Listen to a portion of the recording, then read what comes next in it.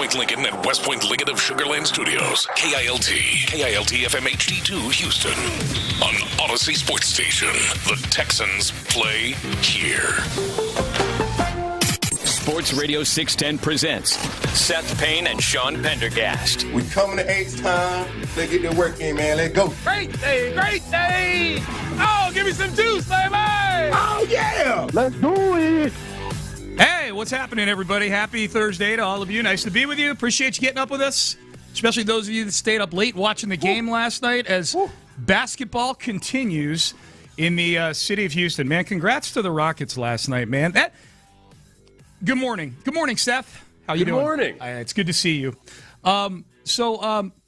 It's I got to give this team a lot of credit, man. They were talking about this at the end of the game last night, the announce crew on the game and on ESPN, and it was weird because it was a Jay Billis game. Like, Jay Billis doing an NBA game was a little unsettling for me last night. He's a college guy, but he was doing that game. Like, it's all hands on deck in the first round of the playoffs for these networks because there's so many games.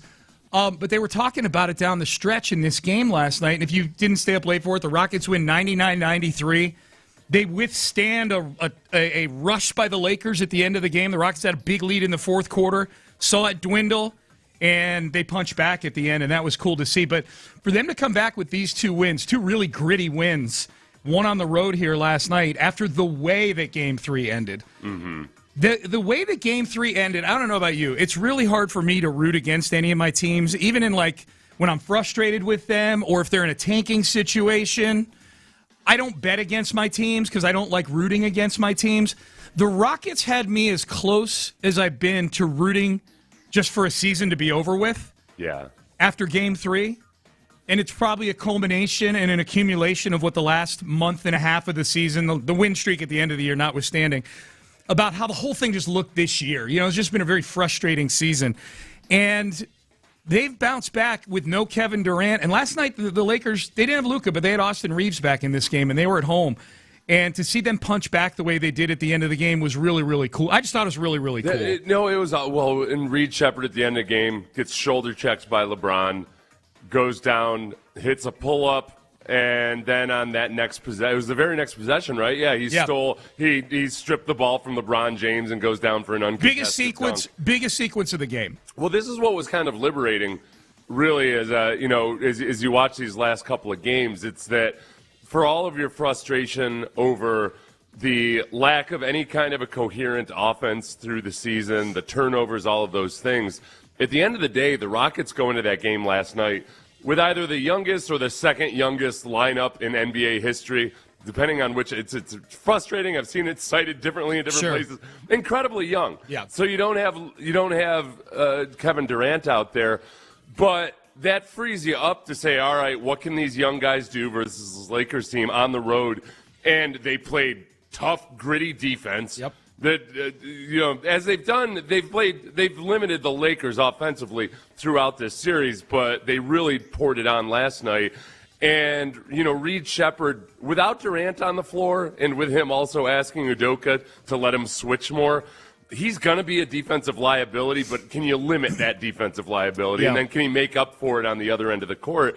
Everything about that team, the way it was constructed last night, that's a team you can get behind. If that had been the team the whole season, we would have been saying, well, they're young. Look at what they're doing. That's right. Sure, it doesn't look exactly the way you want it to look, but they're so young. So that was what was really encouraging. But it also, not to inject the negativity into it any too soon, it does make you wonder, okay, great. We're seeing the very best version of this young core when Durant's not on the court. Yeah. This is a discussion for the offseason. For sure. But, this has been a really tough and gritty stretch by the Rockets, and they're now 2 games away from pulling off what no team has ever done before, which is come back from being down 3-0 in the playoffs. Okay, well, let's revisit that, because Kendrick Perkins said that this is a must-win for the Lakers a couple days ago. He said Game 5, ironically, the team that can't get eliminated by losing Game 5, it was a must-win for them, not the Rockets, whose season would be over if they lost this game. So forget about the taking Perk all too literally here. I get his sentiment, which is, boy, if you do let the Rockets up off the mat, then they start to believe in themselves a little bit. You can see that at the end of the game. I think Amen Thompson, even though his box score didn't look good, I thought he was orchestrating things with a little more confidence. It looks far from perfect. Don't get me wrong. This team offensively is still very frustrating to watch because they don't really seem to have a plan. But I thought they seemed to lean on Amen Thompson at the end of the game, especially like, okay, he's going to be our primary ball handler. He's going to be the one that initiates offense. And I thought in the second half, when they needed baskets, they got the ball to guys in better spots, and they've been getting it to really throughout the season. Let's replay Kendrick Perkins here and see if we're feeling today what he said we might be feeling and what the Lakers might be feeling if the Rockets won this game. He hasn't woken up yet. Yeah, do we have him, Ben? 1 second. Okay. Wrong perk. Oh, wrong perk. Okay. Which perk were we? There's other perks in the. I had the Durant one queued up. Oh! He had the one queued up. I thought it was a different Perkins. Of some sort. Yeah, it's the CEO of the restaurant, Perkins, the one the Tiger used to go to and treated it as his own personal Tinder account. Yes. So Ben's finding that. We'll get Tell that. the CEO of Perkins I don't like it when sometimes I hate it if the butter's too cold and it just takes too long really? to melt underneath the. How do you do it with your butter on your pancakes? Do you put it underneath the top one? I don't eat pancakes. To give it a little bit of. When I do, I put it in between the pancakes, though. The butter. You don't eat pancakes, but when you do eat pancakes. I'm saying I don't eat them on the regular. You know what I mean? Like, I sound like Vrabel. I don't cheat on my wife, but when I do, I do it with a spunky little Italian. I don't like eating sweet things for breakfast. Like I don't eat donuts. I don't eat. Yeah. So but when I do, but I've eaten pancakes in my 57 years on Earth, and when I do, I slip the butter. Do we have Perkins now, Ben? Do we have him? Okay, good. Okay. I'm glad we had this talk, Seth. Oh, God. It was a good topic.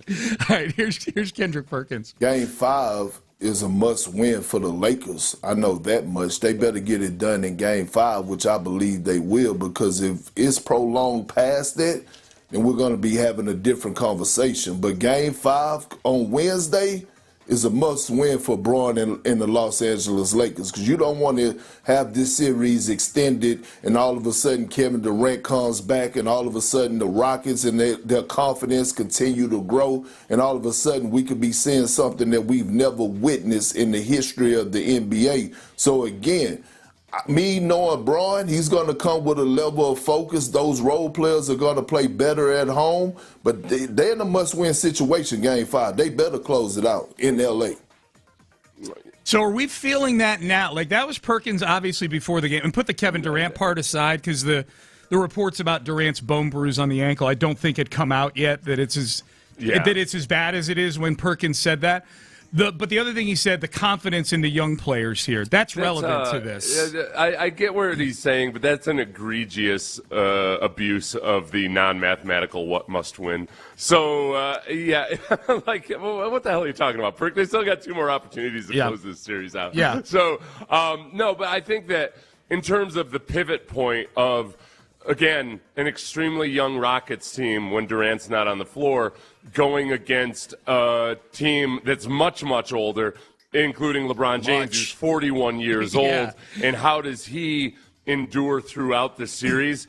I think, yes, that was it. The danger, it becomes more and more dangerous the deeper you get into this series for obvious mathematical reasons, but also because the Rockets are a different team and maybe more adept and more capable at taking advantage of the Lakers' age as they get deeper into the series. Because they're so young. Yeah, because they're gritty, they're resilient, they're going to bounce back physically, and because they can play better defense without Durant on the floor, in this particular matchup at least, because you can switch more. You don't have to accommodate for Durant as much. And then you also, in doing so, disguise the fact that the Rockets don't have an actual offense of any sort. Yeah. And it comes down to that annoying, all right, well, are they going to hit their threes? Which last night, by and large, they did. They were 35% from three. Yeah. They took, 40 attempts last night? And it was that's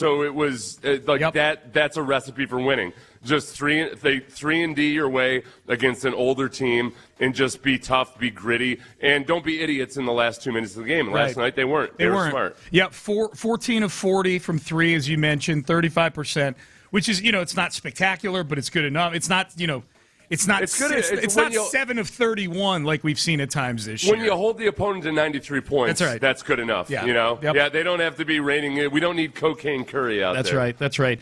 Credit Jabari Smith Jr., man. Jabari said this the other day about the Rockets, comparing them to the Lakers. Just stay with it. Be us. Be aggressive. Play free. We're obviously the better team, I feel like. So just knowing that, being confident, trusting our work, and just telling us to be us. Why do you think you're the better team in this series? Us. I just feel like from top to bottom. You can say that's an opinion. You can say I'm biased, but I just think we're the better team. My one request for the NBA and the media at large with the NBA is, can we do the interview somewhere where there aren't balls bouncing in the background? It's very distracting. Like You do? Yeah, I enjoy the background noise of basketball more than any other sport. It kind of pounds my brain a little bit. I'm not upset about it, but yeah. I like hearing squeaking sneakers and balls and going through hoops or hitting rims. I get it. Yeah. I don't want to be listening to a Rockets interview and hear a bunch of clangers. Right. Like, what's going on in the background there? What's swish? Swish. By my count, Swoosh. I've been completely ignoring what this guy is saying. I'm hearing 2 for 10. A lot of 10. Yeah. But Jabari, credit Jabari on the heels of that quote. That got a lot of attention from a lot of people a couple days ago, especially the word obviously. He had a good game last night. Jabari was their leading scorer last night. Shot the ball pretty well. Yeah, no, and LeBron James, LeBron James did that classic LeBron James thing where he said he didn't care about stuff like that. Of course, a young guy's going to say that, but he laced in a bunch of profanities with it. So I do think LeBron used it to put a little chip on his gargantuan shoulder. He cared. Well, if LeBron wants to keep shooting threes, he can keep shooting threes. He was 0 for 4. Do it. Yeah, like when they were making that run at the end of the game. And after the Rockets they made the run at the Rockets, and LeBron was getting to the rim at will towards the end of the game. Like he had a really good fourth quarter.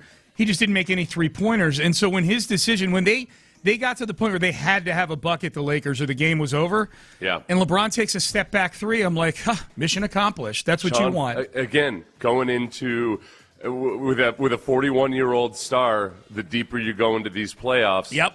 You know, we all remember when the last couple of years we ever played pickup basketball. You start hitting a lot more, taking a lot more threes. Dude. It's funny. It's funny you say it. I think about that a lot. I'm like, God, me and my buddies would play basketball all day. Yeah. Like back in the day. Like at the playground I'm talking, like all day. Like I look back now, I'm like, how did I and we go, then we'd stay up till 1 a.m. Like, God, how did we do it, man? Right. How did we do it? Oh, to be young again. Well, eventually you start more threes. Yeah. That's I never realized what I would never accept it is I hadn't actually worked on my 3-point shot to the point where by the time I was 35 years old, it was That's great. Get that old man off the court. That's right. So what is, going back to Perk, I guess here. I don't know. What's your confidence level in this team right now? Like LeBron's never coughed up a 2-0 lead. Does he cough up a 3-0 lead? Right. It's higher than it was before. Yeah. Obviously. Yeah. I really do. I tend to look at a team's never come back from 3-0 historically. I don't worry about that once a series is at 3-2. Like plenty of teams have come back from 3-2 to win a series, and especially when they're young, dumb, and don't know any better. Well, and they should be up 3-2. That's the thing. Like it's not like they got walked off the court those 3 games. Like they were close games. The Rockets, it was more the Rockets losing those games, especially Game 3, than it was the Lakers winning those games. I don't want to discredit. I mean, LeBron had to go make a 3 and get a steal at the end of that game. Like, the Lakers did have to do some things, but they sure were done a lot of favors by the Rockets. So that's the thing for me is, like, man, they're – like, I don't think Jabari Smith is wrong when he says we're the better team. It was that he's saying – I think the criticism is he's saying we're obviously the better team. When you're down 3-1 in a series, sounds a little silly. Well, plus – and you got to think about this, too. When people try to bring up that, a team's never come back – from being down 3-0 in the 3-0 in the playoffs. Yeah. Remember, they went to the 7-game format in the early 2000s. So before that, it wasn't if you were down 3-0. Which in the first round is probably when you're most likely to be down 3-0 because you've got the lopsided matchups. You're saying they went to the best of 7 in the first round. In the first round, yeah. It used to be a 5-game format. That's right. So when you're looking at a top seed versus, like, you're more likely to have be down 3-0 in the first round. Yeah. And, in a 5-game series, very unlikely you're going to come back from that. So it's only been a couple of decades. You'd be swept. The series would be over in a best of 5. Yeah, exactly. Right, exactly. Yeah. So, like, when you're most likely to come back from, or when you're most likely to have that 3-0 lopsided series is in that first round. And they don't even count those ones because you can't come back from them. Yep. So it's only been 20 years or so that in this first round of the playoffs, you've had opportunities for teams to come back. So it's not as daunting in my mind. That's one way to look at it, but it's ever. Like, I think it's ever that nobody's coming. It's not just the first round 3-0. I know. Yeah. But in the first round, I think is when.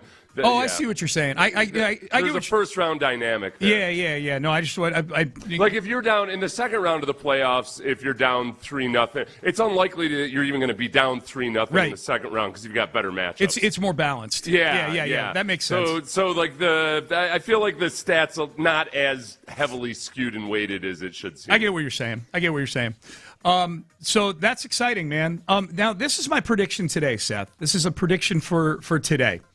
I think on the shows that we have on in our studio, the get-ups and the first takes of the world, I think there will be a topic, because you brought it up earlier about the Rockets, how, hey, they are playing better defense with no Durant out there. Yeah. And they are younger. And there are rationalizations, I'll call it, that we can make about not having Durant out there. You keep Udoka from just running his favorite offense, which is Durant put it all on Durant. Which is Durant taking the ball out of bounds underneath his own basket and dribbling the length of the court and getting double-teamed, yes. Yeah, you take away something for the opponent to focus on. Yep. Because since Udoka refuses to construct any kind of an actual offense, it's very easy for teams to say, all right, we're going to blitz Durant and see what happens. And they talked about that in the postgame on Inside the NBA. They talked about that, like, wow, the Rockets were really getting a lot of guys involved early. Yeah. And that has a ripple effect on the defense, which is when guys are touching the ball on the offensive side, you're more plugged into the game, and maybe that spills over. But this is my prediction. There will be a topic on these shows today. We'll have them on in the studio. I'll keep eyes on this. Are the Rockets better off if Kevin Durant doesn't play in Game 6 or 7? That'll be a topic. Problem. I think if they just decide to hashtag run it back this offseason, it's got to come with them hiring some kind of an offensive coordinator that Udoka can work with. The same way things looked a lot better when D'Antoni had Vizdelik in there as the defensive coordinator, that you've got to balance this out somehow, somewhere. I agree with you wholehearteady. Rockets get the win last night, 99-93. Text message, base power text line. Can Ime get some love? Sure. I mean, they've won 2 games in a row. Ime, when you win and you're the head coach, you'll get a little love. There's his love. There you go. I think it was mostly about grit at the defensive end and not anything that Ime unlocked. If you're gonna, you know what, if defense is involved, you got to give Udoka credit for that. Yeah. He is the tone setter for the ethos at that end of the team. No doubt about that. All right, we're off and running on a Thursday. It's a happy Thursday. The Rockets win. We'll certainly circle back to the Rockets, but big news with the Texans yesterday. We talked yesterday about them getting all these guys locked up for multiple years. One guy they did not have locked up got locked up yesterday for the next few years with the Texans on a new contract. We'll tell you who it was. We'll give you the numbers as well. Do we feel like this is good value for the Houston Texans with this signing? We'll do that coming up next. I'll tell you some good value right now that can be had is at West Point Lincoln, where they may still have some 2025s on the lot over there, the big spring sales event. And if they do, I highly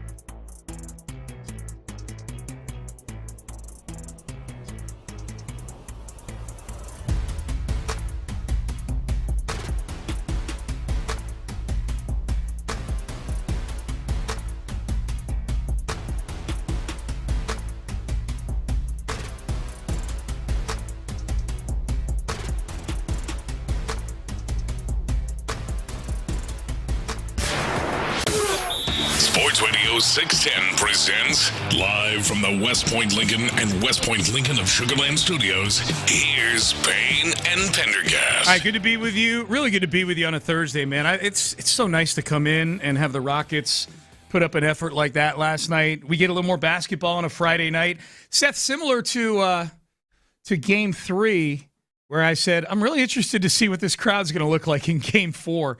And it took them a while to get in the building in Game 4, or at least to sit in their seats. Maybe they're doing some preemptive drinking in Game 4.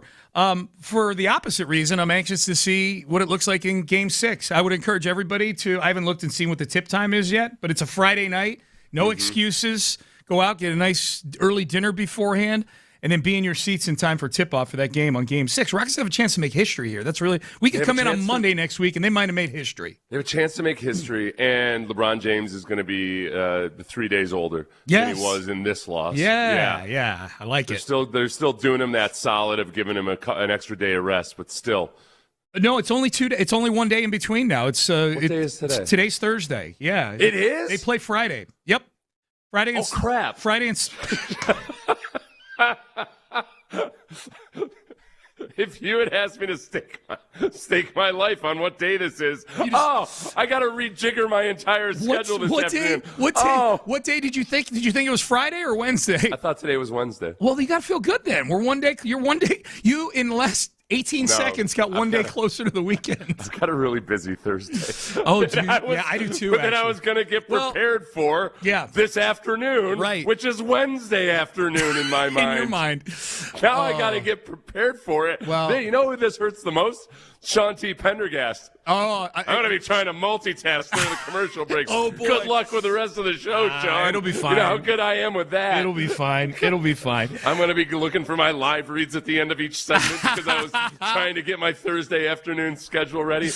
That was beautiful. Ultimately, this falls on Brandy. What the hell? That was beautiful. How can she not know that I need to be reminded what day of the week She's vice president in charge of day tracking in your household.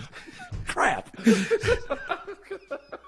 You legit thought it was Wednesday, huh? Yes, 100%. Oh my God! The draft screwed me up. Yeah. I'm in a weird place because of the draft. Oh, the draft. Yeah. No, I got you. I was doing a lot during the draft, so it was like 18 hours a day of stuff, and I kind of just rolled on into the week. Hey, by the way, 2 Astros games today. 2. Because they got rained out yesterday. They're not getting watched by me. I can tell now. I better watch those damn games. Oh, man. That's funny. All right. Azeez Al-Shaair. God, I love you for that. Azeez Al-Shaair gets a 3-year extension yesterday. It's funny. You and I were just talking yesterday on the show about what a good job the Texans have done kind of getting this core locked in, mostly on the defensive side of the ball. And we'll run through that at some point in the show, but we'll focus it on Azeez specifically here.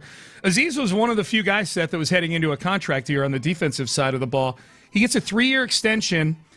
I didn't see the money at first. And so in my mind, I'm like, okay, what do I think it is? He was making about $10 or $12 million a year. It's probably more than that because I think he's played above his contract level. He certainly represented to the Texans something above his average annual value. He made the Pro Bowl last year. He's a good player. No, and the Raiders game, when he was out, you noticed the difference. Absolutely. Good point. Ashton Genty had the best game of his rookie season. Yep. Henry To'oTo'o had the worst game of his season. Yes. It was he was very sorely missed. And I would include in the Chiefs game in the playoffs 2 years ago, when Azeez was banged up and injured and wasn't himself, that was a big factor in that game too. Yes. So, he was there, but he was injured and he wasn't himself. Azeez is a huge, huge, huge part of that. He wasn't himself in that playoff game, and Travis Kelce went bananas in that game. Yeah.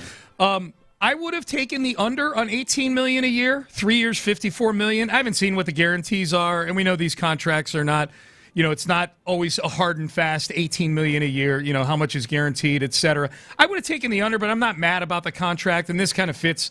Nick tends to shop at the top of the market, especially when it's their own guys. I say he tends to shop at the top of the market. When it's a guy getting an extension who's in that sort of conversation, it feels like there's not a ton of haggling that goes on. Like Will Anderson, highest paid at his position. Derek Stingley, highest paid at his position. Azeez Al-Shaair is now third among off-ball linebackers. Well, and part of it with Nick is that there's a very strategic reason for that, and it's that we're operating in a high inflation environment when it comes to the salary cap. It's going up by 9 or 10% on average every year, and it probably will continue for a while. So you get in, you get early, you get the deal done, you get it done early, you get it done. And it's kind of like owning real estate in a high inflation environment. It's going to end up, your mortgage is going to look really good. Yeah. If we're ever cursed with like inflation like there was in the 1970s with ridiculously, or in the 80s with ridiculously high inflation, I grew up with teachers who had like $200 payments on their mortgages because they had bought houses. Yeah. You know, they had bought houses in the 1970s, and and it's an awesome investment. So likewise with this, if you consider players real estate, you lock them in on that mortgage now. Yeah. In 3 years from now, the cap is that much higher, but they've got these really affordable deals. The one key is they've got to hit on these offensive draft picks. They got to be sure that when these deals start kicking in 2 and 3 years from now, that the offensive players are good players on their rookie deals. The still. cheap labor is executing for them. Yeah, that's a great point.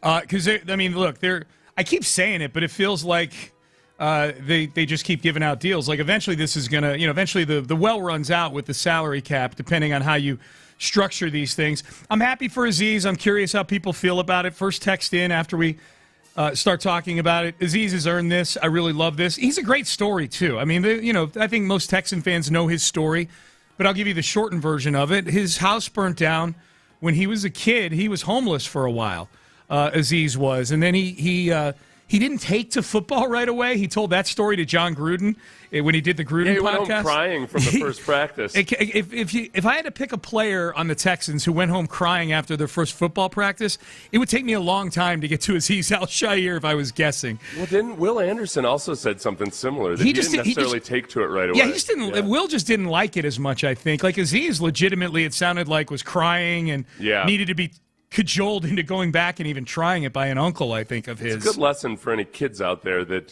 feel like, but yeah, he doesn't play that way. He doesn't play like he's scared of getting hit. No, and to that point, probably the other doubt lately, that was obviously a time for him where he had to bounce back from adversity, tore a knee before in his senior year, before the combine and everything else, so he went undrafted.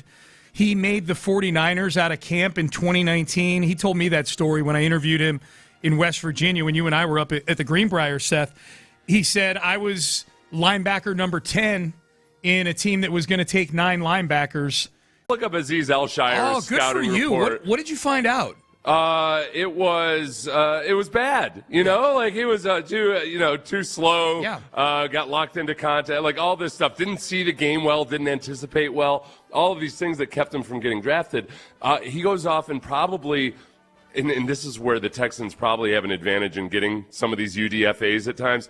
He lands in San Francisco and gets the perfect position coach he could ever have, D'Amico Ryans. Yep. And ends up, D'Amico is a part of helping Azeez become a guy that's one of the highest paid linebackers in football eventually down the road. Yep. So it's good for guys like Aiden Fisher, where the knock on him is he's too slow. 7th round pick, despite being an awesome linebacker on a national championship winning team. Look, there's things you can do to make up for a lack of good foot speed, and Azeez Al-Shaair is one of those guys he still has his weaknesses in pass coverage, but he makes up for it by anticipating really well and getting to spots and diagnosing really quickly, all those things that you have to do. Yep, Walter Payton Man of the Year selection for the Texans. I think the other comeback too that's impressive, like he's talked about this, like he was in a dark place after he was vilified by the league for that Trevor Lawrence hit. Like John Runyon didn't do him any favors by basically making him out to be public enemy number 1 after that play. And then the melee that ensued afterwards the optics of that weren't great for Azeez, where he was going ballistic after the play. Like if you didn't know Azeez Al-Shaair, his story or the person, you would have said, who is this lunatic that's out here going ballistic after he splattered this guy on the turf? No, the problem is the way that was presented was that it was him going ballistic when, in fact, it was Jaguars players were going after him as he was walking off the field. He's trying to walk off the field. Yeah. And, it was a smear campaign by John Runyon, who was one of the dirtiest players in NFL history. Ironically. And a bunch of people that didn't want to put any responsibility on Trevor Lawrence for being stupid and sliding late. Yeah. So he was just really easy for everybody. Yeah, and Azeez. Now I'm angry again. Azeez has said, Azeez got paid. So Azeez had said, like, he had thought about quitting the game just because he was in such a dark place after that. And then the playoff performance that you mentioned, Seth, didn't do him any favors either. He was injured in that game. It was one of the worst games he'd had.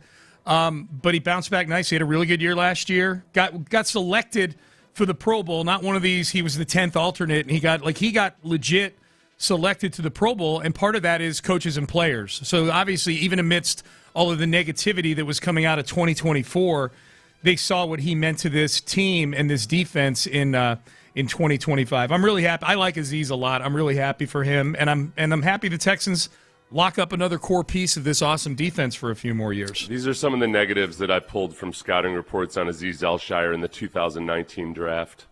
Below average instincts. Not enough jolts. Okay. Can we give these two a buzz right there, Beck? Because those were correct at the time. Okay. You know, like they were probably he didn't get drafted. Yeah. So again, it's that, man, you're not a finished product when you come out, and just like, so I would say whatever negative scouting reports there were on him were, they were all the things that kept him from getting drafted. Yep. And he fixed it all. He did. Did he ever, man? So congrats to Azeez. We'll circle back to that in headlines, which is coming up next. We'll get you up to date on the Rockets, who continue their season. The Astros play 2 games today, and an interesting story coming out of Cleveland as well with the Browns that the Texans fans will have an interest in, I think. So we'll get to all that in headlines coming up next. Mother's Day, I just learned today was Thursday. That was a big surprise to me. So I'm guessing there's at least 1 or 2 of you out there who didn't realize that Mother's Day was.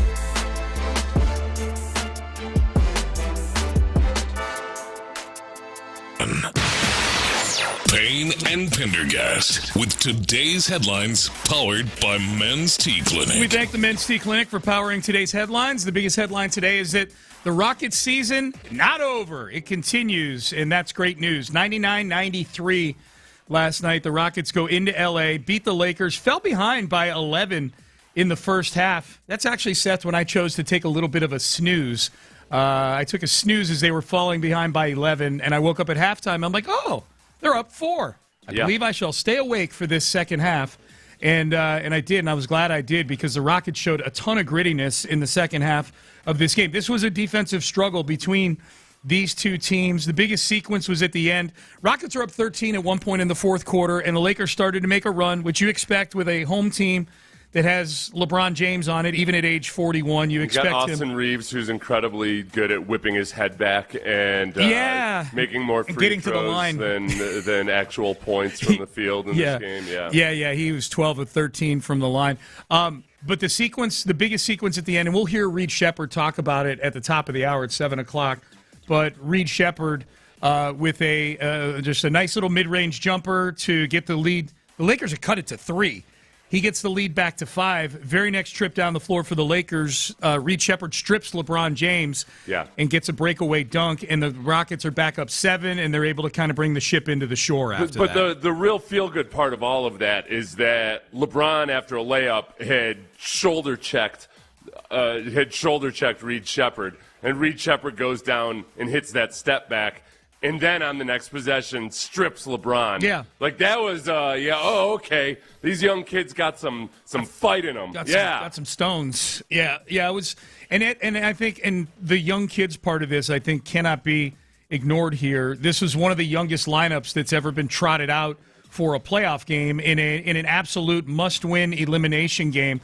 That, let's face it, if they lose and they lose this series in 5, some of these young core guys on the Rockets might be looking, and they still might be. I mean, if they go on to lose Game 6, it might not change the overall big picture outlook for this team. But I would guess that a lot of these guys want to remain Houston Rockets, and if they get knocked out early or if they go out weak here in the postseason, some of these guys might get sent out for an older player, Kawhi or a Giannis or somebody. No. At this point, hey, like they are what they are with no Durant. I mean, it frees them up to do some things defensively and offensively with Durant off the floor. That's a topic for the off season, but for right now, they got to lean into their youth and just say, "Yep, like LeBron is LeBron. We'll poke that old bear. We make him look old. Use your youth." Play with grit, play great defense. If you hold the Lakers to 93 points and you hit 35% of your threes, you got a really good shot of winning. Yep, the bench gave you some okay minutes last night. And I mean, Ime Udoka really shortened his bench. Tari Eason was the low man on the starting 5 in terms of minutes, and he had 31 minutes, but he was in foul trouble, and I think that's a big reason why. It's a good thing they're young, Seth, because it feels like he's going to ride that starting 5, all of them, for at least 35, if not 40 minutes. Ahmed Thompson played 46 minutes in this game. 46. And for good reason. The numbers bear it out. I saw a stat yesterday where the Rockets in this series they were like a +6 in net rating with Amen on the floor. They were -55 with him off the floor. So he's got to be out there for this team. He's turned into their primary ball handler. Şengün plays 43. Jabari Smith Jr. plays 42. They're going to ride these guys, man. They're going to ride them. Astros, no game yesterday, rained out. Feels really weird, man. We don't get those more and more indoor stadiums. We don't get those rainouts as much as we used to. But I felt I was really I was disappointed. I was too. Mostly I was disappointed in myself because Brandy texted me and said, "Hey, I can't find the game," and I was like, silly broad. You didn't tell her? Yeah, and I went in. No, I didn't know. I didn't know that I was working on something. Gotcha. I didn't know it was rained out. Yeah, rained out, man. Doubleheader today. You like the doubleheader? I like the doubleheader. When it starts at 11:30 in the morning? Not today. I just learned this morning that today is Thursday. Yeah, that's true. I have a very busy Thursday, which I was planning on, setting up for tomorrow. Today, which I thought was Wednesday. Yeah. It turns out that, no, I got to do all that stuff today. You're doing Otherwise, good. I like a doubleheader. Yeah, I do too. More, let's play two, as Ernie Banks used to say. So doubleheader for the Astros today. It'll be Pete Lambert in Game 1. It'll be Lance McCullers starting Game 2. We mentioned this in the previous segment. We'll dig into it more in the 7 o'clock hour. The Texans extend Azeez Al-Shaair. This feels a little like the Will Anderson Jr. contract extension, Seth, in that I think this is one that was expected to be coming down with him heading into the last year of his deal. They love Azeez. Mm-hmm. That's what was so frustrating during the silly season of rumors was like, they might trade Azeez Al-Shaair, the Texans. There was zero chance of that happening. The two, Azeez Al-Shaair and Henry To'oTo'o, are both going into the final years of their contract, and then the Texans go ahead and they draft 2 linebackers, and Wade Woodaz and Aiden Fisher. So without Azeez's contract, I think most of us still assumed that Azeez was going to get extended. Yeah. Henry To'oTo'o and whether or not he gets some kind of an extension will be really interesting, given that they just drafted 2 linebackers. I'm going to say no on that one. Yeah, and they can only pay so many people. Yep. I think that was another thing I thought yesterday. I'm like, this probably means To'oTo'o is, putting out film for the 31 other teams when he hits free agency this offseason. Deshaun Watson, according to Mary Kay Cabot, has the inside track right now to be the starting quarterback for the Cleveland Browns this year. Coming back from an Achilles. This was J.W. Johnson, who's a Browns executive. He was on the ESPN affiliate up there yesterday saying Deshaun Watson is in a good headspace right now. Deshaun looks great, by the way. Mm-hmm. When you guys were ever out there, he's done a great job. He looks healthy. He's in a great headspace. We'll see how it all shakes out. There is an ongoing competition, but, he's got nothing to lose, and if he's our starting quarterback, I know there are people that probably won't be supportive, but they should need to be supportive as much as they can, and if he plays great, then, hey, awesome. If he doesn't, then, it is what it is, and we're looking ahead to the future. And we'll see what happens. Deshaun's looked really good in the workout videos he's put out there. He's just overall checks more boxes, even with the horrible performances he's had the last few years. He does check more boxes than Shedeur Sanders does right now. There's something about this, too, is that I saw a couple people put up how historically bad Deshaun's stats have been over the last couple of years that he's played, and then you factor in he's had 2 Achilles. I have to step back, and when I see basically every quarterback that plays for the Browns, whether it's Dylan Gabriel, Shedeur Sanders, or Deshaun Watson, you can point out historically bad stats for all those guys to the point where there's lots of bad quarterbacks out there. Mm-hmm. I feel like you have to point the finger at the organization and the offense more so than anything else and just see what happens. We know what the potential upside is of Deshaun Watson. And I think Shedeur Sanders is a guy that was drafted with the thought that he was going to be a developmental guy. I think that's how most teams were looking at him. Even if they really liked him, that it was going to take some time. And this is probably, if you're a Shedeur fan, this actually might be the better situation to where he doesn't necessarily have that pressure on him from the beginning. But if Deshaun just completely goes in the tank, then he'll have an opportunity at some point. Be a wild story. If he came back to play at a level that he was at before he got sent to Cleveland, that would be one of the more remarkable career arcs in NFL history. if he were you about to say feel good stories? Because no. Saying that. Yeah. No, I was not about to say that. Because I'm not necessarily rooting for that. But I can't deny that if the guy comes back and plays really, really well, that it's a very unique career path for sure. Todd Monken's one of the guys that I always wondered if he'd get a shot at being a head coach, because I've always really enjoyed watching his interviews. I like his philosophy and his approach and everything. But sometimes those guys aren't head coaches for a reason, and we'll see. But sometimes guys like Bruce Arians or Mike Zimmer, they don't get their chance for whatever reason, and then they end up thriving in the role. We'll see. I hope he goes that path. We'll see. All right, Payne and Pendergast with you into the 7 o'clock hour. Reed Sheppard, we'll hear from Reed Sheppard on maybe the most important sequence of the season if the Rockets go on to make history and win this series. And we'll also circle back to the Texans. We'll take a little deeper dive on the heels of the Azeez Al-Shaair contract extension. How well set up are the Texans now here to keep an historic defense, potentially historic defense, together? We'll talk about that. I want to tell you about West Point Lincoln of Sugar Land right now, though, and talk about historic. Ruben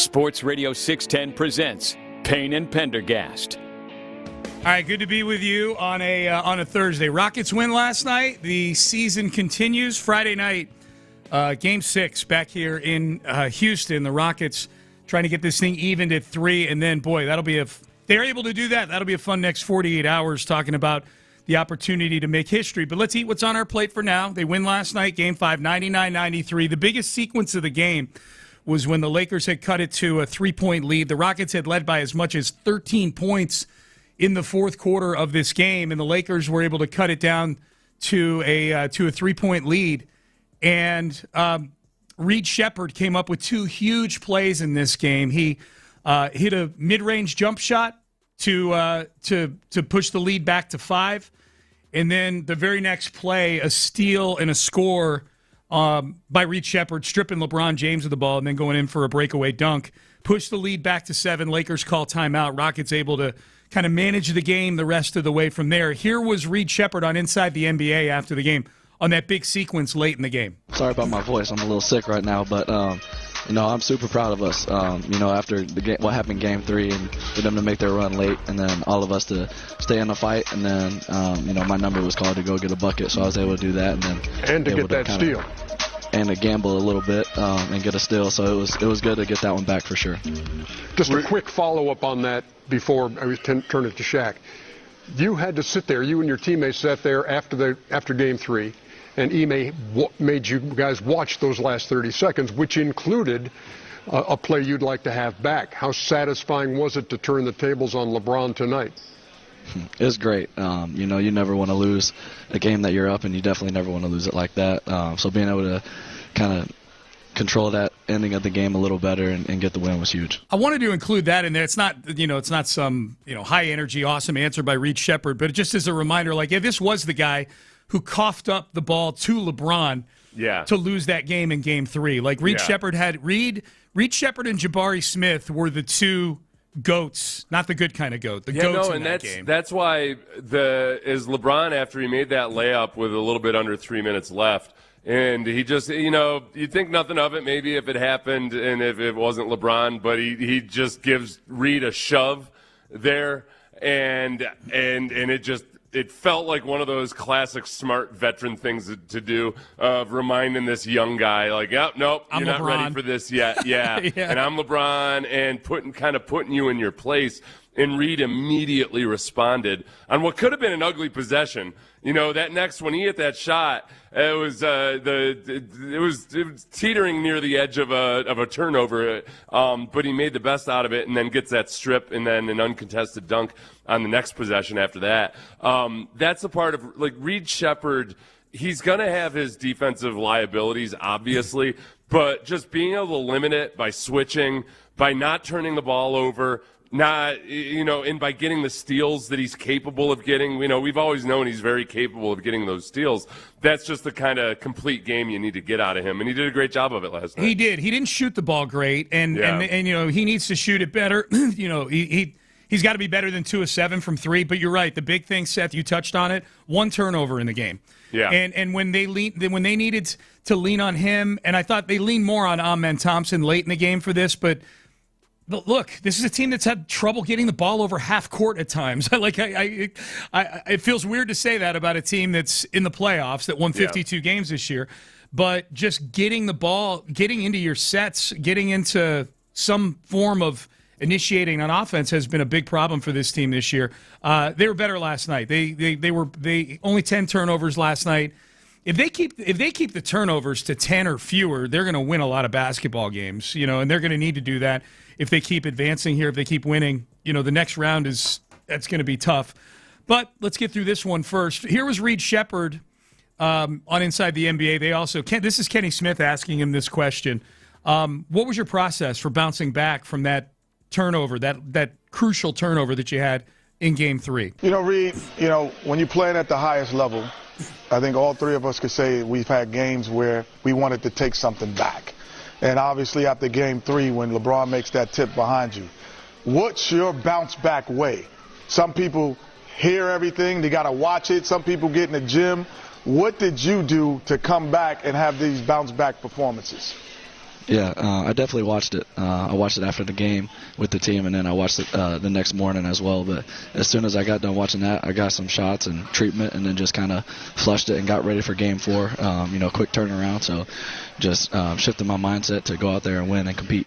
Okay, so it was such a bad turnover in Game 3. Like the way I kind of framed it, Seth, was that's like a 9th grade turnover. Like when I played basketball, like Y-ball growing up, I was not even close to the quickest guy on the floor. So the way I would get steals, let the guy go by you and then tap it out. Yeah.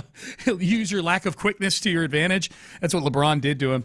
So it was a bad turnover, but he was able to bounce back from it. Look, Ime reportedly right after the game, like in the locker room, had them rewatch the last 30 seconds of that game. Like Ime was going to give them their castor oil after that Game 3 choke job. Yeah, no, and I think they ended up looking a lot more dialed in last night, especially just because of the circumstances. And you let the Lakers reel back that 11-point lead that the Rockets had, and you get down inside 3 minutes, and it starts. You start having PTSD about everything that happened in Game 3, yep. and they just responded exactly the opposite of what they'd been doing. I think the one side, if the Rockets are going to win with grit and grime and all of those things, you hold the Lakers to 93 points. I guess my one little hanging complaint about this game would be just that you can't let DeAndre Ayton only on the boards like that. 15 rebounds. Yeah. He was. You limit some of that, and it ends up being an emphatic Rockets victory. Yeah. But that by and large, even with Ayton's performance rebounding, you still were the grittier, tougher team out there. And they look like the younger team. That's where, if there's going to be a pivot point in this series, last night would have been a perfect time where you might, at the end of this series, if the Rockets pull off what nobody's ever pulled off before, coming back from down 3-0, it's partly going to be that, look, they made the Rockets look old. They made the Lakers look old. The Rockets last night were either the youngest or the second playoff lineup in NBA history. Yeah. They've got youth on their side. So youth comes with its disadvantages, but it comes with a lot of advantages when LeBron James is 41 years old. Well, and the schedule becomes more Rocket-friendly now, too, because they're not getting travel, 1 day's rest. Yeah, 1 day rest. That's what I was referring to. We're done with the 2 days in between games in this series. The Game 6 is going to be tomorrow. And you're right, the travel too, Seth. It's not just the 1 day in between games. It's getting on a plane. And granted, these are luxury planes and 5-star hotels, but it's still a thing.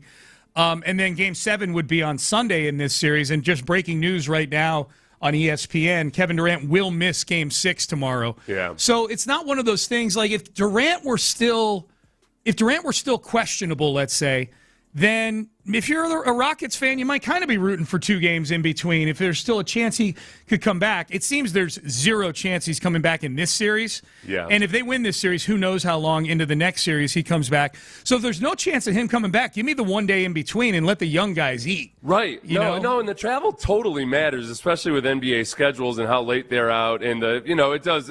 Physiologically, look, Sean, you've gotten older. I've noticed. Travel is more taxing than it used to be when you're younger. LeBron's an old man. LeBron's getting. Sean just flipped me off, everybody. I know you can't hear that. It's allowed to do it on the internet. Yeah. So everybody tends to age at the pace of one year per year. Yep. So. LeBron, yes, he gets to board the plane early because he's an elder and all that. Mm-hmm. But it's the altitude, it's the sleep disruption and everything. It's easier for the young guys to handle all that than the older guys at Absolutely. times. No, you're 100% right. So confirmed by Shams Charania. I don't know that this is a surprise at all, but Kevin Durant, it is being reported as news now. He will not play tomorrow night. But this is why you know why I'm cool with that? Because we're at this state emotionally where if the Rockets had won this series with Kevin Durant, you'd say, well, yeah, you did what you're supposed to do. Mm-hmm. Just look at the lineups, look at the injuries that the Lakers have, et cetera, et cetera. If they come back from 3-0 with one of the youngest lineups in NBA history, that's going to be impressive. I'm going to be really, really excited about that. It will, and I think this is something you and I talked about off the air, but I think, too, what we're seeing and what gives me confidence that they can at least get this to a 7th game. We'll see. The Game 7 is going to be on the road, and there's lessons to be learned in that as well that I'll touch on, but I think the fact that a lot of these guys have been through a 7-game series in the playoffs already last year against Golden State, I think that experience is helping them here. I think it's going to help them in Game 6, and if there's a Game 7, I think it'll be valuable then, too. This is also a lesson, too, that if this thing gets to a Game 7, that you have got to take care of your business in the regular season, man. They blew like 6 games in the regular season where their win probability was 98%. I saw the chart on Twitter a couple of days ago. I had it in the rundown. I deleted it just because we never got to it. But if you're a Rocket fan, you know the games I'm talking about. Blowing an 18-point lead to the Knicks, letting the Timberwolves score the last 15 points in an overtime game. Yeah. One of those games against the Lakers, you had the same record as the Lakers this year, and the reason that they are getting home court advantage in this series against you is because you choked away a couple of these games against them. You know why that doesn't bother me as much? Because they could be closing this game out, and they could close this series out in Houston if they hadn't done the exact same thing in Game 3 of this series. Yeah. It's almost, What the they thing do. that led them to not having home court advantage here is the exact same thing that is barring them from closing out a series at home in a Game 6. You like the symbolism of the whole thing. Yeah. I feel like I called back something from the beginning of the novel at the end. You know, it's the fatal flaw. Seth is the rare fan and radio host that's here for the literary references. Yes, yeah. That's his gimmick. That character from the first chapter reappeared. He reappeared. He was back. The Russian in the woods. Oh, man. Does Luka come back if it goes to 7 games? That's a text message on the Base Power text line. Luka's injury sounds like it's pretty serious. There's been no intimation that he's coming back anytime soon. There's been no... Austin Reeves had been questionable for 2 games before coming back in Game 5. He was questionable for Game 3 and questionable for Game 4. I can't imagine Luka just goes from being DNP, not playing, dead in the water with this hamstring, unless it goes to Game 7 and he tries to tough it out or something like. I have no idea, but it's a hamstring. I feel like the reality of the situation might be that some like werewolf from Slovenian folklore stole his hamstring. Yeah, there's something deeper going on here. You know what you and I had talked about doing, and we haven't done yet. Yeah, was conjuring, repurposing Andrew Perloff's audio about Steph Curry's hamstring. Yeah, how it just doesn't. The horrible take that he had about it. Point guards don't need their hamstrings. Yeah. Ben, just put a pin in that. We don't need it right now. Well, let's just play it later. I never tire of listening to No, we'll play it. I just don't want Ben to have to scramble and get it this second. So, yeah, we'll find that and play it later. Maybe the worst take in Take-A-Mania of all time? Certainly on the Mount Rushmore. No, it could still be winning. It aged out for a while just because we had to get some fresh blood in there. Yep. But yeah. Yep. I think it's the worst of all time. It's so bad. It was so bad on so many levels because it was, and I think Perloff is a basketball guy, but it sounded like somebody who not only didn't understand basketball, but like he had never actually watched Steph Curry and the Golden State Warriors play. Right. He was acting like Steph Curry doesn't run around all over the place. He runs more miles than any player in the league if you GPS'd him. It's crazy. It was so weird. It sounded like the take of somebody who's trying to talk about sports, but who doesn't actually follow about sports, but he just he boned up on it before a dinner party. Ben's like, I'm gonna, I've got 3 bullet points. I'm gonna keep them on a sheet in my pocket, and I'm gonna bring it out. Yeah, that sounds smart. Ben's got it. So let's as long as we're talking about it. And the reason we're playing this, it's very relevant, is because Doncic has a hamstring that's totally bothering him. Right, totally bothering him. And this was Andrew Perloff. About a year ago, this was when Steph had pulled his hamstring in Game 1 of whoever they were playing in the next round after they'd beaten the Rockets in the first round. Perloff saying, hamstring, no big deal. You guys don't think that Curry has any chance to come back from this? I mean, we've all had little hamstring pulls. They're the tough. amount that he runs and how he has to move throughout a game, I don't What are you talking about? He goes from the top of the three-point line on one side to the top of the three-point line on the other. Constantly moving. That cannot be further from moving on offense is easy. Moving on, I mean, they'll hide him on defense. All he has to do is hit a bunch of threes. Ask Reggie Miller and Klay Thompson, guys who do that stuff, and Ray Allen, the kind of conditioning they do. It's grueling. It's like that is very hard. terribly hard on the defenders to cover those guys because they're in better shape than them. As a former big man in high school, I'll tell you right now, the guards don't do crap. They're running 40 yards. Give me a break. And Steph, running on offense doesn't count. It doesn't, anybody can run around and get a shot. He was like the most well-conditioned guy in the NBA because of all the stuff he did off the ball. Like, this could not be more wrong. Well, regardless, though, I mean, I think like he can be effective in a different way because he can hit his shot. Like, a hamstring injury will, like, if it's John Morant and he has an injury, as we saw, that's bad. But Steph can be effective a little bit, right? Like, you still have to watch out for Steph. I don't care if he has one functional leg. I think Steph cares if he has one functional leg. No, the biggest part. Okay, so we started off with we've all had hamstrings. Seth was taking notes, by the way, during this call. during that. All he does is go from the top of the key to the other top of the key. And then just all you have to do is take shots as if Steph Curry is just left alone to take open shots all the time. Yeah. And the moving screen was never a huge talking point for over a decade with the Golden State Warriors. Dude. What are you talking about? My God. It's so bad. It's so bad.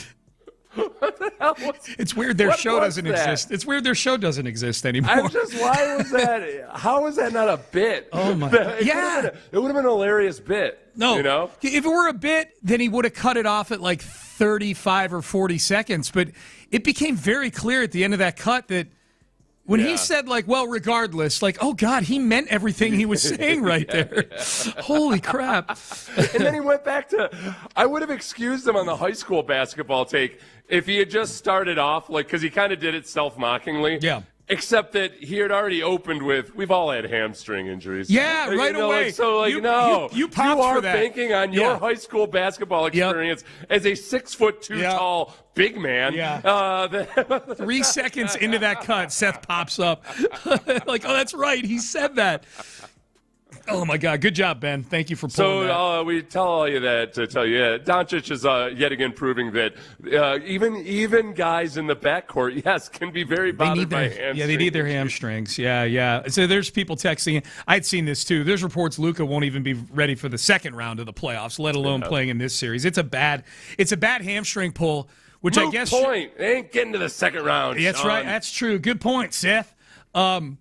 Which makes you realize how much of a Hail Mary that trip to Spain was for him. Yeah. You know, that whatever he did over there clearly isn't working. You know, whatever PRP or whatever treatment they did with him over there. All right, so Rockets 3-2. They trail in this series, but they got a little momentum now going into Game 6 tomorrow night at Toyota Center. The big news with the Texans in the last 24 hours is the extension of Azeez Al-Shaair, the leader of their defense, captain of the team, green dot guy, Walter Payton Man of the Year nominee. There's a lot to like about Azeez Al-Shaair.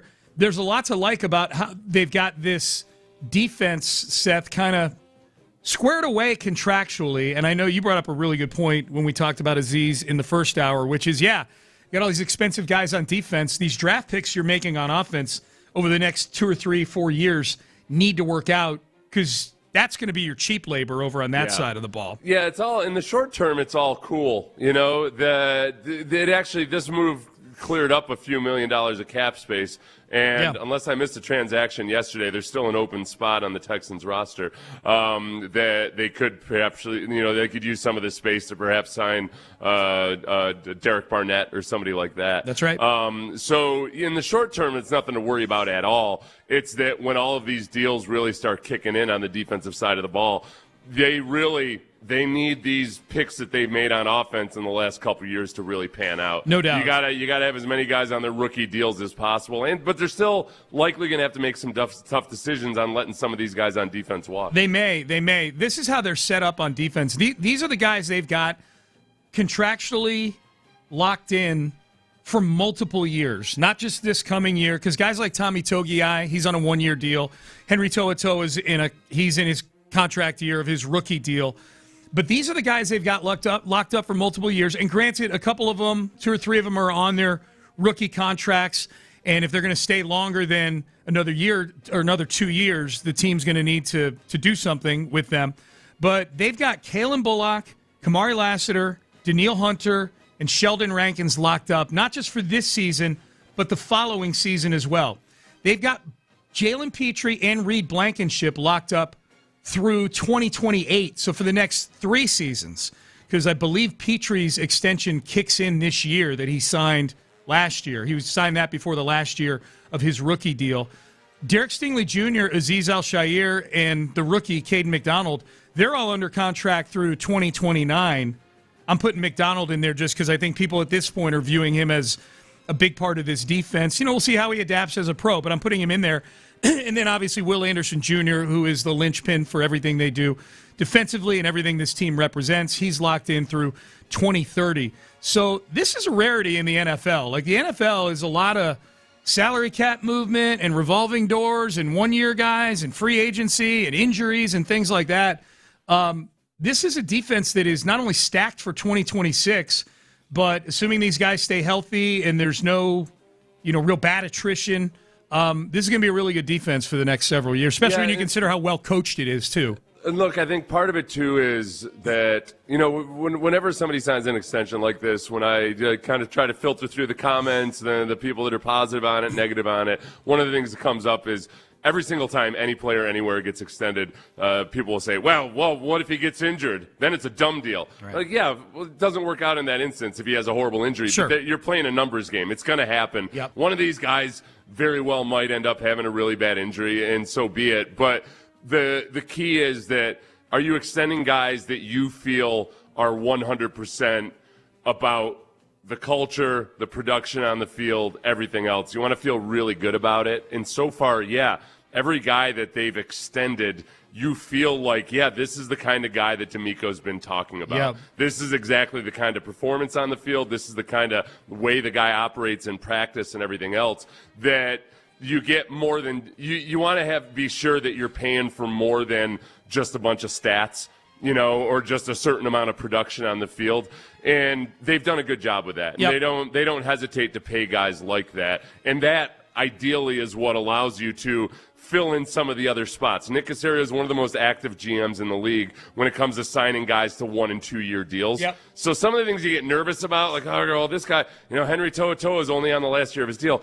Right, well, To'oTo'o is not at the same level as a player as the other guys on that defense. That's exactly And without being too cold or callous about it, I think they figure that they're probably going to, if they don't, maybe they get a bargain deal with a To'oTo'o or something they feel really good about. Sure. If they don't sign him, they feel like they'll be able to find a veteran, or one of the 2 guys that they drafted this year works out, or, Jamal Hill comes along. So they don't sweat that part of it as long as they've got their core locked down. Yeah, I don't think it's an accident they drafted a couple off-ball linebackers on day 3 this year. That's what Henry To'oTo'o was 3 years ago. He was an off-ball linebacker drafted on day 3. So, I like the way you laid that out there. I think if we're looking for any sort of patterns with the Texans, anything a behavior that they repeat, that Nick Caserio repeats, and I think it's a good thing. I think it sends a good message to guys that come into the building here as free agents, or if you get drafted here.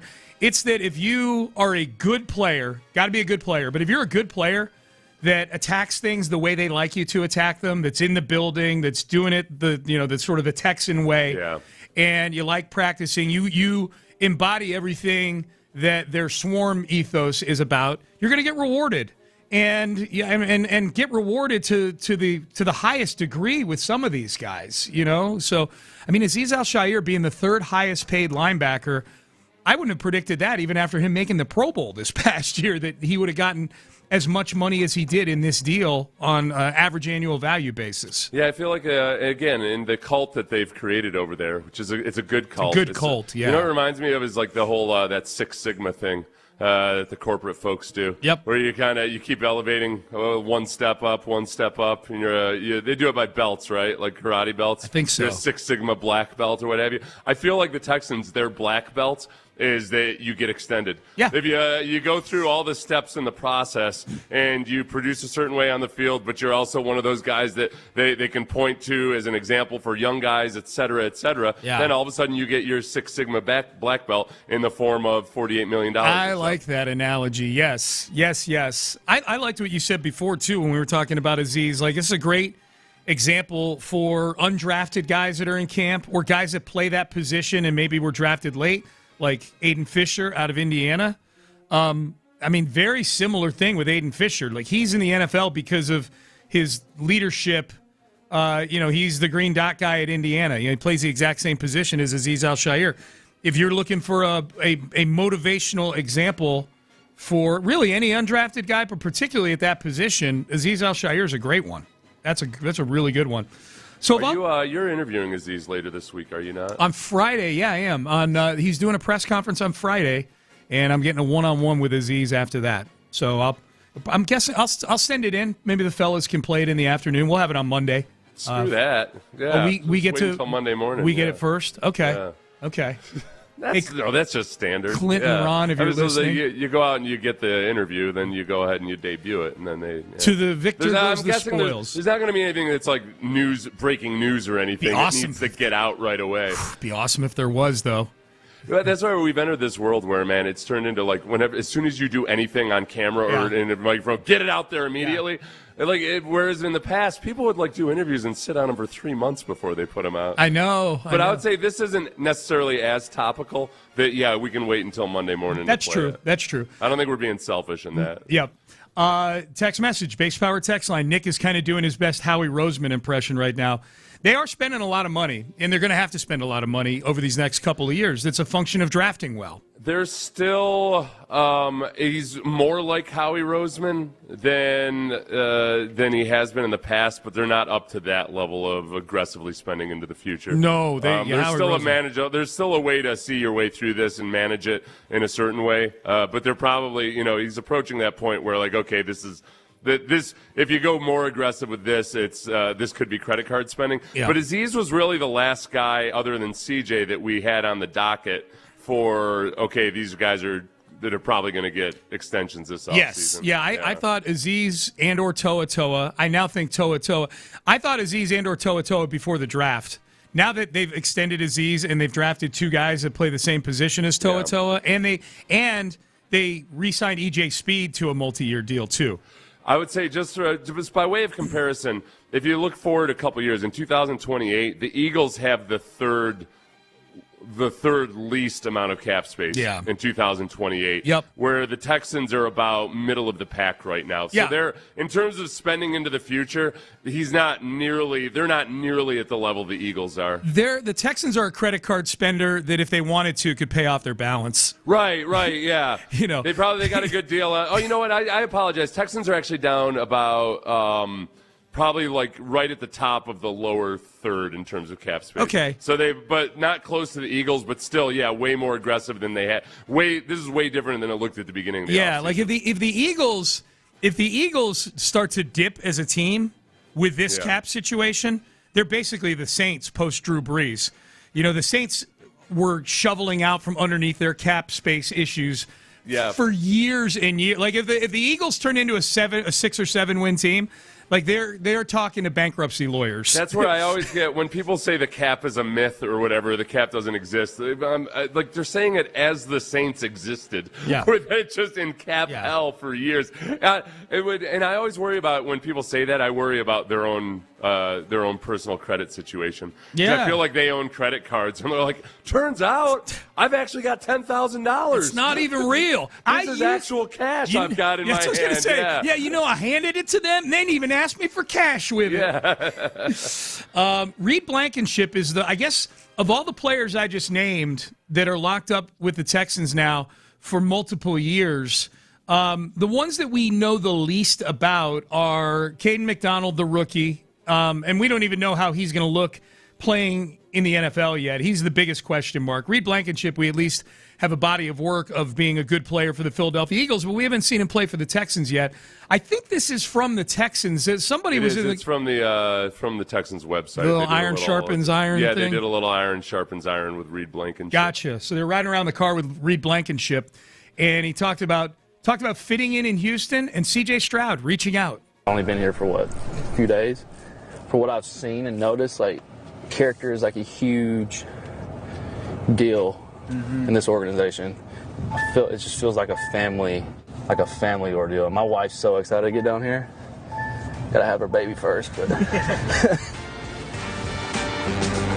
first person to reach out was CJ. You never think you would get somebody to reach out like that, but it was really cool to see his name pop up and Just say, welcome to the team, whatever. Nothing crazy. That's what I'm saying. Like, I feel like everybody just, chill. I like it. Okay. Again, now everybody's chill till that ball gets kicked off on Sundays, and then everybody's not chill on the Texans. Everybody's chill until Reed Blankenship doesn't address that dinging in his car. Yeah, what's going on? Was he low on gas? What the hell was Did going he not on have there? Did he not have his seatbelt on? Is Reed Blankenship a devil-may-care kind of personality? As he's talking about character and how it matters. Him with a baby on the way. With a baby on the way, yeah. Guy didn't even going to use a baby seat. He's got the baby. Yeah, what if the whole interview was like, look, I'm about to have a kid, but I ain't gonna let it slow Reed Blankenship down. No. I'll tell you that much. I'm sure his seatbelt was on, but you're right. The dinging was a little bit annoying. That wasn't the urgent dinging of a seatbelt ding. That was No. They'll pepper you with the dings if you don't have the seatbelt on in most cars. Yeah.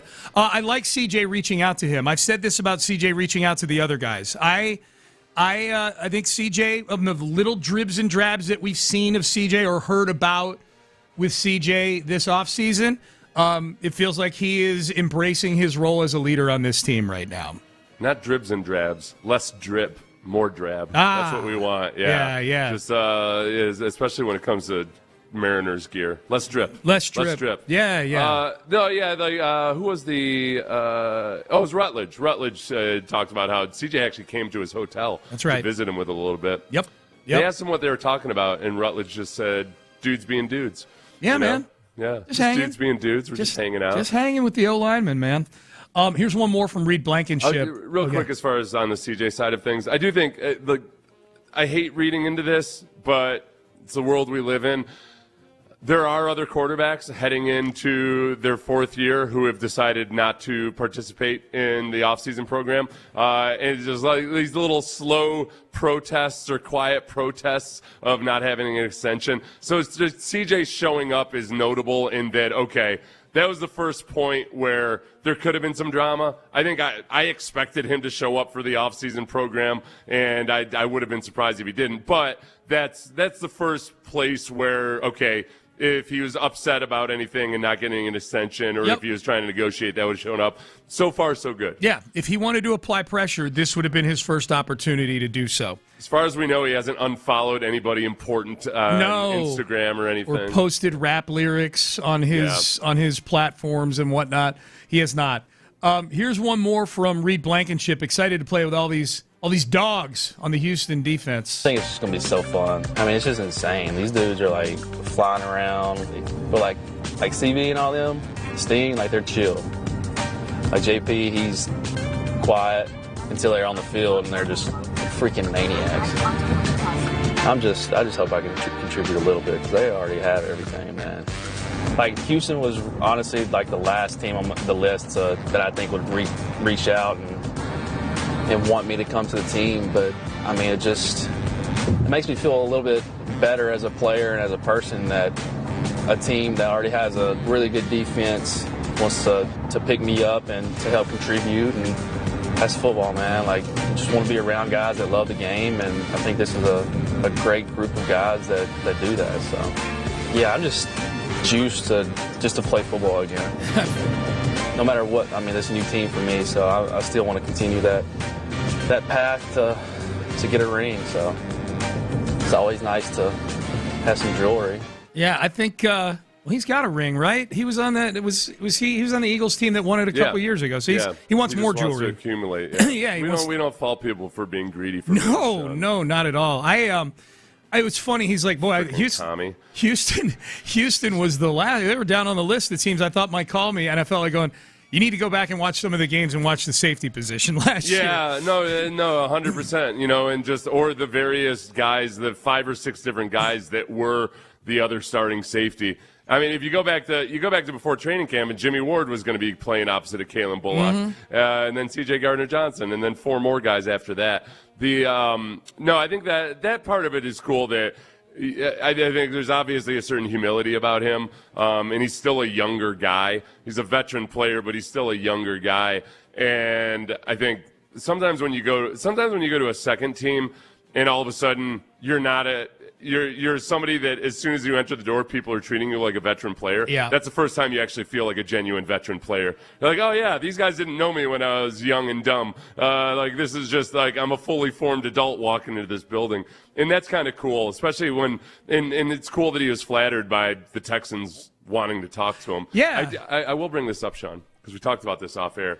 Remember Nick Caserio, when they drafted Keelan Rutledge, was talking about Rutledge, and he said something along the lines of, he transferred up from some, program nobody had hardly ever heard of. Yeah. And I'm like, wait a second. The other guys have gone to Middle Tennessee. I played with it. Oh, wait, yeah. It was Reed Blankenship. I know. I wonder if Reed said anything to Nick about that. I didn't know. I knew Rutledge was a transfer. I didn't know where he had transferred from. Yeah. So the way Nick framed it made it sound like some non-accredited JUCO or like something. a JUCO Bible school or something like that. Like it was, and I looked it up. I'm like, no, that's an FBS school. And they've had quite a few NFL players, including one you just gave $8 million a year to. Yeah. Kevin Byard went to Middle Tennessee. There you go. All right, Payne and Pendergast with you. That was fun. Nice long segment here in the 7 o'clock hour. Hopefully if you're in traffic, settled in. We appreciate you listening. Appreciate you listening on the free Odyssey app as well. Up next, okay, we got to get our daily dose of Vrabel and Rossini. Vrabel made a public appearance. Was this the reaction that we expected from Mike Vrabel? Probably at this public appearance, I would say so. Was this out of bounds by the Patriot fans? We will have that for you coming up next. But Houston Powder Coaters, amazing. Houston Powder Coaters, I think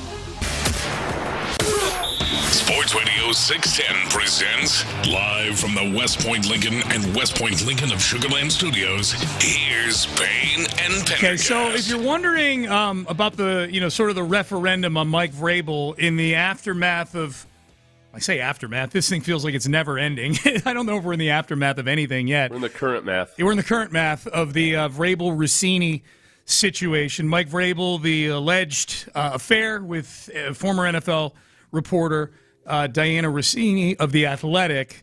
If we were wondering what Patriot fans, specifically season ticket holders, what their feeling was on Vrabel, we got the answer last night. Mike Vrabel, I don't know if the event took place last night, but the video surfaced yesterday of Vrabel at an event for season ticket holders of the Patriots. We see the Texans do these from time to time, once or twice a year. D'Amico and Nick will get up in front of some important season ticket holders and do a Q&A, that kind of thing.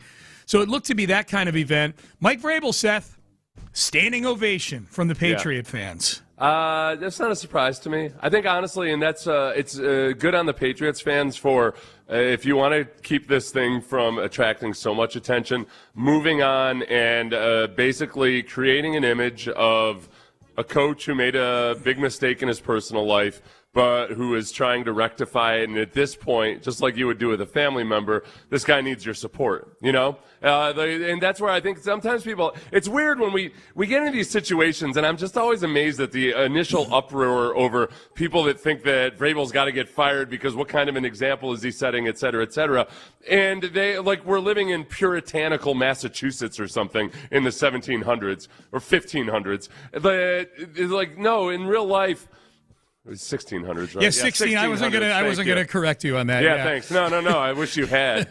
Son of a bitch. Chesapeake would have been earlier. Like we're Puritans or something. Right. And no, that's not the way it works. Like, somebody in your family, they have marital difficulties. You hope it works out and you support them in it. And I think that's what Patriots fans are going to do, especially if you take it back to the family, especially if it's your favorite kid who's the captain of the football team and everything. Yeah, or if he's an adult, he's your adult child, and he makes the most money out of all your children. Of course, we're going to try to make this work out. Well, that's what Vrabel is to them. Well, make no mistake, they were not standing.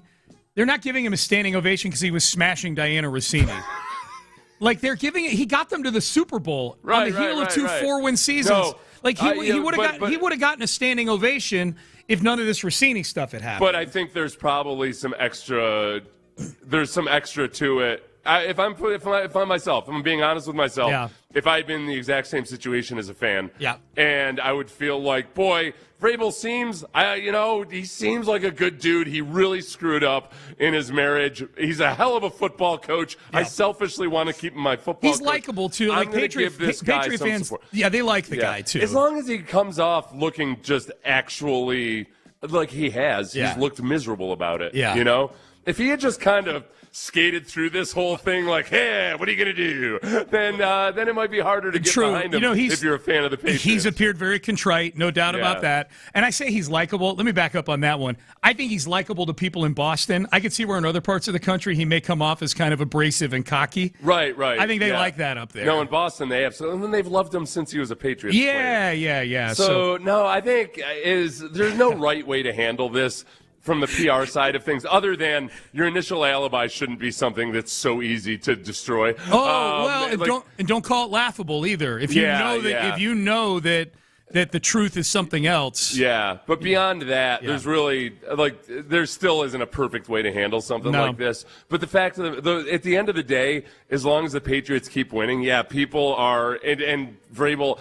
It's not like he's being accused of a crime. No. It's not like he's being accused of abusing a woman or something. That's a whole different scenario. This is a personal transgression it's a transgression in his personal life that, yes, you really wish that he was setting a better example, et cetera, et cetera. Yeah. But this is redeemable if you do the right things afterwards. Absolutely. No, guys have come back from this before. No question about that.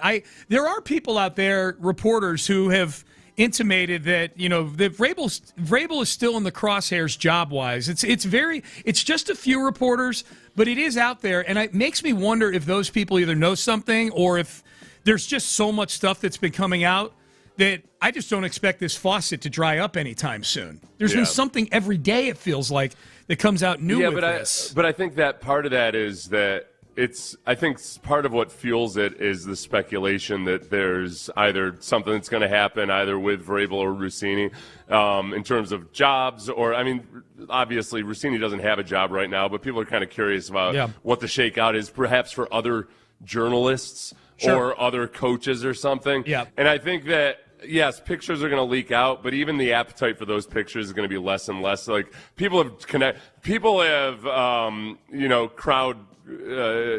done a whole lot of crowd work on this, on just finding all the old tweets and everything. I don't know how much more of that there is. I'm not necessarily referring to the pictures. I'm referring to something that you actually talked about earlier this week, like that if we learn something that Vrabel was being a little too chatty about things behind the scenes, like if he's doing something that I don't think the Patriots look at Vrabel and say, boy, he's sleeping with somebody who's not his wife. The organization's been compromised. He's sleeping with somebody who's not his wife, allegedly, who is also in the NFL information matrix there. And is he oversharing with her? Is he compromising the organization? That's kind of what I'm talking about. And that's very possible, because I brought that up. If he's leaking things that the GM doesn't know or doesn't think should be leaked, then all of a sudden you've got an interpersonal issue or an intra-organizational issue. Yep. But I guess the other side of that is that these coaches, by and large, most of them have their preferred nugget hussy. Yeah.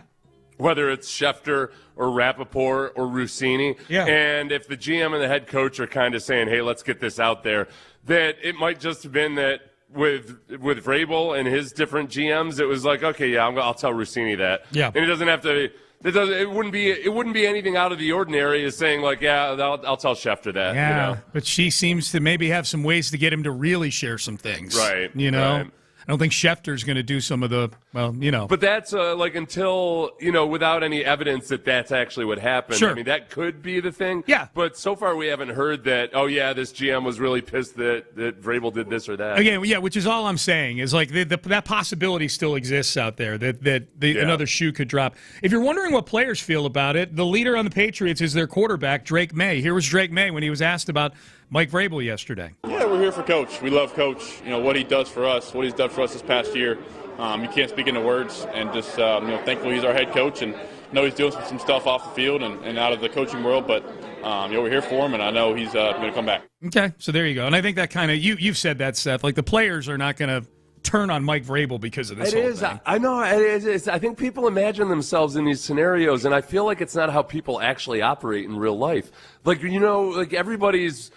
Most people, I would think, they've either worked with people who have ended up, their marriages have dissolved, and a lot of times adultery is involved in that, or somebody in your family has either had a marriage broken up or somebody's had a transgression. And it's like we don't live in a world where you can just shun people and throw them out of the village and they're ostracized for all time. You try to help people out and get them back on their feet, and if they can salvage their relationship, awesome.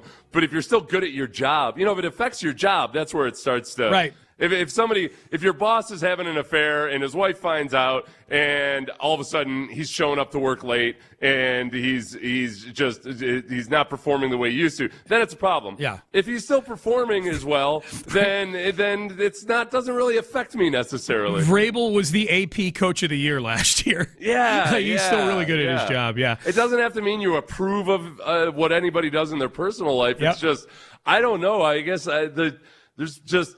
This stuff happens in real life. I had a distant relative who he was in a bad marriage, and both he and his wife had done bad things to each other, and neither one of them knew about it. And all of a sudden, it all blew up. It was like a movie plot. And I remember talking to him about it, and he felt a lot of shame, because he's a religious guy, and this is a whole thing.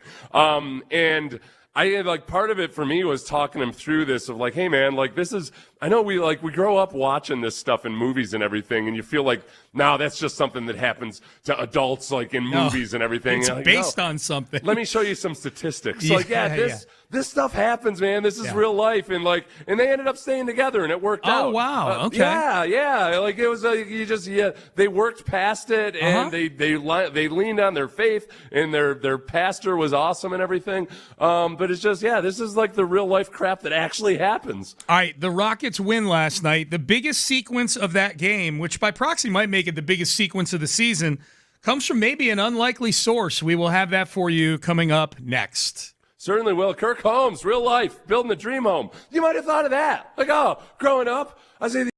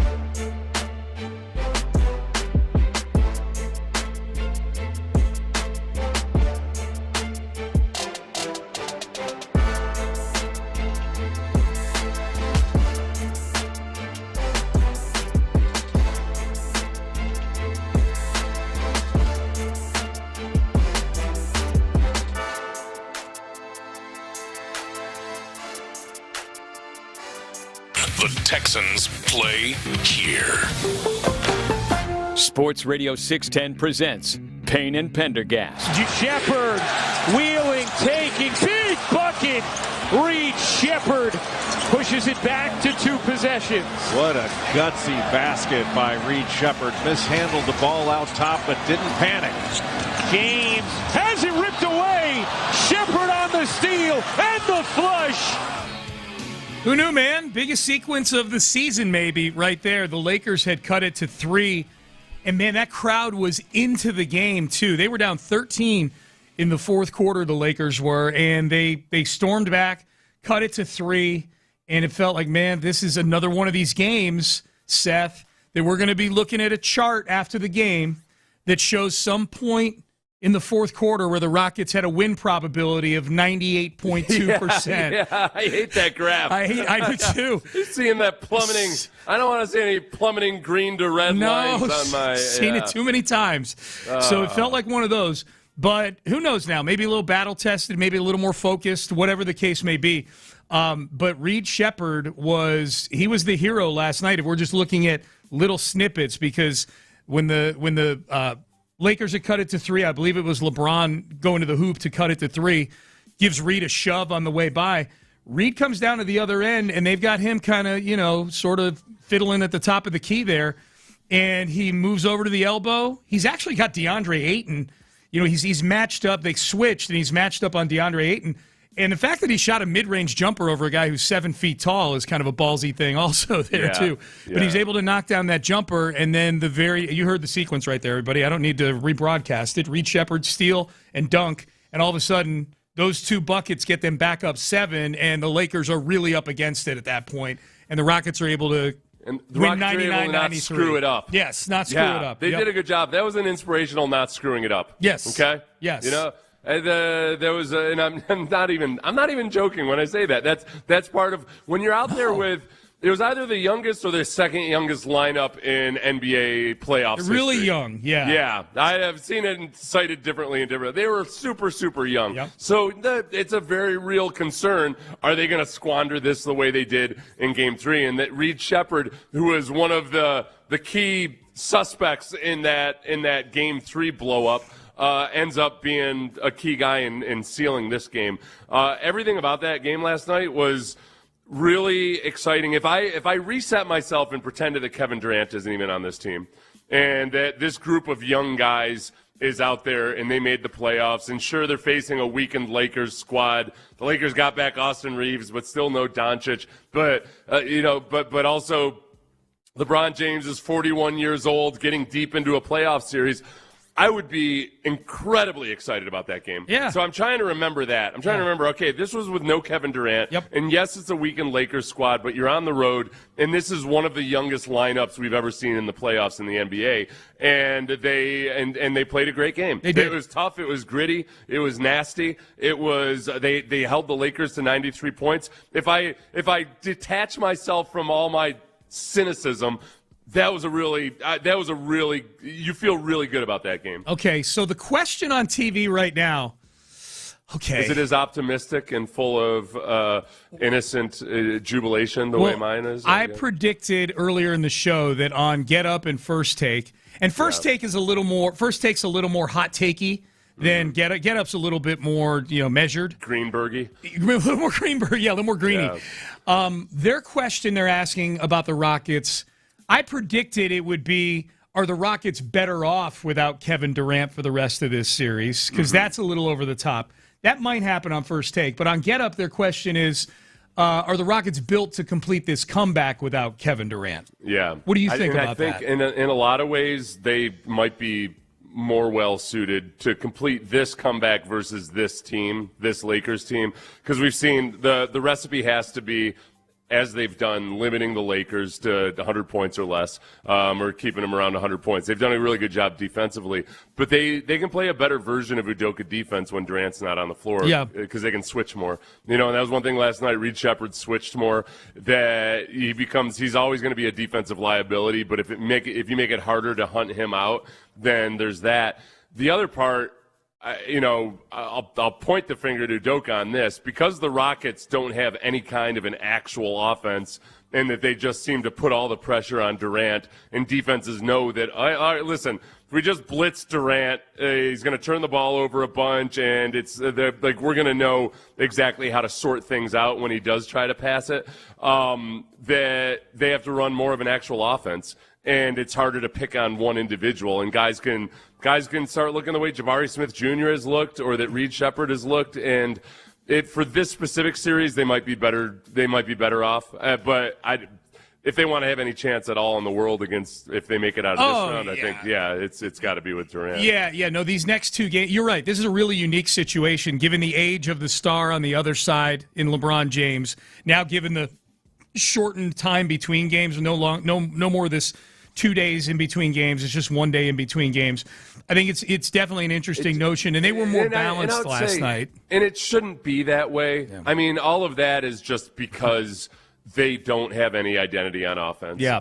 If they decide to run it back this next offseason, they've just got to get somebody in an offensive coordinator role. And Udoka's got to be cool with it, and they just got to understand they need to be more elegant offensively. They've got to have answers, and more so than just whatever the hell all of that was this Having season. A real point guard will help.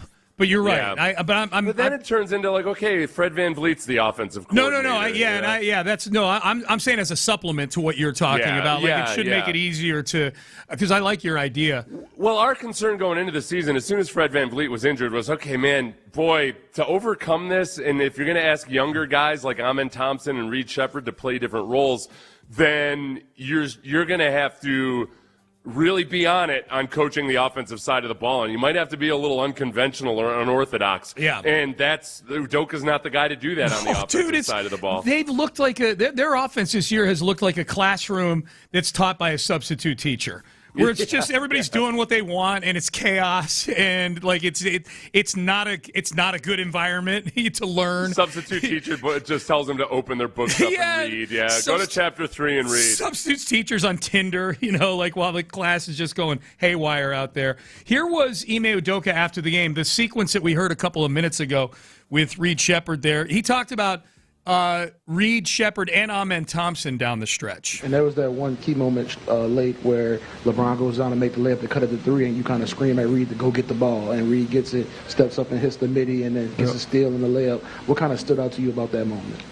Yeah, he was demonstrative. Him and Amen were kind of trading turns between those two, and how they defend one guy is different than the other, and I know a little more conventional on Reed, and he can get to his spots as long as he sets up and creates a little separation, and then Alpi sets a good screen. He can get to his rise up or the pocket will open, and so love the fact that he got the ball, handled the pressure, obviously made a big shot, but just want those guys to be comfortable under the pressure and getting the ball and dictating what we get. Yeah, Reed got the shot at the end, but I thought when they put the ball in Amen Thompson's hands, just to kind of get the ball past half court, get into your offense or whatever. I thought Amen Thompson felt like he was much more under control in this game than he's been in Sometimes Amen Thompson gets ahead of steam, and I think he goes to the basket when he's in that point guard role, and I think he gets into the air and doesn't know what he's going to do with the ball sometimes. Yeah. That's you know what they looked. They looked, to overly simplify it, they look like a team with a bunch of young guys that now have a really good chunk of playoff experience. Way more than they did after the first game of last year's playoff series. Yep. They look like a more mature. They're more about confidence than they are about emotion. They don't think about a young team or young players that might just ride the tide of emotion a little bit more. I think they were making better decisions. And I also like about last night, they shot a boatload of threes, but they were quality shots. They were 35% from three, so it wasn't one of these games where they just happened to hit 50% of their threes, and that's the story of the game. It was a good shooting night, but it wasn't the only thing that had to happen that night. It wasn't some kind of outlier. Yep. If you're going to shoot 40 threes and you end up just making a boatload of them, it's hard to get as excited about it systemically. Yeah, I thought that was just overall a much more level-headed performance. Yeah, no, that's a good point. Like if they had won this game 99-93 and they did it because they hit 50% of their three-pointers, I would feel less enthused about Game 6 coming up. I'd be like, okay, well, they need to, they're going to need to shoot the lights out to hang around. But they've proven like they can't shoot poorly and win these games probably. But if they're just in the kind of that 35% sweet spot somewhere in there, then they should be okay. If they're playing defense the way that they played defense these last couple of games. One more on the Rockets. Here's Reed Sheppard on Inside the NBA last night on the sequence at the end of the game. Sorry about my voice. I'm a little sick right now, but I'm super proud of us. After the game, what happened in Game 3, and for them to make their run late, and then all of us to stay in the fight, and then my number was called to go get a bucket, so I was able to do that, and to get that steal. And to gamble a little bit and get a steal, so it was good to get that one back for sure. Just a quick follow-up on that before I turn it to Shaq. You had to sit there, you and your teammates sat there after Game 3, and Ime made you guys watch those last 30 seconds, which included a play you'd like to have back. How satisfying was it to turn the tables on LeBron tonight? It was great. You never want to lose a game that you're up, and you definitely never want to lose it like that. So being able to kind of control that ending of the game a little better and get the win was huge. God, Ime, I'm so split on Ime because I hate the way he handled the press conference after that game in Game 3, that he took zero blame for Jayshawn Tate even being out there at the end of the game to foul somebody. And yet I love the tactic of him. Like, they're not even out of their uniforms yet, and he's like, we're going to rewatch the last 30 seconds of that game. Yeah. I love that. Well, it's good, and it's a lot better than just ranting and raving. It's just like, okay, let's get to work on fixing this and figure out what the hell people were thinking and why this happened. And let's you're in the playoffs. You got to flush everything real quickly. Yep. So, no, there's a lot of really positives about the last couple of games with Udoka. There's a lot of just concerns you have about the overall way things have gone in the season and with Kevin Durant and everything else. Yeah. I do also respect that Reed Sheppard didn't take the bait on that because the interviewer said, you got the chance to turn the tables on LeBron. Oh, yeah, Ernie Johnson, yeah. Yeah. Oh, is that Ernie Johnson? Yeah. Okay, yeah, and Reed Sheppard didn't even mention LeBron's name. Yeah. And just Good whatever. job. Yeah. Hey, the other thing, too, he mentioned at the beginning of that cut that he was sick. Do we get to call this the flu game now? Like with Michael Jordan back in 1990. Let's call it the head cold game. The head cold game. The sniffles game. Mm-hmm. It's the sniffles game from Reed Sheppard. Yeah. So that was good. That was nice to see last night. Of all the sports where I wouldn't want to have a head cold, it would be basketball. A lot of running, man. Well, running combined with hand-eye coordination. Yeah. It's the physical misery plus if you feel a little spacey, you got a little bit of vertigo because of the head cold and the congestion, then it feels like it would mess everything up. What's the sickest you've ever been playing an NFL game? Were you ever sick, like deathly ill? I had a really bad illness, like where I couldn't. There's twice. There was one I was really sick for like 3 days and couldn't hold any food down, and I can't even remember who the opponent was in that game. Were you on the injury list that week? No. Oh. Well, I practiced every day. Oh, okay, gotcha. Yeah, I still practiced. I wasn't going to just because I couldn't eat or hydrate. It wasn't going to keep me from practicing. Right. Idiot. I never missed a practice in the NFL unless it was something that required surgery. Okay. I was very committed to just like setting a good example. You could have played for D'Amico. Yeah. And the other one was I had some kind of a mysterious infection, and they had to give me IV antibiotics for. Oh no, this was that same week. Yeah, okay. I had to go to the hospital and sleep at night in the hospital with antibiotics, and I had to go out and it was still and it was hot out that week, but because I was on these antibiotics, I had to be careful about sun exposure. Yeah. So I had to wear like full coverage and practice, like sleeves and everything. Yeah, with sleeves and slather my face with sunscreen and everything. Oh my God! And I remember we were playing in Kansas City, and it definitely wasn't like an inspirational flu game. I remember just being miserable, and I didn't know where I was half the time. Yeah, I was like kind of. Just in a spacey zone. I played all right, but it wasn't anything that they're going to do a documentary about. Were you a Texan or a Jag? Texan. Okay. Yeah, gotcha. Yeah, dude, that would be awful. That would be terrible. We got a theory from somebody on the Base Power text line about we were talking about Vrabel and Rossini in the previous segment, and the Patriot fans giving Vrabel a standing ovation at their season ticket holder event that he was speaking at earlier this week. And we got talking about maybe some of the other things that could drop with Vrabel here. Like if he's not in danger, it seems right now, of losing his job, but we were kind of workshopping, okay, what could happen that would put him in danger? If he's revealing things to Rossini that maybe are a little too much behind the scenes about the Patriots business, about their, football ops and things like that. This is an interesting one.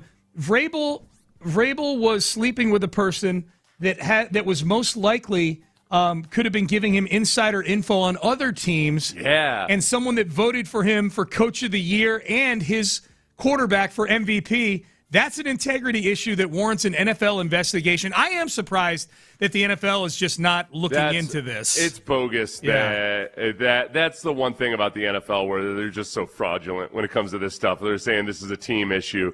Come on, man. There's enough here that breaches things. Now, as far as at the time when that guy texted that, we were talking about Patriots fans and how they feel about Vrabel. Yeah. If that were my coach, I'd be like, well, look, I don't approve of the tactics, but if you're going to do it, that's a pretty good. Just win, baby. Yeah. Just win, baby. Yeah. Oh, man. It's an integrity. That feels a little bit like one of those HIPAA situations, except in reverse. So people will always get the HIPAA rule wrong, where it's just medical people that aren't allowed to divulge information. But once they violate HIPAA by divulging that, the journalist isn't. They're not beholden to HIPAA. No, it's news. It only applies to the medical people. Yeah. So it's never a HIPAA violation by the journalist who's releasing the medical information. In this situation, it's still the violation would be by the journalist who's disclosing information to Vrabel. But by Vrabel's standards, yes, it violates his own personal ethical code, I'm guessing, or the ethics of society. But it's not necessarily something that the NFL would the people that are guilty there are is Diana Rossini and the people that divulge the information to Diana Rossini, expecting her to keep it confidential. Yep. All right. Coming up next, let's circle back to the Texans. Azeez Al-Shaair signs an extension. Nick Caserio was on Texans All Access earlier this week and talked about finding guys like Azeez Al-Shaair. What exactly is that filter, especially looking at guys from college? How hard is it to identify those traits? We will have that for you coming up next. This show is sponsored by BetterHelp. BetterHelp, the leading online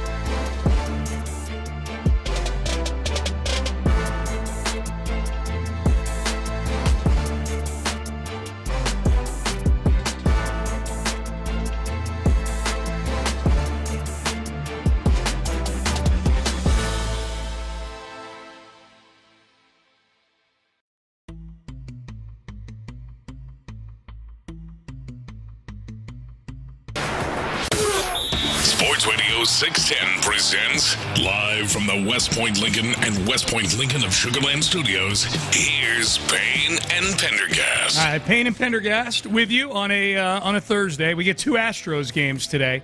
Doubleheader because there was no game yesterday. Rain out yesterday, so we get 2 games today. First one starts at 11:30. So very little Astro talk on the show today. When there's no games and you're 11 and 19. Sorry, if you came to the store for baseball today, you walked into the wrong room. You know what? I keep putting off. I've never watched The Wire. Oh, really? And yesterday would have been a perfect time, given that it was a rain out in Baltimore. Yeah, in Baltimore. Which is the setting of The Wire. I know that much. Yep. That I should have started The Wire. You should have started The Wire. Wire's good. For forever, the debate was The Wire. Well, because they came out, because The Wire and The Sopranos came out right at the sort of the advent of the HBO drama, the series when HBO got. I think Oz was like the first big series they did on HBO. Deadwood was one of them. Deadwood was before Sopranos. Yeah, it was right around there. So it was. But the big debate, like if you go search The Wire or Sopranos, there will be a million think pieces on which one's better and why and which captures Americana. Well, that's good that I'll watch The Wire and I'll be able to decide once and for all. Once and for all, Pope Zaza will bless the show that is truly better. You'd like it. It's good. It's 5 seasons.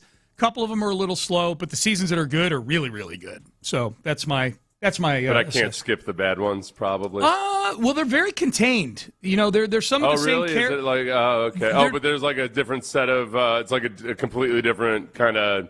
It treats different topics in different seasons. The characters, except the ones that get killed, obviously, but the characters are by and large there throughout the entire series. But Spoiler alert much? Yeah, Right, Someone in Baltimore on a show about in a drugs. crime series about the Baltimore drug scene and everything, somebody dies. Someone got killed. Thanks, Sean. Yep, someone got killed. Yeah, you don't need to watch it now. You're good. So anyways, go watch it. I would recommend that to anybody. It's a good show. The Texans extend Azeez Al-Shaair, 3 years, $54 million.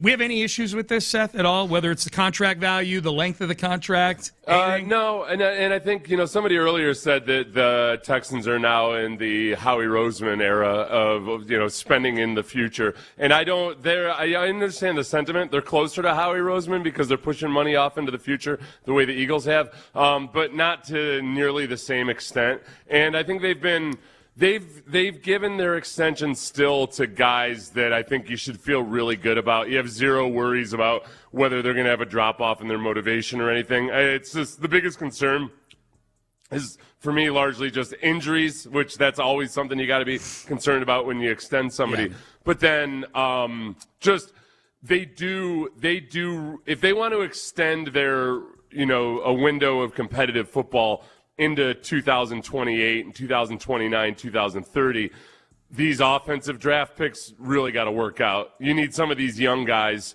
to be on their rookie contract still, but playing really good football for you. So you don't have to be going out and signing a Wyatt Teller and a Braden Fisher and all these other guys to try to bolster your offense. Yep.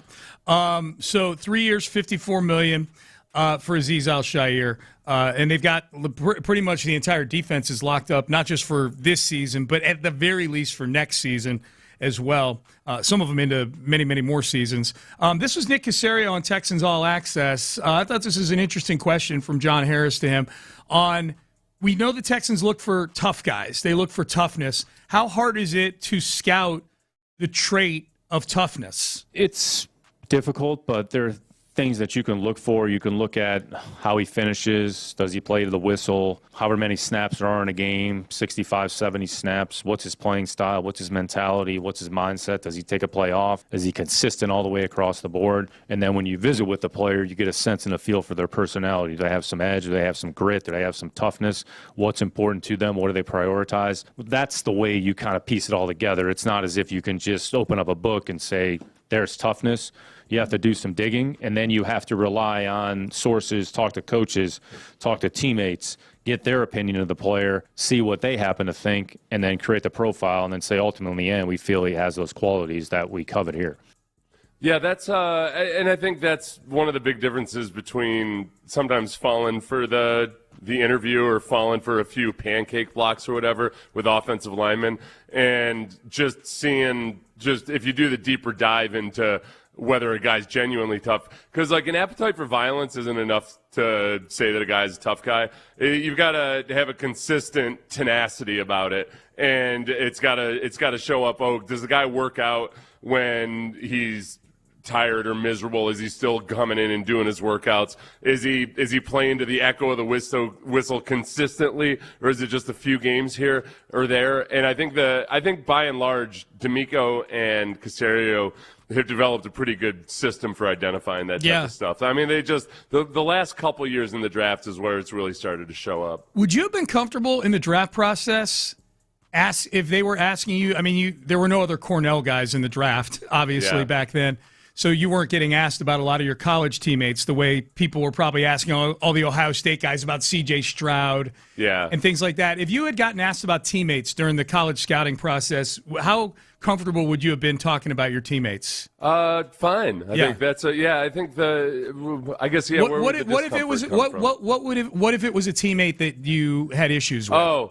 I would highlight his positive attributes and be honest about it. Yeah. But no scout's ever going to ask a kid to tell him like all the dirt on his teammates. Sure, no, you know? yeah. So I think they end up reading between the lines, and that's where but that's where talking to the coaches that's where they get the real good. And that's why I think honestly, Casario's mentioned this before.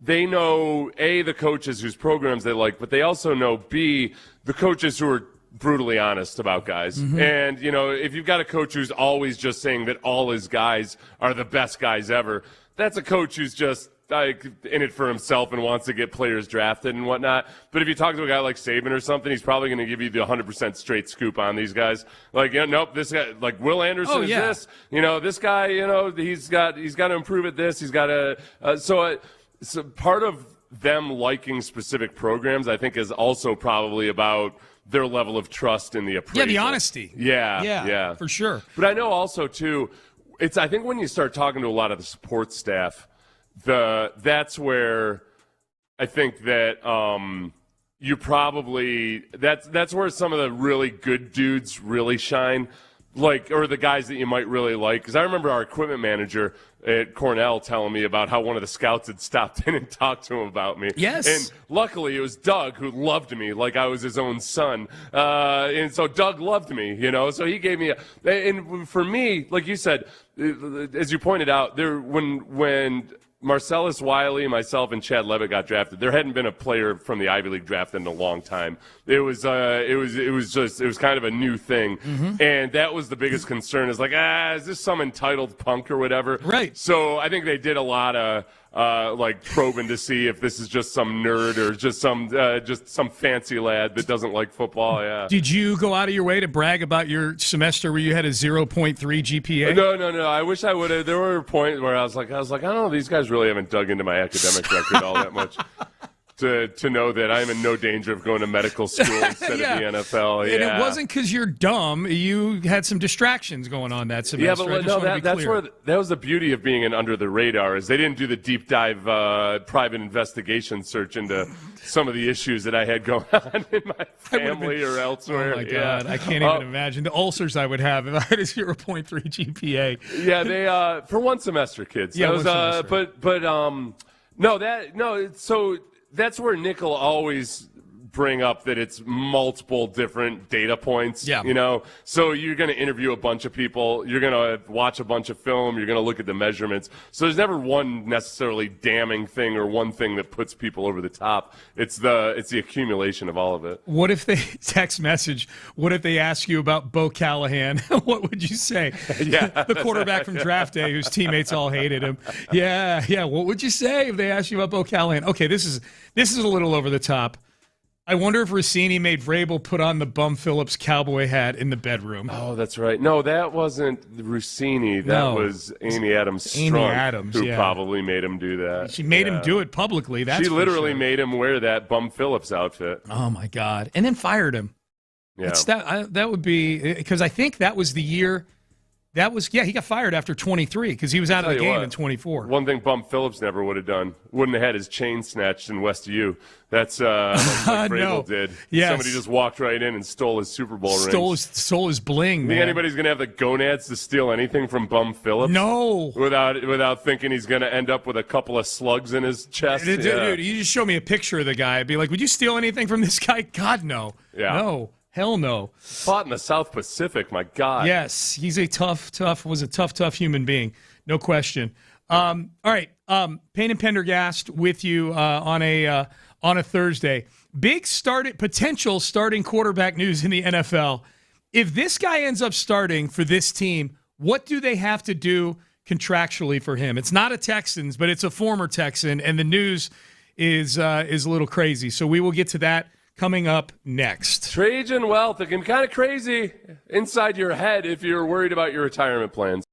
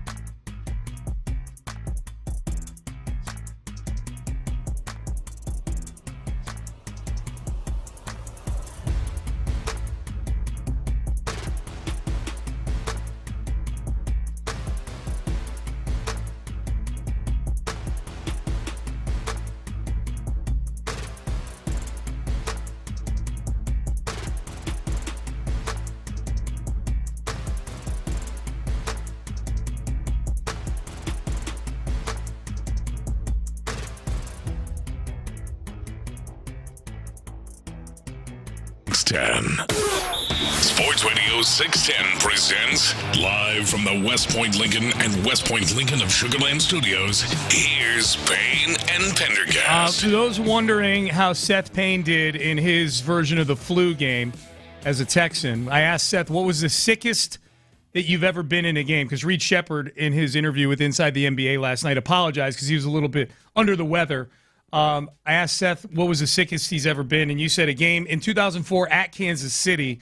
You'd been unable to hold food down all week. You were really sick. I had to sleep at the hospital with an IV in my arm. All week. You went out there, and you toughed your way to 3 tackles, including a TFL in that game. Oh, yeah? You shot into the backfield. Yeah. And snuffed somebody. That's how I remember feeling. I don't remember hardly anything other than just feeling like I was in a world where I was just worried about standing up and getting to the next play. Yeah, bet, man. That's like you kind of just you get into an unconscious mode where you're just going on automatic. Marcus Coleman, 102-yard interception return in that I remember game. that. Yeah, that was impressive. That was impressive. It tied the game at 14 because Jonathan Wells ran in a 2-point conversion after that. Yeah, old Jonathan Wells, friend of the pregame show. The original, the first of the decades-long love affair we'd have with Ohio State players. State, that's right. He was the patriarch of all that. It begins with Jonathan Wells, and it continues with Caden McDonald. You guys won the game on a last-second Chris Brown 49-yard field goal.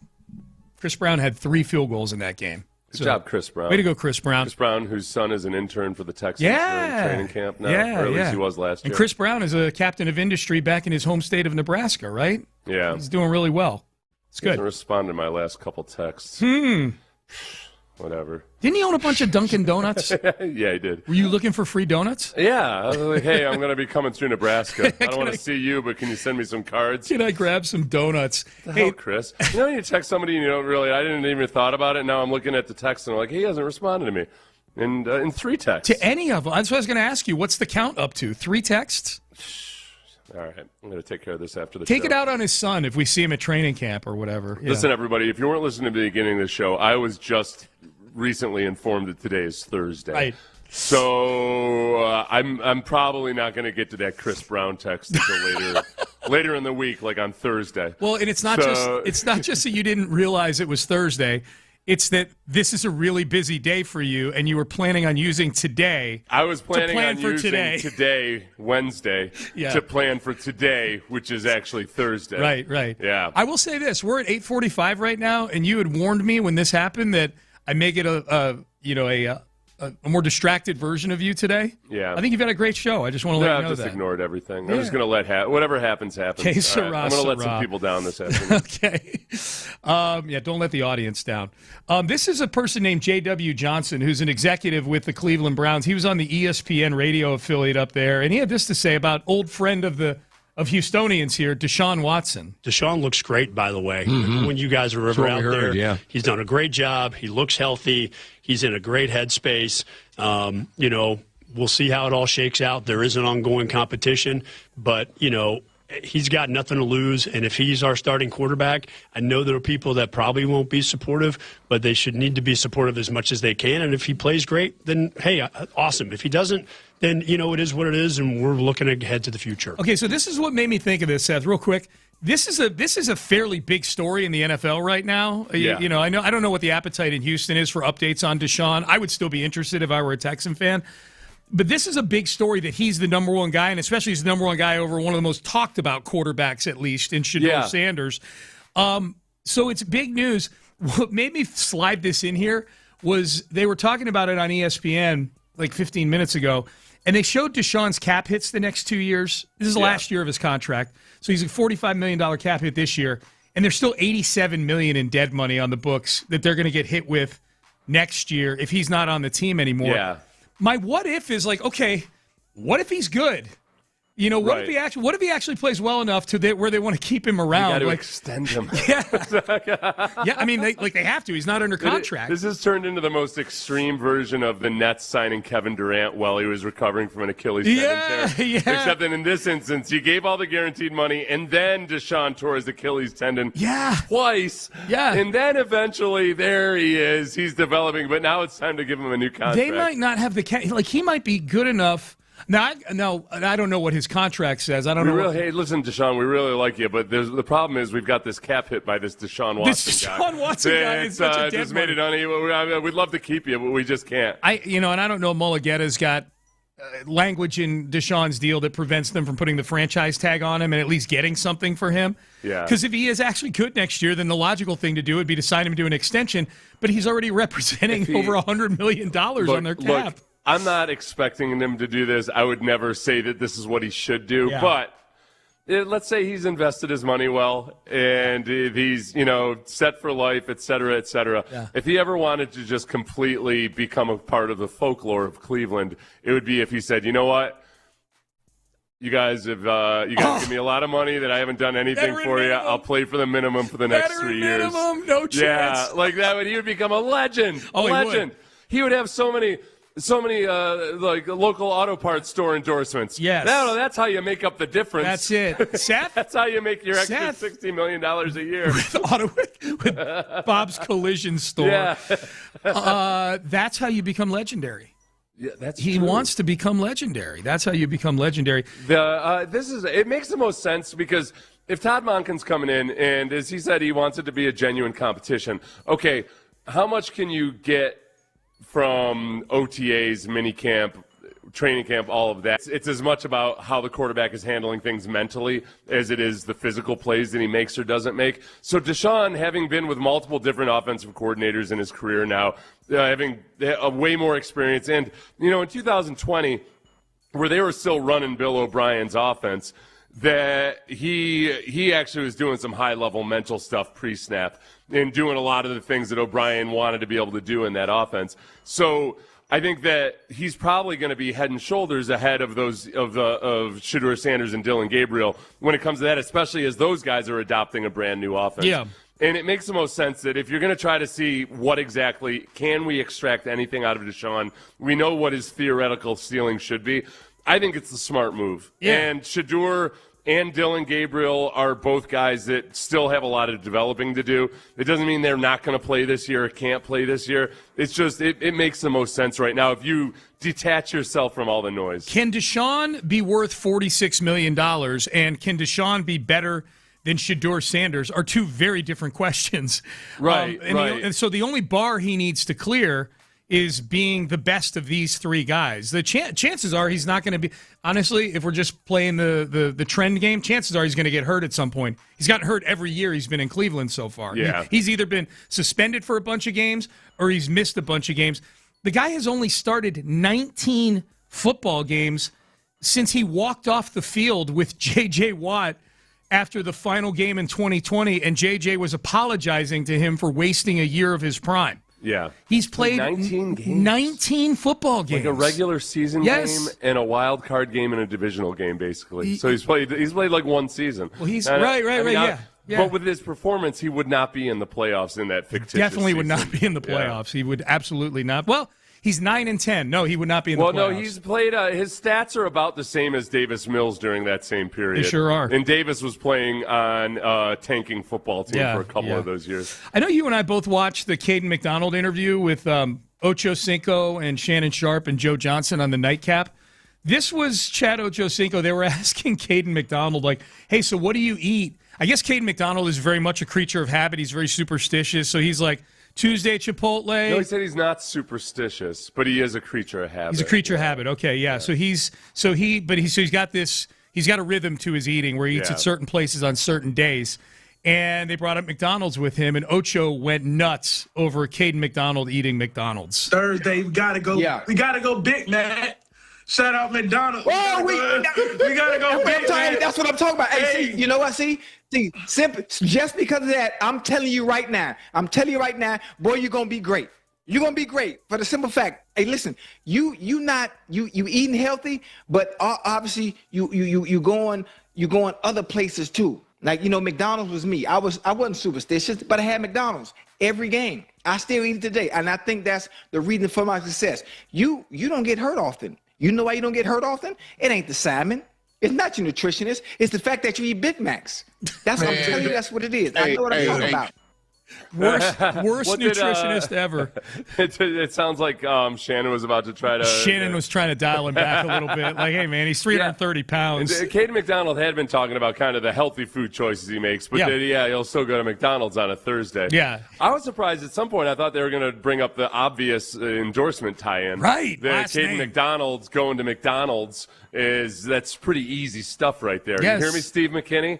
Yeah. Oh, Former yeah. teammate and owner of multitudes of McDonald's. Oh, that's a great call. Yeah. I'm sure he's thought of it already. Are they allowed to do? I wonder if, when you're a franchise like that, if you can kind of go off the reservation with your own advertising. I think Steve's pretty influential amongst local McDonald's owners now, so they have a advertising cooperative for local McDonald's. Oh, cool. So maybe he can do something. He wouldn't be going off the reservation. He'd be kind of like maybe submitting something for approval and see if they can do it. Yeah. No, it's a good. He has a boy with Caden McDonald's personality, especially. You do one of those things where he's working behind the counter or working at the drive-thru.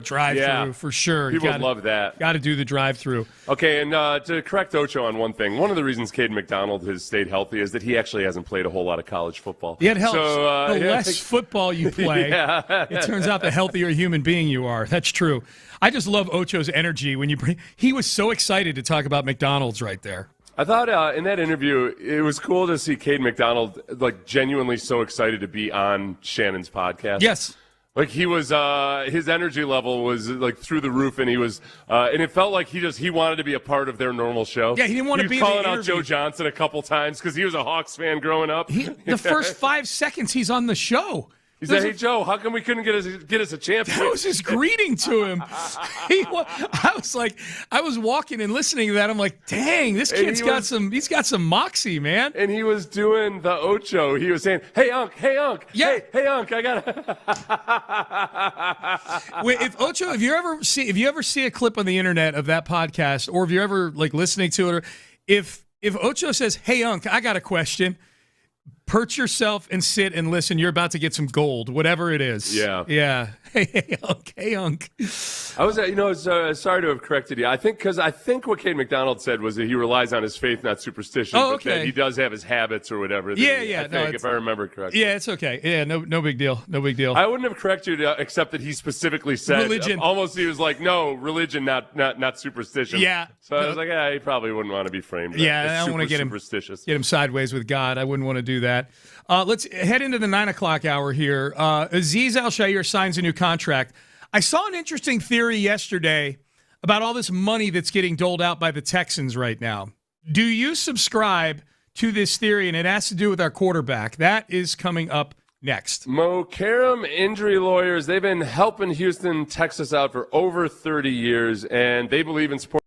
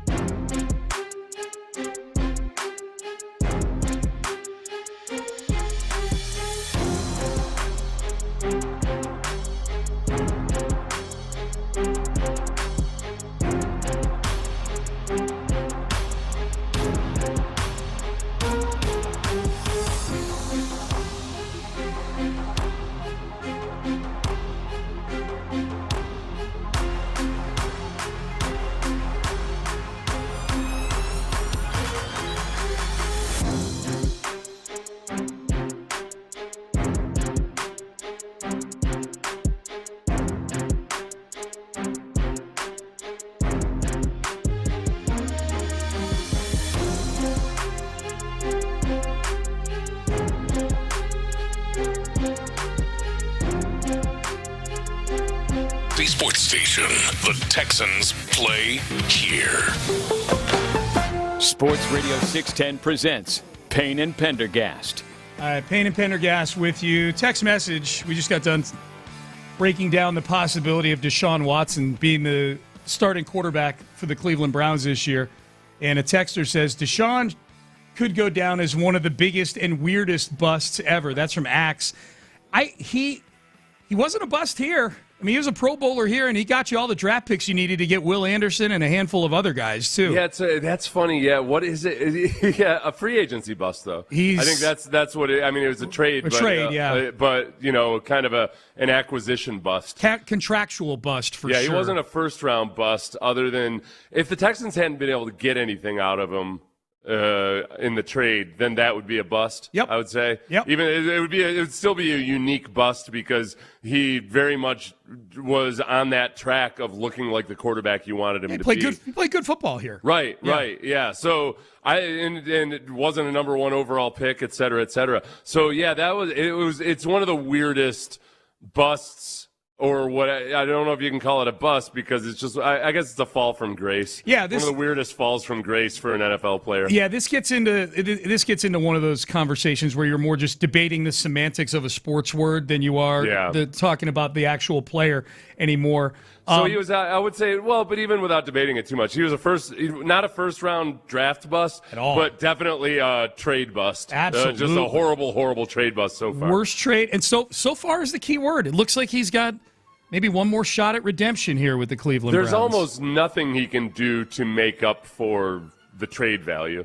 Win a Super Bowl. That's it. Right? Yeah, I guess that's ultimately. Yeah. I mean, okay. So there are some things he can do. It would have to come with some really incredible play, and the Browns being one of the best teams in the league.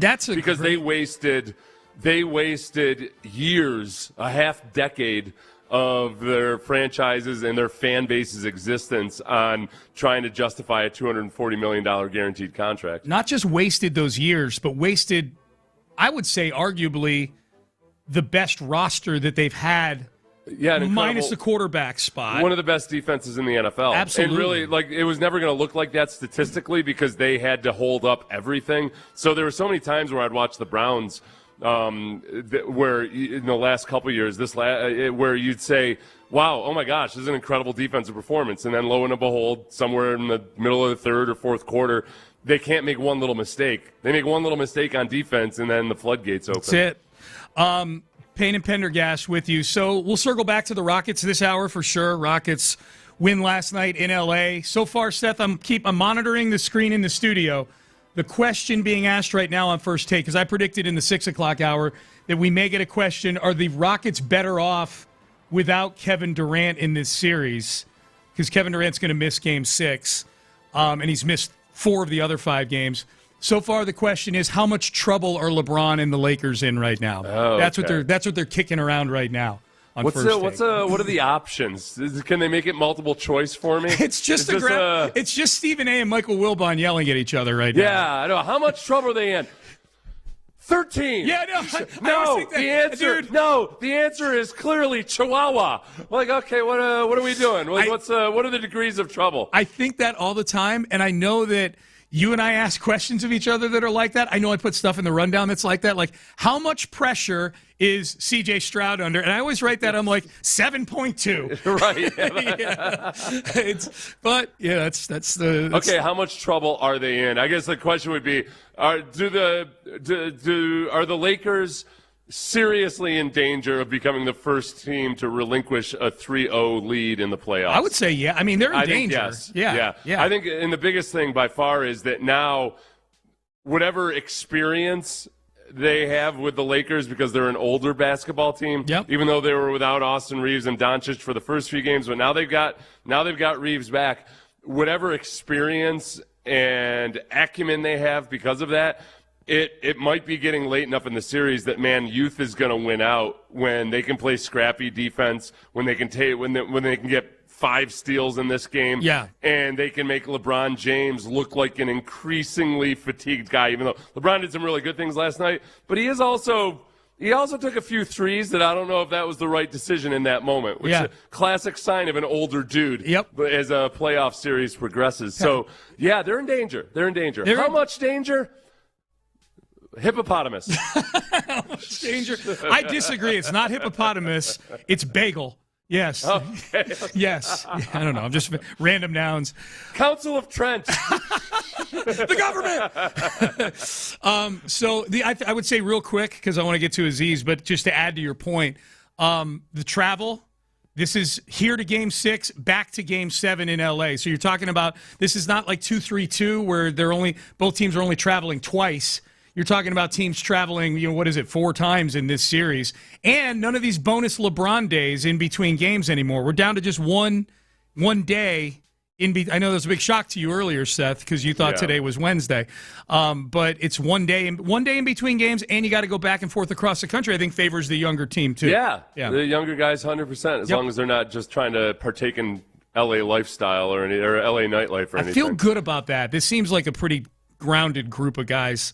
Azeez Al-Shaair got a new contract from the Texans yesterday. 3 years, $54 million. Everybody seems pretty happy that Azeez is going to be around for a few more years with the Texans. This locks up another foundational defensive piece, another expensive foundational defensive piece, because we know they just agreed to pay Will Anderson. That's not going to kick in big time for a couple of years, but he's going to get paid. Azeez Al-Shaair, this is a near top-of-market contract for a linebacker. Stingley's already making top of market. His extension kicks in here soon. Danielle Hunter is already making the big bucks because he's not coming off a rookie deal. So his thing's fully guaranteed. $35 million, I think, this year, $40 million next year. So they're paying a lot of guys. They're going to have to pay more guys if they want to keep them all. Kalen Bullock, Kamari Lassiter, just to name a couple. And who knows if there's an extension coming up for Nico Collins at any point here.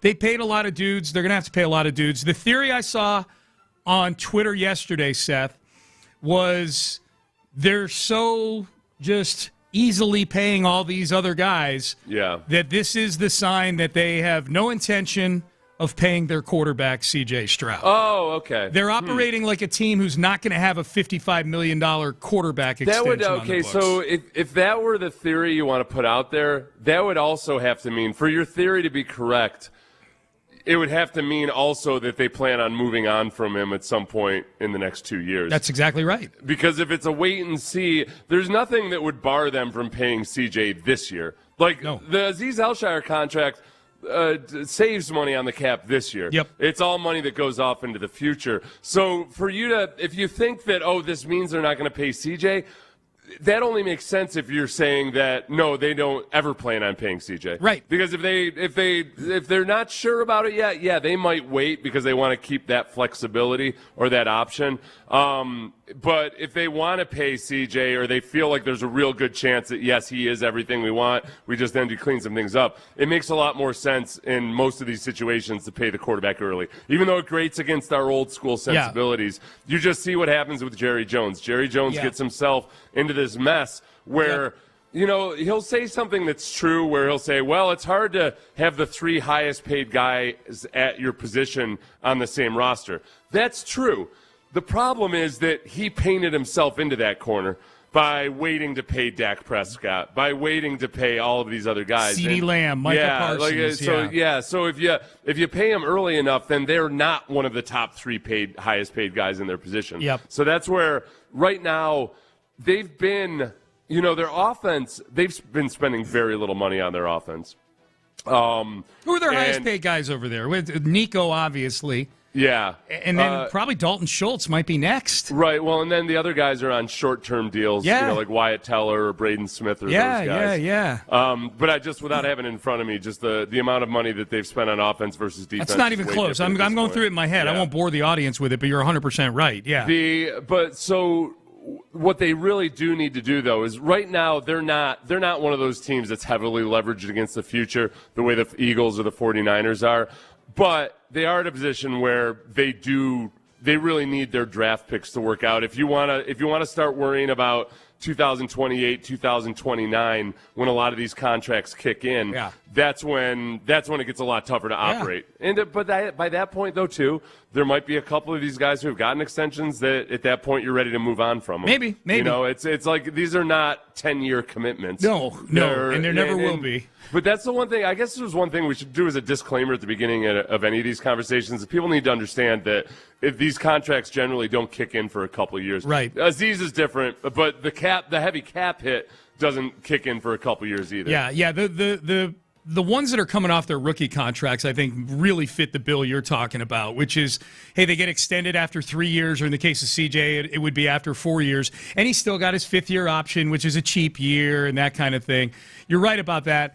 This is just how I feel about the theory, because the people expressing this theory are expressing it, Seth, with great gusto and great verve that this means they are not going to commit to CJ Stroud. Here's the thing. If he's good this year, they will commit to C.J. Stroud. Right. Tell me the team that had good quarterback play at a point where an extension made sense that didn't extend the quarterback. Maybe Baltimore and Lamar Jackson, but eventually it got done. It got done eventually with them. Teams extend bad quarterbacks. I would say, you know what? Teams commit to bad quarterbacks. I think where things have changed so much to where now it's become the standard almost that you extend a guy after his third year. The last guy that was, I can remember, one of the last guys I can remember it being a really big debate, and they didn't extend him, was Baker Mayfield. Mm-hmm. And he ended up, and then he goes, they don't extend him. He has that year where he's got his really bad separated shoulder, and that was it for him. Yeah, they traded for Deshaun after that. I think most teams these days probably would have extended Baker Mayfield after his third year because he was on the upswing, and he won a playoff game for the Browns. Yeah, right.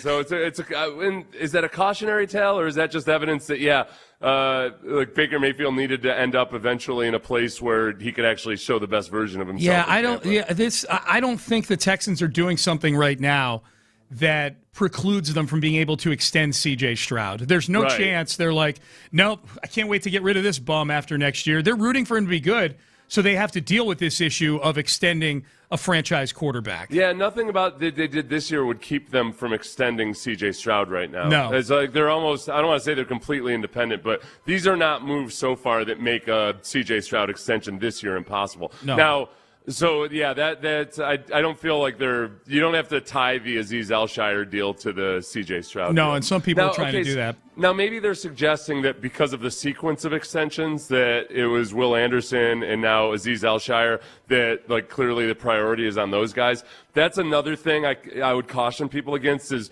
don't read too much into the sequence of any offseason deal because there's just a lot of times these negotiations are going on simultaneously, and it's not necessarily a mark of the priorities of the team. It's just that's the way it works out. Here was one of their signings. Speaking of C.J. Stroud, I liked hearing this. This was Reed Blankenship, Texans' new safety, talking about fitting in Houston and C.J. reaching out to him. Only been here for, a few days. For what I've seen and noticed, like, character is like a huge deal in this organization. It just feels like a family ordeal. My wife's so excited to get down here. Gotta have her baby first, but the first person to reach out was CJ. You never think you'd get somebody reach out like that, but it's really cool to see his name pop up and just say, welcome to the team, whatever. Nothing crazy. That's what I'm saying. I feel like everybody just chill. I like it. Okay. You pointed this out. I noticed it more the second time we played that. His car is making some dinging noises in the background there. Yeah. He's definitely violating something. I'll have to watch the video. I haven't actually watched the video before. Yeah. So his wife is pregnant. Sounds like she might be super pregnant. Yeah. If she's not able to come to here. Well, obviously, she's planning on having the baby wherever she's going to have the baby. Yeah. How do you like him referring to it as her baby? She's got to have her baby. I like it. She got that thing going on. Listen, I'm old school, okay? All right, I'll hand out some cigars to my buddies when it's all done. Right. You know who's paying for this, right? Yeah. I don't even like football that much. But they have a good health insurance plan. Probably something. I got this. She's got her kid coming on the way. I have to go back and look. That's probably something I said at some point. That's probably one of the reasons I'm on my second marriage now. I might have referred to my kids as her babies or her baby or something. Old Sean probably would have done that. So Reed, you're okay. You're all right. Your second marriage is going to work out fine. Don't worry about anything. In terms of how much the Texans are spending on offense versus on defense. Last year on defense, they were God, I hate these sites that don't give you numbers next to things. Last year on defense, they were spending like in the bottom third of the league on defense. Really? That's what. Yeah, it doesn't seem. Okay, well, Will was on a rookie deal. Yeah, you know, a lot of guys. Actually, Stingley's hadn't kicked in yet. Stingley was still on his. Yeah, no, that makes sense. Actually, even though they're high picks, Stingley and Will on rookie deals. Kalen Bullock, Kamari Lassiter, rookie deals. Yeah. Henry To'oTo'o, rookie deal. And then the defensive line, we know they don't spend big on interior defensive line. Yeah, that number's going to go way up pretty soon. Way up. Did I have it right, though? Was I doing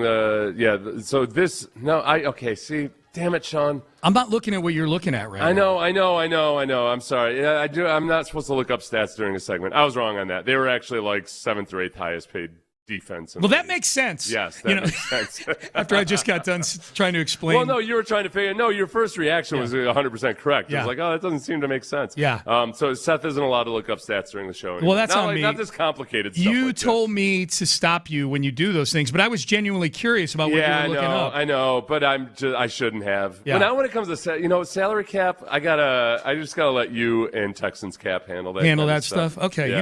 You got it. When it comes to the actual specifics. Yep, gotcha. All right. Hold on, let me look something up. Okay. You got a spot here. Yeah, I'll get to them Pull later. up abilitytrees.com. Yeah. All right, Payne and Pendergast with you. Hey, let's circle back to the Rockets. We'll take a look at last night's game, the most important sequence of last night's game, and the news that's come out this morning about Friday's game. We'll do all of that coming up next. Ability Trees. No need to look this up. You know the name. Louis Flory and Ability Trees have been in Houston for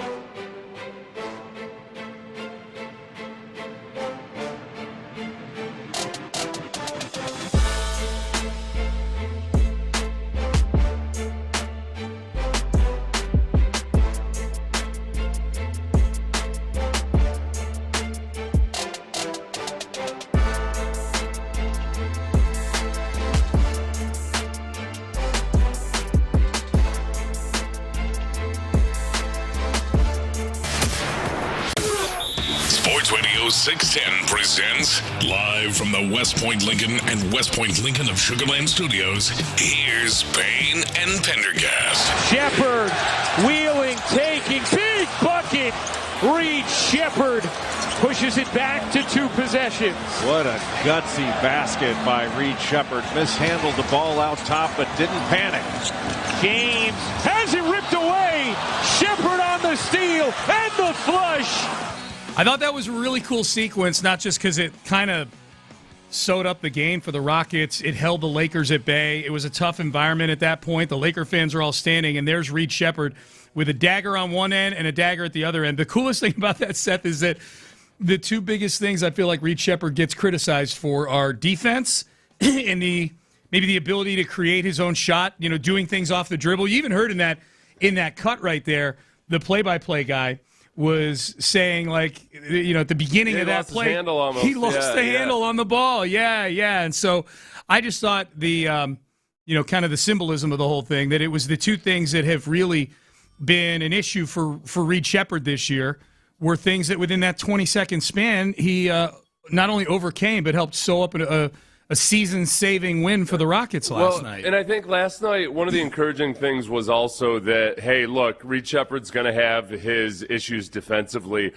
How do you manage that? One of the things you can do is switch him more often, and they were able to do that. It's something he had requested of Udoka. It also becomes more feasible when Durant's not out there, because Durant just is at his age and his current status, he just doesn't switch all that well. Yep. So they're able to limit his exposure on defense, but then those things that he does to make up for his defense, like the steals, that ends up being a critical part. Like, okay, hey Reed, if you're not great defensively, but you're good at getting steals, why don't you go ahead and strip the ball away from LeBron James and turn it into an uncontested dunk at the end of the game? That's really, really good. Absolutely. And Reed, I think he gets a bad rap defensively as just being labeled this blanket poor defender, because I do think there's things he does well. He's got good hands. He's got good quick hands. Like you said, steals, that he can do. It's just when he's got to, he can get out physical sometimes. He's just not very big. That's the problem. Well, and that's where, some of the randomness you throw into the mix when Durant's not out there is that just teams know where to attack and focus their energy when Durant's on the floor, because the Rockets are not good at creating much variety or variation in their offense. So now, without Durant out there, they're kind of having to learn on the fly exactly, okay, how are we going to defend this team tonight? Yeah. And the Rockets have taken advantage of it. I mean, it's not like they're just the greatest greatest show on earth or anything. No. But when you hold a team to 93 points, you don't have to be the highest scoring offense in the league. Yeah, no, this team is not going to get out of this series because all of a sudden they turned into this offensive juggernaut. They're just not. They're going to have to keep playing good defense. But I think even within this series, the fact that Durant hasn't been there, I think you've seen Amen Thompson take a little step. I think you've seen Reed Shepard take a little step just in terms of orchestrating, getting the ball up the floor, making decisions. I thought Amen Thompson, especially in the second half of that game last night, I thought did, as the primary ball handler for them, I thought did a pretty good job. He's not going to be mistaken for Magic Johnson or anything like that anytime soon, but it's so much better than it was, and sometimes that's out of necessity.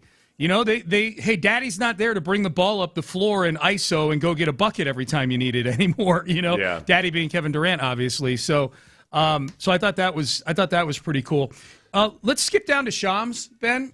Here was Shams Charania of ESPN. This is an hour ago, thereabouts, on ESPN with the update for Game 6 on Kevin Durant. Sources tell me Kevin Durant will be out for Game 6. He's not going to be playing, so he will have missed 5 of 6 games so far in this series. He's dealing with a bone bruise in his left ankle. We know he dealt with a tendon bruise that sidelined him for Game 1, but this bone bruise is a 2-week minimum injury. He's just over 1 week right now, so Houston's going to rely on that young core that they have. They've had pretty much full control of the last 3 games. They could have easily won Game 3, obviously, and you think about it, Amen Thompson, Reed Shepard, Tari Eason, Jabari Smith Jr., Alperen Sengun. I have a stat for you. They're the youngest starting 5 to win a game in NBA playoff history. Wow. And the quartet of Thompson, Reed Shepard, Sengun, and Jabari Smith, they're plus 29 in this series. And so I think the onus for the Rockets has been a lot about that young core. How do they mesh with Kevin Durant? But now with no Kevin Durant,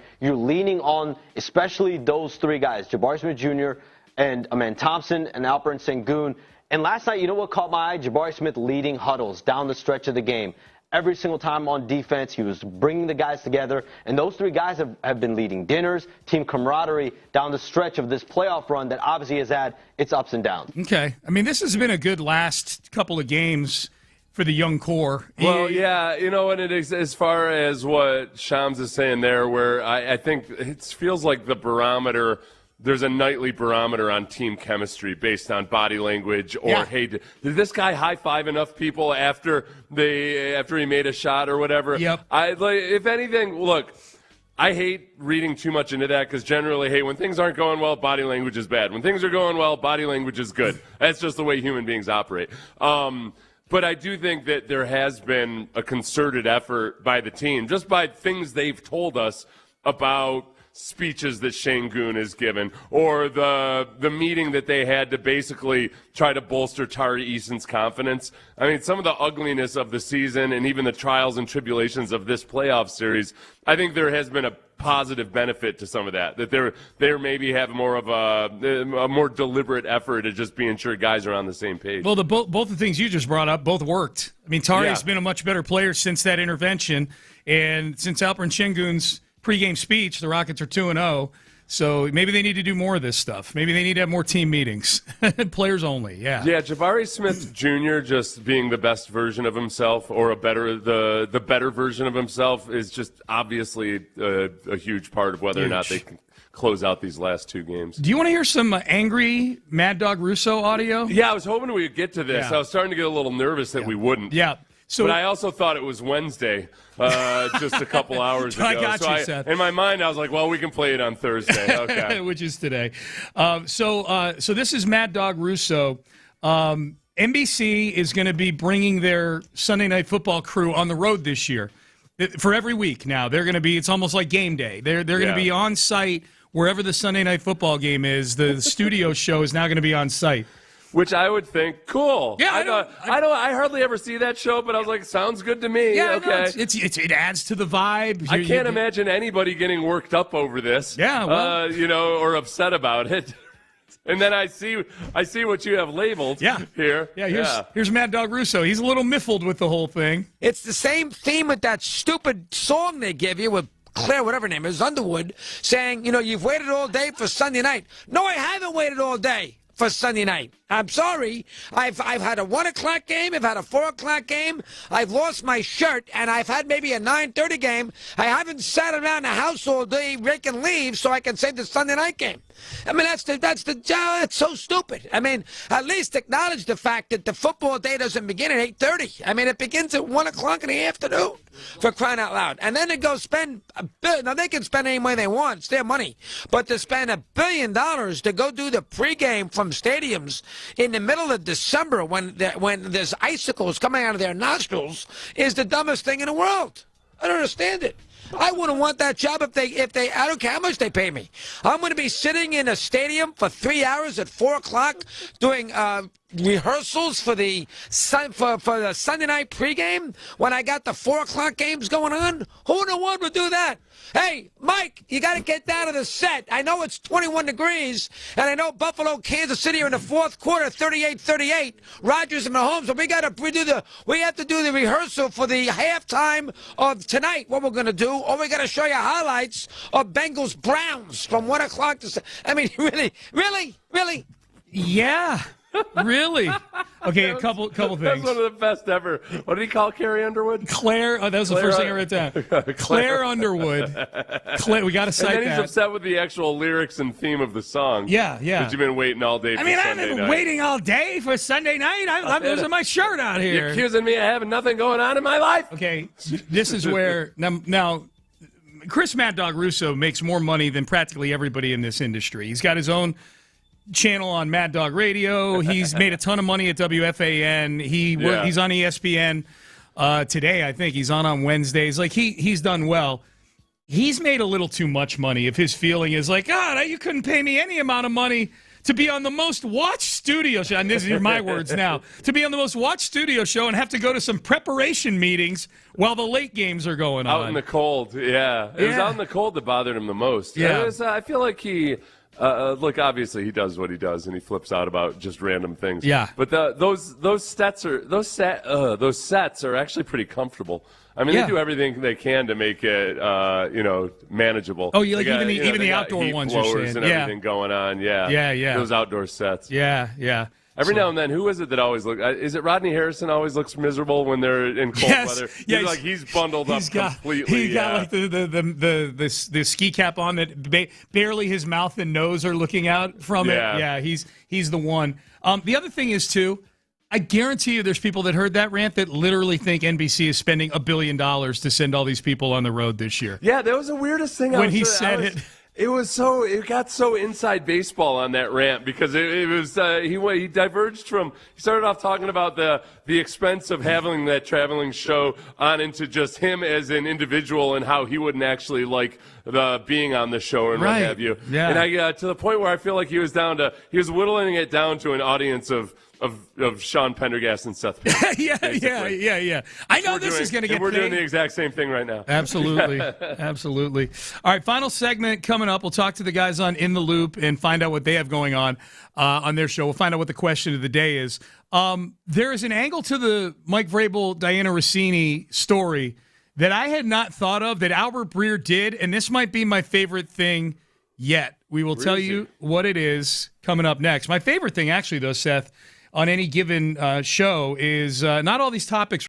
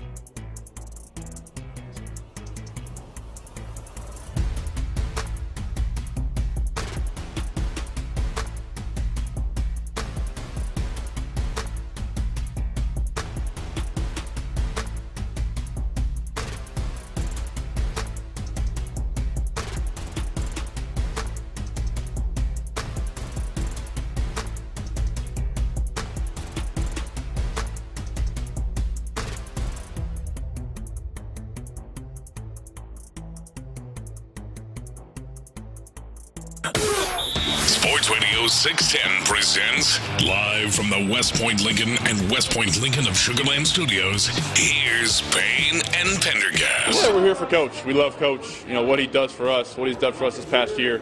You can't speak into words, and just thankful he's our head coach, and know he's doing some stuff off the field and out of the coaching world. But we're here for him, and I know he's going to come back.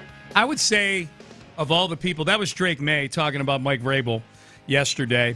Loves Coach. Coach going through some things, but love Coach. I would say of all the people that should love Mike Vrabel, Drake May. Drake May's rookie year was the Gerard Mayo year in New England, which was not good. Not good at all. And then comes Vrabel, and Vrabel brings in Josh McDaniels, who's been great for Drake May. So Drake May should feel good about turned Vrabel. it into a situation where I decided, all right, I'm going to learn the difference between Mac Jones and Drake May. Right. I'm not going to just start thinking of them as one single person anymore. Yep. That's right. Still, it's kind of an adjustment. There's still times where people talk about Mac Jones in San Francisco, and I'm like, no, he's still in New England. He's like an MVP candidate. Yeah, exactly. What are you talking about? Got him to a Super Bowl, idiot. Yeah. Okay, so the Vrabel-Rossini situation, been nothing new yet today, but it feels like there's something new every day. This was Albert Breer. I think he was on either WEEI or 98.5, the Sports Hub up in Boston, one of the radio stations up there. I apologize. I don't know which one. But he was in a radio studio when he said this. He brought up this angle with the Vrabel-Rossini thing, which I had not thought about yet, but is potentially my favorite part of this whole thing. If there is no edict from the NFL on what Breer's about to talk about. Here you go. Interesting, too, because you think about all that's ahead, right? Like the schedule release is, I believe, next week, maybe the week after. And all these teams bust on each other during the schedule release.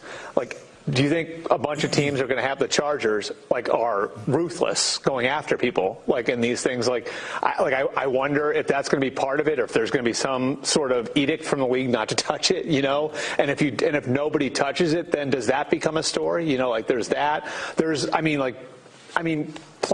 Michael Jackson song they could play in the statium when the Patriots come in. There's little things like that I think are going to continue to happen. They're going to continue to have to deal with. Okay. I was racking my brain on the Michael Jackson. Obviously, Dirty Diana would be the Michael Jackson song they would play in the stadium. Yeah, that just relevant dawned on right now because of that movie, too.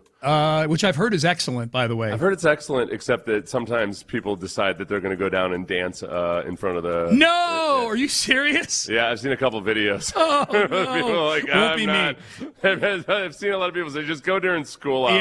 Yeah. Because there's some influencer or wannabe influencer that just needs to get down there and dance along with Michael Jackson. Yeah. He mentioned... Breer mentioned... Obviously mentioned the schedule release, and if you're listening to this show, then all 32 teams put out videos announcing their upcoming schedule for the season, and the good ones do it in the most creative ways possible. Chargers have a really good social media team when it comes to this stuff, don't they? I think both the Chargers and the Rams are really good with their social media. Yep. And they do play the Patriots do play the Chargers. Okay. So that might be an interesting one to watch. I know the Rams' social media is incredible. Yeah. But I don't know. I'm pretty sure the Chargers is too, because they got all these damn people in L.A. that, they have to pull from. I'll have to do the cross-referencing later today, because I just asked our friend Chat. Yeah. Last name GPT. I said, who are the snarkiest teams in the NFL on the schedule release? And it says the schedule release has quietly become the petty Olympics, is what it calls the schedule release. But Tier 1, certified menaces. They wake up choosing violence. Los Angeles Chargers, as you just said. The undisputed kings of, did they really just say that? Yeah. And then the Indianapolis Colts. Yeah. They said are also, well, I know you don't like the Colts, but they said I don't ever remember them being all that snarky about it. Here's what Chat says about it. Crossed the line from snark into who approved this territory. Literally had to delete a video after mocking Tyreek Hill's real-life arrest. Oh, that's right. Yeah. Okay, all right. Yeah. Grudging credit to Indianapolis for that one. Yep. They don't just troll; they risk international incidents. Is what. So they do. The Patriots. They don't play the Colts. I don't. Okay, think. they don't play the Colts. No. Smart Tier 2. Smart surgical snark. Tennessee Titans. Boy, the teams you hate are getting a lot of love for their social media teams. Now the Titans might be one of those, and they're not. The Titans aren't playing the Patriots this year, so that won't be one of them. No, but they might. I mean, the Titans might find a way to throw it in there anyway, just to do it because of their history with Vrabel. Yeah, Atlanta Falcons, NFC team. They'd have to be crossing over with that division. Jacksonville Jaguars. They cross over with the NFC North this year. Okay, gotcha. Jacksonville, I bet they're playing the Jags because they're both division winners from last year. They play the Patriots. I bet they're playing the Jags this year. The Jags are also a tier Jaguars 2. Won a division? Yeah. Yes, Jaguars, yes. Yep, they play them. And then I won't get down to then there's tier 3, petty with production value. The thing I'm disappointed in is the Texans didn't make any of the first 4 tiers. Now only about 10 teams total made it. Yeah. But the Texans have a very good social media team right now. Did you just poke yourself in the eye with a pen? Yeah, we're good. We'll motor through. The Texans do have, but they're not snarky. They do a lot of really cool stuff. Yeah. Not snarky. Yeah. I wonder if maybe they'd change their MO this year. You never know. Not to go with Vrabel, because I don't think that's an interesting one, because that's one that I could see the Patriots players rallying around this year, because they seem to really love Vrabel. Yeah. And that if they're going to perceive, they know Vrabel can't strike back, but they can strike back at anybody that wants to talk smack about it. So I wonder if the Jaguars or any of those other teams might be like, all right, it's a little too close to home. It might be just too good bulletin board material. Yeah, maybe. ChatGPT also gave me a tease if we ever want to use this as a topic. ChatGPT's. The Chargers treat the schedule release like Comedy Central. The Colts treat it like a lawsuit waiting to happen. We'll tell you why coming up next. Yeah, I forgot that the Colts had to basically reissue their video. Yeah. They took it down, edited it, and put one back out. Yeah. I was just in the hallway, Seth, between segments, and Dana Cortez came walking down. Dana's the morning host on Mix 96.5. She's really cool. And she's walking down the hallway to go back into her studio. She's like, who is the Texans player that was making me cry so much this weekend? I just saw him crying. It had to be Caden McDonald, right? It had to be, yeah. So Yeah, because she saw him crying. I think he was the only one that was crying. And then it made her cry. Oh, yeah. Yeah, because the video with his nephew and the... But I thought she said that I saw him crying. Yeah. Well, she said, who is the Texans player that made me cry this weekend? I saw him crying, and he made me cry. Yeah. I was quoting you. Right. Okay. Right. Yeah. So for her to say that she saw him crying, I'm trying to think of the various Texans that were crying. I think it was only Caden McDonald. Had to be Caden McDonald, right? Yeah, that's what I was. Yeah, had to be Caden McDonald. Payne and Pendergast with you. All right, so yeah, I'm anxiously awaiting the schedule release now as we roll on here. When is that? That's going to be sometime in the first week of May, usually. They said it's going to be between May 12th and May 14th. Okay. It's Tuesday. Why are they so dumb about that? They do it every year. Why can't they not give us an accurate? Remember during the draft, or when was it? Yeah, it was during the draft last year or 2 years ago. That was the big announcement. 2 people walked out on stage and announced the date of the schedule release. Yeah. It's like they announced an announcement. Yeah. And I'm so angry that I actually got excited about it. But they didn't do it this year. We didn't get a date for it. I saw somebody reporting that, it was one of the insiders, was reporting that it's going to be sometime between Tuesday, May 12th and Thursday, May 14th. No idea why they're not giving us a date. Zero clue. But it's one of my favorite dates of the year. Well, because you and Amy usually plan during the bye week a trip to another NFL game. So Correct. you get to really you got the whole smorgasbord out in front of you. Yeah. And pick a time. Sometime if I were you guys, I would always want to go somewhere up north in like mid-October. Yeah, when the leaves are changing. It's the best. We were hoping for Buffalo last year. Like last year in the final season in their stadium. Yeah. Plus, I've always wanted to go to a Bills game. Is the new Bills Stadium? I know you've got family members who are Bills season ticket holders and whatnot. Is the environment around the stadium expected to still be as cuckoo for Cocoa Puffs? I mean, it's at the same spot and everything. Oh, it is? Yeah, it's on the same property. Gotcha. So I would imagine so. And the environment at a Bills game is really cool. It's really it's pretty unique. It's pretty intense. Like right from the very beginning. Yeah, it's packed in there and loud. Yeah, it hasn't worked out for us on that. We've been to Green Bay in November. To your point, like that's the time. It was like snow, but not vicious snow. Kansas City in October, which was amazing. Tampa Bay in October, which was fine. It was hot. And then last year we went to Pittsburgh in December. That was cold as hell. And then last year we did 2 games. We went to Baltimore and Washington last year. So praying for Buffalo. That's the one we're hoping for. And that would be the new stadium, which means tickets are probably going to be exorbitant, I would imagine, through the roof bad prices on the tickets. All right, Payne and Pendergast with you. John Lopez is here. Reggie Atatula is here. Gentlemen, how we doing? Great. Buffalo's an awesome place to go watch a game. You been? Oh, yeah, multiple times. It's fantastic. You've been in the dead of winter? And yes, also in the I did fall playoff games Seth there. talks about? I did playoff games there, which were brutally cold. Were you at the big choke job playoff game? Yes, but the big one that I remember is when the Bills beat the hell out of the Raiders, and I forget the year, like 50-something to 12 or something. Oh, in the playoffs? In the playoffs. Yeah. And Al Davis was in the booth next to us. Oh, what was he doing? What do you think he was doing? Was he throwing cursing stuff, and slamming his fists on the table, cursing? Okay, it was a brutal snowstorm. I'm gonna have to look that game up. He's a little different than his son. I picture the Raiders getting killed and Mark Davis is eating an ice cream cone or something like that. That's how I envision that one. Yeah. How you doing, Reggie? Swell. Yeah? Yeah, man. Doing really good. Holding up well. Was out late last night. And for you. And it has not hurt one thing. Although I will say, and I don't know if this is a sign of me becoming an actual adult. I woke up this morning, I was like, oh, yeah, I'm missing that extra hour. I feel it in my body. Yep. Yeah. But, It 51-3.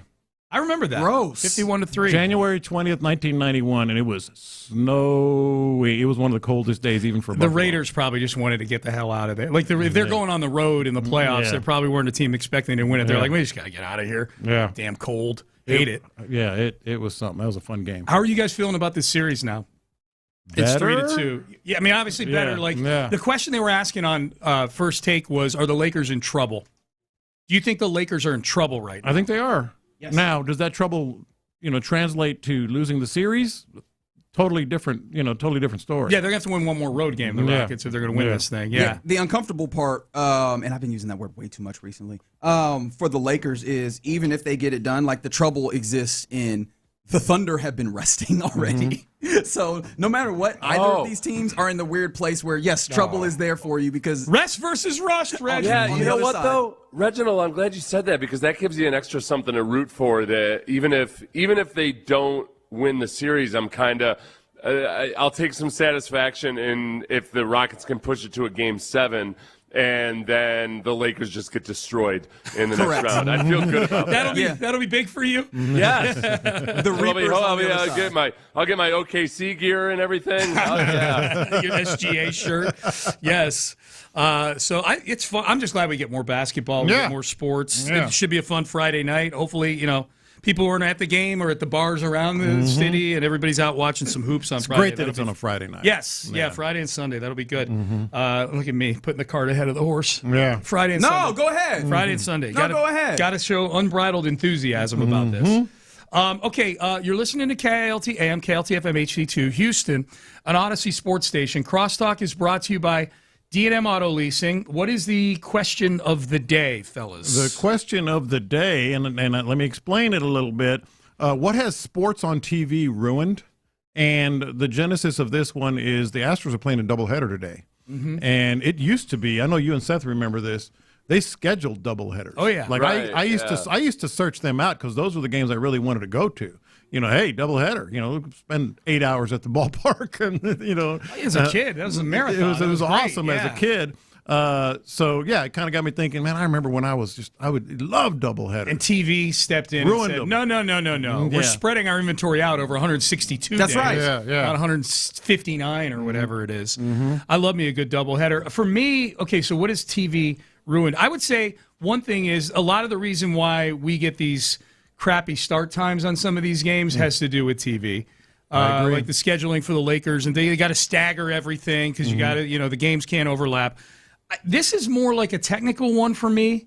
This is literally like the technology of TV now has ruined it. Is that now that I'm streaming everything and I got my phone here, and this is partially my fault, but I got my phone here, I got my iPad out.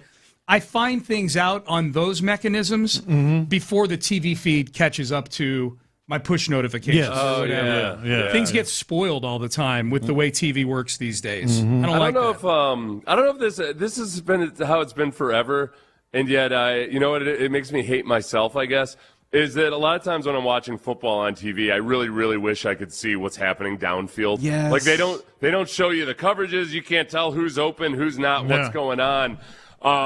But then I have to admit to myself, there is something about the built-in drama that happens where you don't know what's going on, and you just see the quarterback scrambling, and it's kind of it's a complete surprise when it does happen. So that when I see these alternate feeds where I can watch the all 22 as the game's going on, I still veer back towards the TV viewing experience. Yeah. It's more exciting. Yep.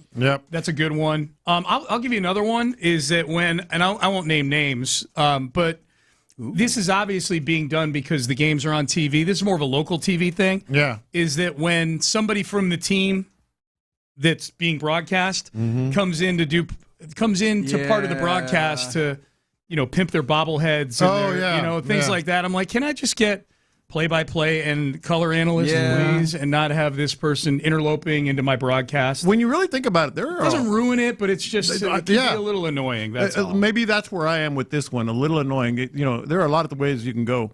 I used to love listening to baseball and basketball on the radio. Oh, me too. Just on the radio. I would lie in bed because a lot of the ABA games and then NBA games when I was growing up were only on the radio. The road games, a lot of them were only on the radio. That's 100%. And I would listen. I would get in bed and have a transistor radio. Under your pillow. Listening to Terry Stembridge calling the game. Yeah, man. And go to sleep that way. Yeah. Can I get a transistor radio these days? If I go to Amazon, do they have transistor radio? They got throwback everything. Yeah. It'll just cost you. That's all. I feel like it'll just run your pocket. Yeah, that's all right. I guess I thought Androids you could run your you could actually use a radio like really? No. I want the transistor radio with the antenna that I have to pull out like this and push back in. I want the real deal, man. The real I think McCoy. there are some Android phones where you can use it as an AM/FM radio and plug in. Because I've seen Paul Galano use that at games, or at least he did for a while. Oh, yeah. So you can listen in real time. Yep. Because when you're watching on TV, there's always a delay, but you can listen to Mark and Andre in real time while you're at the game. I had bought a cheap one. $13.99 on Amazon. Actual transistor radio. Yeah, but this is a tricky thing. When you buy so I bought a transistor, like a handheld AM/FM radio a while back, and it was a cheap one, and it just wasn't loud enough. You got to remember, I sit next to Lopez and Pendergast. That's in true. The press box. That's so true. It's old technology ain't gonna out-decibel us. That's true. Shut up. That's true. I know. Poor Seth. People are hearing that right now. They're like, God, poor Seth. It's what it was? I think did they have Bill Brown in the booth as a guest a few weeks ago? On one of the TV broadcasts. Well, I think he's got. Does he have a book out? I'm fine with Bill Brown being in there. He's an actual that's what I was going to say. Guy. That's the kind of guest announcer. It was awesome because, and I'm almost positive it was Bill Brown. I just didn't hear them say his name, but it sounded like Bill Brown. And because he was perfect. Yeah. He knew exactly when to stop talking. Yes. And he was just so the broadcast, it just felt like a 3-man booth. It was really cool. And this is why I won't name names. This is nothing against the people doing those things. They're just doing their job. It was Bill Worrell, actually. It was Worrell. Bill Worrell. Yep. Same thing. Wrong Bill. Yeah. Well, because Bill Worrell got They named. honored him, right? I think he's going on that wall in the press box there. I remember it now. Yeah. And it was so. At first, I was like, "Oh, that'd be interesting," because if it was Bill Brown, I would think, "Okay, he'll know exactly." Bill Worrell, obviously, different sport that he spent the majority of his time on. Yeah. But he stepped into it seamlessly. Oh, he's just a pro. There was a little bit of action, and but you know what he did? It's not like he just cut himself off. He injected himself. Finished his thought real quickly. Yeah. And then laid back. No, Bill Worrell's the GOAT, man. He's awesome. It's nothing against the people in there pimping the bobbleheads and the dollar dog nights. Yeah. That's their job. I get that. It's the concept of the whole thing. It's interloping into my broadcast. Sometimes I want the chocolate dipped in the peanut butter and I stumble into a Reese's. Sometimes I just want chocolate. Just chocolate. Yeah, there's a lot of TV like boondoggles that we have, including like the sideline interview and stuff that we did not have as much exposure to. And that's right. Kind of takes away from the product in general. That's right. All right, boys, we'll have a great show. Looking forward to listening to it as I waltz around the neighborhood on my walk. Seth, antibodies to you, my friend. Antibodies, and I don't know how you did it, but the karma that you just delivered to me with this pen. Or I poked myself in the eye. I thought that as it was happening. Well played, because I am obsessed right now. Seth, if people missed it, Seth picked up a pen and hit himself in the eye with it.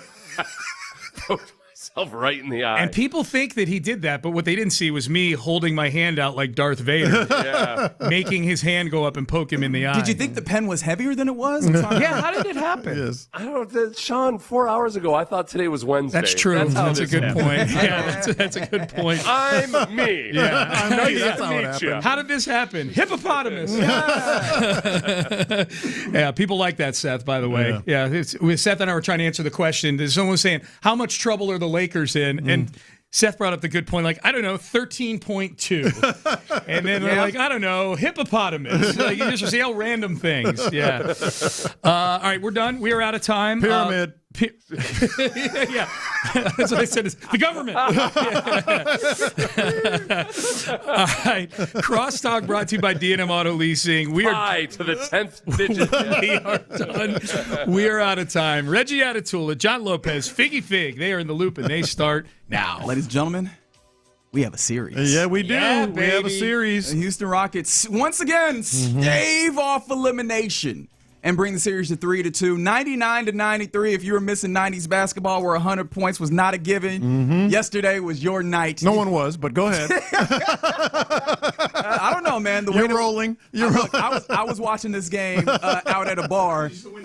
Let's go. No, I was out watching this game out at a bar, and there was at least a period, 1 or 2 periods of time during the game where a group of us dudes who were standing up watching the game, as dudes do, were like, man, that's a travel. Man, we can't start doing that because if we start doing that the whole game, there's just going to be travels galore. In fact, one of those was called in this game, which was interesting. But the Rockets get it done. They get another victory. This is damn near wire to wire the way that they get this done. And it really does feel like the Rockets are being serious individuals. It's how you feel, right? If you didn't have confidence in the Rockets before, and I didn't, I thought they would lose yesterday. I thought they would lose as well. Yeah. I would like to say I had more confidence, though. I want to take my victory lap on that. Even if you didn't have confidence before, you should now, because my big thing with this game is it didn't feel flukish. It wasn't the Lakers stealing a game. It wasn't the Rockets. Maybe you're wondering, all right, maybe can they replicate this or whatever? It felt like the better team was in control and doing all the right things throughout the whole game. They even withstood, the little rallies as you're want to get. They withstood the runs. They made the big plays down the stretch. They looked more cohesive, and I know that's a cliche, but they did. There was no part of it that felt flukish to me, and that, to me, alone should give you more confidence. And by the way, the boys, Sean and Seth, broached this topic a little bit. The Lakers look like they're wobbling a little bit. They look like they're wobbling a little bit. They do. And I've got to give the Rockets credit. There's a decent amount of that was imposed upon the Rockets or upon the Lakers by the Rockets. So one, get involved with the program. 713-572-4610 is the base power text line. Also, appreciation to the Mo Cameron Jewelers for the live streams. We keep it 100. The YouTube page is Sports Radio 610. The Twitch chat is 610 Houston. And yes, it is stave off, S-T-A-V-E. It's a word that is seemingly you only hear in the context of playoff series. When a team is in a winner-go-home situation and they manage to win the game, it's like, hey, they have staved off elimination. But that is what the Rockets did. And it feels like you could probably give credit to a lot of dudes, obviously, but 2 dudes in particular. And so I'm going to do the sports radio thing.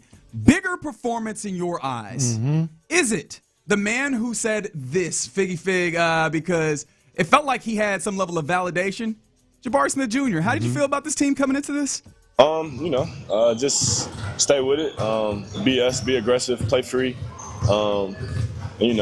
We're obviously the better team, I feel like. So just knowing that, being confident, trusting our work, and just telling us to be us. Why do you think you're the better team in this series? Us. I just feel like from top to bottom. You can say it's an opinion, you can say I'm biased, but I just think we're the better team. But he was like, I said that, I got to back it up. 22 points, 7 rebounds, 3 assists, a couple of blocks on top of it. In 42 minutes of play, he was phenomenal. He was phenomenal. He was phenomenal. And your other contestant is who? The other contestant is a man who was the author of maybe the single biggest stretch of play in this series, maybe even in this season for the Rockets, is one Reed Sheppard. Only 12 points in 35 minutes, however, 6 assists, and when the Lakers are on an 11-1 run, and get the game down to a 3-point lead in under 5 minutes at that point? Yeah, it was well really under. Close. It was well like 2.5 minutes 220, left to go. I believe. Yeah. And it looks like the Crypto.com arena is rocking. Yeah. The Lakers might do the thing again where they walk you down. Reed Sheppard goes, okay. Yeah. Goes, knocks down a shot, coming back the other way, gets a steal, goes and gets a dunk, which I appreciate that he did that. Like, it felt like a punctuation. It wasn't an authoritative dunk, but it was a dunk. It was a statement. Yeah. He could have gone and laid the ball up. Yeah. He could have passed the ball off to Tari, who was about to go dunk. He's like, no.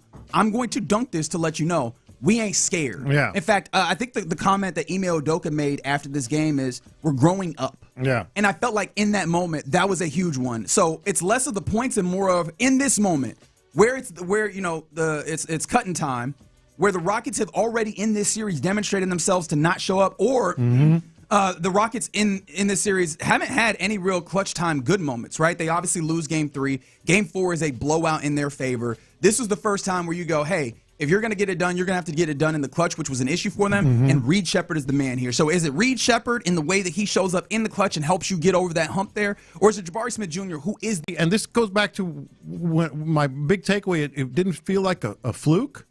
It wasn't an unreal night for anyone. No one went off. There was really good games. You mentioned Jabari. It wasn't an unreal shooting night. What'd they go for? 44% from the 14 field. for 40?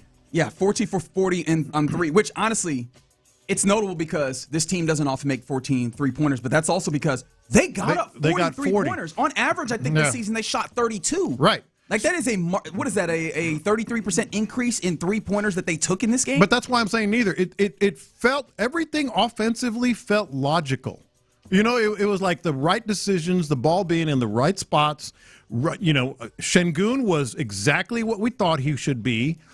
8 assists? 8 assists. He did have 5 turnovers, but yes. I thought that was a good part of the game, is recognizing, hey, I need to be good at facilitating, especially if I'm going to be active in the post. They're going to come in, they're going to double me. And he did a lot better job of being a little bit of a hub and passing out of that. I think it still could be better, but I'm not going to look a gift horse in the mouth and seeing a Şengün game where he scores about what he needs to, fairly efficient of 5 of 9, and then he also created a lot of those 3-pointers that they ultimately made from corners and stuff. Here's why I felt like this was their best offensive performance, and it was just so logical. No one scored more than 22 points of the starters, and no one scored fewer than 12.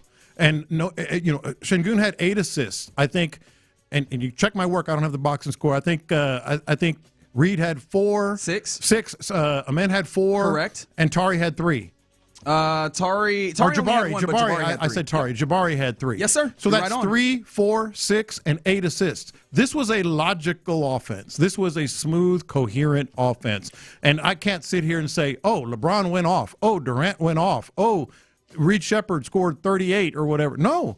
This was their best offensive performance, to date. Hold on. So is by God, is that Ime Udoka's music? Nah, well, right. When you talk about who had an impressive game here, if we're going to say that, hey, Reed had his moment, Jabari had this game, and that's cool, and obviously everybody shows up in the way. The team looks like they had the cojones in a moment that is not an easy one on the road against a LeBron James-led Lakers team. And I say that for no other reason than in LeBron James's tenure in the league, it has been since 2008 that he has lost a closeout game at home. That was April 30th of 2008, funny enough. So exactly 18 years ago today against the Washington Wizards in a situation where the Wizards were down 3-1 to take it to 3-2. That is a circumstance. It has been 18 years of LeBron James in the playoffs every damn year and not and making sure that they close out a game if they're at home. And the Lakers don't lose very often. I think they've only lost 2 of their last 16 games at home. Yeah. So this is a huge moment. And Ime Udoka, interestingly enough, the Rockets look like they had the better game plan on the floor as well. Now, of course, knocking out shots helps you a lot, which Ime had talked about. But I could see instances where Luke Kennard, they've taken him out of this series in part because they decided, we're going to call you up to the table and we're going to make you dance. We're going to get you defensively, which served 2 roles in my mind, John. And let me see if you saw this the same. They would do this small pick and roll, which would get Luke Kennard on Amen Thompson, and it made Amen Thompson more effective because now his ability to beat somebody off the dribble. Get to the middle. He can get to the middle. He can maybe take that mid. He maybe get all the way to the rack and maybe drive and kick. that made Amen more effective as a point guard option, which you saw a lot during this game. But then it also took the legs from Luke Kennard where he wasn't knocking down shots. Yeah. I think they also helped. They helped Marcus Smart be the worst version of himself, and he has fallen off the face of the earth in this series. And those are two dudes, role players that stepped up in this series that made it so that the Lakers were able to win those early games. Those guys look like their effect on series are done now. No, you have to give credit to the approach offensively, also the execution offensively.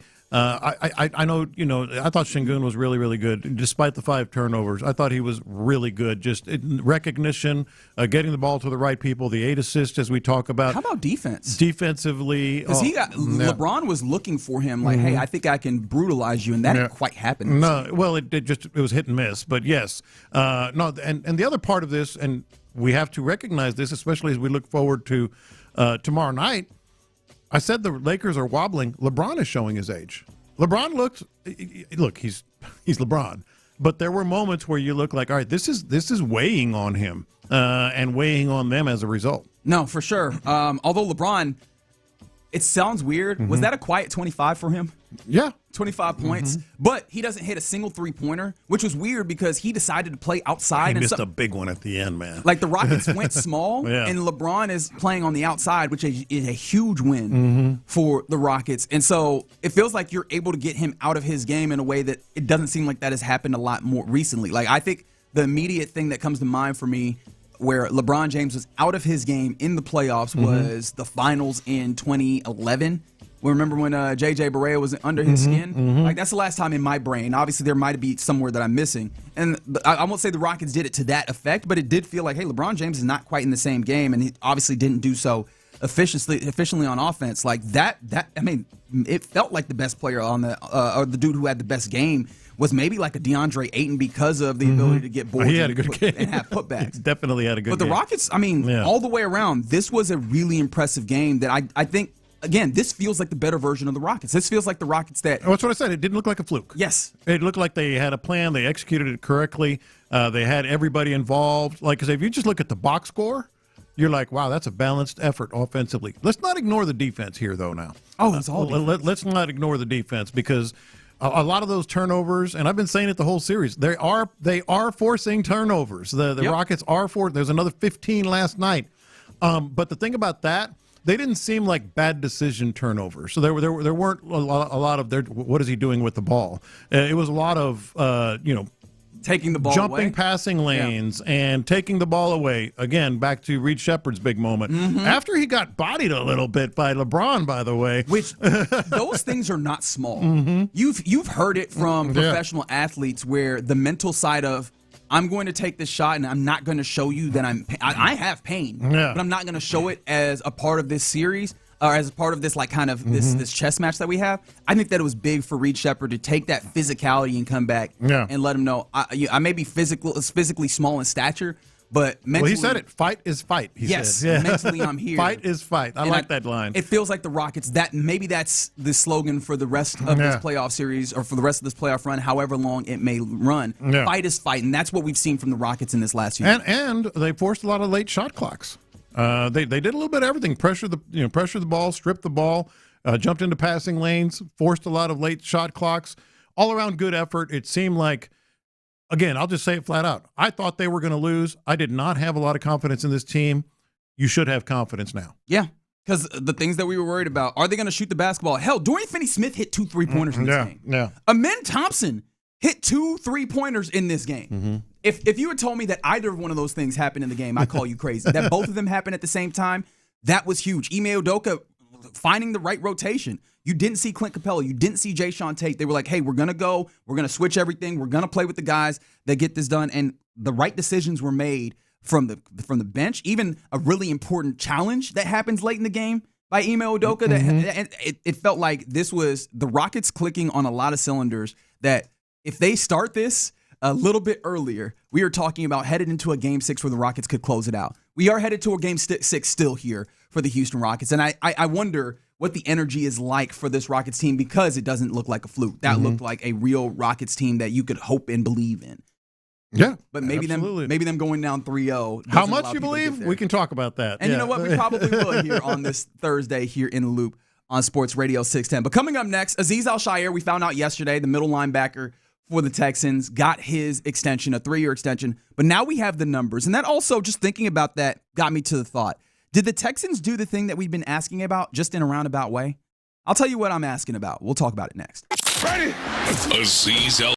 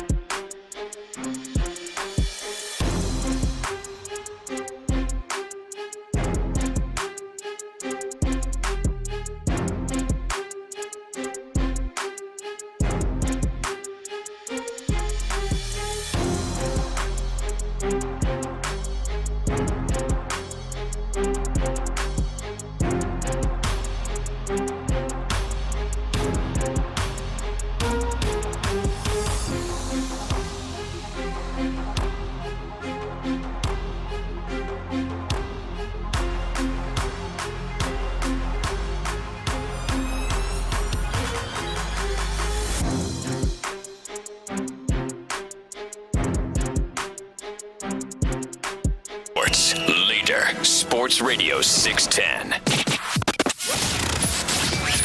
In the Loop is powered by Mokaram Injury Lawyers. Heard in an accident? Call Mokaram Injury Lawyers at 281-222-2222. Figgy, let's hit him big time.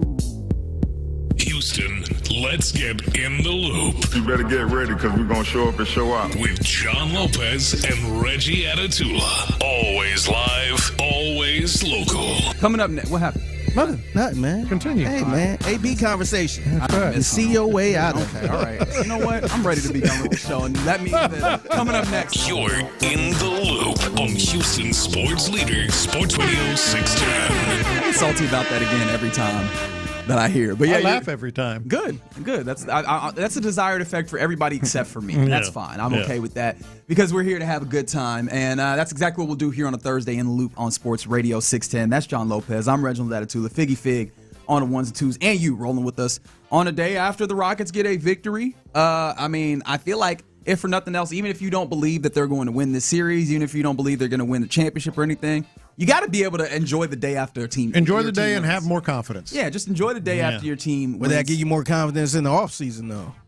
Ooh, we are getting to that. That is going to be a very fun conversation because it'll be a whole bunch of running backs. See, it did feel like you learned a little something about some of this team, but to what degree we'll have that conversation as we go. I will say, the confidence waned when I saw one thing in particular leading up to this game. You know how ESPN does like the little flash forward to people who are warming up at the next arena? You see Austin Reeves?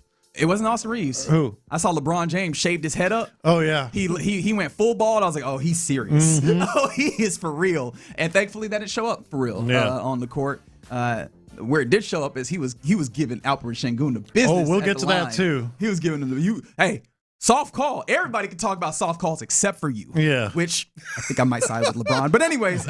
Soft ass tall guy. God, that's a good line. It really is.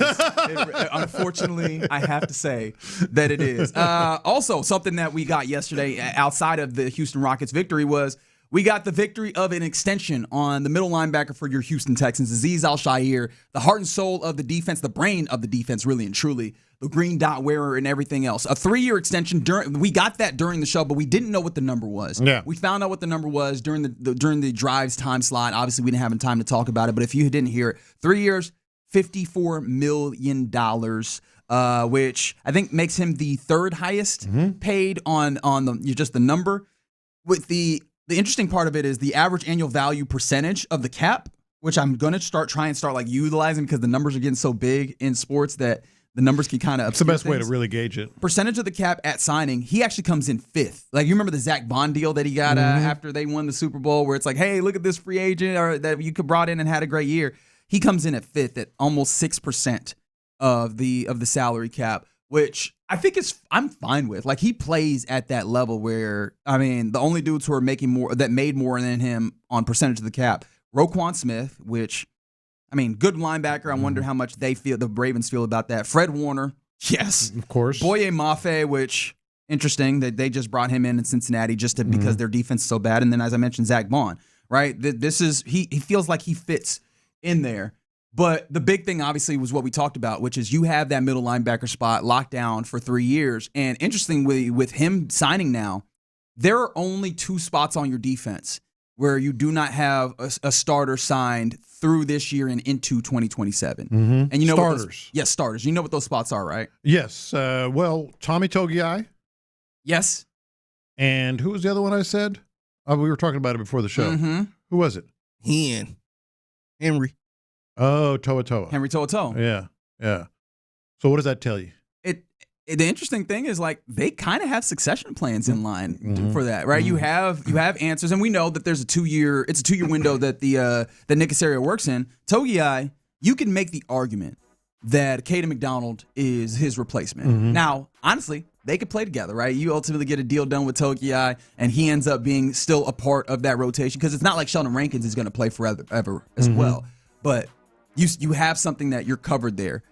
It's possible that Wade Woodaz is your Togiai replacement if he develops in the way that you want in this upcoming season, and then boom, he slides in alongside. Well, that's the plan, right? I mean, I think it's the upside of the plan. I don't feel like it is so much of a probability that I can guarantee it. But at least you have that as an attempt, and if he's good enough, cool. And if not, you can go back into the draft and get another linebacker to drop in there. Right, and you may well either way. That's the defensive side of the football. But we had been asking for with this team, with this draft, hey, probably just get succession plans so that because you had starters kind of going in where most of your spots you knew that who your starter was. Get some plans for the future. Have they kind of answered all the succession plans? Well, I don't know if they've answered it because you just said it. I mean, they still have to prove themselves. I think McDonald is a solid one for sure. I think we've kind of shortchanged Wade Woodaz? Because I have. I'll raise my hand. I think I have too. Because keep in mind, To'oTo'o is a 5th-round draft pick that they developed. Correct. They used in this exact same role, maybe a succession plan down the road. They drafted him in 2023, and lo and behold, he becomes exactly what they were hoping. Well, Woodaz is a 4th-round draft pick. Woodaz has been taken higher. You know what I mean? Yeah, maybe they got the same plan they had with I think that's Henry. where Reggie's going with this. Yeah. The only thing, though, that differentiates the Henry To'oTo'o and the Wade Woodaz is you had another option. Henry To'oTo'o is kind of your backup plan. Sure, but like again, Christian Harris was supposed to be that and guy. took over the role. He did. Yeah. You don't have like Woodaz right now would be plan A on the succession plan. Now and that's not to say that it can't land because obviously you saw Henry. It just feels like it's not as much of a given in the same way because Henry could have not succeeded in the way that he has, and you should have been fine on the plan. Of course, Christian Harris flames out unfortunately, and thankfully you had one of those work. Ultimately, the defensive side. It's really clear that they have dudes locked up for the next 2 seasons. Across the board in terms of starters. How do you feel like they did on offense when it comes to the succession plan conversation? Well, I think, you obviously have to start on the interior, with Keelan Rutledge. That's an obvious one. He's going to step right in. Yeah, it feels like they should have a succession plan at center. What it actually is, I don't know, but they should. Whether it's Keelan Rutledge at center, whether it's Evan Brown at center, whether it's Febechi Nwiwu. It should be like they have some level of succession plan at center. Weewu and Marlon Klein are kind of in that same boat, even though Marlon Klein's a 2nd-round pick, but they're kind of in that same boat. It's more perception than anything. Like if Woodaz was a 2nd-round draft pick, we'd be like, boom, there we go. There's your succession plan. But he's not. He's a 4th. Correct. Well, Marlon Klein's a 2nd-round draft pick, and we're kind of shortchanging him as a 2nd-round draft pick just because of the perception of where he should have been drafted, et cetera. Yeah. So do you feel good about hey, Marlon Klein is your success plan at 10? Okay. No, but my perception is skewed as well. Okay. Yeah. It's funny because interior offensive line, you probably talk about center. I think that one's solid, but because we've talked about Keelan Rutledge at center, it feels like you can't. If he does land there, then he isn't succession plan at guard.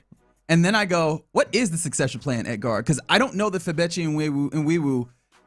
Do you feel comfortable going? He will definitely be he is likely to be a starting guard? No, not given how they grade offensive linemen, their track record, and the fact that he's a 4th-round pick.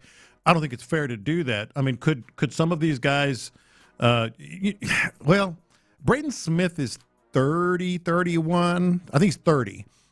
So maybe, they feel pretty good at tackle, at least for the next 2 or 3 years, because offensive linemen play longer, et cetera. Now, White Teller's older, so I don't know about that. And you're talking about guard. Yes. Yeah, so, there might be a hole there. That might be the one to watch, actually, because I think White Teller still could be good, but... He's like 35, though. He might be maybe not that old. But he might be a little younger, but there was some issues last season. I know it was for the Browns, but it was some issues where I think he actually got benched at one point. And don't nobody know if it was because of performance or what. Yeah. No, and that's something to keep an eye on. And I do wonder if that isn't a large part of the reason why you end up with 2 guards in this draft and no tackles. Right? We talked about obviously the quality of those prospects in this draft, but it might just be, hey, succession plans. We have a Braden Smith that's younger that, again, 2-year window, we feel comfortable if we have him starting at right tackle for 2 years.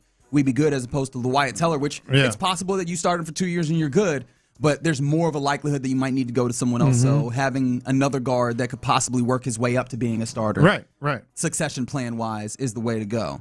I think I feel good. I feel okay is the way I should put Offensive?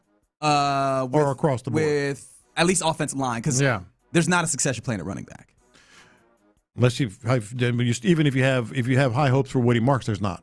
There's not a succession plan at running back. Yeah. Wide receiver is the guys are young enough that I don't even know that how you handle the conversation of succession plan. What about the succession plan at quarterback? No, I'm just kidding.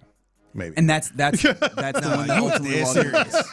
Maybe. And here's the thing. Don't disrespect Graham Mertz like that. There it is. There it is. It's the Graham Mertz of it. My bad. Yeah. Forgot the Wisconsin transfer, the Florida graduate.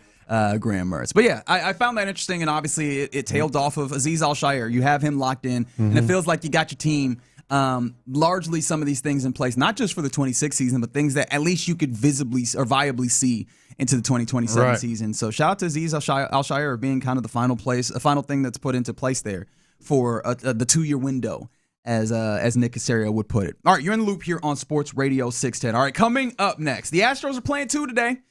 And that got us thinking. The doubleheader is one of those things that it feels like has been ruined by television. And so with that, question of the day, what has sports on television ruined? Whether it's for you personally or just in general. 713-572-4610 is the Base Power text line. Let us know, and we'll talk about that next. But I got to tell you about...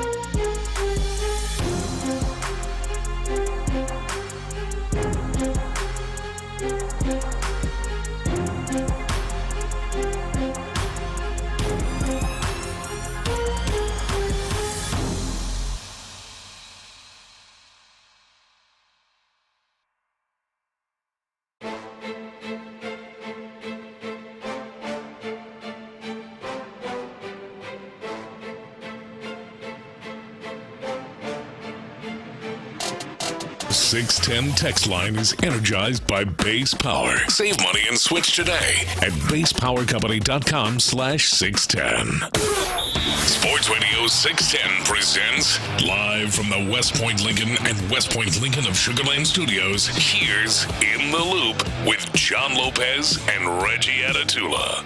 If you want to talk about Houston sports confidence, because that's what we were talking about a little bit earlier with the Rockets, seemingly clawing some back with a big-time victory, 99-93 versus the Lakers in a do-or-die Game 5. I take you to the Mo Cameron Jewelers live streams, this one on YouTube, where REY says, "Oh, Lord, the Astros can hardly handle playing one a day." They have two today, baby. They have two. I mean, if you're talking about the bullpen or pitching. Or defense. Which, unfortunately, when you're talking about baseball, you're talking about all of those things. Yeah, they got two games today. Peter Lambert. We're just talking about the doubleheader, not necessarily the Astros in a doubleheader. But that was the impetus for today's question of the day, as the Astros are playing two. Peter Lambert on the mound for the first, Lance McCullers Jr. on the mound for the second. Whoever else in the mound in between, we'll see. But it does feel like sports on television has ruined the doubleheader, the intended and scheduled doubleheader, hasn't it? It sure has. There were, I can't remember, year after year, every time the baseball schedules, came out, and I would usually look at the San Antonio minor league team as a kid, or the Astros. Were they the Missions at that point? They were the Brewers, and then they were the Dodgers, and then they became the Missions. Gotcha. I actually saw Fernando Valenzuela pitch as a San Antonio Dodger. You never told me that before. Yeah. Except you have about 5 And times. Steve Sachs. Okay, you haven't told me about Steve Sachs. And Steve Sachs. Steve Sachs had a twin brother. Did he? Yeah. Do you know that?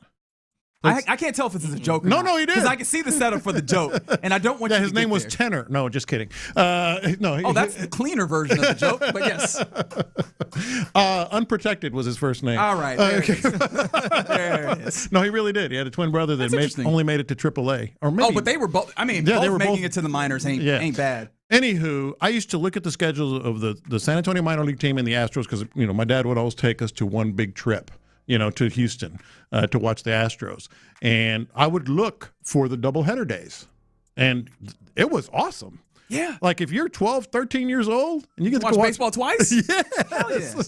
So television has ruined that because they want all the money. Yes. Yeah, but there are a lot of things that television has kind of ruined, and I was thinking about a couple of them. All right, so question of the day, what is sports on TV ruined for you or in general? 713-572-4610. The only time to watch your teams play was when they were on TV.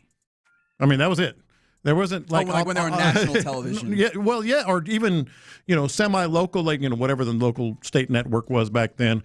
You couldn't press pause. You couldn't go back and watch it. You couldn't until VCRs came around.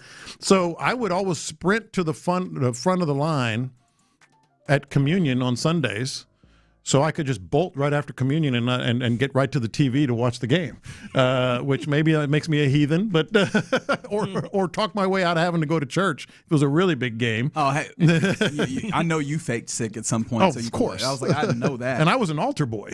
That's crazy talk. That's unbelievable. I remember going to church, and I remember the pastor was like, "Man, Browns ain't doing nothing anyway. I don't know why y'all trying to rush out of here." That's sorry selves. That's a really good line. You couldn't help but to laugh. We had a priest that used to, at the end of every service, would say, and God he was Irish, and God bless Notre Dame football. He would always say that at the end of church, and God bless Notre Dame football. Okay. I'm more of an Aggies fan, but all right, let's go. I guess they can get their blessings as well. The immediate thing that I thought of when it comes to like what sports on television has ruined is the prospect of all-star games. And how so? It's the continued proliferation of sports on television. The appeal of all-star games back in the First of all, you're throwing too many big words at me. Okay, now, because I don't understand them, I'm going to take them as disrespect. I thought that one was smooth. I be hesitating to play that drop a lot of times because I feel like both of y'all be using some big-ass words, and I don't want to be the one that's looking like a simp.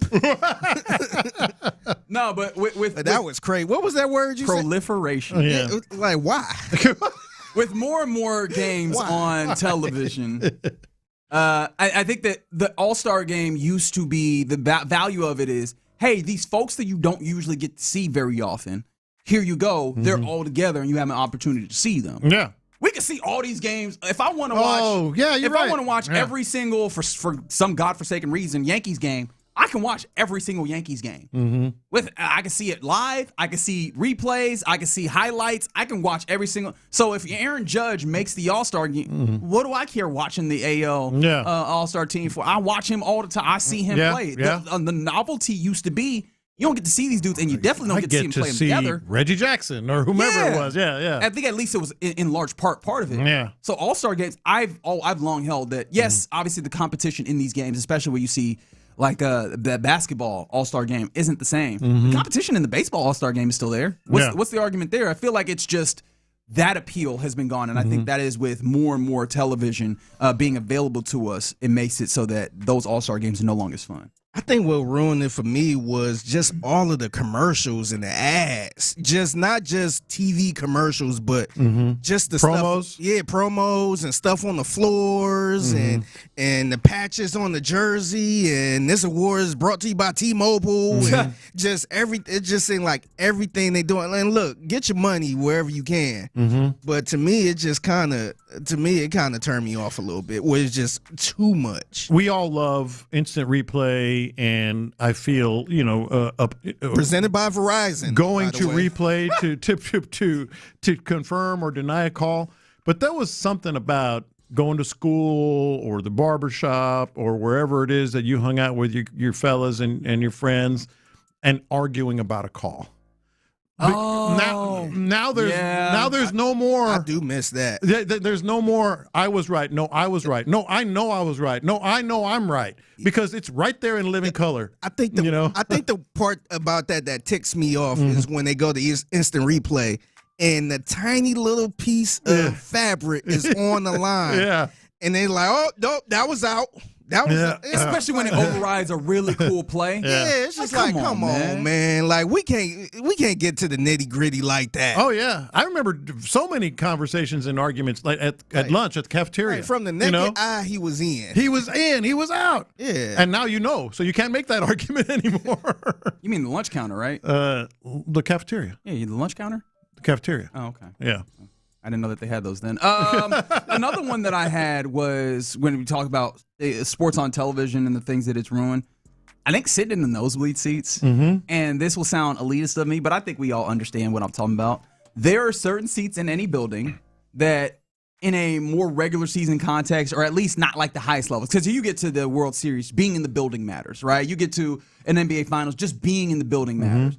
When you're in the highest seat, even if you're happy to be there, at some point in that game, you're like, damn, if I was just at home watching on TV, I'd have a better understanding of what's happening. Yes. Because the TV products of all these things have gotten so good, honestly, so clear, so evident for us that the experience of watching on your couch is better than some of the experiences of being in And they're that still arena. fighting that, in terms of getting people to the stadiums. That's a fight they're having here everywhere. Yeah, I think that kind of ruined it for me too, because even before you even step in the building, it's like boom, $50 a part. Like before you even step in the building, now you walking in and you want a beer, boom, $20. It's just like, man, this to me, I'd rather watch it at home and buy my own 12-pack of beer. You guys may be old enough to have experienced this, but I'm thinking not. The games that weren't on TV that you had to listen on the radio. It was cool. It was something really cool about listening to your guy, your hometown announcer calling the game on the radio and describing everything and explaining everything. Now you want to watch it, it's on your phone, you watch the whole damn game. I watch it while I'm on my boat. I still get a kick out of listening to games on radios, man. Like sometimes, like during the football season, I was listening to Ohio State games on the radio, like while driving. Yeah, I enjoy that a lot more than because I guess because we see TV all the time. But it's a different energy listening on the radio, absolutely, and them letting them paint the picture of what's going on. Oh, sorry, I'll be here soaring with youthful ignorance. There's only one sport in which I will go, all right, listening on the radio, I can appreciate in some ways more than the actual TV product, and that's baseball. Baseball is the Basketball ultimate radio was sport. awesome. If you say so, big Basketball was awesome on the radio. I could do football on the radio, basketball. I loved basketball on the radio. I used to go to bed with the transistor radio, listening to the basketball game. You know, I would do that as a last resort. Yeah. But, Yeah, basketball I'd rather watch. Football I'd rather watch. Baseball you can get me on. Mm-hmm. You can get me on the radio call because I think the pace allows you to kind of paint the picture. I think it's a little bit easier for you to get a feel for everything that's happening over the radio. And I think this is where I will say the complaints about the pitch clock land with me is the length of a baseball game being more leisurely leads to more fun radio calls, assuming that it's not just an absolute dog of a baseball game. You know what I mean? If you give your broadcasters or instances like Vince Scully or whatever, singular broadcaster, a room to lay out and really paint pictures and tell stories. And I think that the theater of the mind ends up being really fun. And TV has taken some of that away. I mean, we're seeing fewer and fewer of we're seeing some teams that do like simulcasts with their TV and radio, and I think that some of that goes as well. All right. Somebody said, is Lopez really saying people won't argue when shown clear evidence? That's a fair point. No, but I'm talking about like the in versus out, or it was, whatever. I think the plane, that was a catch. That wasn't a catch. Well, it's you know it now. One of you is wrong. You can still argue, but you're wrong. I think the one thing people still argue about is pass interference. Like, that was that's different. Yeah. But All right. That's the question of the day here in the Loop on Sports Radio 610. Coming up next, let's go around the NFL, where it seems like there could possibly be a couple of moves or a couple of losses for your Texans this offseason. I'll tell you what I mean next. Coach D'Amico seems pretty.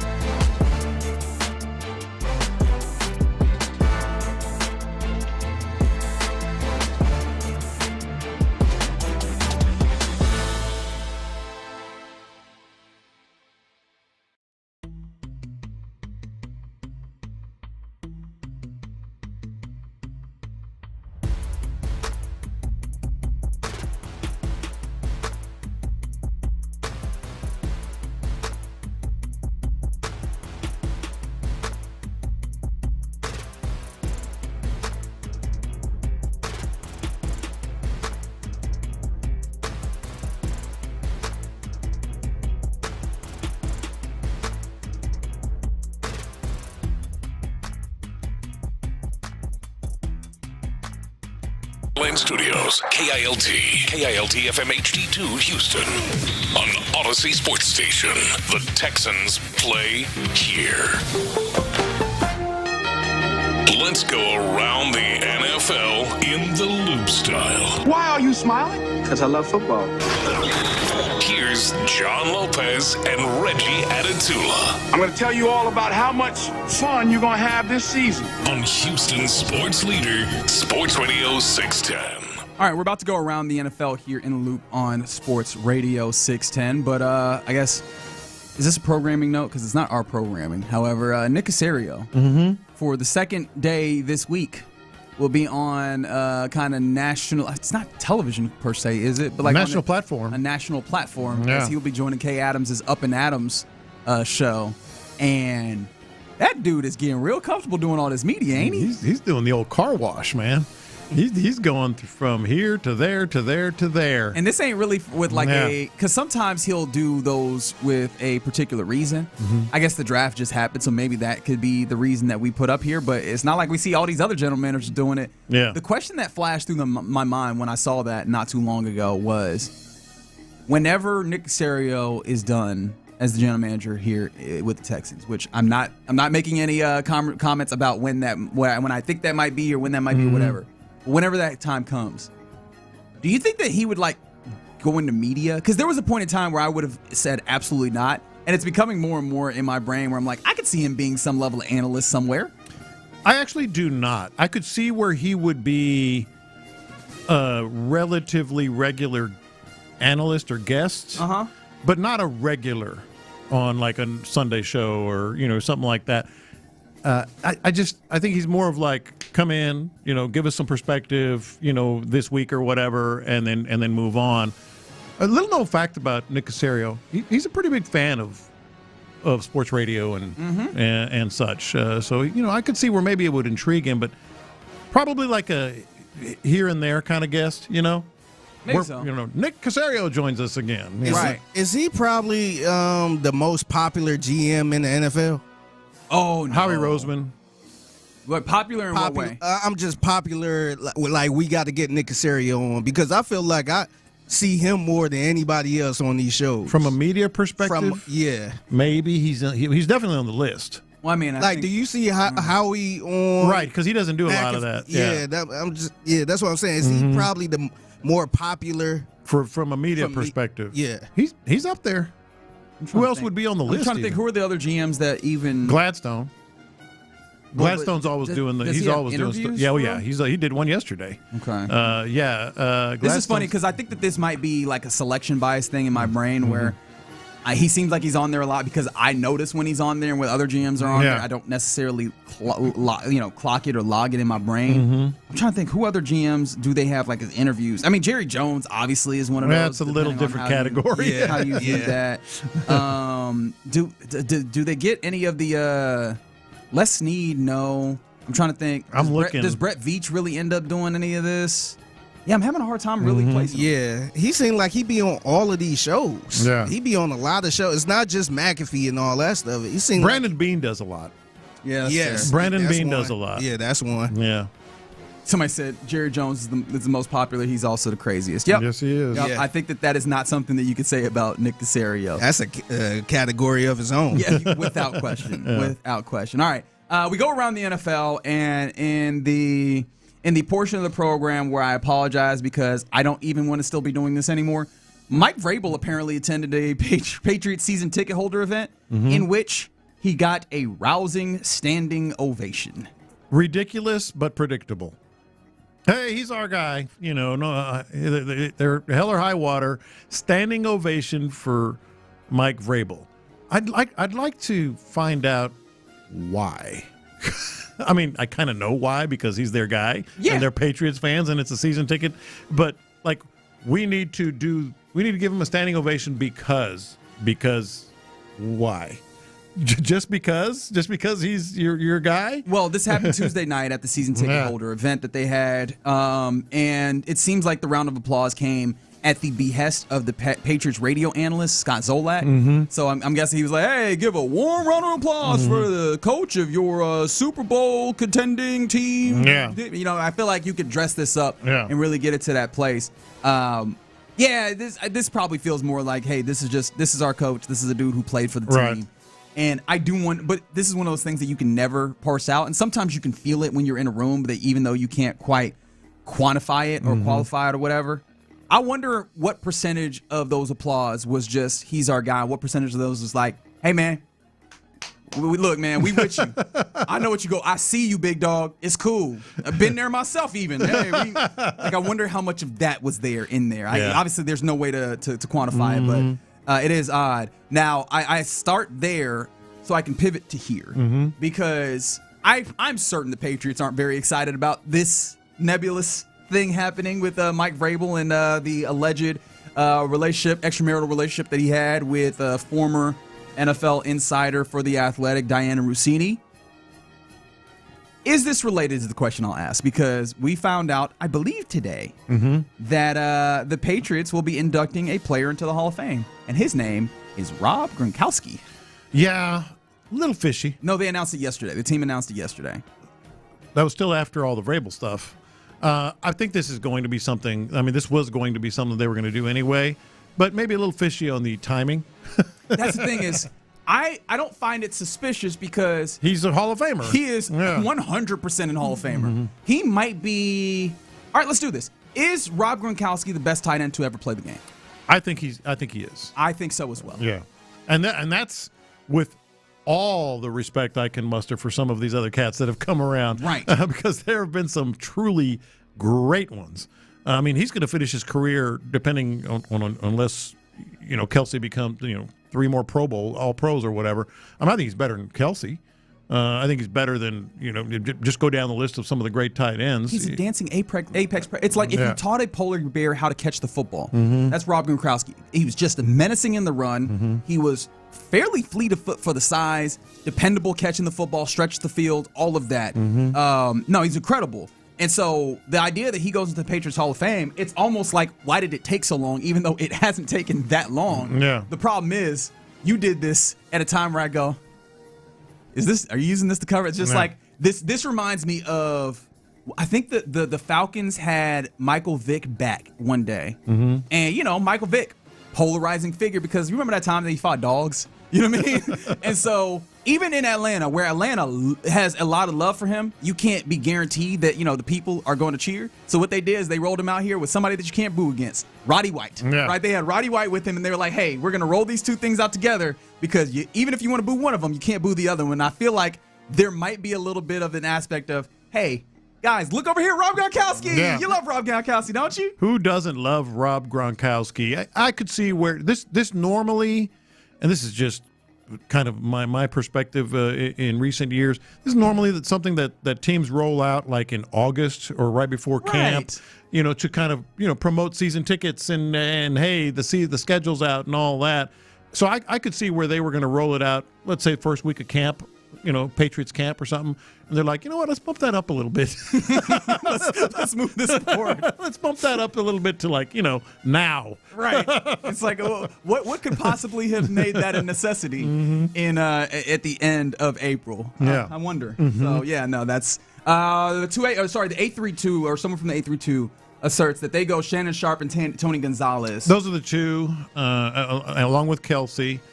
Along with a handful of others, but I still think Gronk might be the best ever. Yeah, I with a lot of respect for both of those guys. You could also, depending on how you feel about the pass catcher that is Jimmy Graham, I'm going to shoehorn Antonio Gates in there because I like him so much. It might be a little bit of a reach there, and then obviously you can go deeper into the history for some tight ends that you could maybe throw up there. But I'm Kellen Winslow. What? Yeah. Yes. Yeah. Ozzie Newsome. Don't say that in a mocking way. I'm just saying.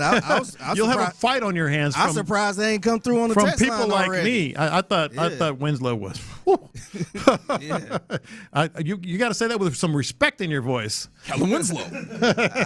Y'all sitting there naming Jimmy Graham already. Winslow was better than Graham. I was just throwing out more modern era before I went back. All right, now I feel like I'm being attacked, so I'm just going to move along. Mike Ditka. I was about to bring up Mike Ditka, right? But yes, we continue around the NFL, and buddy, is Monty Ossenfort in the right place here? Because the Arizona Cardinals, they selected Carson Beck, I believe, in the third round, if memory serves, and it seems like they aren't doing that for development here. The conversation, obviously, that you have, and it was during an interview with our friend of the show, Adam Shine of Mad Dog Sports Radio, in which Ossenfort left the door open for maybe Carson Beck to leapfrog the two veterans that they have on the roster, Jacoby Brissett and Gardner Minshew. Now, of course, Jacoby Brissett is in a place where he might not be in the best relationship with the team, as he feels like he deserves more money and probably should have just that consistent, hey, you are the starter right now. Yeah. I don't know if I blame him. They haven't necessarily come to terms there. But, quote, just really excited to add him to the group, him being Carson Beck here. We've got two guys that have played and started a lot of games in the NFL, and Jacoby Gardner. I think that's going to be a great competition. We'll add him in there, and we'll bring him in and see how much he can handle. Look, I'm a bigger fan of Carson Beck than you are, and maybe a lot of people. I think he's good. But I'm not going to sit here and say he's going to be competing for the starting job. And that is with the acknowledgement of what that room is. And that's me. Yeah. You can look at that room and see it is not by any means the best room in the world, and I'm still like, word. There are proven starters there. And guys that I don't think are going to give it up with that know more than him, that have fought through it a little more than him, know how to handle the league a little better than him. Now, hey, I think that was a lot of lip service there. Yeah. I don't see it being a 3-man competition in camp. Now I can see him playing later on in the year when they ain't got nothing to play for. Maybe he don't have nothing to play for at the start of the season. I'm sorry. If we're in here talking about, hey, Carson Beck in the rotation here, maybe he gets. I honestly. I kind of feel bad for Mike LaFleur. With him then. I kind of feel bad for Mike LaFleur. Yeah. Because this is the conversation we're having in April. Oh, yeah. In April. The unknown, of what he is going to create a lot of buzz, specifically in Arizona, but I think around the league. Hey, Jeremiah Love, run that football, big dog. Yeah. You're going to get a lot of touches, man. That's the way that I view it. The Vikings, remember, the Vikings fired their previous GM, Kwesi Adolfo-Menso, in the lead up to the NFL draft, or pretty soon, not relatively soon after, in the weird middle of between the end of the season and as they were getting to the draft, in a way that perplexed me personally. Yeah. And I was like, what are you going to do? And they're like, we're just going to go through the draft with the people that we have, and then we'll hire somebody after. Now we have reached the after, and so they've launched their search for general manager. Interestingly enough, I didn't see this as official candidates, but obviously people have hypothesized in the Viking sphere of things.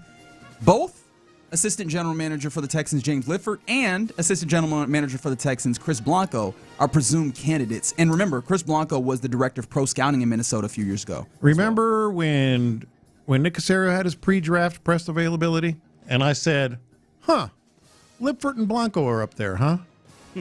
And I postulated that. Sorry, Figgy. That maybe. Oh, so he don't get with the drop. First of all, you're throwing too many big words.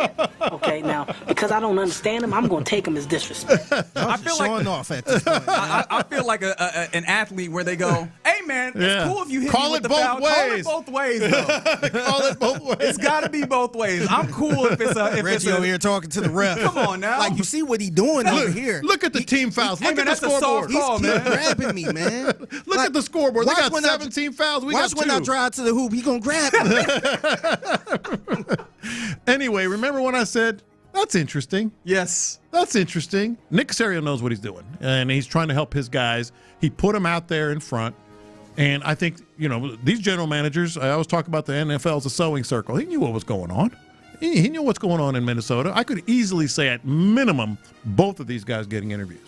Yeah, no, I think if they don't get interviews, I'd be surprised. Look,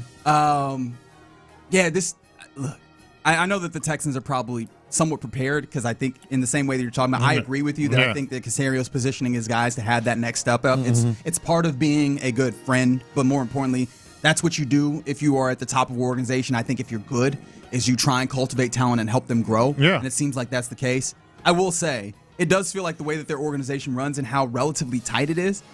Selfishly, I'm like, hey, I don't want to lose guys for fear of course. What does it look like when they're gone? And even though I believe that they probably have some level of succession plans or whatever, I just don't want to live in the unknown rather than the known that you already have. Well, the Texans are all about character and buying in and being supporting each other. And Nick Caserio, as much as anyone, he knows, of course, him too. Selfishly, I'm sure he'd like to keep them both, but he can't. And he knows what's best and they're friends. I think it make him look better too. Yeah, just the organization look better that their employees getting hired all over the place. No, for sure. And I think if you were rooting, which would be a really weird thing to do in this circumstance, but if you are rooting for one or the other, you root for Chris Blanco, don't you, to get the job? I think so. Lipford is and maybe it's just because of the press that we get and the rumors and reports that we get.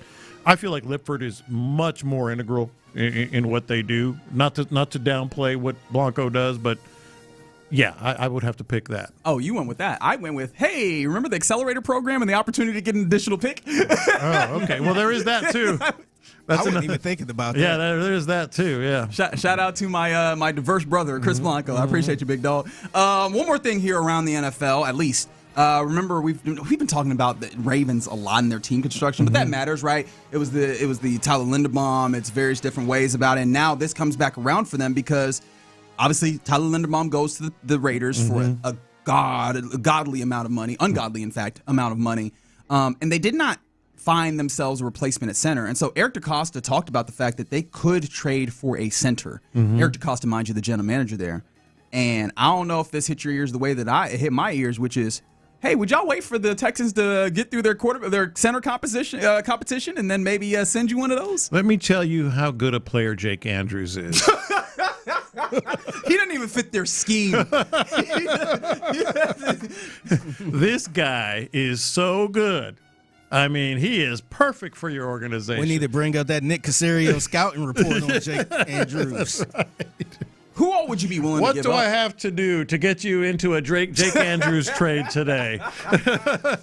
We'll give you a 7th-round pick. That's right. We'll take a 7th-round pick for him. But it does feel like if they're talking about trading for a center, there's so few teams in the league that will usually have a number of center options in the way that it feels like the Texans might. Now, here's the thing. So many of these are possibles. These aren't guaranteed books. If we're going back to the Spades analogy, I don't even think you can say Keelan Rutledge is a guaranteed book. I don't think you say Fabechi and Weewu is a guaranteed book. I think the only guaranteed centers that you have on the roster right now are Jake Andrews and Evan Brown because we've seen them do it in the NFL. And so with that, who would you be willing to give up right now? I know Jake Andrews is answer number one. I just told you. Yeah. Beyond that, is there anyone else or is it just Jake in your mind? Evan Brown?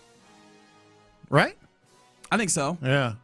But I would need to have some assurances that that one of these dudes could. But don't go over there looking at that Evan Brown. Look right here. Here's a Jake Andrews here. It will have to be right now. Now, will it have to be right now? Well, that's the thing. Not necessarily. I wonder how long they would be willing to wait on the possibility of making a trade. Because I was thinking Jared Patterson plays some center. Oh yeah, that's a good one. And he's versatile. Okay. I don't know you could get them off the lot in a Jared Patterson. I don't know if you can make that. I don't think you're that good of a salesman, John Lopez. He probably ain't going to be on the team. You mean you don't want a center that started all those games last year? He's versatile, man. For a playoff team? What's the matter with you? Yeah, he's versatile. You know what? We'll take a 7th round. That's it. All right, that's better than he might get cut. I mean, I will take the 7th round pick. Don't get me wrong. I'm just saying it's. I feel like if you was trying to upsell, like if you try look really, if you get your mind in the mindset of a salesman, a car salesman, you trying to sell the the biggest baddest commission on there, ain't you? He is sleek. He is fast.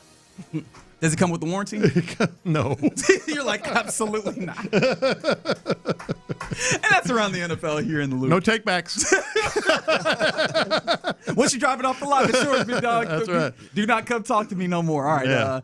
That is in the loop here. That's rather around the NFL here. He's going to punch me square in the nose. Oh, yeah. Him alone? Yeah. Honestly, I wouldn't be surprised if the whole offensive line hates you because you done gone after Blake Fisher, Jake Andrews, those two alone. Yeah. I feel like and then now we add Jared Patterson. Got to be light on my feet at training camp. Yeah. Stick and move. I'm gonna make sure that I sit at least 3 feet away from you. Well, the first interview, hey, you got Jake Andrews. I would be awesome in that interview. Make sure to tap in. I bet you will. And you know, I'm gonna pour kerosene on it. I'm gonna pour gasoline on the fire. If we get a chance to sit You're across, such a good teammate. 100%. Got Blake Fisher joining the show. Absolutely. Somebody said 5th round overachiever with a Notre Dame degree. You definitely want to get in on this. All right. Coming up next, there are key numbers for the Astros season thus far. I would like to see if John Lopez can guess what these numbers are ahead of a doubleheader for the Astros. We do that next. All right, let's talk.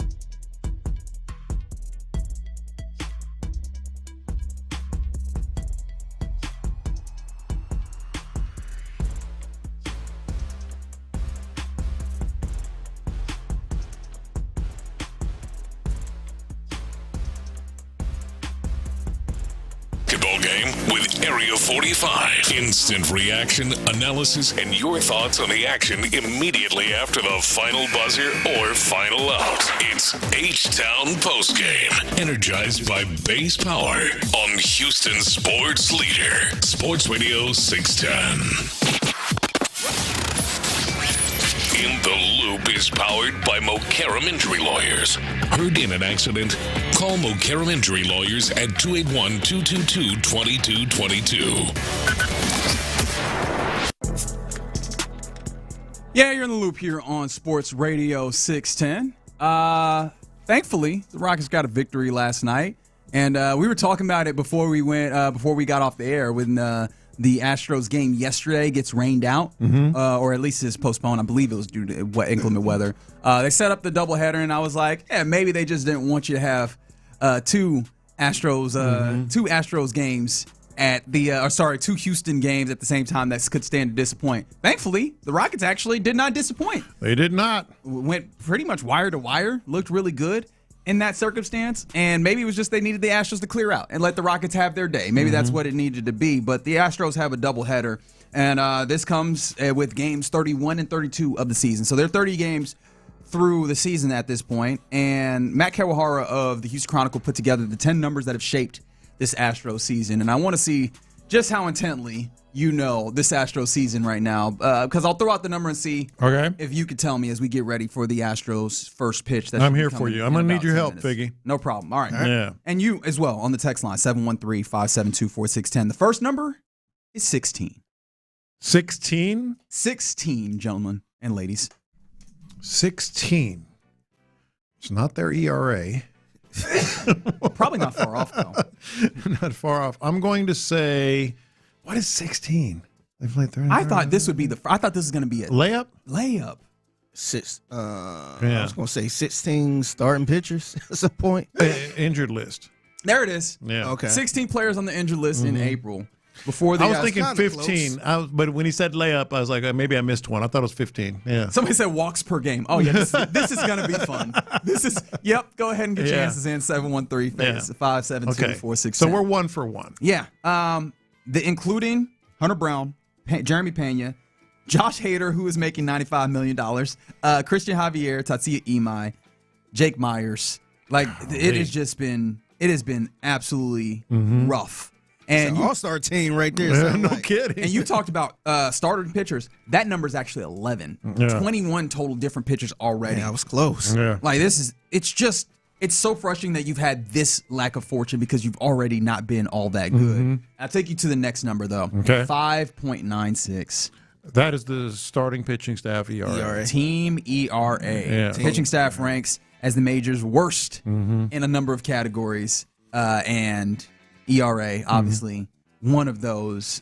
This has been the one that's been really frustrating. 5.9. And tomorrow is May. That's right. Gracious. Actually, this one isn't the most frustrating. The most frustrating one is the one that's coming up here. This one for me, and I'm interested, maybe you have one that's a different one that's more frustrating for you, but this one for me is one of the most frustrating, if not the most frustrating. 13.4. 13.4%? 13.4%.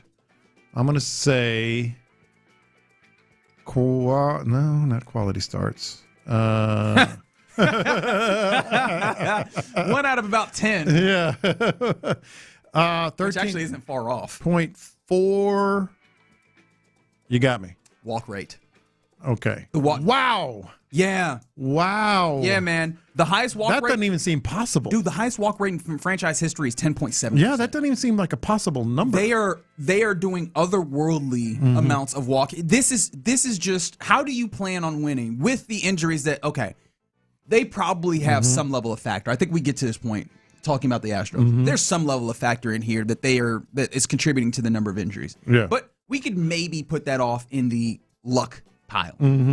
This is not a luck stat. No. And with the poor fortune that you've had in those ways, you have to be better along the margins. And this is so far away from being good in the margins when it comes down to it. And I understand ABS has made this more difficult, right? You have to be a lot more conceivably more difficult, conceivably better, Well, no, because I think that you've seen umps be a little bit better about calling around the edges, maybe a little bit tightened up their zones, and even then now catchers have an opportunity when you get that call to, or rather batters, there we go, have an opportunity to, when you happen to get that call, to be like, nope, that's not in the zone. But I'm saying on the other end, if you hit corners and if you hit edges, it could conceivably help you. It could be, but that's not what they're doing. That's not what they're doing. They are walking dudes at an alarming rate, and this is giving them like no shot. Yeah. Because if your offense can help you, that's cool, but you're then putting your offense at a disadvantage because you're giving them free bases. 5 is the next number here. And I will let you know it's pitching related because the 5 could be a lot of different things, but it is pitching related. In fact, you had already guessed this one earlier. I did? Yeah. What is 5? Quality starts. Okay. And that is not very high. Here's the question that I will throw to you. Do you get a quality start in your doubleheaders today? No. Between Peter Lambert and Lance McCullers? I would bet if there was such a thing that I would bet no on today, simply because they're going to have to save pitchers' arms. They want the starter to go long, but they also, they're going to need to go short innings in bursts. Basically, I think is what they're going to end up doing with their bullpen. Interesting. Yeah. I think that especially we've seen Joe Espada stretch at times to try and get over a little bit further. Maybe he is reeling that back in after that has worked so poorly early on in the season. I would actually take the gamble that they do try and stretch him. They're going to try to stretch Lambert. Peter Lambert is the one that I would take the gamble on. Now McCullers has a chance, but I think it's a big ask. Our first positive stat, because there are some positive stats when it comes to this Astros season. It's not just been all terrible, and that number is 117 here, as we give you various different numbers that have mattered when it comes to this Astros season in the first month. As in .117? Nope, 117. 117. Yes. What is it? The OPS plus of the Astros offense and as a whole. Okay. And remember that this 100. This is normalized to 100. Yeah. They're, in a way, you could say 17% above average when it comes to offense. And it's looked like that a lot of the time. And that is why it's so crazy that they are 11-19 in this moment. Yeah. Their offense has not been the issue. There's a lot more positive numbers with that. Fourth in the majors in OPS plus, entering Wednesday, entering today now. This is just average of 5.13 runs per game. And you can't argue with that. They've done it over the entirety of the month. How far? Because I know that you are of the opinion that that's not something that's sustainable. Well, it never has been. How far off the pace do you think this gets? I don't know how. Well, they'll slump. The offense will slump. It'll have 4 out of 5 games, 4 out of 6 games. I'm still knocking on wood. If I can do some level of superstition to avoid that slump, every team goes through a slump. My thing with them is, as short as possible and as few as possible is the only chance you have to win games. But I think it'll. I can't tell you when. It could be August, or whatever. But it will slump. It is inevitable. Just keep it short and as few. Couple more good ones that, again, make you so frustrated that this is not gone the way that you want. A 1.199, which I'm sure you could guess. That would be your slugger, Yordan Alvarez. That's his OPS. Yeah. Just an absolute tear. He is on the short list for MVP, and we're a month in the season. I think he's at the top of the list.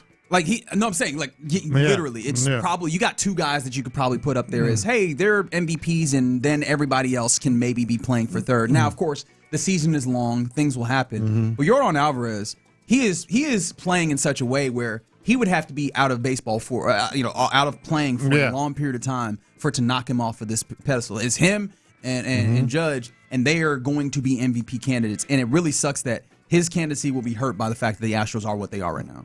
Yeah. 561, 0.561. 0.561 slugging percent. Not slugging percentage. It is a slugging percentage. Whose slugging percentage do you think that is? That would have to be Yordan as well, wouldn't it? No, his is bigger than that, isn't it? This is a Christian Walker slugging percentage. Christian Walker, okay. On fastballs in particular. Okay. This is, we talked about this yesterday. This is the saving grace for Dana Walker Brown. has been, a revelation. He has been so good at. Do you feel like Christian Walker needs to move up in the lineup because he's been batting kind of 5th, 6th, 6th? Yeah, we talked about Yordan Alvarez and protection. I wouldn't mess with it. You wouldn't, because the bottom of the lineup. you need to make sure you bolster that. Like, look at today. Bryce Matthews, Dustin Harris, and Christian Vasquez. Although Walker is batting fourth today. Yeah. Yeah. Isaac Paredes is still in that place where he's supposed to be protecting Yordan Alvarez. I don't know how much protection he actually serves, but yeah, I feel like those two, I'm right in line with it's what. A rough bottom of the lineup today. No, for sure. But these are the days, oddly enough, with the Astros of late, where those guys will actually have a few hits and get on base and not be able to be brought in by the top of the lineup, unfortunately. Yeah. But it does feel like they need to be closer together because Christian Walker has been so good, especially in crushing fastballs, which you're supposed to be able to do if you're that type of slugger. And then this one is probably my second most frustrating stat of the stats that are defining this season. A 57.1%, which I'll just give you here, is the first pitch strike rate. Really? Yeah. That ain't great. No. That ain't great. Yeah, man. They need to work ahead in counts, man. Golly. Where does that rank in the MLB, do you know? Only the Reds and Angels have pitching staffs that have thrown a lower first pitch strike rate. Okay. Yeah, that's a big part of the issue right there. Yeah. And then the final one that I'll throw in here at the very least is a -5, which is runs saved by the defense. This is the surprise. The pitching staff, we had questions. We knew that you were asking a lot, and ultimately you lost on that one. The idea that the defense has been this bad, I didn't anticipate it. Did you? I did not, but we've seen it all season long. Even some of the simple plays not happening, and so yeah, that is a surprise, but clearly one of the more frustrating things. You put all those numbers in a pot, stir them together, and you get the 2026 Houston Astros to this point. 11-19. Yep. And hopefully they can find a way to change some of that as they've started against Baltimore. They're in the top of the first. And Yordan Alvarez is on the plate, and he is already getting some rough pitches. So he might be on base here soon. We'll keep you abreast of what's happening in the first doubleheader of the Astros season this year. All right, you're in the loop here on Sports Radio 610. Coming up next, let's get into what's popping, where the live golfers, man, they've got to be absolute sick because they are in a really bad way. Let's talk about that more next. Ready? Azeez Al-Shire isn't going.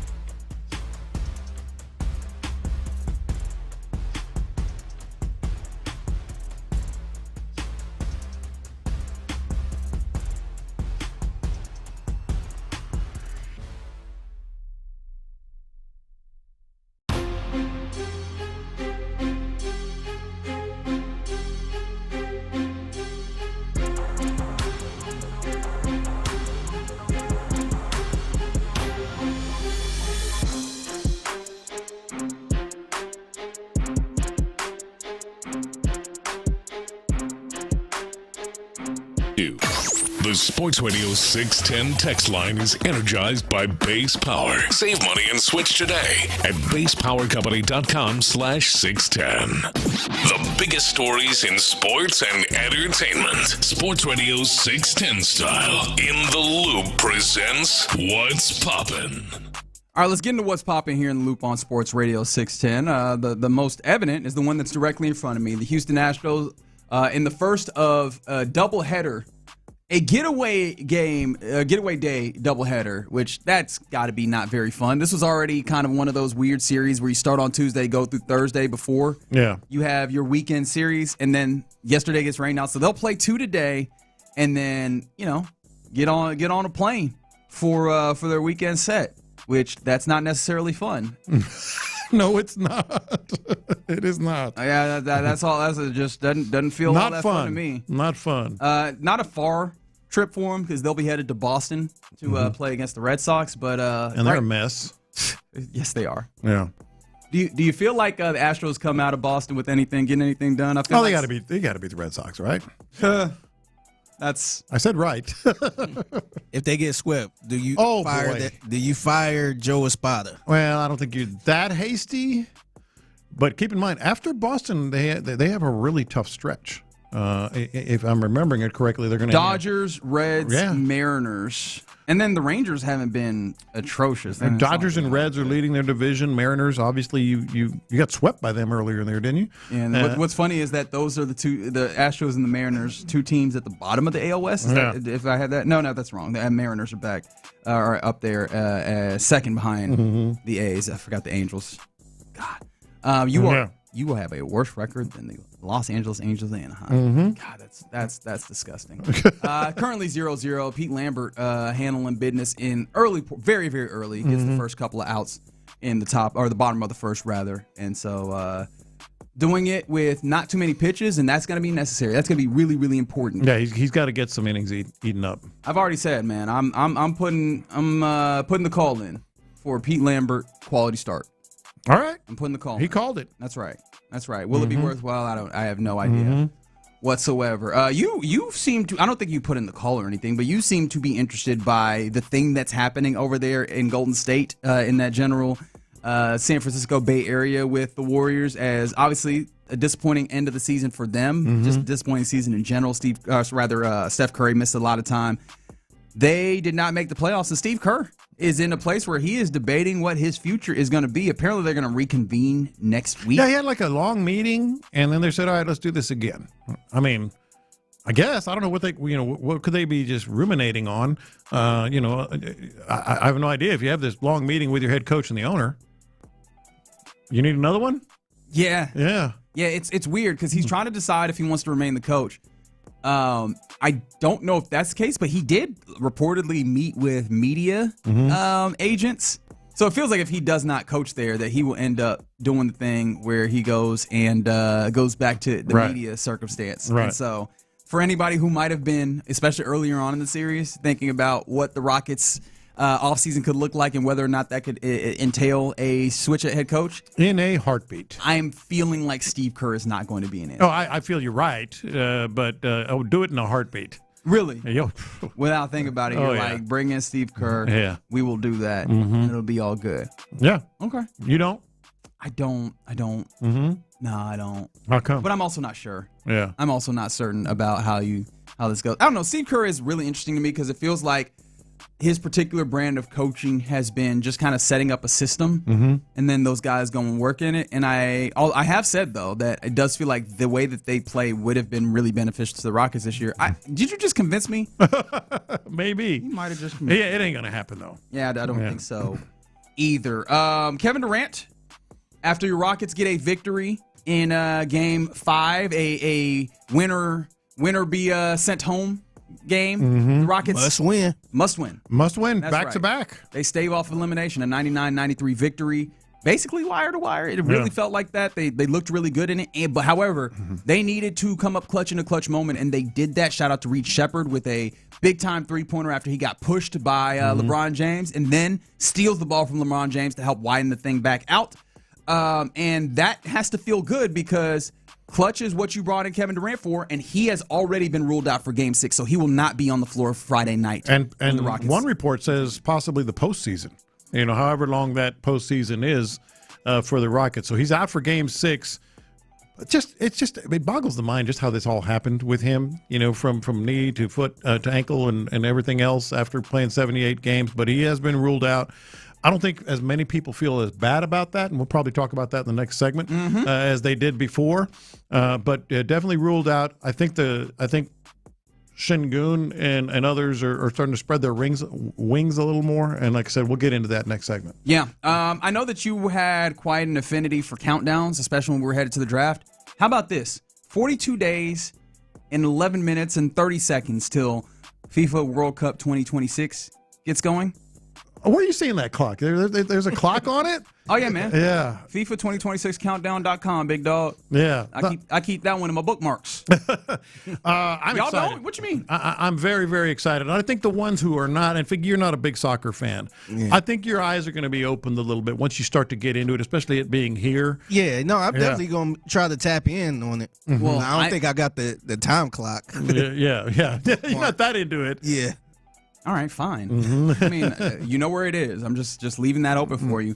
No, but on top of that, one, we've seen so much with the cost of getting into these buildings where I do wonder how people are going to show up. One, because of that, and two, the home nation of the United States, the men's national team, has not been looking all that good. No. And I do wonder how you feel when you hear that the manager of the United States men's national team, Mauricio Pochettino, has talked about like their kind of lackluster run of friendlies or non-official games, as Pochettino likes to call them, headed into this. They didn't look all that great against Belgium or Portugal, and I don't remember if Belgium was running out their A squad either. Belgium ran them out, right? Well, didn't they score 5 goals? Yeah, it was nasty looking. Yeah. This was Pochettino, again, the head coach of the U.S. men's national team. He said, quote, we knew it would be a problem how to approach the games because we have already qualified. Friendly games is what you play with your friends.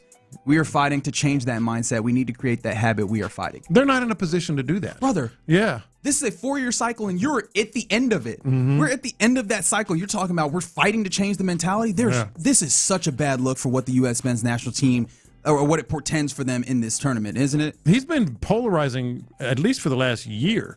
Remember we had Brian Ching on? Yeah. And he was talking about, like, they just need to start to play together and get, behind Pochettino or start to play as a unit and all that, basically indicating like what other reports were, that he's very polarizing in the locker room as well. And a lot of people aren't buying into his style, his approach.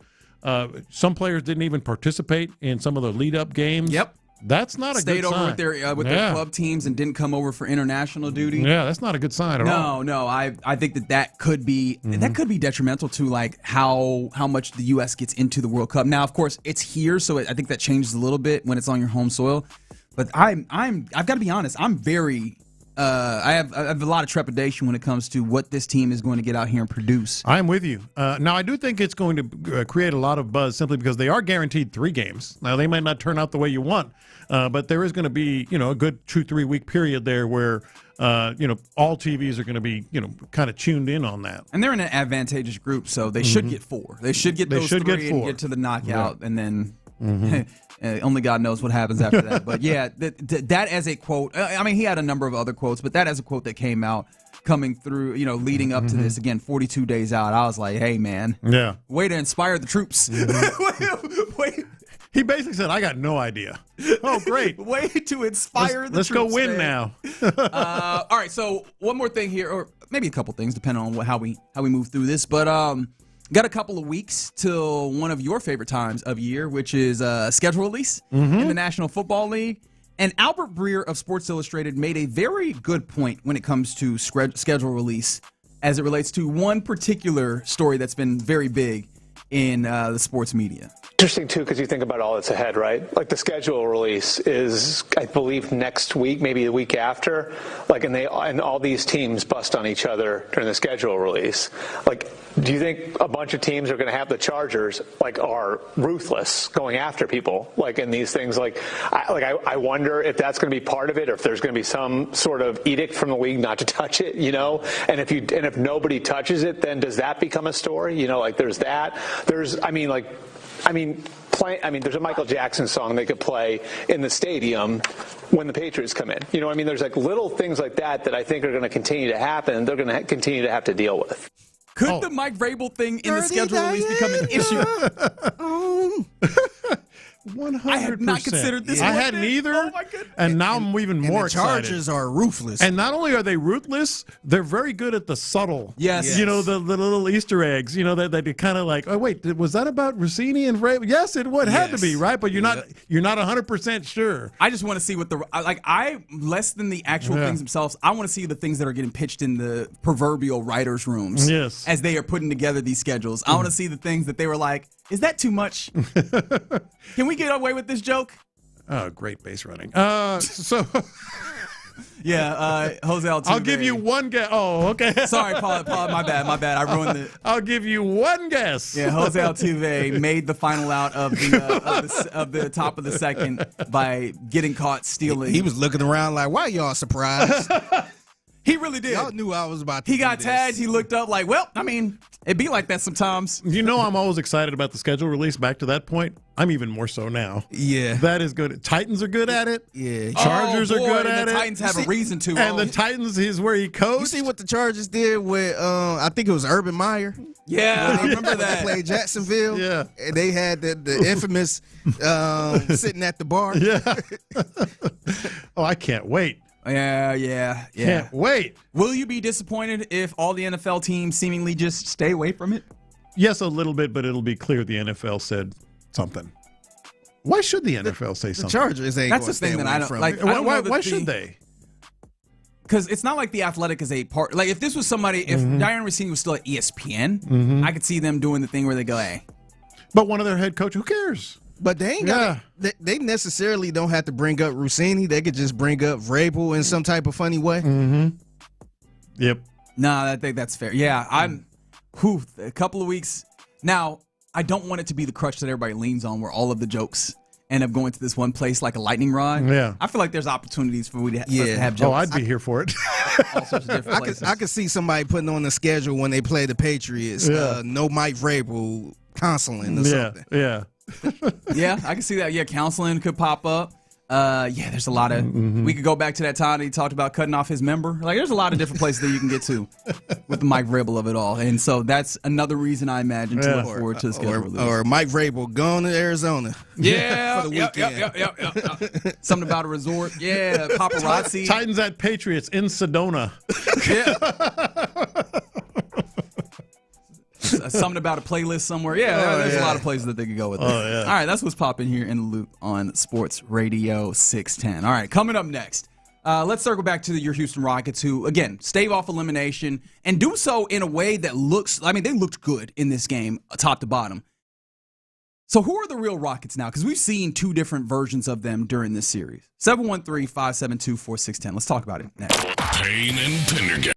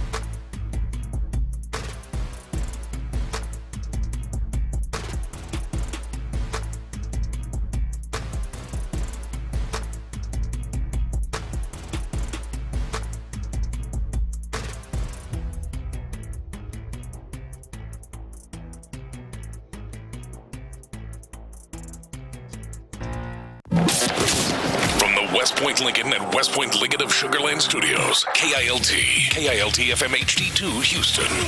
On Odyssey Sports Station. The Texans play here. Sports Radio 610 presents In the Loop with John Lopez and Reggie Atatula. All right, we're through two in Baltimore and the Astros. Still tied. Nothing. Lambert, I think just about 30 pitches. Right around. Yeah. So I think I'm looking okay to try and get a quality start out of this. That's all I'm rooting for at this point. Just can I get a quality start in the first half of I'm rooting the for me. Yeah, well, always. Buddy, here's the thing. Yeah. If I was rooting for the Astros, I would not be a very happy person right now. So I have to find ways to get W's. Yeah. But I was a happy person last night because you could root for Houston in that instance, and the Rockets came through for you. 99-93 victory over the Los Angeles Lakers. The first time in 18 years that LeBron James has had a closeout game on his home floor where they weren't able to get it done, and your Rockets were the team opposite him, and they looked like they were ready for the job. Like, this didn't feel it didn't reek of the desperation that some teams have, where that last game is just okay. Right. This is just the dying motions of a team that is about to go out. That felt like a team that was up to the challenge In fact, I think Alperen, did you end up getting this Alperen Şengün audio, Fig? Alperen Şengün was, after the game talking about, the idea of coming back home now to play Game 6. Mm-hmm. And now you head back to Houston with some momentum. How much confidence do you have heading into this Game 6? Everybody feeling amazing. Nobody's tired.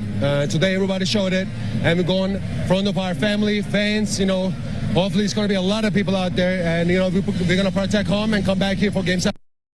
Yeah, and then they said, of course, we're going to come back. We're going to come back for Game 7. Of course. Momentum. Yeah. They're operating. I was just going to skip right past that part. They're operating with a level of confidence, and it shows out on the floor. Mm-hmm. This isn't the confident basketball team that we saw in Games 1 and 2, though. No, not even close. I mean, they looked the part. We talked earlier, everything they did seemed coherent. It seemed as if this was a team that was the better team, had a plan, executed the plan, fluid. All those good things that you want to talk about, especially offensively, were there. So we got to not dilly-dally around, right? I mean, we got to talk about this. Yeah, because I could make the argument that you've seen good Rockets in this series for more quarters than you've seen bad Rockets. But the question then comes up, is what you saw first most important? And ultimately, who are the real Rockets right now of those two iterations? And I think there's a secondary part that I know you want to get to. Yeah, the real Rockets are this team that have run the ball through Şengün. He had eight assists. I mean, everybody was in double figures that started the game. Nobody more than 22 points, nobody less than 12 points.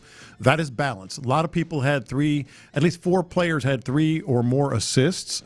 Ball was moving. They were getting the ball to the right spot. They were, obviously taking the right shots. Jabari was outstanding. Reed Sheppard had, a signature moment, if you will, in terms of, the steal and shot and big three. And after getting bumped by LeBron rather deliberately, if we're being honest. And so this looked like a very cohesive, fluid team that had a plan and did it the right way. And they were comfortable on the floor, which, of course, leads to we've gotten texts the last 2 days, much less today, where a lot are coming in. Are they better without Kevin Durant? It's an interesting question. Obviously, it's an obvious question. It's also a complicated answer to me. And let me put it this way. Okay. You need my short answer would be no, but I get anyone who says yes. And here's why. Okay. They're not playing as much through someone anymore. They're not playing through anyone. I mean, you can talk about Şengün, but everybody was playing their role. They're not playing through someone anymore, and they're not playing around someone like they did with Kevin Durant. I think they played around Kevin Durant. So by giving him his due, making sure he got his touches, making sure the offense started there, the old read and react, see what everybody did. They were playing around Kevin Durant, which is a good thing a lot of times. You want Kevin Durant to have the ball in particular places, in particular situations. But when you're not playing around someone and you're just sort of like playing, you're a better team. And I think that was the better team we saw last night. They're not deferring as much to Kevin Durant. They're just running their offense. Yeah, and what's funny about that is what we saw last night, which, again, markedly better offense, in part because they were just knocking down shots, but they were passing out of double teams, and they were passing early in a lot of instances. One of the things we talked about was what what they did to attack Luke Kennard and what allowed Amen to kind of get downhill. Some of the ways there was definitely just a lot more movement on the floor. None of that feels like things that they can't do without Kevin Durant. In fact, in some instances this season, over the entirety of the season, you've seen instances that they've done this. I don't think that this is inherently a Kevin Durant creates this issue, but you have to point out that they have been more want to lean on Kevin Durant rather than do these things that makes them really good. There was a point in time late in the season where you saw them start doing some of these things. I think we even had a conversation in my ever-present eagerness to try and see if they found a thing where it was like, hey, did they find something with the way that they played in this game? And it felt like it was something spiritually similar to what you saw in that game last night. And that was with Kevin Durant on the floor. And so I don't think that what you've seen is inherently not Kevin Durant, but there is something to be asked about Why had they gone to something that leaned on Kevin Durant as a crutch, even though it feels like this is something that you could do? No. Is it because of just his general status and his stature, and maybe they feel like, and this is Ime and the coaches, maybe they feel like they have to? Mm-hmm. Is there a possibility that Kevin Durant has had some level of conversation of this is what he likes? Or is it something else entirely? No, that's really my big point here. They're not they're not like, oh well, Kevin Durant first. You know, they're not playing around him. Like if he wants the ball here, if we need to start the offense there, we're still going to try to do these other things, but we have to defer to Durant, which is completely understandable, especially in late shot clock, late game situations, late quarter situations. It's completely understandable. But what I saw last night that really kind of struck me is didn't Şengün look a little more calm? Like he looked a little more in control of what the offense was doing. Whereas he even would defer. You know, he would even defer. It didn't look like hero ball to me. Exactly. Yeah. And that's big. So that's why I say it's a complicated answer. You need Kevin Durant. You want him in those situations. But, man, they sure look better when he's not on the floor because they're just sort of playing. You know? One of the things I'll also point to, though, is when they didn't have Kevin Durant in Game 1, they also looked like this. Of course. Or looked like they did when they had Kevin Durant in Game 2. I honestly and truly, and look, I know people be like, oh, here you go, caping again, right? Y'all say anything but the trade was a fail. I don't think the trade was a fail. I'll say that every time. Even if they had gone down here and gotten swept, I do not think the trade itself was a failure. I think that there's certain circumstances that created the failure that you have seen if you wanted to qualify it as such. I think one of the things that's also worth noting is the reason why there was confidence in this team coming into the series was not as much about the Rockets and the way that they play, and it was more about the fact that the Lakers are hampered and that they're not as good of a team. And I think that even as the Rockets get back to playing better basketball, it's worth noting that this is the Lakers. How does that compare to if you were playing one of the number of other teams that have looked really good? Well, I don't agree. Timberwolves or the Spurs. No, that was a better offense last night. I don't agree with that. It was a better version of their offense. They scored 99 points. Yeah, but nevertheless, the ball was flying to the right spots on the floor, to the right players on the floor. And if they're playing against the Minnesota Timberwolves, they lose that basketball game. All I'm saying is the ball was moving the way it needed to be. The shots were flying as well. They took 43s. Now, they made 14, which sounds like a big number, but that's not a great percentage. No, I'm not going to say any better team this offense wouldn't have looked. Now, they might not have won. Maybe the other team, scores as well. But what I'm saying, offensively, how they looked, the eye test was much more fluid without Kevin Durant. But I'm with you. I don't think the trade was a fail. I think you need him, and maybe in those types of games, hey, give the ball to Durant. That's why we brought him in, against the really good competition. He needs to have the ball in his hands.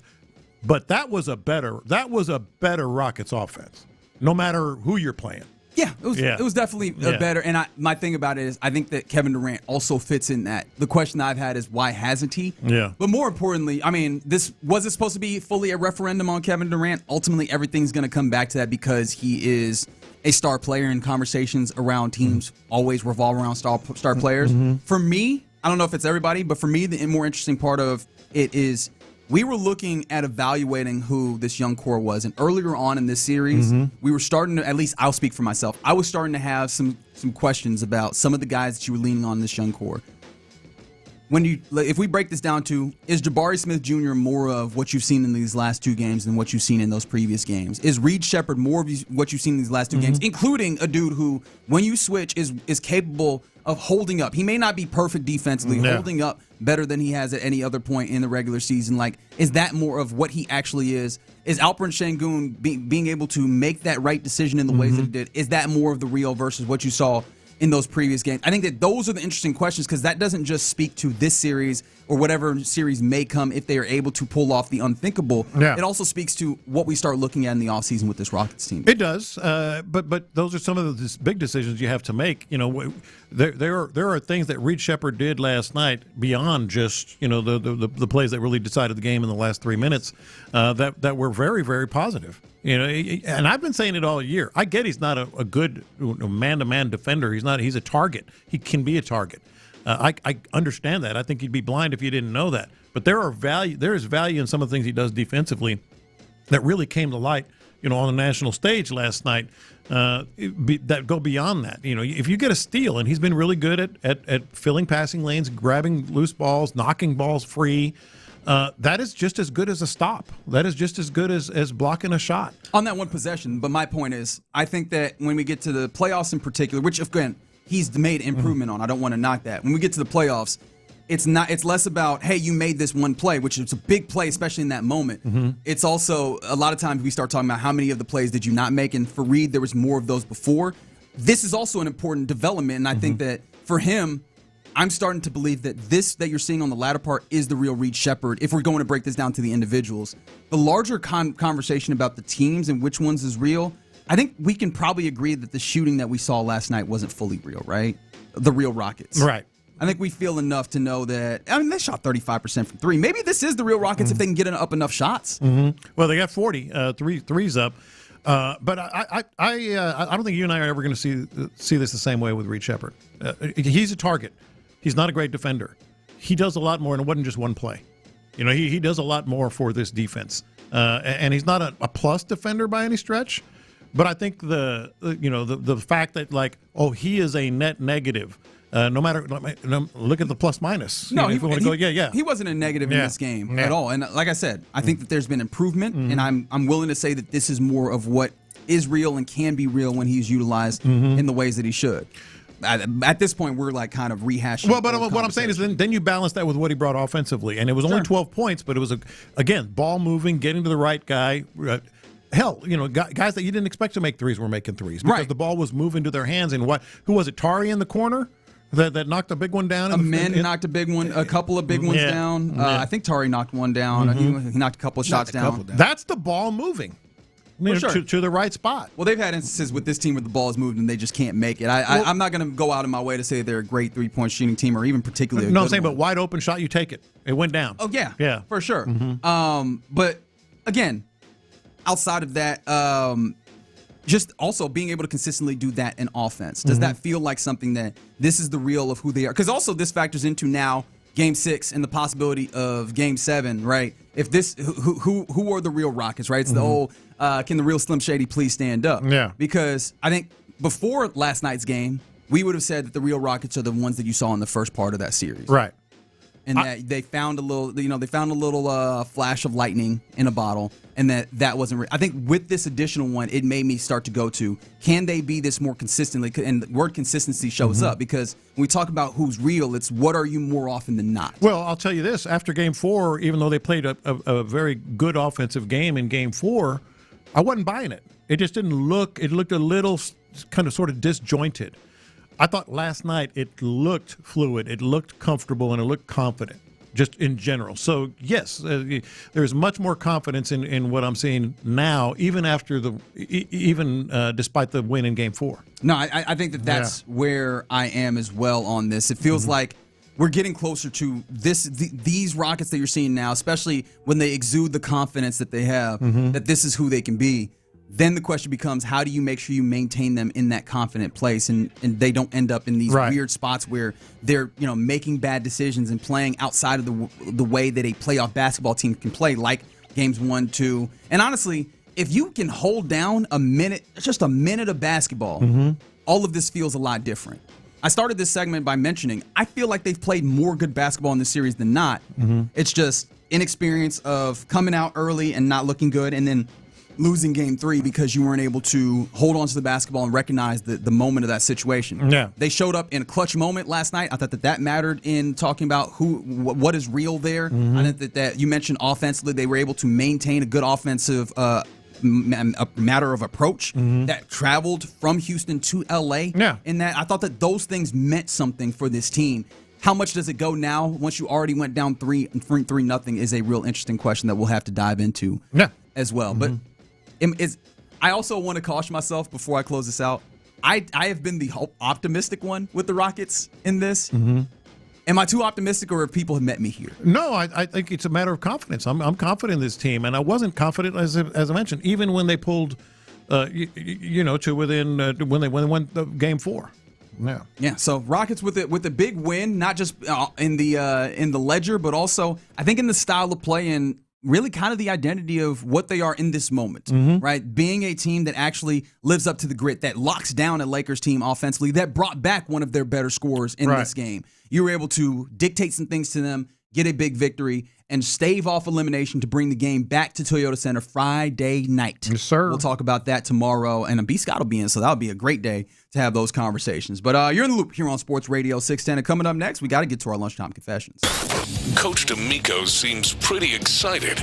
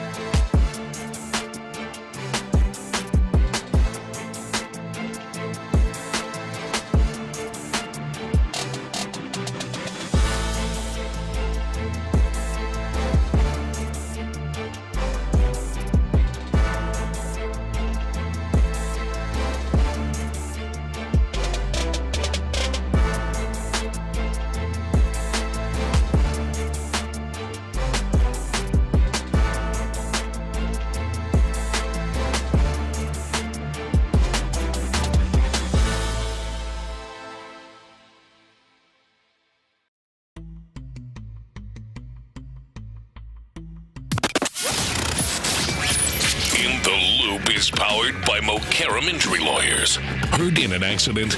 Call Mokaram Injury Lawyers at 281-222-2222. Sometimes it's sports, sometimes it's not. Whatever it is, Reggie and John are keeping it real. It's In the Loop's Lunchtime Confessions, presented by the Men's Clinic on Sports Radio 610. Watch this. These are my confessions. Little day baseball in Baltimore, man. Looking like a pretty good game. Yeah, they Still gave us scoreless. the most nonsensical. Was that what? Bottom third? Bottom third. We're in the top of the fourth, 0-0. Yordan Alvarez has showed off his arm.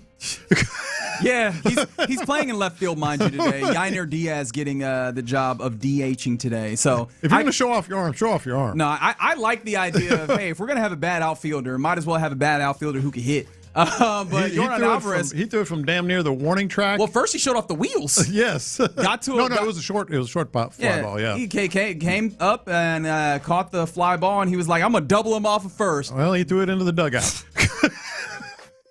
Airmailed. I don't think he caught grass. I think he hit the warning track in front of the first base dugout. But now he can redeem himself. No run, by the way. It's 0-0. And, man, there's a lot of pitches on Peter Lambert's ledger Yeah, he ain't now. going to make 6 innings. I hate to be the bearer of bad Don't news. worry, it's going to be a quick fourth for him, and then a quick fifth. He's just going, quick 1, 2, 3. Yeah. I believe.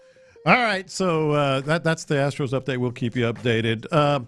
So the world is infatuated, literally the world, with this giant sea lion that is called like a breaker sea lion, or you'll hear the report here, and something like that weighs 2,000 pounds and has taken over Pier 39, which we were walking along when we were in San Francisco. It's a beautiful place. A lot of sea lions that weigh maybe 300 pounds, 200-300 pounds. And Chonkers is his name, and the world is infatuated with him. I have a confession after you hear the report. And watch what happens when he hops out. All the little ones have to scramble to get out of the way. I don't know if you saw that in time, but now he's pushing them into the water, causing a big ruckus, and now he's just like, that's right, I'm in charge here.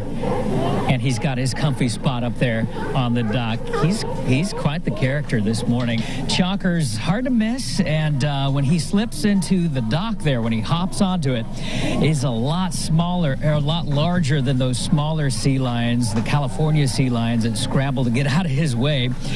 He is so much bigger than his buddies. They're here to sunbathe. He's been camping out at Pier 39 for a while now, a couple of weeks. He's a well-known sea lion because he, only comes every couple of years to this area, next to this major tourist attraction where you can hear them barking, you can smell them before you see them. Back to you. All right, so They did a live shot for this? They did a live shot for this. Chonkers, and they tried to put a nice little spin and happy. Oh, he's moving them out of the way. He was showing them teeth, getting them out of the way. He plopped up on the dock. Did you see the video? Yeah, he knocked them in the water. And then say, bro, look out. And look out. And swung his tail, and all the other little native sea lions, mind you, had to scramble out of the way. Here's my confession. The world might think Chonkers is cute. He's just a big fat bully. He needs to go back where he came from. I am not infatuated with Chonkers. Just because he's an animal doesn't mean that if he's a jerk that he can be forgiven. Everybody, oh, look at Chonkers. He's trending, and Chonkers is nice. He's plump. He's a big, fat bully. Go home. I like that this mattered to you. It matters. If there's two things that we like, diminutive things, and we like portly. That's things. Exactly right. And in this instance, you got the portly sea lion that apparently he's biting them or showing his teeth. That's right. Pushing them out of the way. He turned over the dock. Like the little sea lions were flying, man. Mm-hmm. What the hell out of here, Chonkers? He's not native to. He's just visiting. That's right. Yeah. And causing a ruckus. They need to change his name to Debo. He's just a big bully. Why is it? Well, I know why. You pointed it out. That's right. We love the big boy. Big, portly, and they got whiskers, so they think he's cute. Oh, and the news reporter is like, oh, look at him. He's moving them out of the way. Moving them out of the way? He was threatening them. Wow. 713 said, look at Lopez again, sticking up for the California. He's sticking up for the California Sea Lions, just like the Dodgers. Look at that. Wow, Lopez. Lopez sounds like you need a hug. No, I am recognizing it for what it is. Sure, he's cute. He's a cute, big, fat bully that needs to go home. Yeah. These are my confessions. I feel like this time of year, especially like NBA basketball playoffs, right? You lock in, right? There's certain times of year where more so than others, you kind of sports lock in. I think that I've ramped up to full non-football sports watching form. How so? So last night, I want to tell you the various different sporting events that I kept up with in some way, shape, or form, getting the eyes on. Obviously, Rockets, Lakers, clearly locked in. I caught some of the Mammoth Golden Knights game. I didn't get a chance to see the double overtime, but obviously at a bar, was able to kind of keep up with that. So that's some basketball. On top of that, obviously, I was up to date with the other basketball games that were going. Cleveland getting the win versus Toronto. Sure. And then Orlando and Detroit was crazy. You had two players scoring 45 points in Paolo Banchero and Cade Cunningham. That was crazy. On top of that, the Dynamo were playing a U.S. Open game against Louisville City. They got an extra time win, 2-1. Yeah. I was keeping up with that, and that's not even the coup de grace. The coup de grace. I caught some of the Connecticut Sun preseason hoop game against the Toronto Tempo. You didn't need to tell us that. A sick You person. Real sicko mode. I thought about it this morning. I was like, damn, I was on a lot of stuff last night. That's my future team right there. Like preseason WNBA baskbasketball for a team that's not in Houston yet. Connecticut. Pure sicko mode. Either that or you're just drunk. I wasn't. Yeah. So not at that point. So once the season starts, the WNBA season start, are we going to be keeping score and updates on the Connecticut Sun? You and me, no. Here's the thing. No, you know how you say, the Dynamo won last night. Oh. Are we going to throw in? By the way, that was the round of 16. They move on to the quarterfinals in the U.S. Open Cup, the Dynamo. Salute to them.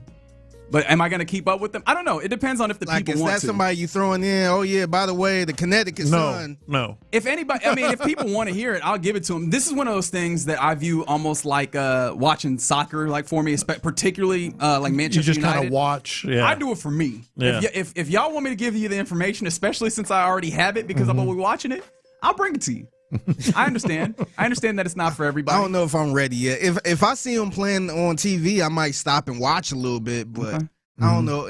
Or I might be maybe draft watching. But here's the thing. If you are in that place where you're like, I'm kind of interested, but not enough to invest, let me do the investing for you, and then I just bring you the information real quick in a quick, like, here's 30 seconds to a minute of digestible, and then we can keep it pushing. You know what? I will be down with it if they're the worst team in the league and we doing that number 1 overall pick watch. Oh, okay. Okay. So if it's a thing where, hey, the Connecticut Sun lost again, right now, number 1 overall. Here's the funny thing, because the 703, and there's a couple people saying they want updates. I'll see if I can work some in there. From the 703. God, no. Deal with it. It's happening. Keep it to yourself. Deal with it. It's happening. It is happening. Yeah. Somebody said, Reggie, sounds like you have too much extra time on your hands. I did all this while I was outside yesterday. Yeah. This is not at the house. Like I was out at a bar. I went to a spot afterwards. Like I was legitimately outside. That's why it was sick to me, man. Yeah. That's sick behavior. But please know, if anybody care about sports in the city, I care about sports in the city. Well, that is true. Get out of town. These are my confessions.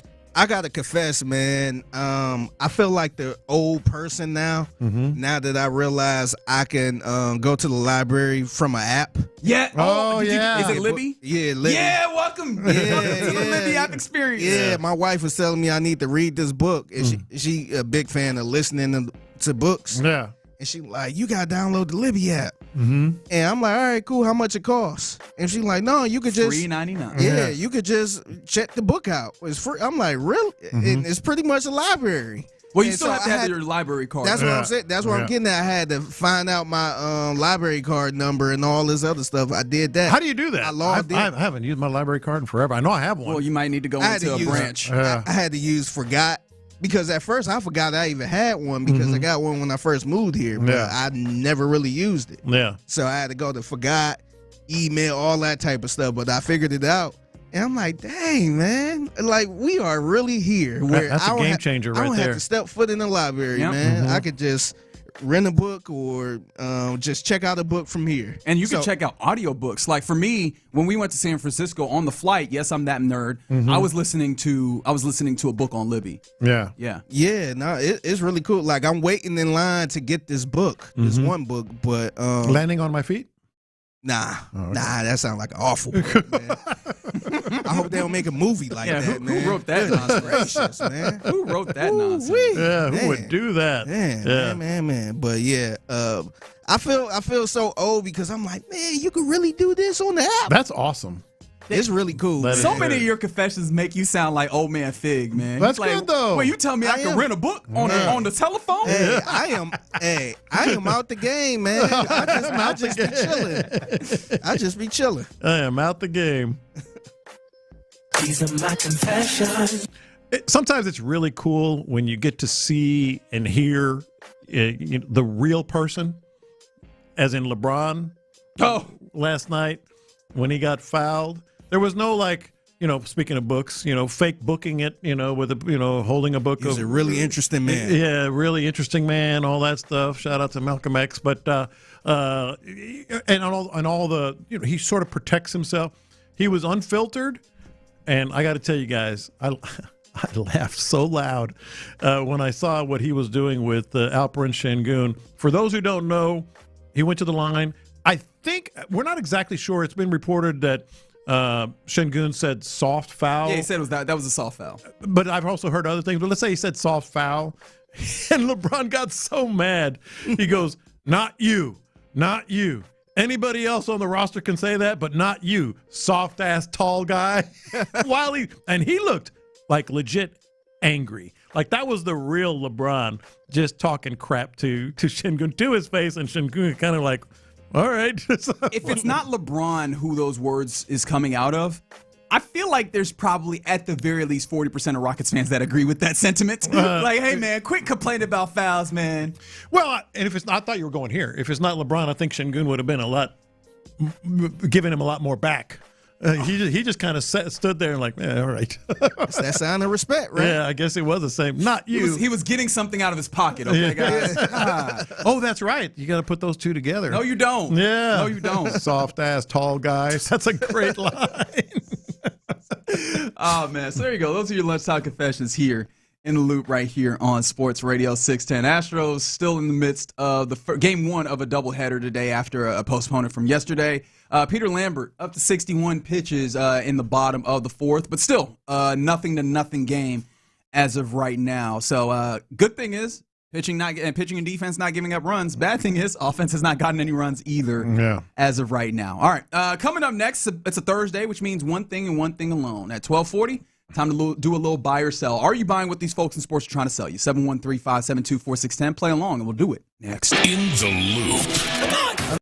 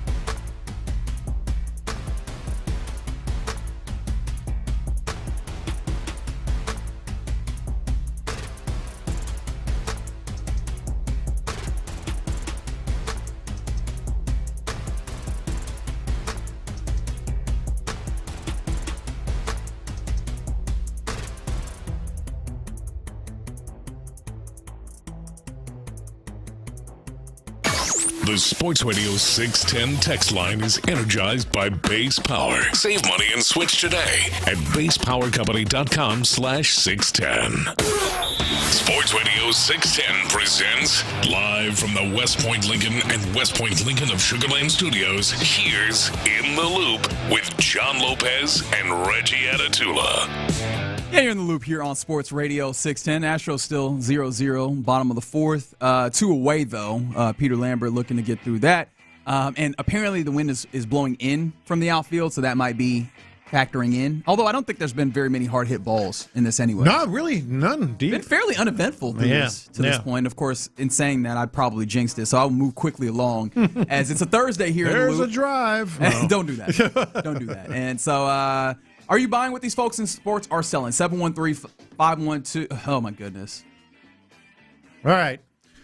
713-572-4610, because there really was just a base knock that will send in a runner for 512. Is that Austin? Yeah, I just got confused.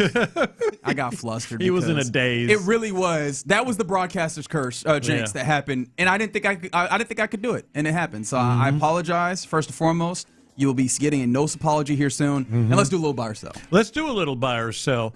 You're familiar with the work of one Mike McCarthy? Yes. All right. I hate his offense so much. Now in Pittsburgh, said this about drafting Drew Aller. We were talking about him earlier. Yes. It wasn't about Aaron Rodgers. Ooh. I will buy this because I think that Drew Aller is a looks the part all-star, first and foremost. If you just look at traits and talent, you go, this dude should be incredible at playing quarterback. And then for some reason you see him play football and you're like, why are you not better at this? And so Mike McCarthy has garnered a reputation of being good with quarterbacks, a quarterback guru of sorts. And so with that being the case, I could see how you go, get a dude, played in Pennsylvania, mind you, get a dude who has all of the talent and see if you can make it happen a la like Josh Allen or whatever. And that could be separate from Aaron Rodgers himself. I just think that Aaron Rodgers accelerates it where you go, hey, let's see if we can fix it. But if Aaron Rodgers decides not to play, I don't think Drew Aller is the dude that you put in here anyways. I think it's the Mason Rudolph, Will Howard show anyways. So I think that this is entirely about trying to wring out that potential. I just don't think that they're gonna have luck with that. Yeah, I'm not buying that. I think it kind of was hey, we're not focused on Aaron Rodgers at this point. I'm not saying he's going to be the guy that they move on because of, but yeah, I think they just trying to put their foot in the sand and say, hey, we ain't about to go through this anymore. If you want to play, you can play, but we moving on. I'm kind of with both of you guys. I think ultimately I'm going to sell it simply because, as Reggie said, there are other options, at quarterback, whether or not Aaron Rodgers is there and Drew Aller isn't expected to start. On the other hand, you did draft a quarterback, and everything's about Aaron Rodgers up there right now. It maybe, as you pointed out, it accelerated the whole idea. But yeah, I mean, sadly, it is everything about there. Hey, did you see Reed Shepard get pushed last night?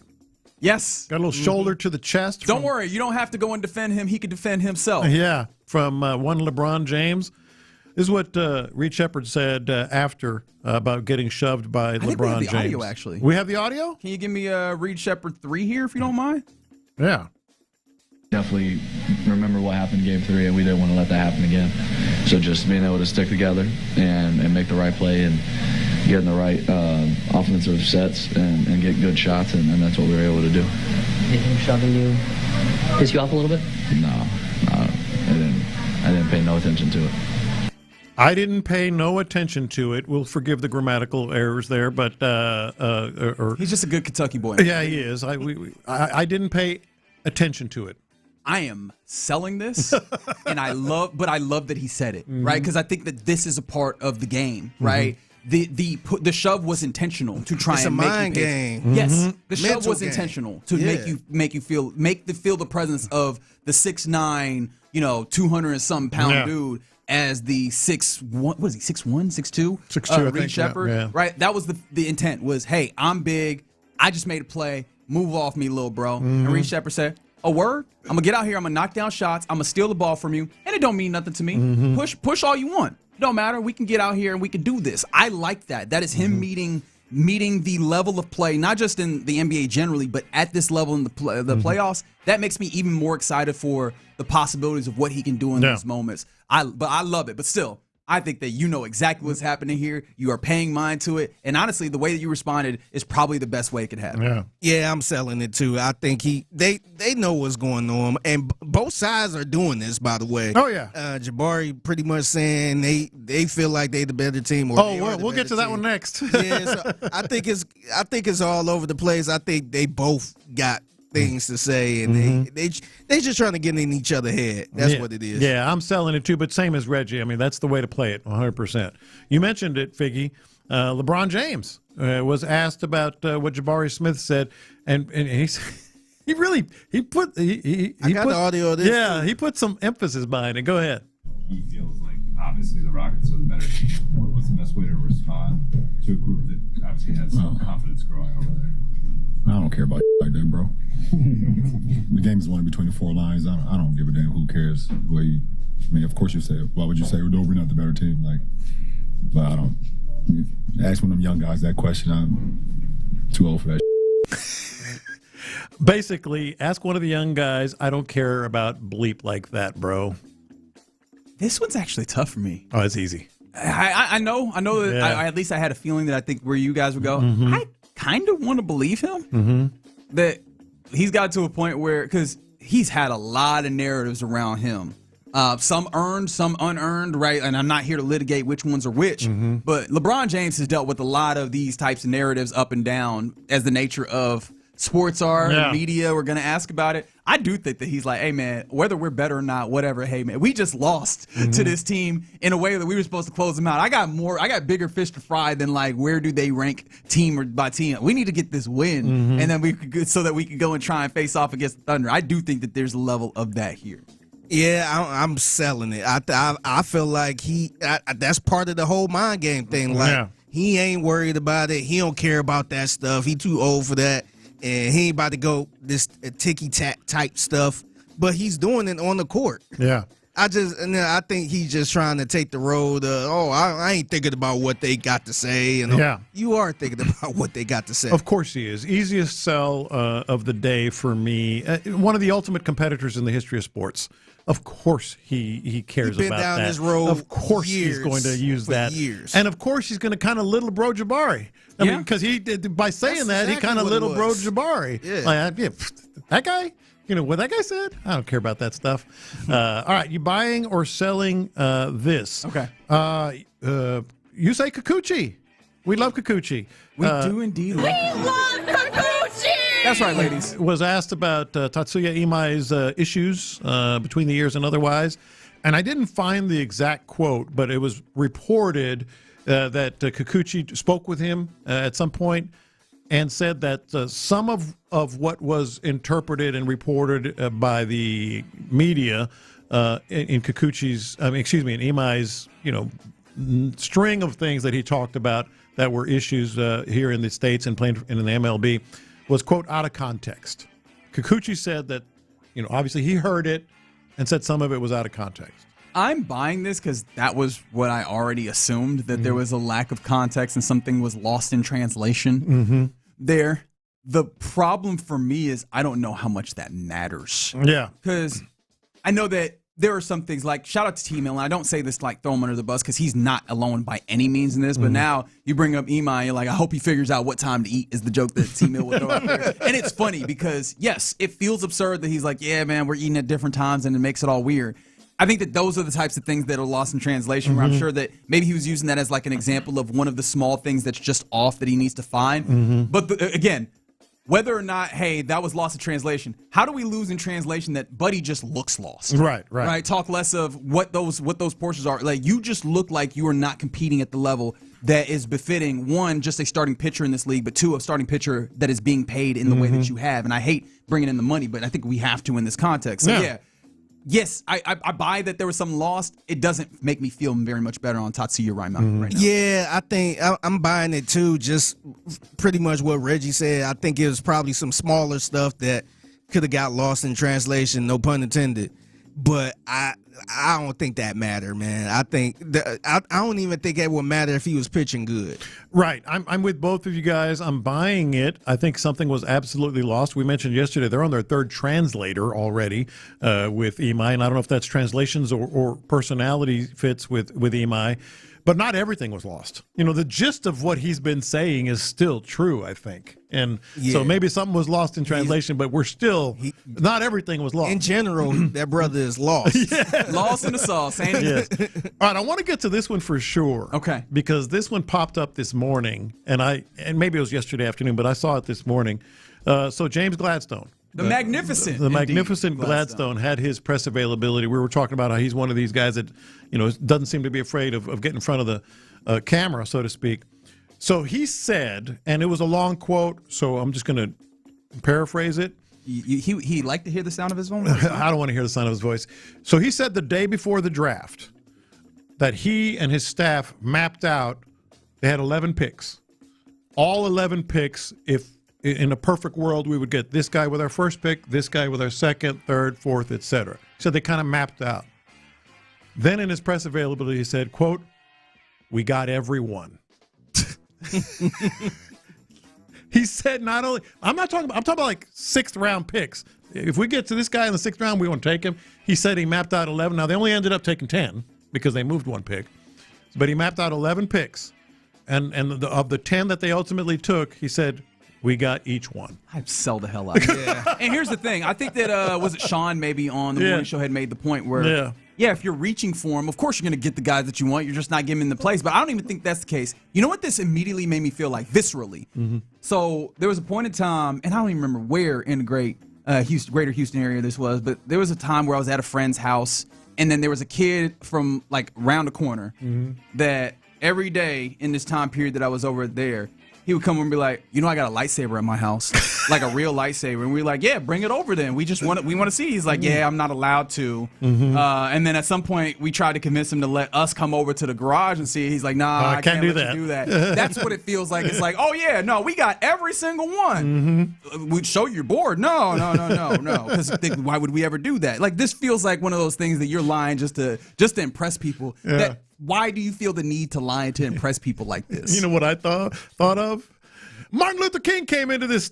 I met Martin Luther King. You ain't meet no Martin Luther King. I met Martin Luther King. I fell down. I looked up. I said, Martin Luther King. Ooh, I thought you were somebody else. That's right. Why does Coming to America always come up on the show? We all love the movie so much. All the time. Yeah, no, I sell it, clearly. I sell it. Yeah, I'm selling it too. I'm selling it too, but it's hilarious. We got every single one that we wanted. We had 10 picks. Got them all right. Predicted it. Didn't win any of the other ones either. Congratulations. Yeah. This is you know what? We wanted all of the players in this draft, and we got the ones that we wanted. The thing is, if any of those picks are bad, you got to answer for it at this point. Yeah. Mister, I got all of them. These are all the ones I wanted. That's right. From the 832, Peter, and in that he means Peter Lambert, the starting pitcher for your Astros in Game 1 of the doubleheader today, had a no-hitter going into the moment where I mentioned that it was going well and the base knock happened and then the run scored. So it's your fault. Mm-hmm. I guess I got to hold that one. Who mentioned no-hitter? Nobody mentioned no one mentioned no-hitter. Somebody did because you gave up the doggone hit. Yeah, I said that he was going well. I didn't mention no-hitter specifically. So baseball purists, get off my case.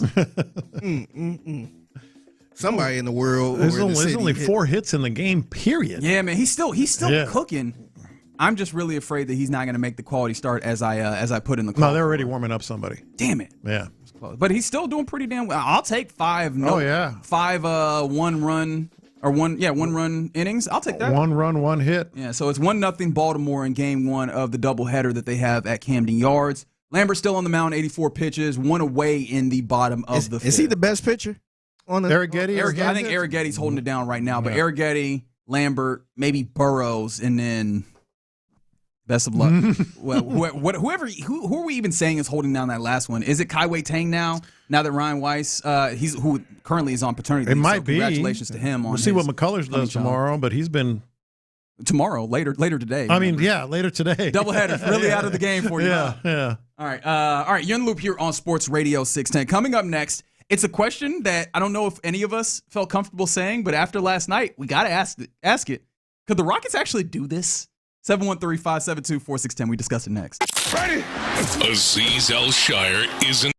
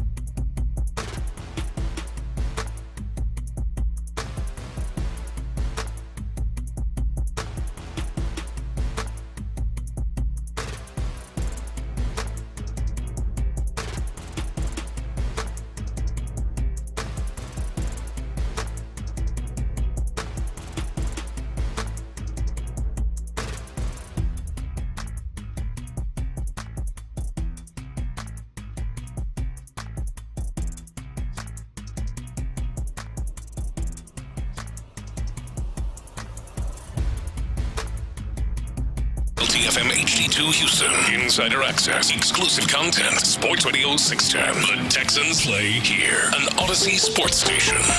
Sports Radio 610 presents In the Loop with John Lopez and Reggie Atatula. Yep, you are indeed in the loop here on Sports Radio 610. The Astros down 1-0 to the Baltimore Orioles, bottom of the fifth, and Peter Lambert has made his exit from the game, so there will not be a quality start in this for him. 4 1/3, and I think he's responsible for one of these runners that are on the base paths right now, as Steven Okert has taken over here, and just a really unfortunate dribbler. Yeah, just the end of the bag, a pool cue shot to third base, so his runners are first and second. Yeah, so but Okert still in here now. We're in the end game of, can you make your bullpen?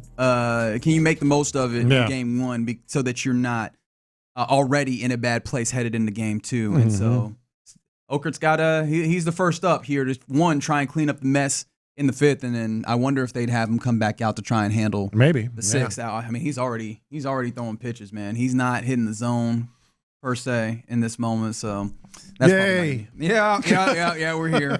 We already here. Can I give you something that I hope will make you a little bit more excited? What is that? Rockets won a basketball game last night. They sure did. And they did it in definitive fashion, 99-93 versus the Los Angeles Lakers. They looked like the better team. Shout out to Jabari Smith Jr. himself for having a great game. I think it was 22 for him, knocking down three-pointers, doing really well on defense. I thought the screen navigation for him was huge, especially being long and lanky in the way that he is. They just look like the better team tonight. They look like the better team when they last played, which is a stark departure from what the series started like as well. Honestly, this feels like they were the better team in 3 out of the 5 games that they played thus far. Unfortunately, though, you lost that one game in game 3, and you have been on the brink of elimination for the last couple of games. And this long run-up is all for me to get to the point of, did last night maybe give you enough confidence that you believe that the Rockets can do this now? And that is making NBA and kind of playoff history. Yeah, well, okay, so you mentioned, I think you could argue they played better basketball in 3 of the games. I think last night was inarguable. Yeah, I think it was inarguable. They played a much better game than I've seen them play really in a while, and certainly they had offense and defense clicking. We've talked about it, very smooth. So what does that lead to? That leads to confidence. That leads to confidence. Coming back from 3-0. How many times has it been done? Once? Twice? I don't believe that it's been done in the National Basketball Association. 3-0 to win the series or tie the series? I thought it was once in an early round, but it could be 0. No, in the NBA, I think it's been done. Now I got to remember if it's happened in hockey. It's happened in hockey. I know that. I don't think it's happened in basketball. Okay. 3-1. I knew at most it was like 3-1 for sure. Yeah, but I don't remember anybody coming back from 3-0. So in fact, I'm pretty sure that there's only been a handful, is probably small, probably about like 15 teams. No, it is 15 teams that have forced at least game 6. So now 16 with the Rockets jumping in here. That's just forcing game 6, talks less forcing game 7 and going and actually winning it. This is just something that does not happen in the NBA. All right, so I'm going to give you my answer. My short answer is I am confident they can do it. I don't know if they will, simply because the gambler in me, and this is where I'm qualifying it, the gambler in me says, look at those odds. It's never been done, And also, Austin Reeves is back. Yep. And, the Rockets are still without Kevin Durant, even though I think they're playing better basketball without Kevin Durant. I think that's inarguable at this point, at least in this series. Not for the season, not for the future, not for anything else. In this series, they're playing better basketball without Kevin Durant. So I think it's a tough task, but I'm confident that they have it in them. And then the other part of this that I think is very, very crucial, the Lakers are looking a little wobbly, is how I put it this morning. Yes, they're just sort of like they got a. It wasn't. They're not staggering like somebody hit them with a cross, or an uppercut, but they just got a real good jab to the face, and they're just kind of like trying to get their bearings. They look a little wobbly, and LeBron looks a little old. Yeah. No, I think that's a fair point. Plus, LeBron is not on his game. LeBron James, and we talked about this, I think in a break. LeBron James was playing away from the basket. And And LeBron James, especially at this iteration and with the way that the Rockets have decided to play, especially playing a little bit smaller with some small ball, he should be able to get in there and really play against the Tari Eases of the world, the Josh Okogis, and use his physical prowess to wear them down, force them into dumb fouls, right? Because we saw that early on in the series, and then use that to pass out. He's been playing above the break and allowing the Rockets defense to switch everything, keep things in front of him, not allow LeBron to get to that place. And remember, I think if we're just talking talent-wise, going back to what Jabari said, I do think the Rockets are more talented right now. It's one of the reasons why we talked about the series the way we did coming into it, especially without Austin Reeves and Luka Doncic. Those role players that they had step up early, they're done. I didn't realize Luke Kennard had a single solitary point last night. Right. 1 point. Right. He has been taken out of this series, and I don't know if there's a counterpunch for J.J. Redick to get him back into the series. Mark Smart looks like mentally he's out of the series. Talk less of the schematics of it, right, and the chess match. That hurts them quite a bit. And the question I want to ask to the end of could they do it? Because, again, it's an insurmountable mountain that has happened in the NBA. But the way that they played last night is the way that they played on Sunday, which means this is somewhat repeatable for them, right? Yes, that's a big point right there. Could they play this way plus Kevin Durant? Because I think that is the thing that makes it so that, we're cooking with grease on the possibility of actually making this history. Yeah, no, I think just having like this with Kevin Durant. Yes. I don't know if they can play like this with Kevin Durant. I thought the fluidity of the offense, running through Şengün, being able to, we've talked about that as well. Just the way they were moving the ball, the way that four guys had at least 3 assists, including Şengün's 8. I don't know if that stops, if that continues with Kevin Durant on the field. Now, they could still play a better game and still win with Durant because of obvious reasons. But I don't know if they can play like this. Real quick update. The Orioles just hit a grand slam. And now Bryce Matthews is at the wall. Honestly, it looked like it hit his glove. It was in his glove. I saw the replay. It was in his glove, and then he dropped it over the fence. What's Oker out there doing, man? Dude, it was in his. Did he record it out? Well, he finally did. It was in his glove, and his arm hit the fence, and he dropped it over the fence. It's Literally kind of dropped. Their outfield is just not good. I mean, even we saw Jordan's throw into the dugout, and then he misplayed the double down the line.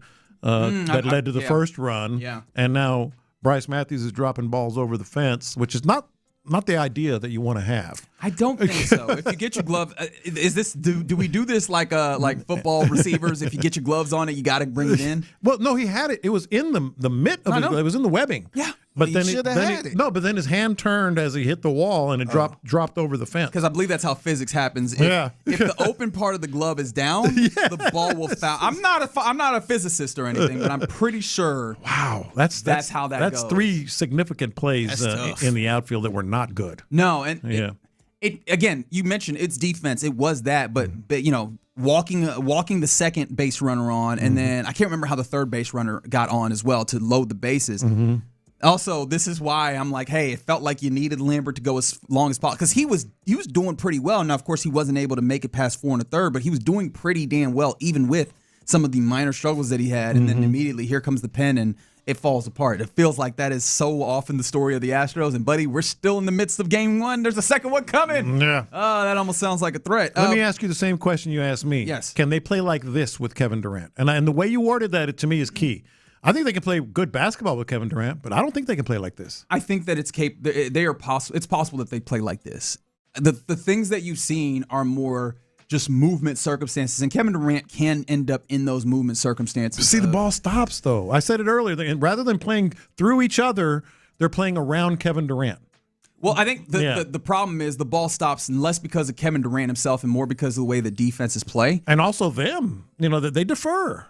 A little bit, but I think there's instances where you could just be like, hey, now you guys are confident. Don't defer, take the shot, right? I think that's an easy coaching point. The thing that I think changes if Kevin Durant is in there, which, again, he's already been ruled out for Game 6, so that's not necessarily the big thing. But if you manage to get Game 6, Game 7, the possibility, that's why we're bringing this up, is do the Lakers just go back to the thing where they go, we're double-teaming Kevin Durant, and then we go back to the can you pass out of it and kick, which they've done. They've swung the ball. They just didn't make shots I think that's why I go, they can do this. They can play in this style. But, yeah, they would need to continue to stave off elimination without him. And I do think that means that they could play this. It's hard for me to see you play wire to wire and be the better team for those whole ways and think that you can't do that one more again. And it's not like you shot great in that other game either, right? So you can do this without being now. Can you do this if you go cold? That's the issue here, right? They had a 35% shooting night last night from 3, which is pretty solid. It's not the greatest thing you've seen, right? He's not shooting 40% or more, but they got up enough 3-pointers. If they go cold, does this work is the question. Well, no. I think we know the answer. If they go cold, you don't think they could just I mean, who's going to take over? When that happens, someone individually, and that was the beauty of last night's game. Jabari had a great game, superb game, but he didn't take over. Yeah. There wasn't anybody scoring 35, 40. Hell, 2 players scored 45 last night in the Magic and Pistons game. Short of that, they can't win. I mean, it has to be this type of game to win against the Lakers. But I really do think the Lakers are starting to show a little wobble.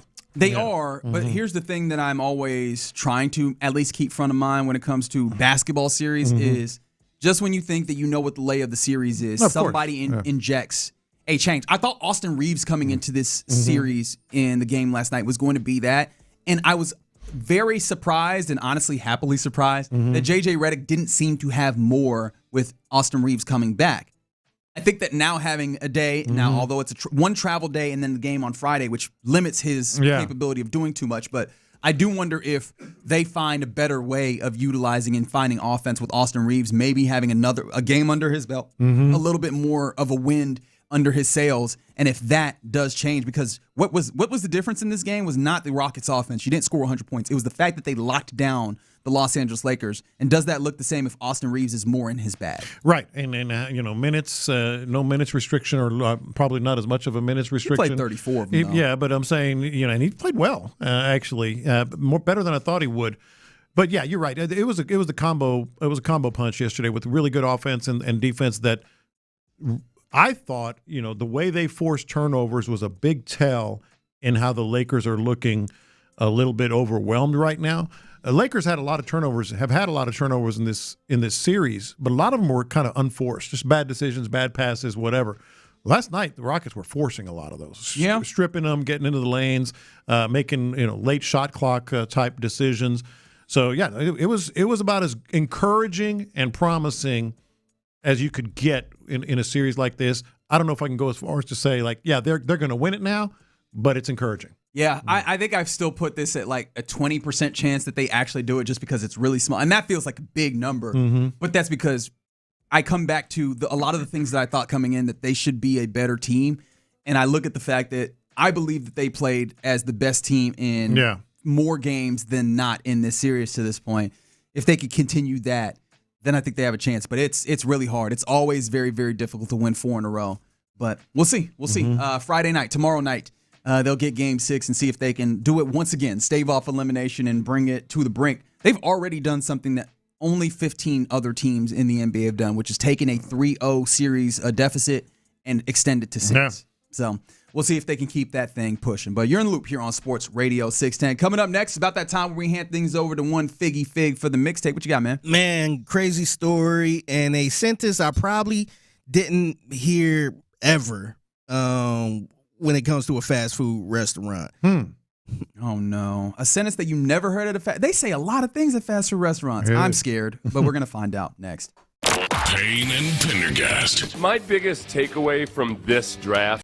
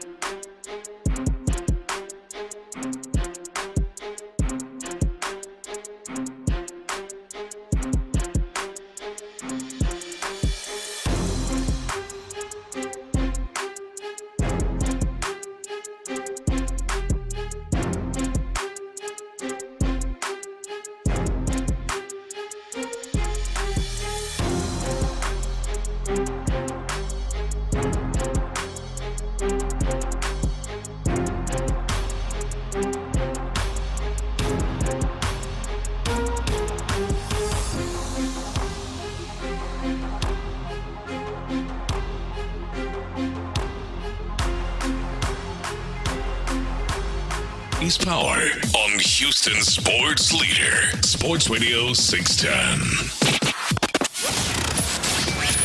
In the Loop is powered by Mokaram Injury Lawyers. Heard in an accident?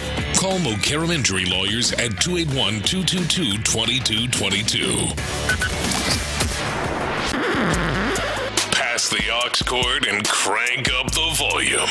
Figgy Figs in the driver's seat. Sit back, relax, and enjoy the ride. It's time for Figgy's Mixtape on Sports Radio 610. Yes, it is the Mixtape in the Loop, Sports Radio 610. It's your man Figgy Fig holding it down on a Thursday. Happy Thursday to everyone out there. What's so funny? Oh, we were just talking about which Astros players look good with their pant legs pulled up and which don't. Okay. And there is one in particular who we're saying that doesn't, and that is Officer First Base. Go ahead and pull those down, Christian Walker. It's because his he's got his really calves are real thick, his big thighs are real thick, and so the pants, when you roll them up, they puff out. Yeah. So he looked like he's walking on a couple of lamb chops. Yeah, you know what I mean. And it's weird. Yeah.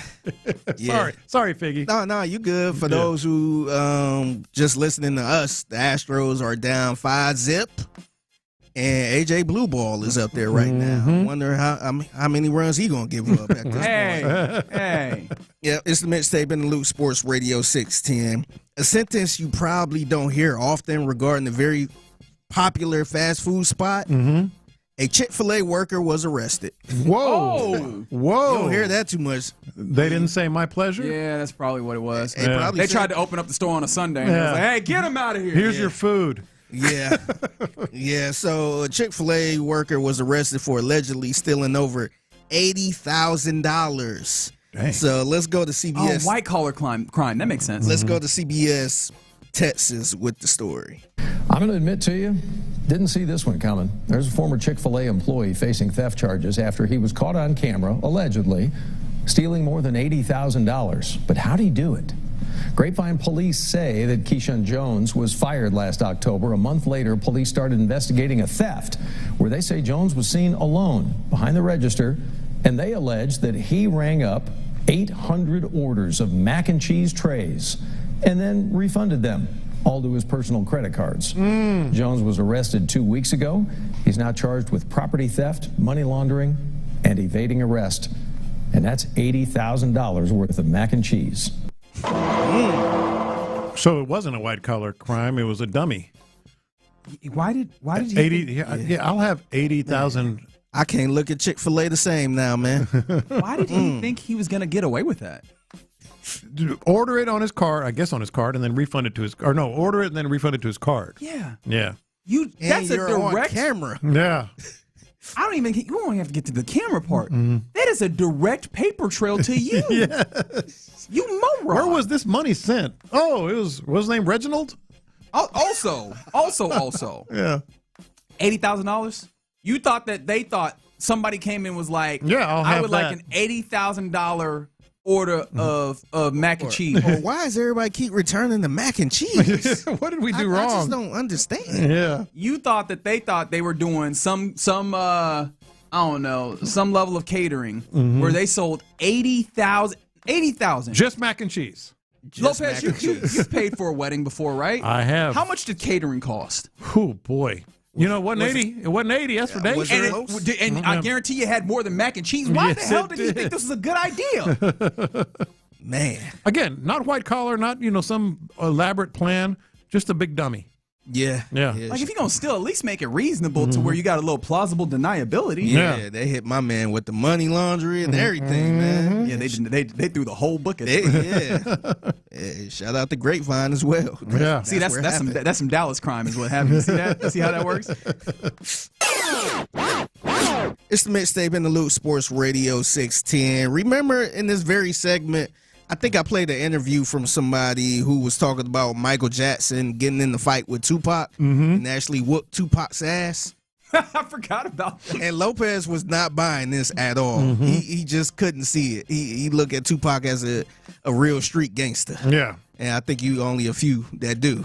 Well, no, he's formally educated at the highest levels, but I think he went in a certain direction here and there. Yeah, but for some reason it didn't shock me that Michael Jackson could have beat up Tupac. And that reason is Gary, Indiana. Yeah. So, did you also know that Michael Jackson, the streets are saying Michael Jackson was a Crip? I have heard that before. Yeah, well, we got a story behind this. Here is a former gangbanger or former Crip talking about the time they were part of the Way You Make Me Feel video, the video shoot. And this is him talking about being around Mike and how he ended up becoming a Crip.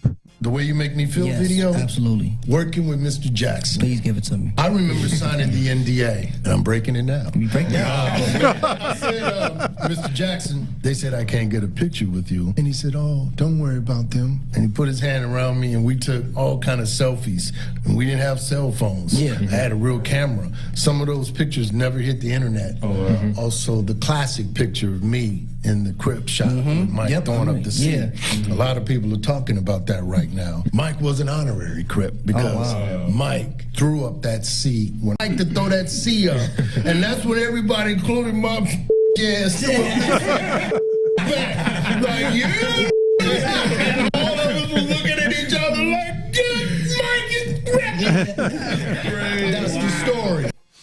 I had heard this, Figgy. I don't know where, I don't know how, but I had actually heard this similar story to this before. Isn't that wild? Yeah, that picture is wild too, man. It don't even look like a real like if I showed somebody that wasn't around the Michael Jackson era or knew anything about it, they probably would have thought that was fake. Yeah. He was really just throwing up the C. It had the blue shirt on and everything. Like really? Yeah. Look up the picture. He was around some Crips.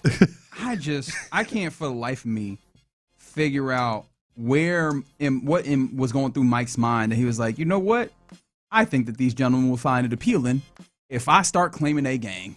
Man, I'm looking at the picture right now. There's no way in hell I would do that, man. Even if I had the green light to do that, I would not do that. I'd have been in a lot of hoods. I've never once said, you know what, let me take a picture. Let me throw up y'all gang sign. Then people don't take kindly to it. Yeah, nah. Those people in those particular social clubs. Social clubs. That's right. They don't take kindly to when you co-opt. You hear me? But that should point to only Michael Jackson could get away with it. Untouchable in any hood anywhere. Michael Jackson, he actually probably could have went to another neighborhood that and was done bloods. the other one. Yep. And they would have been totally fine with it. He could have pulled them all together in the same shot and done both of them simultaneously. And they'd have been like, bandana? oh, Mike. The bandana. Oh, Mike. Look at Mike. Man. See, that's why he's the greatest of all time. No, he's not, because he could have started world peace with all that. All he did was own a chimpanzee. Come on, Mike. Mike out here crip walking. All right, it's the mixtape in the loop, Sports Radio 610. I ran across this thread online. I think it was on Threads. People confessing things they learned embarrassingly late in their life. Okay. Oh, no. So some very funny answers, and if you got some, send them in 713-572-4610. Here is one somebody brought up. I thought the person who read the disclaimer during the commercials just talked super fast. Then I realized they just sped up the audio. So he thought it's just a fast talker. Funny enough, there was a prank that happened early on in my radio career where I was helping produce a show. And they're like, hey, can you read the disclaimer for us? And I was like, cool. And I mean, again, I'm filling in. I don't work here typically. I'm just doing what I'm supposed to do. And they're like, hey, can you read it faster? And in my head, I know we can speed this up. But I'm like, all right, if y'all want me to. And this is where my personal, you know how self-confidence can get you in trouble sometimes? This is one of those instances because I was like, I can do this. I was like, I can do it. Really, I should have been like, no, we can just speed it up and post. But I was like, oh, you think I can't read it? All right, man. And they had me trying to. So yes, they do speed it up, except when you're being pranked on radio. Yeah, here's another one. The little piggy who went to the market wasn't going grocery shopping. Oh, really? I never even thought about that one. I'm learning that right now. Where was the little piggy going there? What market? Are we talking about? Well, okay, maybe I don't get it because I'm thinking. I was thinking like Does it have the answer? Slaughterhouse. No, it don't. Because you're just, like they like to say, I was today years old. If that's the case, yeah. Now I'm curious where the little piggy. You looking it going. up? Yeah, I'm going to see if I can look it up. And apparently, this goes all the way back to the rhyme itself to like the 1920s. All right, man. We ain't got to do this, man. We can move on. Man. Wow. Okay, you're not gonna give me time to find the answer. I'm just supposed to know immediately. I ain't trying to go to the 1920s to figure out where little piggy was going. Yeah. Here's another one somebody put on here. They said, going to slaughter. That's what I figured. Yeah, meat market. Oh, okay, that's what I thought. I was thinking slaughterhouse, but meat market. Yeah. Okay, so he wasn't going to the grocery store. No, now you ruined it. I mean, he was going to the grocery store just in a roundabout way. Yeah, man. So here's another one. I thought McGraw-Hill textbooks were made by Tim McGraw and Faith Hill. That's a young person. What these country singers know about chemistry? I don't understand it. They making the killing on these school books. Here's another one. I thought Elton John was blind because of those wild sunglasses. Ah, interesting. I could see that one. Yeah, I can see that too. Yeah. Another person said, when you're told not to operate heavy machinery with certain medications, they mean cars. I always assume bulldozers. I could see where that one. Yeah, I could see where that one would be believed like that. Yeah. Yep. And somebody else said, I thought the Mount Rushmore faces occurred naturally by coincidence. Good Lord. Can't believe I admitted that. Yeah, at that point, I got some seaside property in Utah. Good Lord. Yeah, man. Yeah. And the last one, I thought Jimmy Buffett and Warren Buffett were the same person. I get that one. Mm-hmm. And he just got really rich off of margaritas. Yeah. Yeah. Honestly, I would like that so much more. Yeah. That'd be so much more fun than the actuality of That's a lot of downloads, man. Yeah. To get Warren Buffett money. Man, crazy. All right, I'll get y'all out of here on this. It's the Mixtape in the Loop, Sports Radio 610. Shout out to the University of Washington head coach, Jed. Is it Fish? Yeah, Jed Fish. Mm-hmm. Yeah, Jed Fish. Another sentence you probably didn't expect to hear. The University of Washington head coach, an OJ trial? He was at the OJ trial? What? Hey, let's hear the story. Here's the midday show. He was on Baskin and Phelps up in Cleveland on 92.3 The Fan, and they asked him about him crashing the OJ trial. Somebody sent me a text when we said that we were having you on that said I had to ask you about an elevator ride that you had at the OJ trial. You were at the OJ trial? Yeah, you got some good sources, man. Good sources. How did you end up in an elevator with these people? I did sneak into the OJ trial back in 1996, and I think it was 96, maybe 95. And I did fly across the country. I went to school at University of Florida as a Gator, and thought I was going to be a criminal defense attorney if I wasn't a football coach. So I flew across the country and couldn't figure out a way to get into the trial, so I put a suit and tie on. And when the defense team arrived, I jumped in line. And when the elevator door closed, it was F. Lee Bailey, Johnny Cochran, Robert Shapiro, Robert Kardashian, and me. Wow. And, they looked at me, and Shapiro says, "Who are you?" And I give him my spiel, and that, no, I'm just a student that wants to be a lawyer. He goes, just come on in. And he let me come and spend the day at the trial, and it was pretty amazing. So what was Johnny Cochran like behind the scenes? Was he similar to how we saw him in the courtroom? There wasn't much communication. I was just able there to watch. They didn't invite me to lunch into the next strategy session. I love that. That was kind of cool. Yes. Man. That's a cool little story to have under your belt. With the four or five biggest attorneys. That was all of them. Yeah, it was all of them. In the elevator. I'm trying to decide Shapiro said, "Who are you?" Yeah.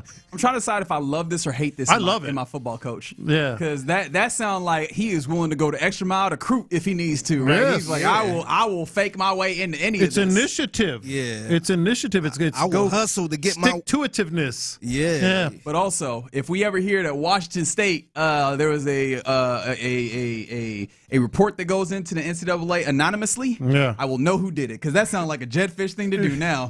You sneaky man. He leaned over to Johnny Cochran and said, "Hey, why don't you see if he can they can get him to try on the glove. It was his idea. He definitely should have juiced it up a little bit. Yeah, 100%. Yeah, I actually told him to rhyme. At first, he wasn't going to rhyme, but I was like, hey, I feel like it'll land better if you rhyme fit and acquit. Just trust me. That was a great story, man. I love it. I appreciated that. Yeah. I'm glad somebody did their homework and told them to ask him about that. I was about to say, like, how do they find out? But there's no way if you have a story like that, you don't tell at dinner parties, right? He seems a little surprised that they need. Actually, I bet you it was like one of his relatives or, Yeah, somebody like had the inside scoop. Yeah. He wanted to be a criminal defense attorney? Sure, why not? I bet those coaching meetings are hell. Yeah. I bet those coach, I think we should run a reverse. Why do you think that? I don't know. I don't think they should. It's like, Coach, we're just trying to get the game plan together. We don't need to argue. Tough person to argue with, huh? Yeah. I bet. All right, that's another fantastic point of order. It's like, no, it was a false start. We're not doing this, Jed. Every time with you. Every time. All right, another fantastic edition of the mixtape here in the Loop on Sports Radio 610, 1:20 p.m., mind you, every weekday here on the program. If you see something out there that you believe to be mixtape worthy, hit Fig up on social media at the Figgy Fig. Baltimore up 5-1 against the Astros, so they did get one across here. Who scored? I don't remember. I'm not gonna lie. My head went down, and I had not been watching. I'll get that for you. But again, bottom of the 7th, Astros down 4 in Game 1 of a doubleheader. All right, coming up next, we get ready to hand things off to the fellas of the drive, and man. It seems like something about the Texans is so evident that it shows up even when you are just barely getting to know them. We'll take you through that next. All right, let's talk about Ability Trees and abilitytrees.com.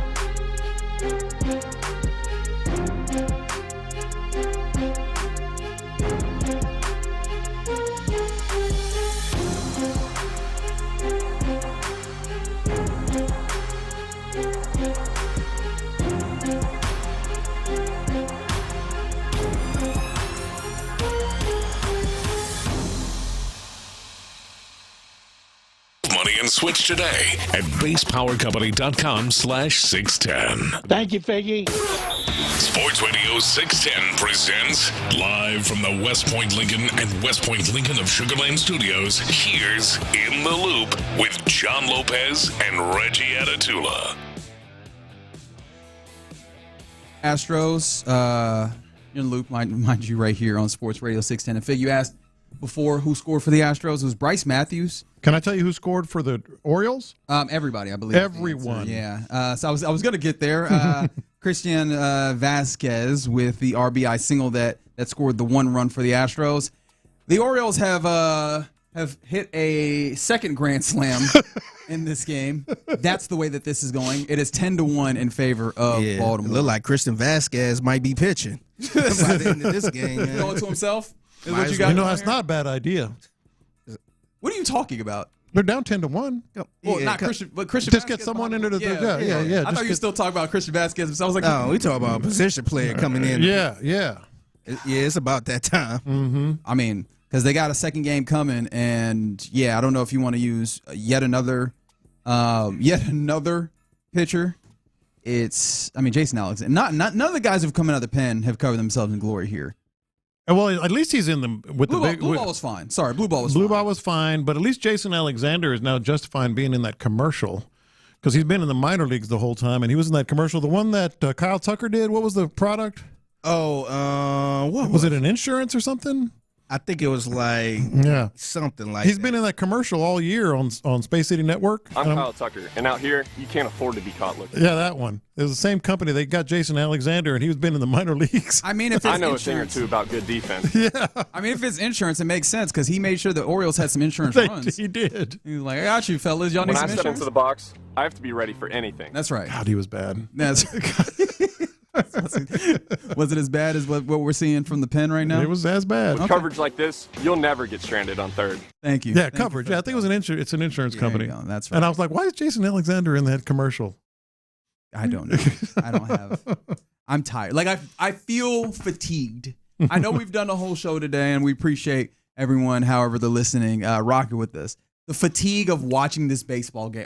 We literally, when the game yesterday got rained out, we're like, hey, then we'll get to watch some baseball during the game. And we did. Little did I realize that was going to make me feel I'm about to change the channel here, man. You switching the music on the baseball game? Yeah, turn back to Pat McAfee. Goodness gracious. All right, so Reed, today is a little bit of a Reed day. Obviously, Reed Shepherd with the play of the game last night to stem the tide after an 11-1 run for the Lakers. Looked like the Rockets might have collapsed. Reed Shepherd was the one who goes and knocks down a response three and then gets a steal and a dunk to open the lead back up for the Rockets, and ultimately they get a win. And then Reed Blankenship, the new safety for your Houston Texans, shows up in a video on Houston Texans YouTube page. Obviously, they do some good stuff like this in their various different series, Iron Sharpens Iron, so on and so forth. And it was interesting to hear a little bit about Reed Blankenship, and how he pops up here. I got a couple cuts for you. One of them, the first one, is talking about how he's fitting in Houston early on. Only been here for a few days. For what I've seen and noticed, like, character is like a huge deal in this organization. It just feels like a family ordeal. My wife's so excited to get down here. Gotta have her baby first, but the first person to reach out was CJ. You know, you never think you would get somebody reach out like that, but it's really cool to see his name pop up and just say, welcome to the team, whatever. Nothing crazy. That's what I'm saying. Like, I feel like everybody just chill. I like it. For the record, it's Car Shield that Jason Alexander has replaced. It's not insurance. Yeah, well, kind of, sort of, but either way, no, this is just a recurring theme. And you know what? The other part of that it kind of made me, raise the old eyebrow. This is not the first player that C.J. Stroud was the first to reach out to. Rutledge. Yeah. Teller wasn't quite the first guy to reach out. But he talked about it, yeah.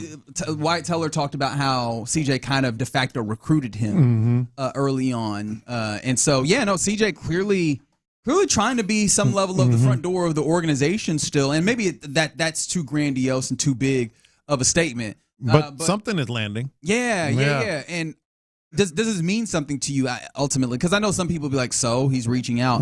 But I think Reed Blankenship here makes a good point that, like, that's not something that is expected. Maybe you could say with the offensive lineman because that's on his side of the football. This is CJ reaching out to a defensive player and making sure to try and make him feel welcome. Does that mean something tangible to you? It does mean something. I think it's to be determined, how meaningful it is. But it means something that the effort seems to be there. The other thing that is, a lot of people, it's lost on a lot of people and sometimes lost on us, I'm sure. We all think, well, every team wants, good players that have good character. And in theory, I think every team does. But the priority the way they prioritize it here seems to be, just tenfold. I mean, this guy comes from a Super Bowl champion. Correct. And he's like, wow, this is something. Although it is the Super Bowl champion where the head coach do seem like he wants to fight with his fans and his team sometimes. Yelling at fans. So maybe that's not exactly. Take that. Maybe that's not exactly how this goes. He does have character. Yeah, there is some kind of character in there without question. No, but that also leapt out to me. This is a dude who, it's not like he's played a lot of places in the league. Obviously, he played in Philadelphia, but it was so apparently notable that it was the very first thing that jumped out to him.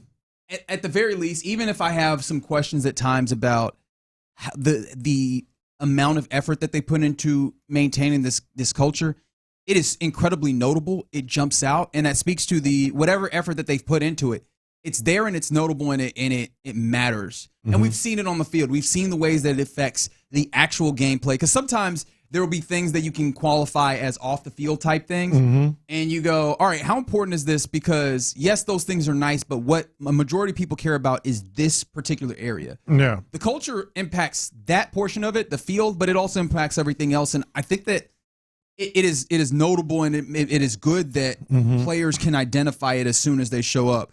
The question that I keep coming back to, though, is where is this going to show up in a way where it makes a difference for them in recruiting type stuff? Because it feels like it's never, whether it's Nick Caserio not really having too much haggle on the free agent type deals, or whether it's obviously them paying their guys whenever they feel like, hey, you fit in with what we like, we'll pay you early, we'll get it done without haggling too much.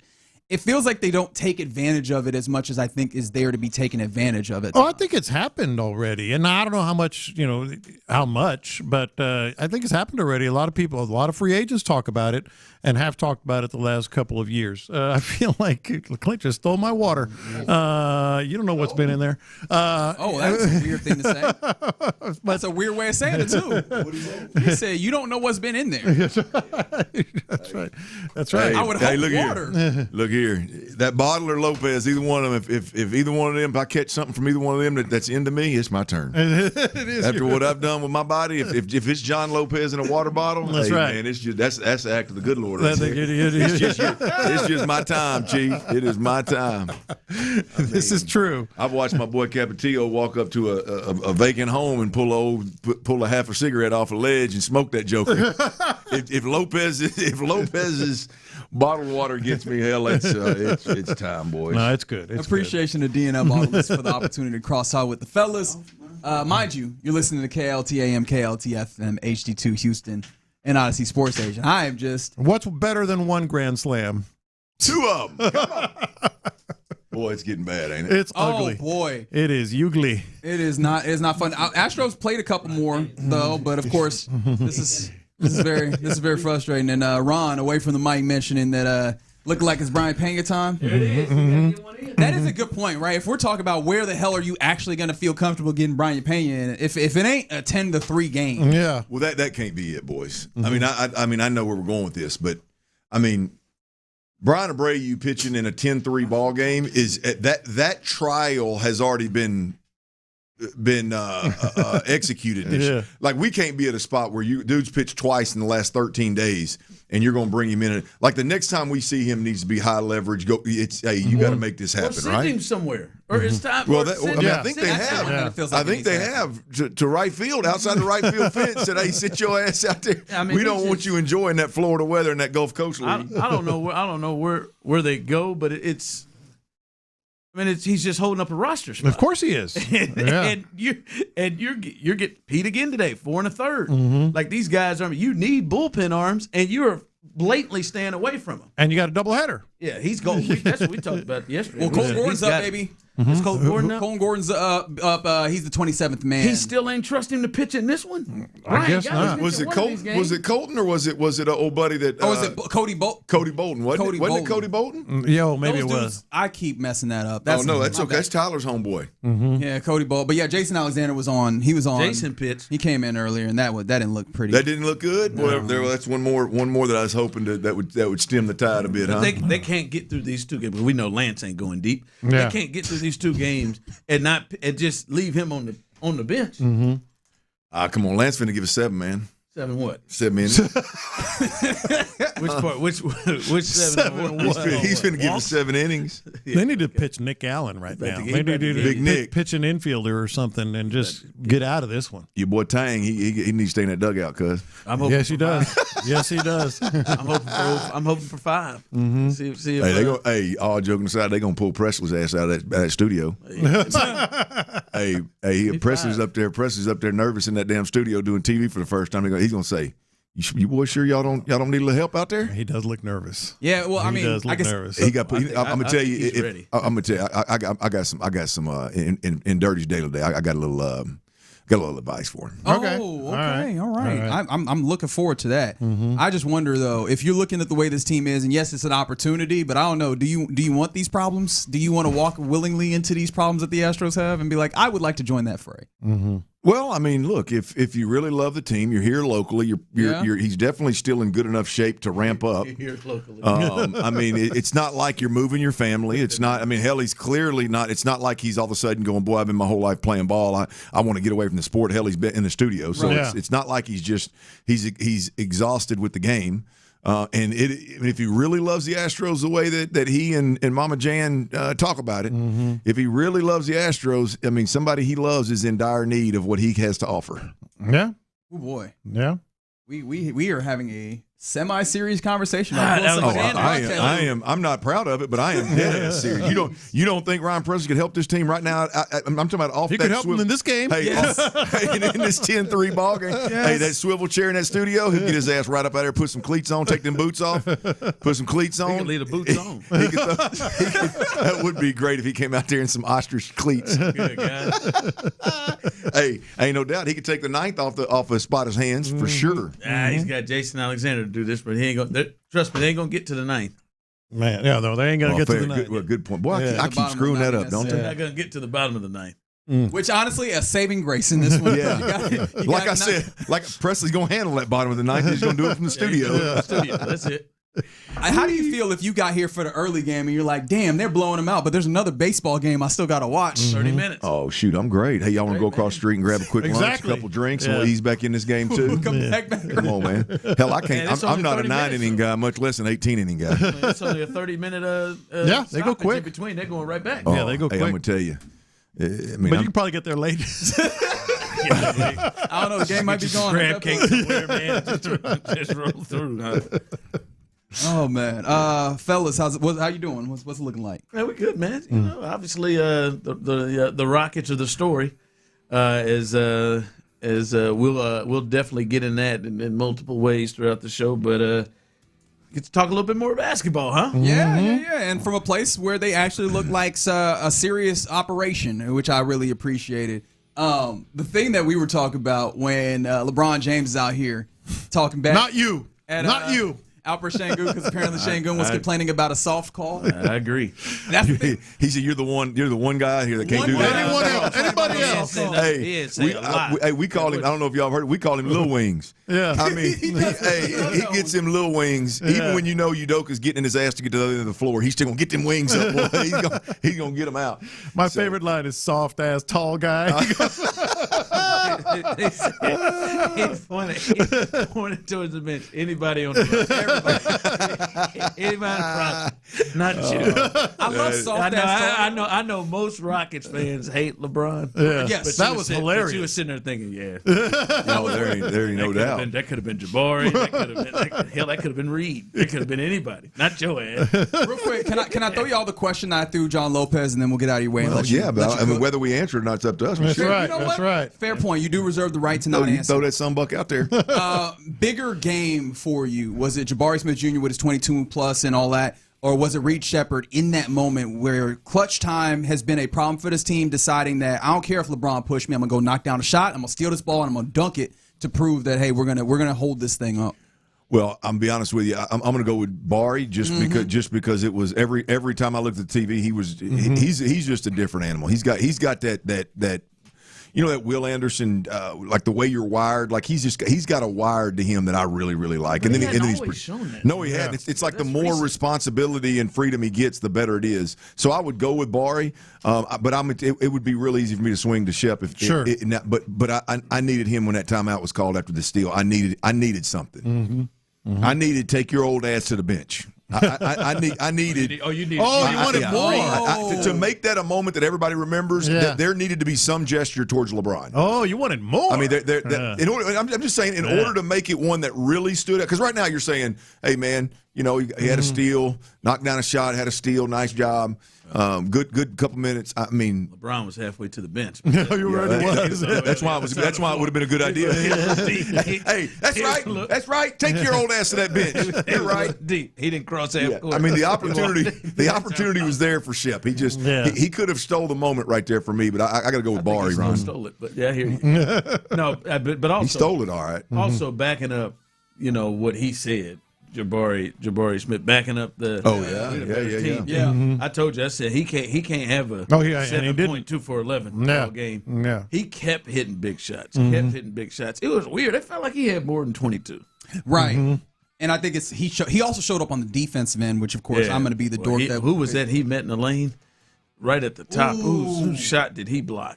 I'm trying to recall. Oh, it was Vanderbilt, wasn't he? It was. I think old Vando came up there and he just met him at the top, sent his ass on. Yeah. No, a really, really fun basketball game. I'm very intrigued to hear what you guys have to say about it, so we'll get out your way. John Lopez, I'll catch you tomorrow for a Game 6 game day. You're darn right you will. All right, but before we get there, obviously we got to leave you in the fantastic hands of the fellas of The Drive. You listen to KLT AM, KLT FM, HD2 Houston, and Odyssey Sports Station. I think I already did that, but again, appreciation to D&M Auto Leasing for the crosstalk. Right now, The Drive is live. That's right, The Drive is live, and Tyler is out today. Not feeling good, so the sexy tones of Colin is in the building. Big C. Look at him. Ron's trying to get you lucky. Look at him. Ron's trying to get you lucky, man. No, I'm just saying, Colin comes in low, deep. Hey,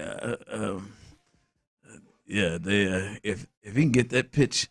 If he can get that pitch to start going for him, I'm not going to say he's going to be a strikeout artist, but he's going to be pretty good. Yeah, Colin comes in a little low. He comes in a little low with it, but he's in the building holding it down for T-Mill. I just like thinking out loud, but not being too loud where others get bothered by it. Oh, okay. Yeah, sexy. And T-Mill is out. By the way, Tyler out today. Tyler 4 for 4 last night on T-Mill's Best Bets, followed up at 3 for 4. So he is rolling 9 of 12 for the week. So Big T, Tyler, listen, that was some tough bets last night with the NBA playoffs, but Tyler goes 4 for 4. He is out today. Hopefully he is feeling better and be back with us tomorrow. But Clint, the big story is I know we had Brandon Scott on here yesterday.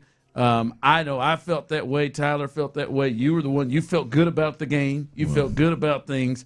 And the rest of us, we did not. We thought that thing was going to get closed out in Game 5, and it did not. The Rockets are forcing a Game 6. This thing is coming back here to Houston. And to me, Clint, they came back and did the Ime Udoka style of ball. That's what it was. They didn't play pretty on offense. I mean, nobody cracked 100 in this thing. And it felt like that was the comments and the thoughts going into it, Clint, is we're going to play defense. We're going to play defense. We're going to hold them down. They're going to force them. And they forced them to 93 points, 42% field goal, 26 from 3.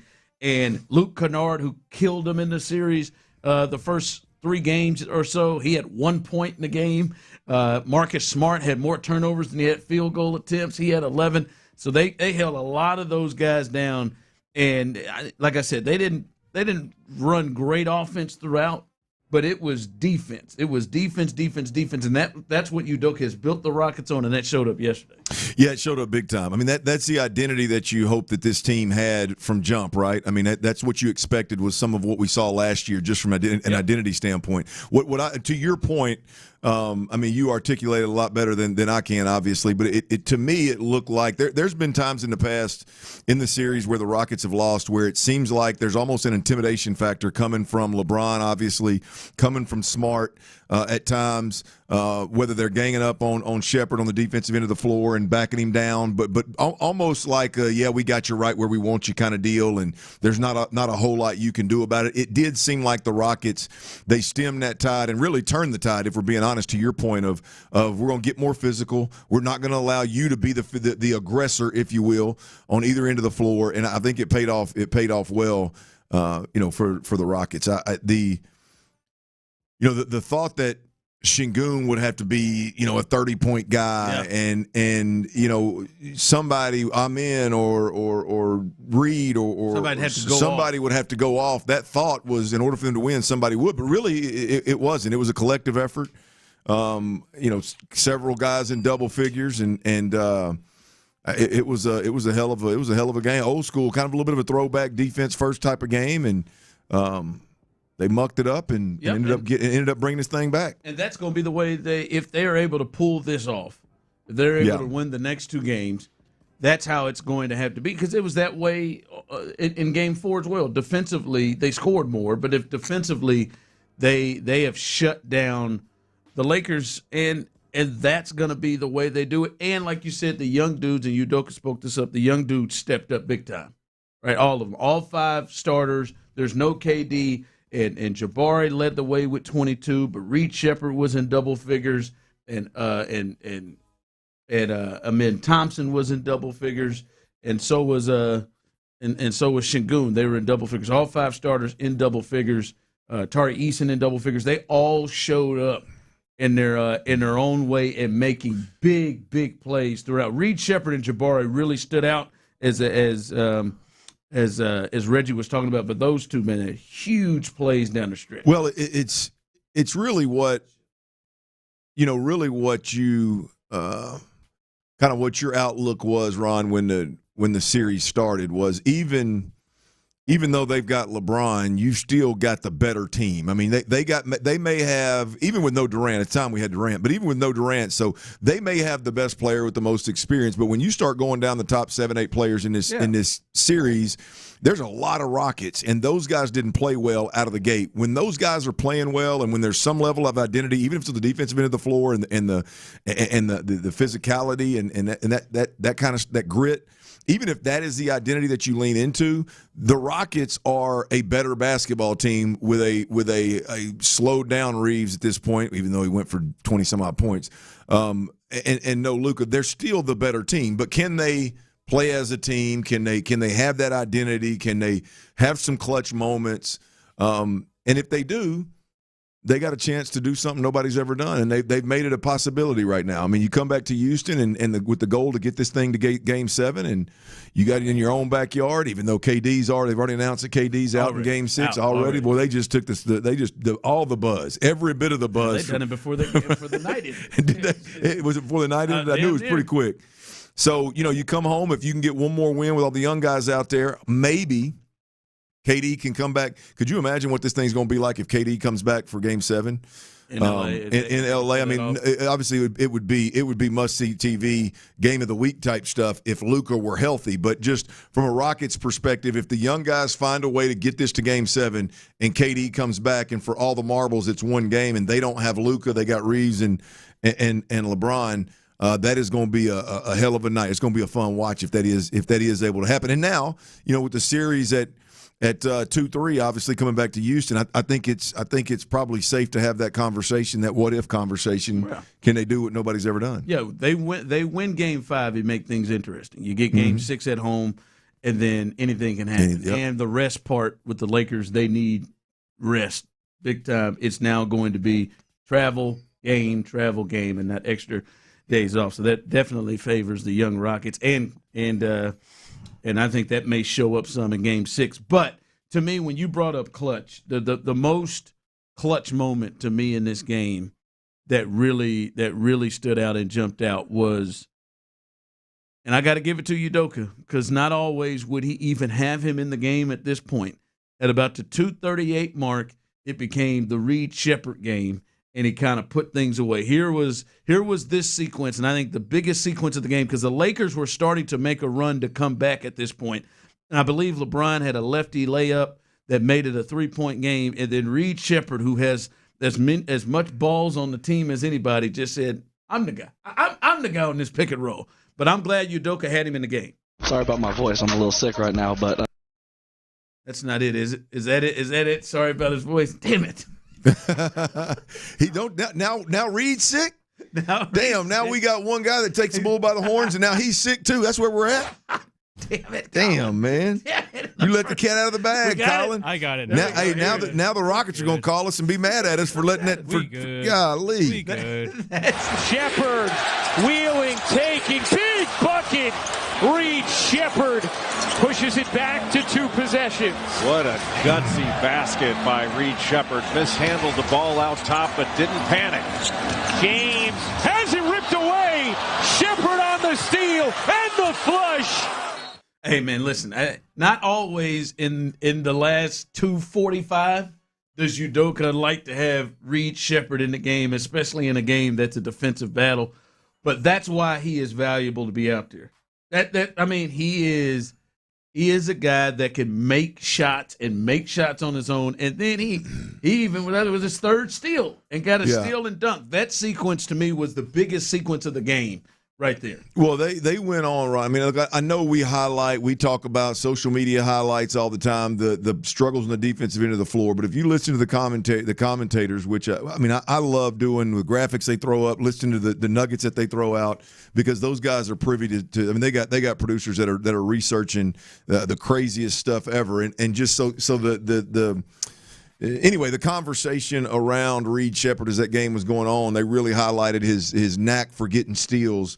There is some struggles, obviously, on the defensive end of the floor, but he's always been a guy that's pretty crafty in the steals department. When he was in college, he did it. Good hands. And really good hands. And you got to keep an eye on him where he's at. He can hound you to death and get some steals throughout a game, and he did it at a huge time, no doubt. Right after, getting a bucket after LeBron, chest bumps him and pushes him, and he knocks down a shot, he gets a steal, he knocks down 2 more shots, and inside the 3-minute mark of the fourth quarter, in a moment where you stretch that lead out a little bit, and it was that 30-second, 45-second, whatever it was, span right there for the Rockets, not just Reed Sheppard, but for the Rockets, were it changed the game, changed the rest of the game. He wants it.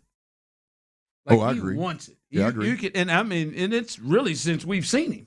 Yeah, like he wanted that. I think Reed believed this was for me. I think Reed to me. Hell with that. This is for me. Reed strikes me as that dude that, and this is not a negative, but because I was one of them. Like he needs that coach that's in his corner.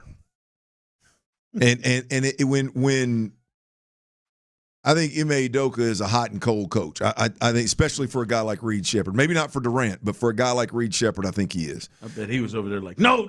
Yes. Yeah, that right there. Yeah. So I like when I saw Ime a couple of times and during a timeout, man, hey, put patting him in the ribs. Hey, man, good job. Kind of talking him up a little bit. If you talk Reed up and let him play his game and let him do his thing, I think you're gonna get the best of him, whatever that is. He strikes me as a hot and cold based on what the coach is doing. Like when that coach is screaming and wrinkles his forehead up and is hot at you, or KD's hammering you for taking a 3.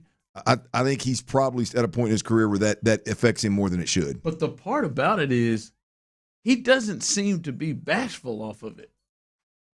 Right? Like, like he still came in. Like, I'll be honest, somebody that is, as you said, has been as hot and cold from their coach on him, where Reed Sheppard can make a mistake and sit. He played 10 minutes in one of these games in this series. Yep. That guy has total confidence to come out there and come off that screen and jack up that shot over Ayton. Like, I mean, he has total confidence. He does not stop shooting. Yeah, the only reason why he stopped shooting that time was because he got pulled out of the game after KD yelled at him. Well, that's one thing though. When you talk about kind of the Ime Udoka Reed Shepherd dynamic, is it's clear. I mean, which I don't think Ime Udoka is telling anybody not to shoot, but I mean, it's clear that he's not getting reprimanded for shooting logo threes. Because at least he's not bashful for it. Well, I mean, but I mean, if he were at this point, if he were getting hammered, if Ime Udoka was like, "Hey, what the hell are you doing, you fool?" I think he would back off from it. When he takes him, it's early in the shot clock. It's coming off the screen. It looks like it's drawn up, and absolutely looks like it's encouraged. And so we can talk about the dynamic, and I do think it's kind of up and down with Ime Udoka and Reed Shepherd, but. Boy, Reed, to your point, he sure enough, he ain't got no problem pulling that damn trigger. Oh, man, he feels it. Reed Shepherd, Jabari Smith, everybody played well. Those two really stood out, especially late, making big plays and big shots on both sides of the floor. All right, coming up, C.J. Stroud, he speaks, but the words don't come from his mouth. He has a former NFL player that's speaking for him. Wait till you hear what is said.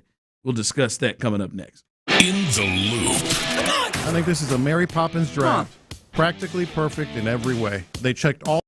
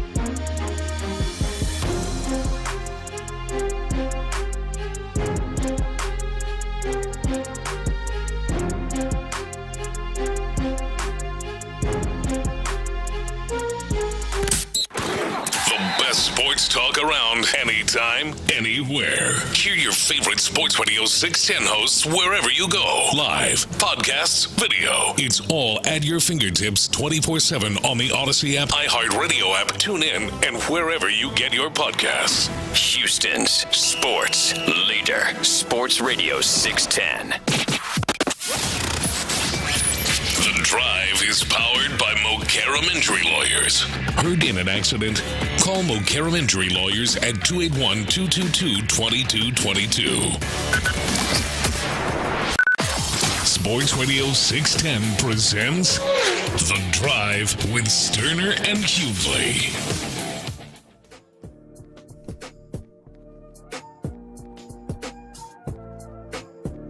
By the way, the Astros took an L on that first game of the doubleheader tonight or today, whatever. Big L. Yeah, when you give up what, 2 different grand slams in the game, that's going to do you in. Well, when you think the pitching can't get any worse, let's give up 10 and do it via the grand slam. Yep, Pete Lambert wasn't bad. Well, Pete, how many go? Well, 4 1/3. 4 1/3. 2 runs. Oh, shoot. Peter Lambert's all right, man. Right now. He did his job. I think that sort of could go a little deeper, but you knew. Let me guess. The guys that we knew we were going to have to depend on this year went in there and peed down their leg. Who was it? Oh, Kurt. Okay, there's one. And we knew he was around last year. He gave up 3. Okay. 3 earned. And Alexander. Oh, Jason Alexander. Jason gave him 5. That's a tad bit of a buzzkill there for me. I mean, I was hoping Jason Alexander would be a guy that could possibly come up and be that 4th or 5th starter when they get through going through the rest of these cats. He could maybe give us a little bit of he could maybe steady this thing a bit, but it doesn't look like that's going to happen. He's coming in a long relief role, giving up grannies. Yeah, no, that's he might go right back to Sugarland. Yeah, what may happen? Got him a crib down there. All right, TJ Houshmandzadeh. He is a part of the Speak Easy podcast and digital show with Emmanuel Acho, and they got to talking about C.J. Stroud, and he's going to make this very clear that there is a relationship between him and C.J. Stroud, and I want to play a couple of cuts because it's interesting because this almost feels like this is coming out of the voice of C.J. Stroud. First, here's TJ Houshmandzadeh kind of establishing the communication he has had with CJ. And he's going to have to play now like a big dog because of the way that season ended. It was as if, well, if we had anybody else at quarterback, we would have won this game. And he knows that. He knows that. It's not like he's talking like, oh, he knows that. And so I look forward to seeing how he going to respond. Because the work, I see it. The angst in the voice, you can hear it when it's just like, Because when you don't play well, it hurts you. Yeah. But you also know it hurts you because you letting other people down. Mm-hmm. Like when the locker room with you, you let them down. That bothers you when you're a true competitor and these dudes really get down with you like that. You know you let them down. And so I'm eager to see how this is going to turn out. Well, that's one piece of him discussing kind of the end of the year, and then this was interesting, Clint, right here, because now you know this isn't just speculation from TJ Houshmandzadeh. He kind of lays it out of where he is getting this commentary and where he is going right to the source. I believe that it's a learning lesson for CJ. Talked to him at length, man, long time. couple weeks ago, just about this. And he gets it. He knows. There's a lot of things that go on behind the scenes that nobody ever hears about and knows about. I'll leave those conversations private. No, I mean, actually, you ain't going to. You're right. And then this is kind of what it seemed like the conversation was about when it comes to C.J. Stroud and Nick Caley, the offensive coordinator for the Texans. For me, the biggest key I want to see in the preseason, can they mesh? I don't think people really understand how much play calling matters in the National Football League. Yeah. And so break that down. How much does it matter? Why does it matter? He said it perfectly yesterday, calling the wrong play at the wrong time. Why are we running this play when we expect this defense and you know this play is not going to work against this defense? That's what, like, you watch that playoff game, CJ he wasn't perfect that game. But as a coach, when you see that he's not having a good game, why am I steady dropping back throwing the ball? Yeah. We can't run no screens. We can't run a slant. We can't run some easy stuff. Why are we running dropbacks? Why? And you go, he just made bad decisions. Why are you calling these plays? Well, Clint, it seems like clearly he has had long conversations with him, as he said, long conversations in the last couple of weeks. And this doesn't appear to just be TJ giving his thoughts. This appears to be TJ's thoughts being formed by conversations he's had with the quarterback. Well, look, I don't disagree, for the record, with anything that TJ Hushmanzada is saying. I mean, if anybody listens to these shows knows that I am constantly, man, creative, quicks, and screen game. Like, if you ain't got them, you ain't winning. I mean, that is, if you ain't got them, your quarterback's life is going to be significantly more difficult to navigate than the teams that do have them. So, I don't disagree. I don't disagree that in that moment, continuing to drop C.J. Stroud back, even knowing that he was clearly in a position mentally where he wasn't settled. I don't disagree that was piss poor management of that situation by the OC. But here's the reality of what I think CJ and TJ are missing is CJ's not that dude right now. CJ's not in a position with the team that he's employed by for a former player to go, yeah, I talked to CJ at length, and then go on to say this next season's all about how they mesh, and then go on to talk about how bad the offensive coordinator was in the most critical moment of the season. And he even went on and talked about how all the coordinators out of McVay's system that were quarterbacks have had success, the others haven't, which I don't agree with that point. But he was clearly going in on Nick Caley. And CJ's just not that dude right now. CJ's not in a position with this organization to have any other stance other than, hey, I'm going to show up with that great attitude Nick Caserio's talking about, and damn it, I'm going to mesh. There ain't no, is CJ and the question is CJ Stroud and Nick Caley mesh? No, boss. Hey, you done got one coordinator fired. You done got a quarterback coach that was supposed to be your mentor fired. Now you're at odds and wondering if you can mesh with this second offensive coordinator. Like, I don't disagree with the overall just fact that may mean better football is played if that works out, but he's not in a position right now for this organization to be hearing, oh, well, CJ's partner that talks to him at length is spewing this about your OC.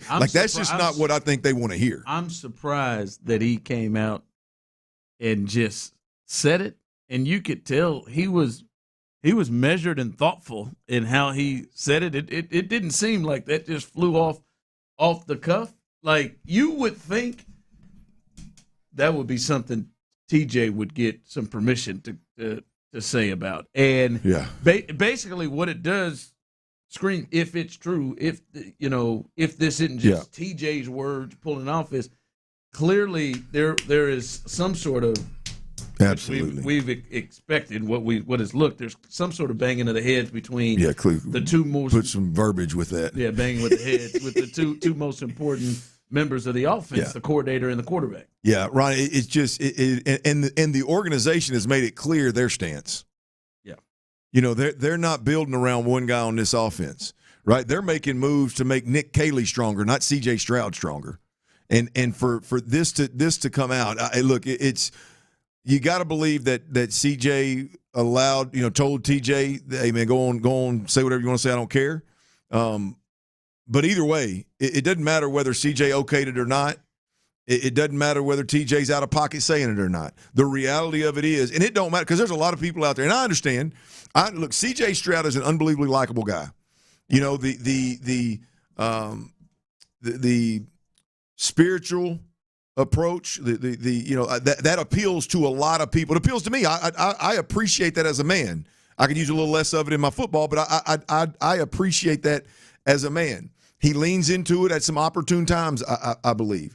Right? There's a lot to like about C.J. Stroud, the dude, no question about it. So a lot of people are going to, in the media, a lot of people that cover this team are going to no big deal it, and they're going to, oh, that was TJ that said it, and they're going to sweep this under the rug. I guarantee you, I would bet 5 house notes that Nick Caley, Nick Caserio, D'Amico Ryans hear that, and they're like, you got to be kidding me. Yeah. They're not like, oh no, it ain't no big deal.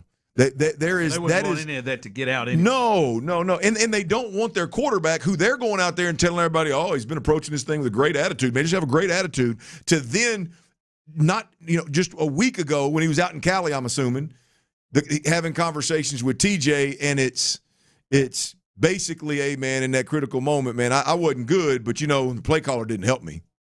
That's what that sounds like. So this is just. It ain't about what was said being accurate or not, because I think it really is. Because he really emphasized how much he talked to him, how long. But you knew that this was not the last time TJ talked about CJ. There was I don't remember if he said it, but there's clearly a friendship and a channel of communication there that stays pretty open. Like so, venting.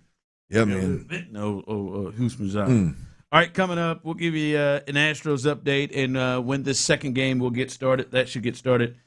Pretty soon. We'll give you the latest there. And with another loss today, should they even be doing what they historically would generally do when they needed help? Should they even be considering that? We'll discuss as we continue right here live on the Drive. Ready? Azeez Al-Shire isn't going anywhere. The Texans' middle linebacker signed a 3-year contract extension to keep him in H-Town through 2029. Congrats, Azeez.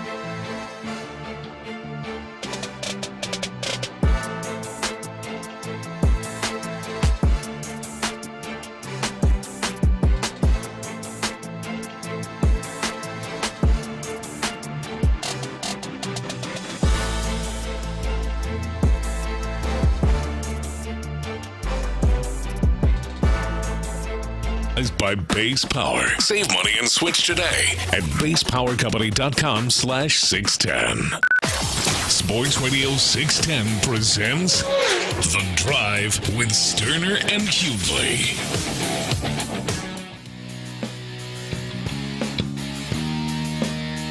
All right, the Astros should get going in game 2. Just a blatant ass kicking earlier today, 10-3. 10-3. Clint, you tried to make them 11 and 21 too quick. They're 11 and 20. It's coming. Stop. Oh, my bad. You're supposed to be the one who has confidence in here, man.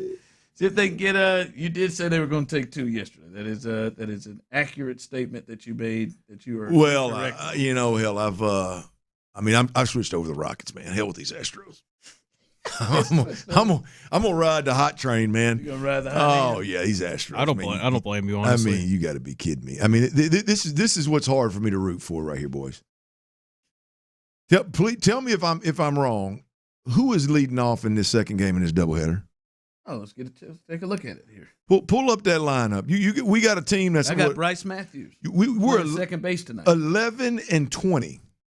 Let's switch it out a little. We're on the verge of getting our ass swept. Swinging a good bat. That's fine.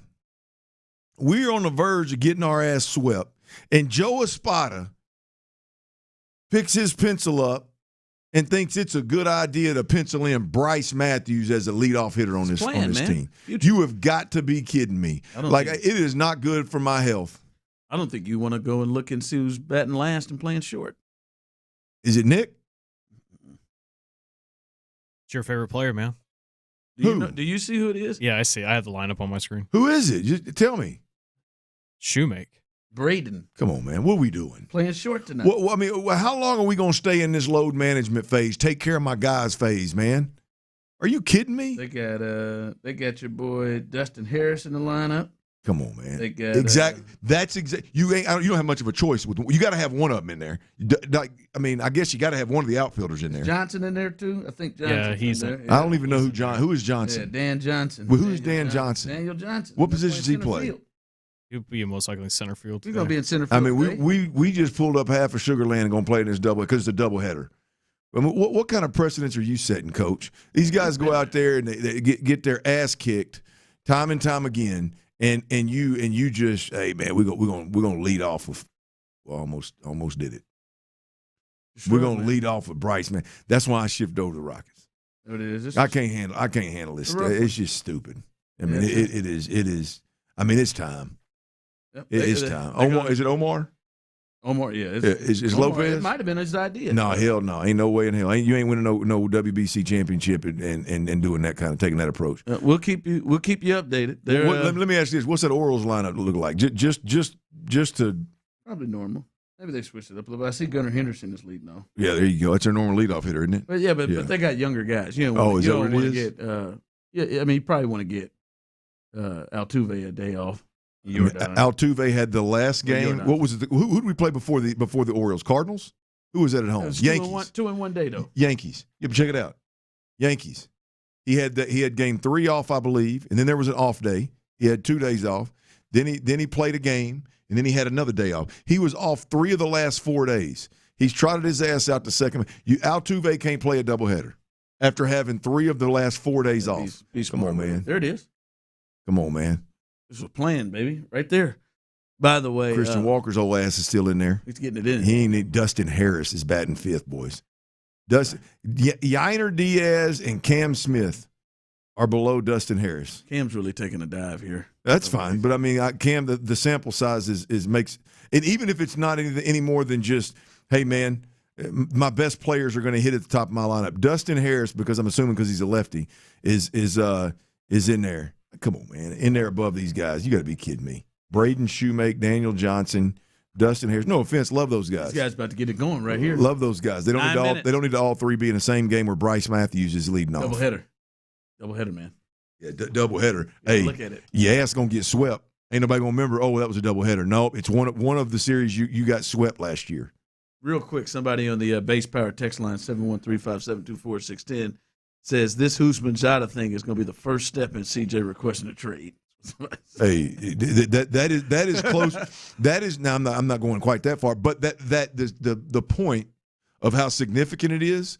That's closer than these cats out here that just look. Oh, well, yeah. Well, Nick Caley really was bad. Nick Caley did this, and that. Yeah, man. If that's your response, like, I mean, you're missing the boat here, man. This is just piss poor, at the very least, awareness by C.J. Stroud. I mean, this goes back to, not to get off in the weeds on you, Ron, but this goes back to one of the points that conversations you and I have had multiple times. All this talking to veterans and asking for advice and saying this, like his ass shouldn't be out there talking to T.J. Hushmanzada about Nick Caley and about that last game. Definitely if his feelings are, hey, man, they really let me down again. I mean, that can't be where C.J. Stroud's head is. And it damn sure can't get out. Yeah, that's the part of it. I mean, we all have conversations, but that's the part. It totally got out. How much do y'all put the blame on CJ and Caley? Like, what is it, like a 60-40 or no? How do y'all feel? I just don't. That? I don't think TJ would just flippantly just go off the cuff without having confidence that it's okay that he'd say that. As much as they've talked, I agree. As much as they've talked, this is not the first time he has spoken about CJ. But as much as they've talked, I don't think he goes just completely rogue. Oh, I agree. I agree with that. I mean, it's not there is, again, I'll say it again. I've said it a million times. To your point, Colin, it's both parties have plenty of context to justify their position. Like I think Nick Caley should sit there and go, I got a quarterback that was a rookie of the year, that had a season that was unbelievable, that's asked for more control of the offense, and is going into his third year after having 2 good years. Like I don't. He doesn't need to have the most explosive group around him to do things. The organization can say, well, I want my quarterback to play a certain brand of football. I want my quarterback to be a better leader. I want my quarterback to have more control and be more vocal, and CJ has fell short of that. And CJ Stroud can sit there and say, hey, man, I ain't had the best supporting cast. Hey, man, you've been through 2 offensive coordinators, now 2 quarterback coaches, man. Like one year you give me weapons, and next year you say, we don't need all that. Like there's plenty of I think, room for both parties to be disappointed or to justify feeling some kind of way about it. But the reality of it is the power is in the hands of the organization, and the organization has made it very obvious whose corner they're in. I mean, they've made it very obvious. I don't need to hear what they say. In fact, there's a reason why every time they talk, they got to reiterate that CJ's their guy, right? Because their action says they ain't real sure about that.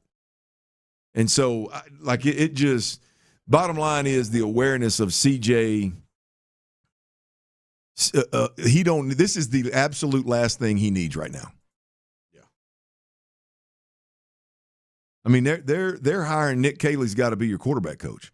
They're telling you to have a good attitude and come in here and embrace this offense like it's the best offense in the world. And then you're out there throwing, talking to a former player who's got quite a bit of respect in the game. I just don't know. That's just fair or foul. D'Amico ain't looking at this going, ain't no big deal, man. We good. TJ's gonna be a watch to see if he just does not have any more commentary on CJ Stroud.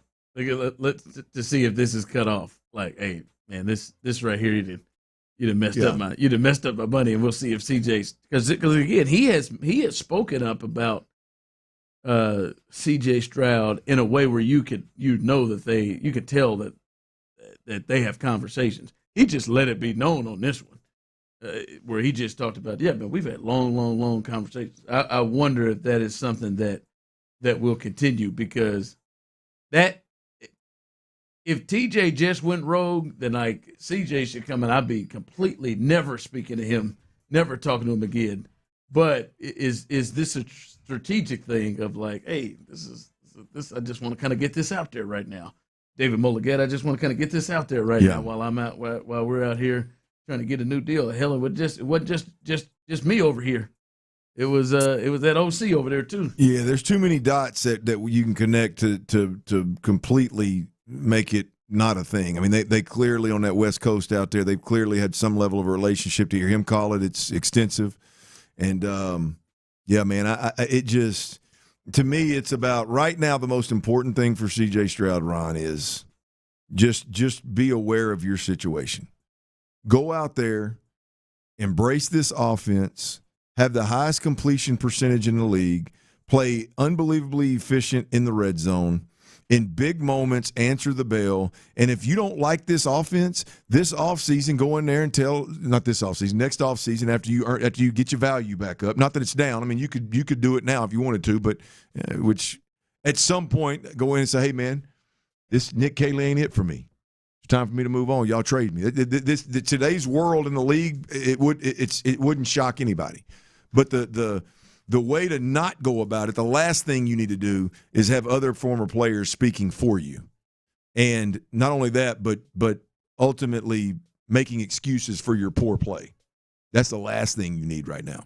With this organization. It may work somewhere else, but with this organization, I don't know if that's a good idea. It's not even the making excuses stuff. It's insinuating, I mean, I guess excuses, but insinuating that there's a disconnect between the coordinator, who, as you've said, they seem to be in lockstep with him.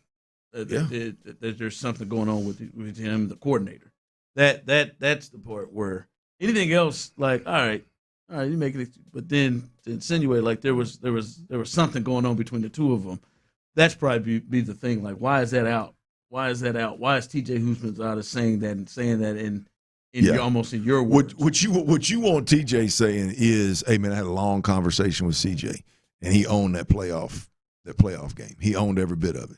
He told me he missed reads. He missed outlets. He didn't communicate at the line of scrimmage, or whatever it may be. However in depth you want to go. The last thing that T.J. needs to do is, hey man, it's about CJ and that offensive coordinator meshing, man. Can they do it? Can that offensive coordinator call the right plays at the right time? That is not it. Nope. All right, coming up, the Rockets, they are able to survive and force a Game 6. It'll be right here in Houston. And I think the discussion point with this is, all right, now we've done this. We've seen this. They have won the last 2 ball games, won a road game late last night. Do you think they can actually pull this off? Can they make history? We will discuss that coming up next. But before that, guys,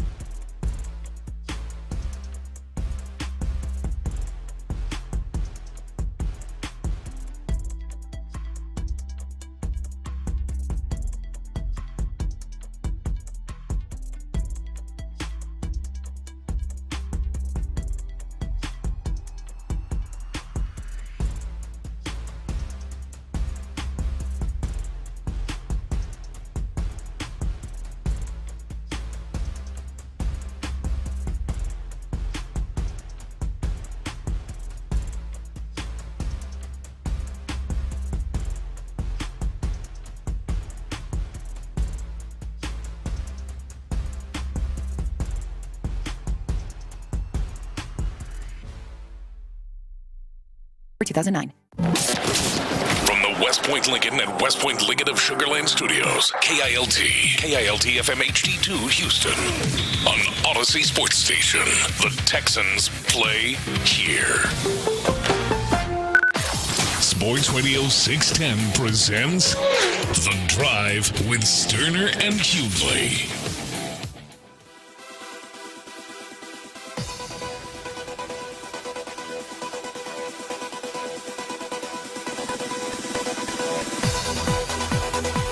All right, welcome back into the drive, hour number 2, as the Astros, they have already lost a game today pretty handily, gave up 2 grand slams, and they lost 10-3. But they've gotten started in the first, and Jordan, who is getting hits by all kinds of variety, he go, don't you dare go first or third. He cue balled a shot down third base and was able to beat it out. And now Paredes is on. So now first and second, one out. Who's this set the table up for? A little Christian Walker action. Yeah, Christian Walker. This has got bases loaded for that old 5-hole hitter that I was just talking about for old Harris up there batting because he's left-handed. That's got this written all over it. Yeah, big one. They're going to see if they can split this doubleheader tonight. Lance McCullers getting the ball. Well, they ain't making a real valiant effort. They are. They got runners on first and second in the first inning. Man, they talking about. Yeah.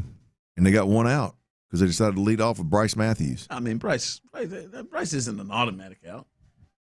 Hey, man, there we go. What if you're going to make this lineup? Where does Bryce land for your leadoff hitters?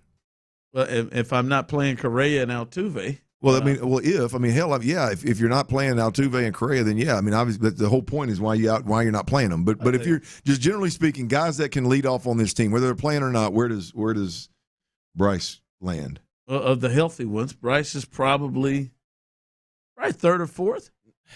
Right third. Yeah, but he strikes out way too much. I mean, I'm not telling you it's ideal, like today, but I mean, I would have Correa and Altuve in front of him, but. Yeah, right now, Payne is not healthy, so that would obviously be your leadoff hitter. He's not healthy, but I said the ones that are healthy. 2 RBI. Look at that swing. 2 RBI not incoming right here, right now. Watch, opposite field. I know it, man. Has he got a hit yet, boys? He's $188. 3 for 8 in the series. Hell yeah, he's got one. Let's ride, Dustin. Oh, now you're on him? Hell, I wish him good, but it just pisses me off. His spot pisses me off. I'm not a fan of his jersey number choice. I'm sorry. Dustin Harris is not a choose your number guy. He is. Maybe 37. Maybe Brendan Soares. He's got a Cam look to him, doesn't he? There's somebody else he looks like. Cam Smith. He's left-handed. Maybe, but Cam got a little more thickness to him, but in the face they look alike. Kind of looks like Kyle Hamilton a little bit, the safety. In the face. There was somebody that old 37 pulled up to look like, but we'll keep you updated here. Zip as the Astros are looking to split this looking to split this doubleheader today as they lost the first one 10-3. We'll keep you updated on that. They do have runners on second and third with 2 outs, and Big Dustin Harris is up to see if he can hold it down. He does look like Cam Smith a little bit. There's a little bit there. I mean, there's a few people I think you can roll into here. All right. Can the Rockets pull this off? They won last night. Really, they won the last 2 games. And Clint, you can really admit they really controlled the last 3 games. They just had that absolute just collapse on Friday when they were up 6 with like 25 seconds left.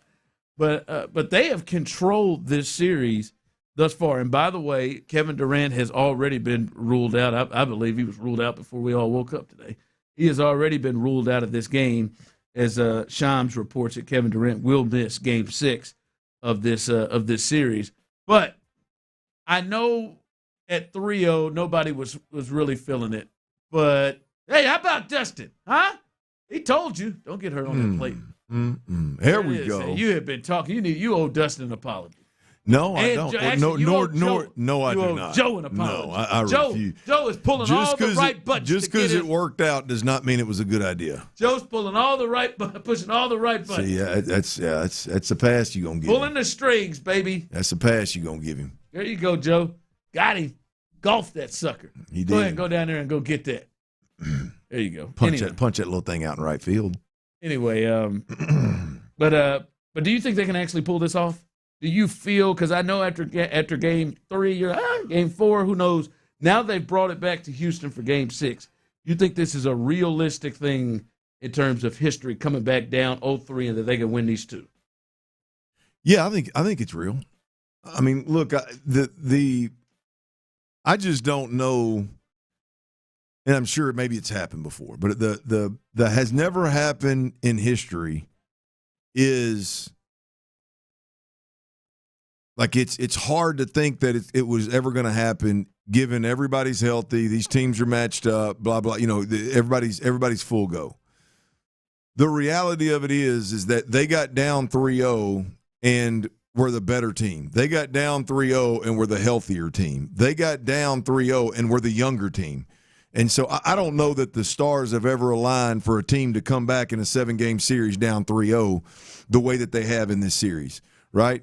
They obviously got down to 3-0 or we wouldn't be having this conversation. But the reality of it is the longer the series goes on, the more the youth is going to show. The longer the series goes on, the more LeBron's age is going to show. The longer the series goes on, given how they played early in the series, obviously they're going to get significantly better. And so I think the situation is one where it could. I don't think it's likely, but it could happen. Yeah, I think they definitely have the momentum, and I think it is a perfect storm. You're right. Generally, a team that goes up 3-0, they're clearly the better team. And I mean, for I'd say obviously the bulk of the series, the Lakers, especially the first 2 games, were clearly the better team, and they're getting Reeves back. But the scenario in which you look at rest and how impactful that can be. Like, LeBron is 41 years old, and he is still, because Luka's out, even with Reeves in, now it should lessen his load, but even with Reeves in, he still has to be the dynamic player. Yeah. And he's going to look a lot different from game 1 to 2 to now game 5 and 6. And then, especially when you mix in an overtime game in game 3, which he gave a lot. And now they will play. They played today. And then they will be. I mean, they're teeing off on these dudes, man. It's 5-0 right every now. every one of them. Every guy I talk bad about is I mean, they're banging it around the park. I see you, brother. Look at Dan. I didn't have Dan. I see you didn't have Dan. Cam Smith with a 3-run bomb earlier. I had Cam. I did not have Dan as a small left-handed black gentleman with wheels. I did not have Dan as that. I mean, we got the pitching coach out here already. I mean, he's got to go by Danny. Daniel. He goes Daniel. Oh, does he go full Daniel? He goes full Daniel. I think he got to go Danny. No, I don't think so. I think Daniel and Dan. I think it's misleading. I don't think he looks like a Danny. You think he looks like Daniel? More than a Danny, and he damn sure don't look like a Danny. I mean, how many Black Daniels you know? I mean, there's some. I know Danny Glover. I feel like we've had this conversation. Black Daniels. I know. I got one. I got one in the dirty. Yeah, there's singer, actor. There's some Black Daniels. I feel like I keep going back to Danny Glover. Danny Glover he's moved to Danny. I don't know how much he likes. I don't feel like it's a real popular one. Well, they definitely not a lot of them are going by Danny. Just the old one. The old most famous one. The old one. Dan Land. You remember him? The old. So he was a defensive back. He was really good with the Raiders in like the early 90s. I ain't got one. Dan Land right there. I mean, I can't think of any. I can't basketball. I'm sure I could come up with a basketball one. Manning is Danielle Manning, isn't it? It's not Daniel. Yeah, it's Danielle, isn't it? Manning, yeah. Someone texted in, "Show stop making excuses for LeBron's bitch ass." Oh wow, Gus and Katie. What happened? I want to talk about Danny's, and you just went to Gus cussing on LeBron. Well, I'm not making any excuses. I'm just expressing like this is the opportunity that they have, where he has to be the most dynamic player still for the Lakers, and at 41, he's probably running out of gas, or he's not going to be the same player he was. You could see his legs were leaving him last night anyway. And the longer the series goes with LeBron, and when LeBron has to be one of the primary guys for this team, that is an advantage for the Rockets in a major way. No question. I mean, and if anybody's ever going to come back from a 3-0 deficit, you look at the details of this series and the reality of this series on both sides of the floor, and I mean, if it's ever been likely, this is probably it. Yeah, the other piece of this is they've been able to hold down. And I said this before. I said it after game 2 when I said I think you're right. Danny Green does go by Danny Green. He cussed on our air. There it is. That's right. Another Danny in the NBA. But as I said one of the saving graces to me with the Rockets is I just can't believe these extras are going to keep playing like this. Mm-hmm. And Luke Kennard has completely shut him down. I mean, he had 1 point last night. That guy was averaging 27 points 25 points in the first 2 games. And then Marcus Smart, who has been pretty good in this series, he had 11 and a ton of turnovers. So those guys, they have pulled down, and clearly the Rockets guys are outplaying them. So listen, if you can get to Game 7, it's damn sure possible. And luckily for them, they get Game 6 at home, and they got a real shot in that one to take it to Game 7, and then Game 7, anything can happen. Well, get Game 6, and I think Game 7 becomes the biggest game in the NBA at that point in time, because you potentially get. If KD comes back. Yeah, you potentially get KD back. The Lakers will be close to full. I mean, I don't think that Luka's even close, so I doubt that happens. No, he's not coming through. Yeah. So even though I bet if it's an elimination game, I bet he considers it. I don't know. Come on, man. He went to Spain for 2 weeks or whatever. He's got something out of it. I don't know if he can consider it. I just know that I'll be absolutely jacked for that Game 7 if they get there. That would be nice. My boy John Ruiz said he don't know many Black Daniels, but he knows that Jack Daniels. He knows Jack, yeah. Yeah, I'm certain he knows Jack Daniels. Yeah, that's all right. That's all right. A lot of people know old Jack Daniels. We'll see, man. They put themselves in position, and again, like I said, they have absolutely controlled. They've controlled the last 3 games.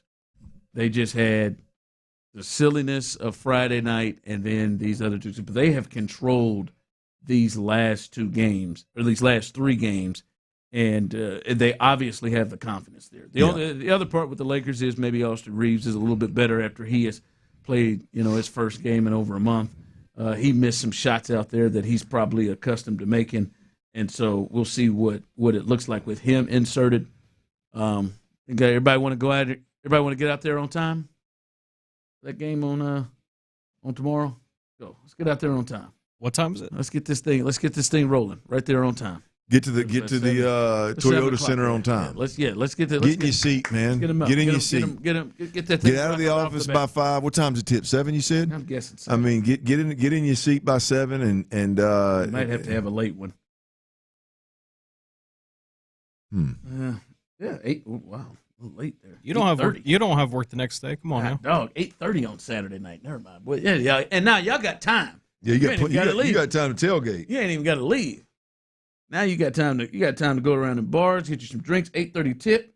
Go ahead, man. Do your thing. Get out there and see if they can extend this series and take it back to L.A. All right, Clint, George Pickens officially signed his 2026 franchise tag. Did he? Yeah, I'm there. They are really trying to avoid the drama, though. It feels like I don't know if that's actually. I'm telling you, Ian Rappaport ain't. I think he announced that he signed it 3 times before he actually signed it. Deleting tweets and stuff. Yeah, I think the Cowboys are going to be. I think they should be looked at as the favorite in the NFC East. Whew, that's a mouthful. But I think they're going to be better. I think their defense and I think Philly is. Philly's coming back to earth. Yeah, and you think Washington was a one flash in the pan 2 years ago? Yeah, I don't think they're a flash in the pan, but I don't know if they're as as good as that. They had a great playoff run, right? They got themselves to the playoffs, right? But then they had a great playoff run. They had that upset against the Lions, and then just got boat raced in the NFC Championship game. But I think they're good, but they seem to be all in the same range. But you take A.J. Brown away from the Eagles and the stuff that seems to be just real weirdness happening around that organization. It seems like their coach is one step from being fired, even though his resume doesn't say it at all. They got a young new offensive coordinator. We'll see how things happen with Jalen Hurts this year. But I look at the Cowboys, what they've done defensively, not just in the draft, but overall. They've got pass rush. They went out and helped their secondary, and we know their offense with Pickens and Lamb. They even brought back the running back from last year. They're going to score points. I don't know they're a Super Bowl contender, but I think they potentially win the East. Yeah, can they play defense? I mean, look, if the reality is if you can win that division, I mean, you're a Super Bowl contender. That's a good division, man. I mean, especially if you don't think Washington it was a flash in the pan. If you think last year the struggles were more of a flash in the pan than the previous year when they made the run to the NFC Championship, like that, to me, that's if Washington is even middle of the pack and Philly's at the top, I mean, that's a hell of a – because New York is coming. I mean, New York was better last year late. Like the Giants, I mean. Yeah, man. I mean, so that's a hell of a division, man. If you can win that, if whoever comes out of that one's got to be one of the top teams in the NFC, I would think. Yeah, it just seemed like the Cowboys, if they could just have a decent defense, and they've put themselves in a situation where you look at their defense to be a decent defense, and they'll have Quentin Williams all year, Rashawn Gary, Caleb Downs. A lot of people love that they got in the draft. A couple of other pass rushers they put themselves in really good position.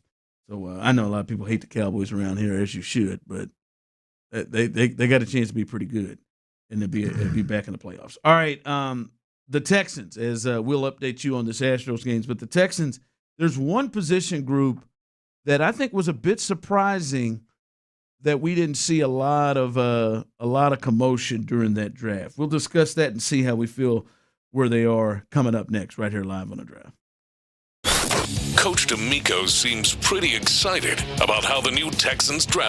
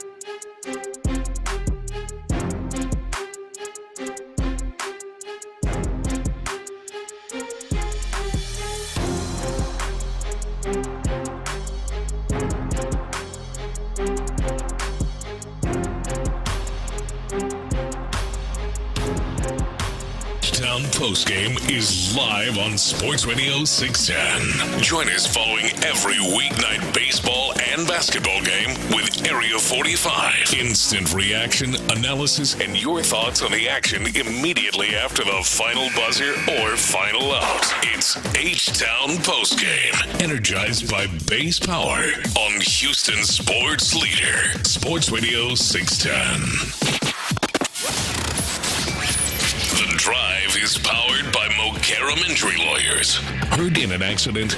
Call Mokaram Injury Lawyers at 281-222-2222. Sports Radio 610 presents The Drive with Stoerner and Hughley.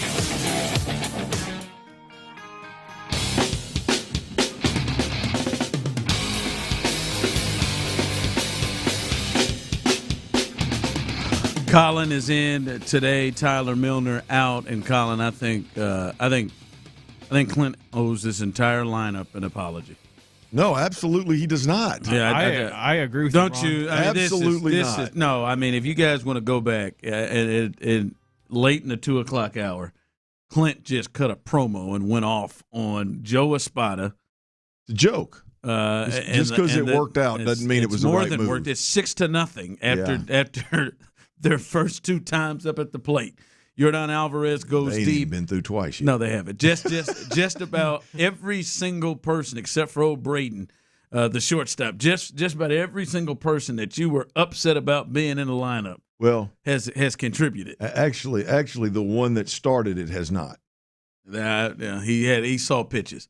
Yeah, he didn't only see them. He swung at bad ones. He saw pitches in the leadoff spot. He saw pitches in there. Leading off Bryce Matthews in the second half. The second game of a doubleheader is plumb ass silly. It's not. Not if you're resting folks. Yeah, you don't when you losing 10 of 30 games. You don't need to be resting folks. We need to, especially with all the injuries you got. We need to win some games the two here. People they rested, and they're old. Altuve and Correa gave him a little rest. Maybe should have.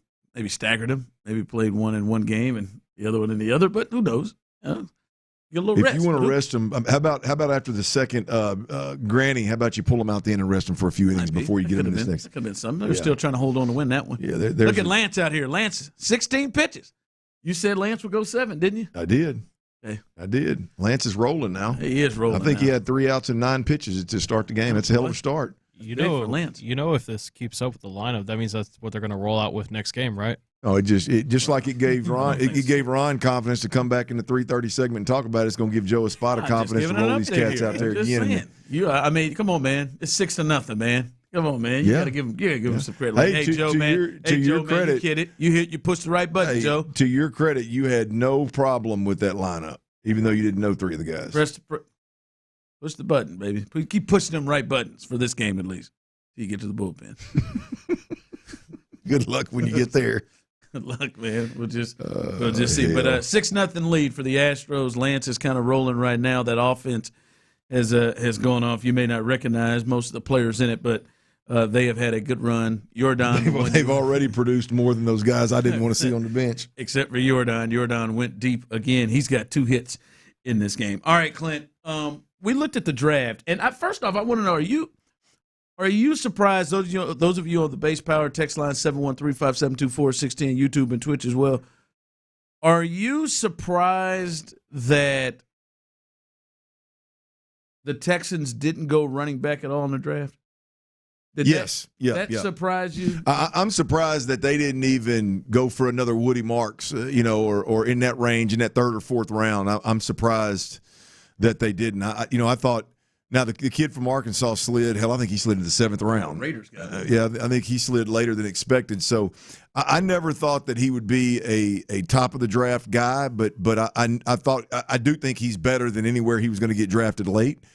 And there were several guys like that, I think. So yeah, I'm surprised that they didn't at some point, add some at least depth and some potential to that running back room. And you're one injury right now away from being in the same shape you were when you finished the season last year, with Woody Marks and Jawar Jordan being the 2 guys. Washington went the 4th British round Brooks. Raiders, by the way. Did he 4th round? Yeah, 4th round. Yeah. So the fact that he and guys in his ilk, I think, were around in that 4th, 5th, 6th round, and to think the Texans didn't ever pursue one of those guys surprised me a bit. Yeah, I mean, I think the running back room. I like the David Montgomery ad more than most folks, but I'm not crazy. I still think you're in a tough spot at a position where you do see more injuries. That's what I was going to say. Last year they were 22nd in rushing, 108, almost 109 yards a game. Current room, you talked about it: David Montgomery, Woody Marks, Gerard Jordan, and British Brooks. Are you comfortable? You good with that room? I know you're surprised they didn't draft a running back. I did too. I was too. I thought that was going to come in the mid rounds. How do you feel about this running back room, understanding what it appears they want to do and how they want to run the football? Yeah, I would like to, which we never will. I mean, it probably won't. But I would like to know kind of where their head is with this group. Is it truly a David Montgomery, Woody Marks, Gerard Jordan? Where does British Brooks, being a bigger downhill back that showed some promise last year when he did get an opportunity, where does he fit into the equation here? Are they more confident in these guys, these younger guys, Woody Marks down, than we think? I mean, obviously they got plenty of George Jordan, goes over 120 yards in a game last year. British Brooks had some bright moments last year late. So, I mean, there's some small flashes in the pan, if you will, to have confidence. But are they more confident than we think, or are they still out there searching for somebody, a veteran to add? Maybe somebody that contributes a little bit more than what Nick Chubb did, but a veteran like that's a little bit older that you can get, relatively cheap, that you know what you're getting.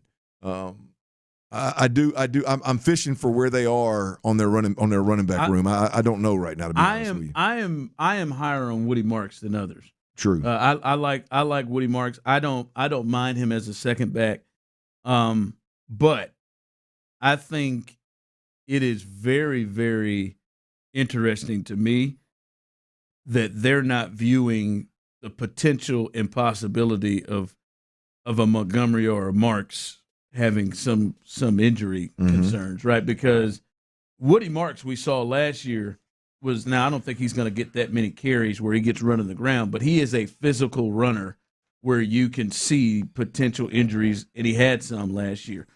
David Montgomery is a physical runner that is approaching 30, getting close to that age, and there could be some misses. Though he played all 17 last year, there could be some misses, and when you combine that with how much they want to run the football, right? Like this isn't the Chiefs where, Andy Reid's probably not going to hand the ball off very much.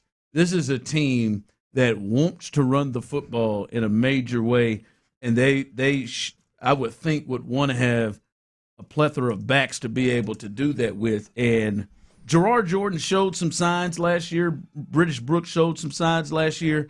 I don't know if that's the game plan where they're comfortable with those two guys to be threats there. But you are just one some nicks away from for a team that wants to run the football a lot. It's if you got to miss a game with Montgomery or Marks, it all of a sudden looks a lot different. Yeah, I mean I think there's a pretty good pool of free agents right now that are still on the streets that I think would fit in well here. I'm not going to read off the list because I don't know who all out there is definitely still on the streets, but there's a long list of guys that I think would fit in Houston to be that third back, emergency back, veteran that you trust to be either your one or your two, that you trust in a 2-minute situation, or if he has to play on first and second down.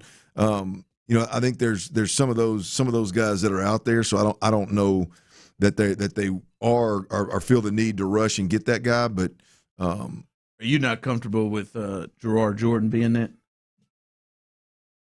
I'm just not comfortable with the organization going in with him being the third back, and what ultimately in an injury situation in a game could potentially be a guy that you have to rely on for an extended period of time. He had to start a game last year with Woody Marks going down. So their running back room, that was kind of a surprise to me that they didn't go back in that draft. That, like, all the other stuff made sense. I was surprised they did not try to pick up, like you said, another Woody Marks, a late running back. And be honest, Nick has been good at drafting those, right? I mean, for the most part. I mean, I know Damian Pierce kind of slacked off a bit towards the end, but, I mean, that was a guy who got in the fourth round that gave you almost 1,000 yards in like 11, 12 games. So he's been pretty good at that pick. So running back room looks like it's set, and unless, as you said, they add some other things late. All right, we'll get you updated here with the Astros as Lance McCullers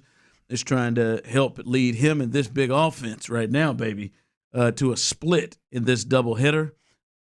I'm about to say, I thought 037 was about to hit another one out of there. He gave that swing everything he he had. Right, boy, he did. He's golf one, got the 2-run double earlier, and this guy we can't shake him.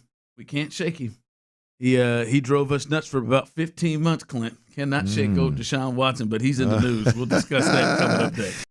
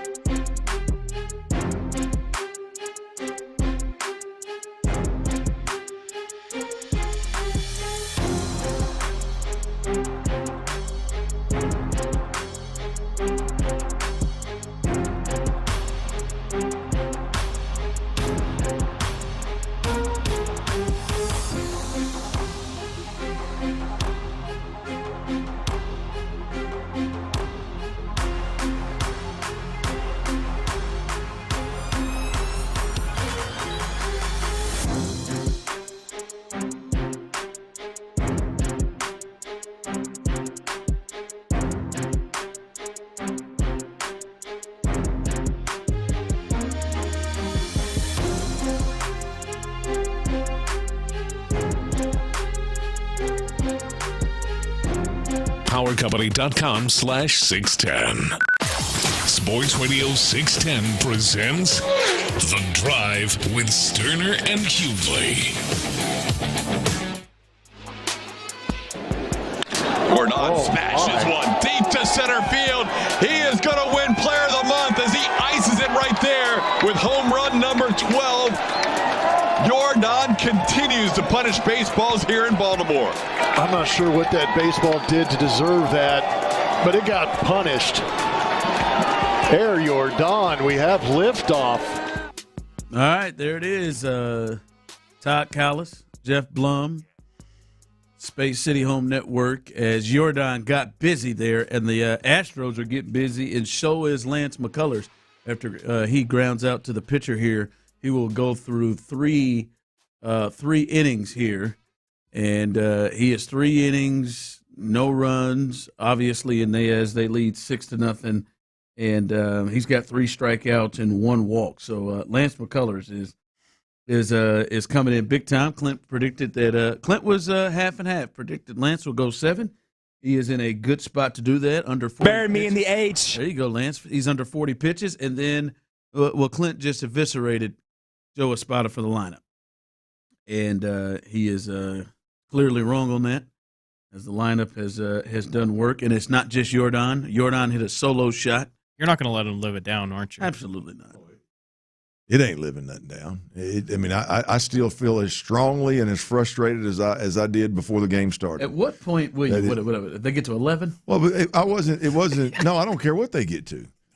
Leading off Bryce Matthews in a game when you've won 10 ball games or 11 ball games is stupid. They get to 12. I mean, even give the guys that are playing, not leading off one of those guys is stupid. Putting a guy up there that, I mean, it's stupid. It don't matter if it works or not. Well, it worked. By the way, Colin and people of the text line, we're talking about the running back situation. Hey, don't forget, Texans signed Noah Whittingham from Oregon, fellas. He's going to be good. He might be. He's just not on the current depth chart, so you got to make yourself to the depth chart first, or we start thinking you're an addition as the third back there. Yeah, it tells you where the running back room is where when we're looking into undrafted free agents. Yeah, we'll see. Might be good. Hey, he'll be the next Aaron Foster. Yeah, I knew that was coming. I knew that one right there was Feel coming. good about that one, Colin? I was thinking about that. Yeah, I know he does. Feels good about that one. Calling in for Tyler T-Mail. By the way, Tyler 4 for 4 last night. I wonder if Tyler's going to throw in best bets today. Did he fire some in? No, he didn't. He needs to call him in. I mean, if he can get off the crapper long enough to call him in, I think he should. I don't know. I don't know if he's in a good place to call it in. All right, let's. Is it flu bug or is it boo bug? I'm not really sure what it is. Well, I know his eyes were in a spot yesterday. I saw him mid-show. It was coming on. Switch from, goggles from glasses, or switch from contacts to glasses yesterday, or one of the two. So it may be in that range. But Astros again, they're up 6-0 here in the top of the 4th, and Daniel Johnson. By the way, as somebody on YouTube, Clint said that they're a Black Daniel. I've never used any other nicknames. But just a Daniel, huh? Just Daniel. Yep. Like yeah. Daniel. Look, I mean, no Danny, no Dan. I'll be honest with you. The Daniel that I knew from Baytown, I think he goes by Danny. Oh, he's Daniel Johnson Jr. with that beard. Now Daniel Johnson Jr. That's got a ring to it. That feels a little bit better. That's got a ring to it. I mean, Daniel Johnson Jr. That he's been DJ, right? He's no DJ question. His family, no question. Got to be. He's got to be DJ. Not no a question. Chance. Not a chance. Well, we'll keep you updated on as he reaches again. We'll keep you updated here on what's happening with the Astros. They're looking to split this doubleheader. All right, Clint. Apparently, Deshaun Watson is emerging from minicamp last week as the early lead over Shedeur Sanders in Cleveland in their quarterback competition. He has the inside track to be named QB1, according to Mary Kay Cabot. And Todd Monken hopes to declare who the starter will be by the end of mandatory minicamp in early June. But how do we get here that Deshaun Watson has played his way over Shedeur? Dylan Gabriel is over there as well. Those are the 3 quarterbacks on the roster. What does this tell you about the competition if Deshaun Watson is winning? By the way, is one of the managing partners there said he's looked good. He has looked really, really good in camp. But what does this tell you if Deshaun's able to sneak over and take over that quarterback role? Well, look, if Deshaun is even a shell of himself, he's better than Shedeur and what was my man's name? Dylan Gabriel. I mean, if he's just, I mean, he doesn't have to do a whole lot to be better than those guys. And I'm not saying that disrespectful to either of those guys, but you're talking about a guy that's played a lot of football. You're talking about a guy that's been through, and I'm talking about football adversity, not the crap he went to, all the stuff he did off the field. I'm talking about football adversity. Like, he's been square peg, round hole. He's been years of, like, trying to decipher what fronts is doing. He's seen every blitz, every pressure, everything that a defense can throw at you. So he should be light years ahead of those guys.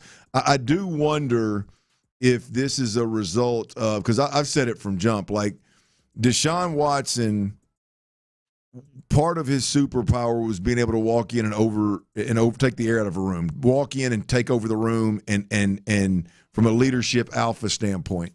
He went from that to walking in a room and being the laughing stock, really. That's nothing to laugh at. But to be the, like people just almost disgust people when they see him.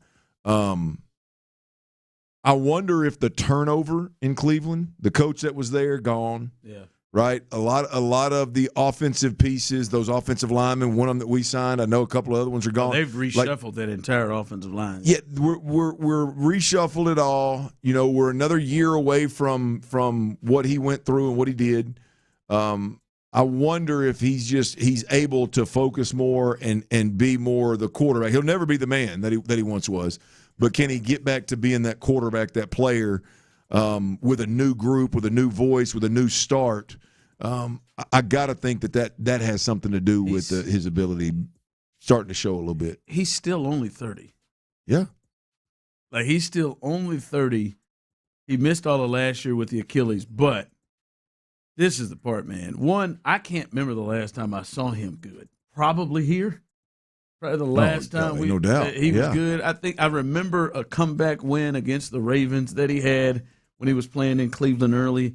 But the other part is he has had, besides last year where he missed the whole time, he's had 3 seasons in Cleveland. He's never played more than 7 games.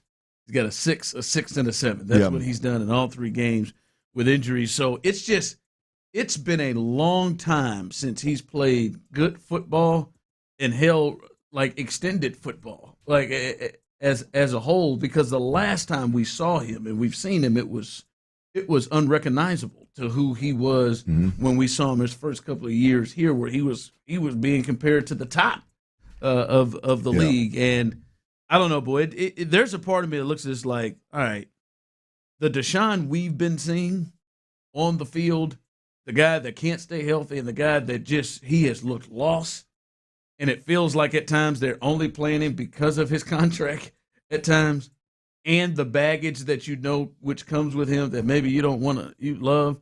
And Todd Monken seems to have a great relationship with Shedeur Sanders and the way that thing first started. Like, damn, Shedeur, if you can't beat this joker out. Now, we'll see what Deshaun looks like. Maybe he's turned the clock back to where he was, anywhere close to where he was when he was here. But boy, it seems like it should be set up if this is Deshaun Watson we've been watching over the last 4 years. Yeah, I don't think he turns the clock back to what he once was. I think that's gone. But can he be a better leader? And I say leader, just quarterback, the very bare bones of being a quarterback, and look guys in the eyes in the huddle easier now than he could 5 years ago? Absolutely. You know, and then you just get to the quarterback piece. I don't know about staying healthy, but just the quarterback piece of it. Again, I mean, you're just talking about a guy that's light years ahead of any rookie, much less 2 rookies at split time last year that were at the end of a coach's run in Cleveland that got fired. That, you know, was again another dysfunctional mess with the way Shedeur Sanders was viewed and discussed. And so get all of that crud out of the way, and you know, maybe you got a guy that can be a decent quarterback in the league and be somewhat of a leader. Not what he once was, because he was elite at both of them, but being better than a couple of rookies. Yeah, I don't think that's too much of a stretch for Deshaun. I'll be honest with you, I thought it was done. Oh, yes. I thought I can't believe that Cleveland held on. Yeah, I thought Haslam, the owner, basically made it was the mistake, the one mistake that was made, and it looks like he's potentially going to at least have a realistic shot at getting the starting quarterback job. By the way, the Astros are set up to get a little mo here. Bases loaded. Isak Paredes at the plate with one out. They're set up to add more of this lineup that Clint just absolutely destroyed. Who's on? Today. I know Daniel's on. Bryce is on, and Did Bryce get on? Bryce got on. How'd he get there? He hit a shot to third. The gentleman fielded it and threw it past the second baseman. I feel like the second baseman should have been able to get that. But it was a really good swing. And then Jordan and just of course got one. I think that was Jackson the second. He looked away before he could have the ball in his glove. That Jackson fella must not be that great either. Oh God, what in the world? He slammed on the brakes, didn't he? He must not be that good either. He's got a wide receiver number. They're number 82. He's out there in the 80s. I think that's good old Tyler O'Neill out there in right field. Tyler O'Neill slammed on the brakes. Isak Paredes driving in. That was only a single driving in. Two, it looks like or one. They only got to one. They only move up one bases on that? Yeah, I guess they thought that he had it tracked down, but then he really deeped him, didn't he? Oh yeah, that's what he told you. To the wall right there. He slammed on the brakes, 7-0. The Astros offense is absolutely on fire. Is the lineup for the rest of the season. No. Yeah, you bet we're going to see it more often. We might. I guarantee you, Daniel's going to play center. All I know is I looked over there. Shoemake ain't looking the part though. Well, I just looked over there. That just before one of these hitters, they had a shot of Altuve, Correa, and Pena sitting around just having fun right there on the. Vasquez is over that group too. He's chilling. Hey, I'm gonna be honest with you. The Christian Walker's mustache ain't it. No, it's not. Not a big mustache. You don't like it? No, cuz you would like it. Look at that. You would. I don't like the curl down. It's just not effective. Well, he just doesn't. I mean, you got to be like Sam Elliott type to pull that off. He just don't strike me as a guy that's going. Hey, it's working. They're adding more to the punch. He is. Oh, Jordan, slow down now. He is swinging it well. Please don't get hurt again. Crazy now. Let's not get crazy. 8-0 as it continues here. The Astros lead. We'll keep you updated there. What you got coming up? The one thing that C.J. Stroud did not need, unfortunately, has happened. So, and Ryan Presley, the old Astros pitcher, he's in the studio. Got a little experience there. Met Ryan a time or two. I got a little advice for you, bud. Got a little advice for you. Dirty's Daily's next, right here on Sports Radio 610.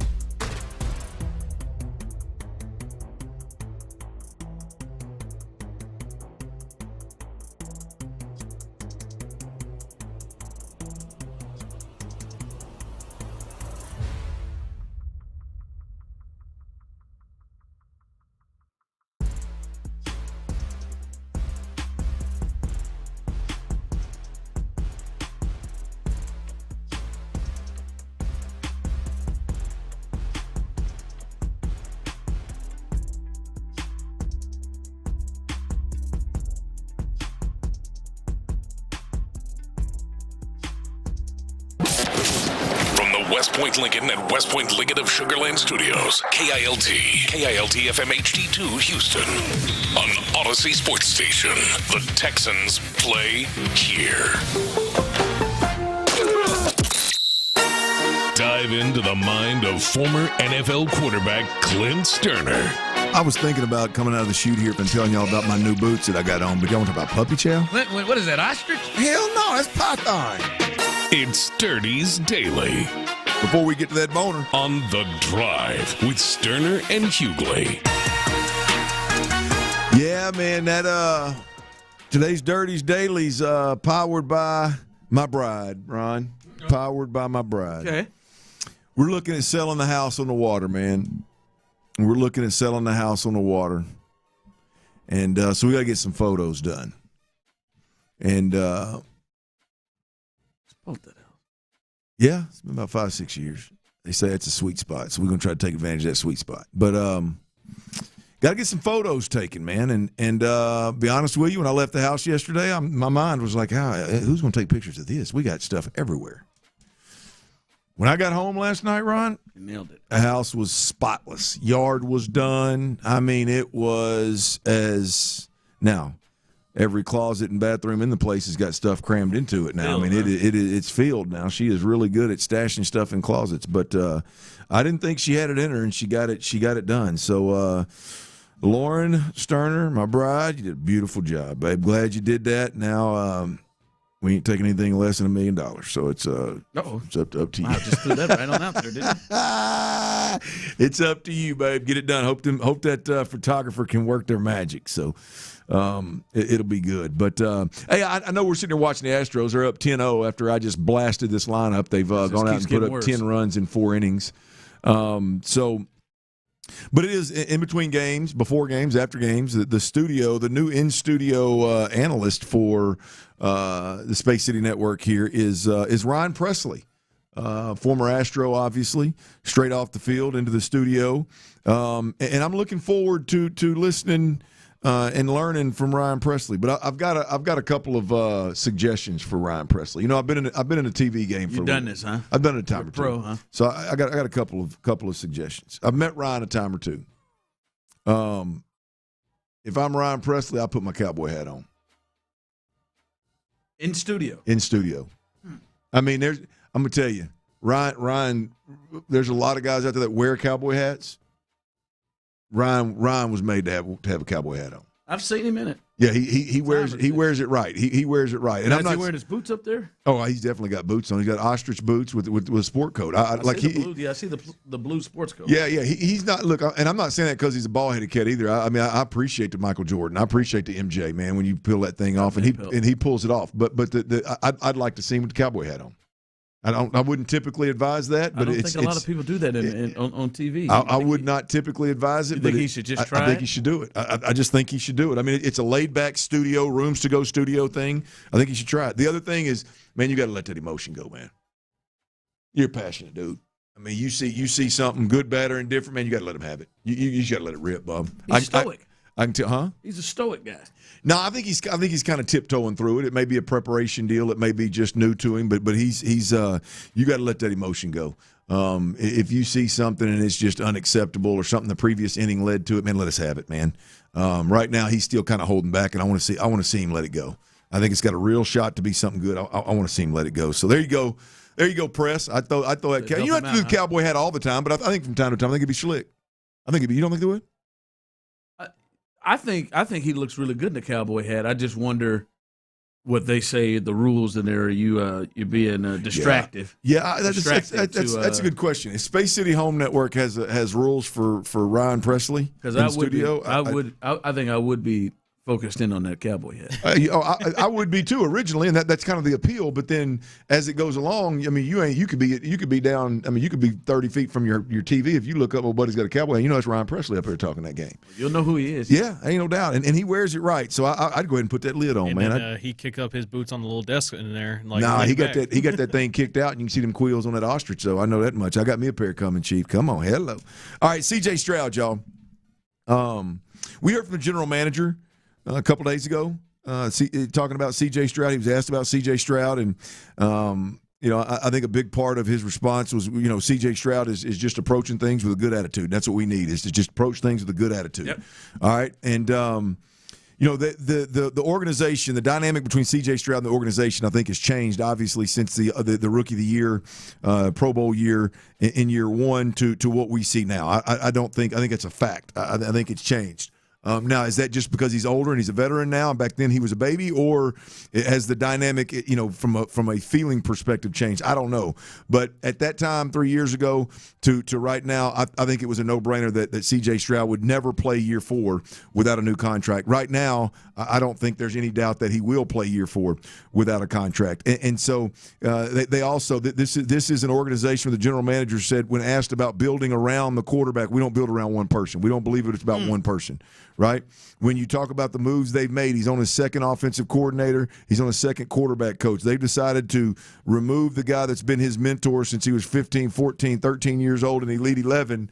That was a great hire 3 years ago. Remove him and put one of Nick Caley, an old New England guy, in there for C.J. Stroud. So they're doing everything they can to support and make it make sense for Nick Caley more so than C.J. Stroud. They just need him to show up with a good attitude. And if you just if you're aware of what's going on around the organization with C.J. Stroud, I don't think it's a secret to understand that he's in a certain spot. He's between a rock and a hard place. He's got to play well. He's got to buy in. He needs some things to go his way. He needs to be under the radar. And the last thing you need is for your private conversations with a former player to go public on podcasts. And I think ultimately that's what happened. I don't think TJ Houshmandzadeh is out there purposely throwing private information out there. I don't think that by any means. I think he's just airing out a conversation that he had, and ultimately I think it's piss poor timing for C.J. Stroud. Here's TJ. I want to make sure we play this right because it matters, right? Here's the first part of TJ talking about his conversations with CJ. This is where it's blatantly obvious that they had one-on-one conversations, and what TJ is saying, he's not pulling out of his butt or he's not pulling out of left field. Here's TJ Houshmandzadeh talking about CJ Stroud. I believe that it's a learning lesson for CJ. Talked to him at length, man, long time, a couple weeks ago. Just about this. And he gets it. He knows. There's a lot of things that go on behind the scenes that nobody ever hears about and knows about. I'll leave those conversations private. Well, I think that right there, that conversation, which, by the way, I don't think TJ Houshmandzadeh is inaccurate on anything that he's going to say in this entire segment. I think he's spot on with everything, if I'm being completely honest. But that piece of audio right there sets the table, right? They had a one-on-one conversation. I think they've got a relationship that goes way back. A couple of West Coast dudes that I think communicate pretty consistently, but definitely as it pertains to this conversation, TJ and CJ had some level of in-depth conversation that was a long conversation. What TJ then goes on to say is the part that I think is not ideal for CJ Stroud. I don't think people really understand how much play calling matters in the National Football League. Yeah. And so break that down. How much does it matter? Why does it matter? He said it perfectly yesterday, calling the wrong play at the wrong time. Why are we running this play when we expect this defense and this play is not going to work against this defense? That's what, you watch that playoff game, CJ he wasn't perfect that game. But as a coach, when you see that he's not having a good game, why am I steady dropping back throwing the ball? Yeah. We can't run no screens. We can't run a slant. We can't run some easy stuff. Why are we running dropbacks? Why? And you go, he just made bad decisions. Why are you calling these plays? To be clear, at the beginning of that, he's talking about Jeff Stoutman, I think the old offensive line coach, I believe, for the Eagles. That was not specifically about CJ. Just to be completely transparent and clear there. But the rest of it was about Nick Caley. And again, I don't disagree with one word that TJ Houshmandzadeh said. I think the overall point here is CJ Stroud in a position where former players in the media talking about having conversations with him are ultimately making mistakes or making excuses for the worst moment of his career, which was the playoffs that we've most recently seen. Is it a good idea for CJ Stroud's conversations and people he has conversations with to then go in and talk about the offensive coordinator and how the play calling basically set him up and the play calling wasn't good enough? Again, I agree with everything he said, But I don't know that it's ideal, Ron, for C.J. Stroud's current situation for T.J. Houshmandzadeh to be questioning Nick Caley in these situations, in this moment where the organization is clearly moving their chess pieces to support Nick Caley and telling C.J. just to buckle down and play football. To me, the awareness and the timing of this is about as bad as it could get for C.J. Stroud. Yeah, and to me, what it shows, if just reading between the lines there, based off the conversations they had and the educated guesses that T.J. Houshmandzadeh was making, is like something that we wondered and could see was, are they on the same page? Or are the offensive coordinator and the quarterback the two most important pieces there? As we've speculated and said, it looks like this offense is like pulling teeth for both of them with each other. And now that kind of confirms and sounds like this is something that has frustrated CJ, and he's talking to other guys that he trusts about it. Yeah, and that, again, I think it's just about knowing who you are and being aware of the situation. And right now is not the time for C.J. Stroud or conversations that people have had with C.J. Stroud recently to be getting out of we'll see if the quarterback and the OC can mesh. This isn't can the OC and the quarterback mesh situation. I think for the overall success, if we're just talking success of the Texans, yes, it matters if the quarterback and the offensive coordinator mesh. But if you're the Houston Texans right now, I believe they've made it loud and clear, like, hey, you either mesh or you're gone. You either mesh or you're not our guy. You either mesh with a good attitude or we can go a different direction. I don't know that this is one of those deals where the mindset of C.J. Stroud needs to be, well, we'll see if me and the quarterback, me and the OC can mesh. Because I guarantee you, I know there's a lot of people out there in the media that are friends of the organization. I know there's a lot of people out there that will poo-poo the thought that this is even a blip on the radar of DeMeco Ryans. And I'll tell you this, I think you're crazy. This is exactly the kind of stuff. When you hear, hey, man, all we need is C.J. Stroud to approach this year in this offense with a good attitude. This is the kind of stuff they're talking about. Like not making excuses, not putting the blame on the offensive coordinator. This is exactly what they're referring to when it is what do you need C.J. to do is eliminate the noise. Realize who you are in the situation that you're in, and the reality of it is C.J. Stroud's got to play well. C.J. Stroud's got to play well within this system, and C.J. Stroud has to play big in big moments. And if he does that, then C.J. Stroud can decide next year whether he wants to re-up and sign long-term here or if he wants to force his way out of here because he's not a good fit. Maybe he doesn't mesh with the offensive coordinator. I think the reality of this situation as it pertains and all that matters in that building over there is this is not we'll see if our offensive coordinator and C.J. Stroud can mesh situation.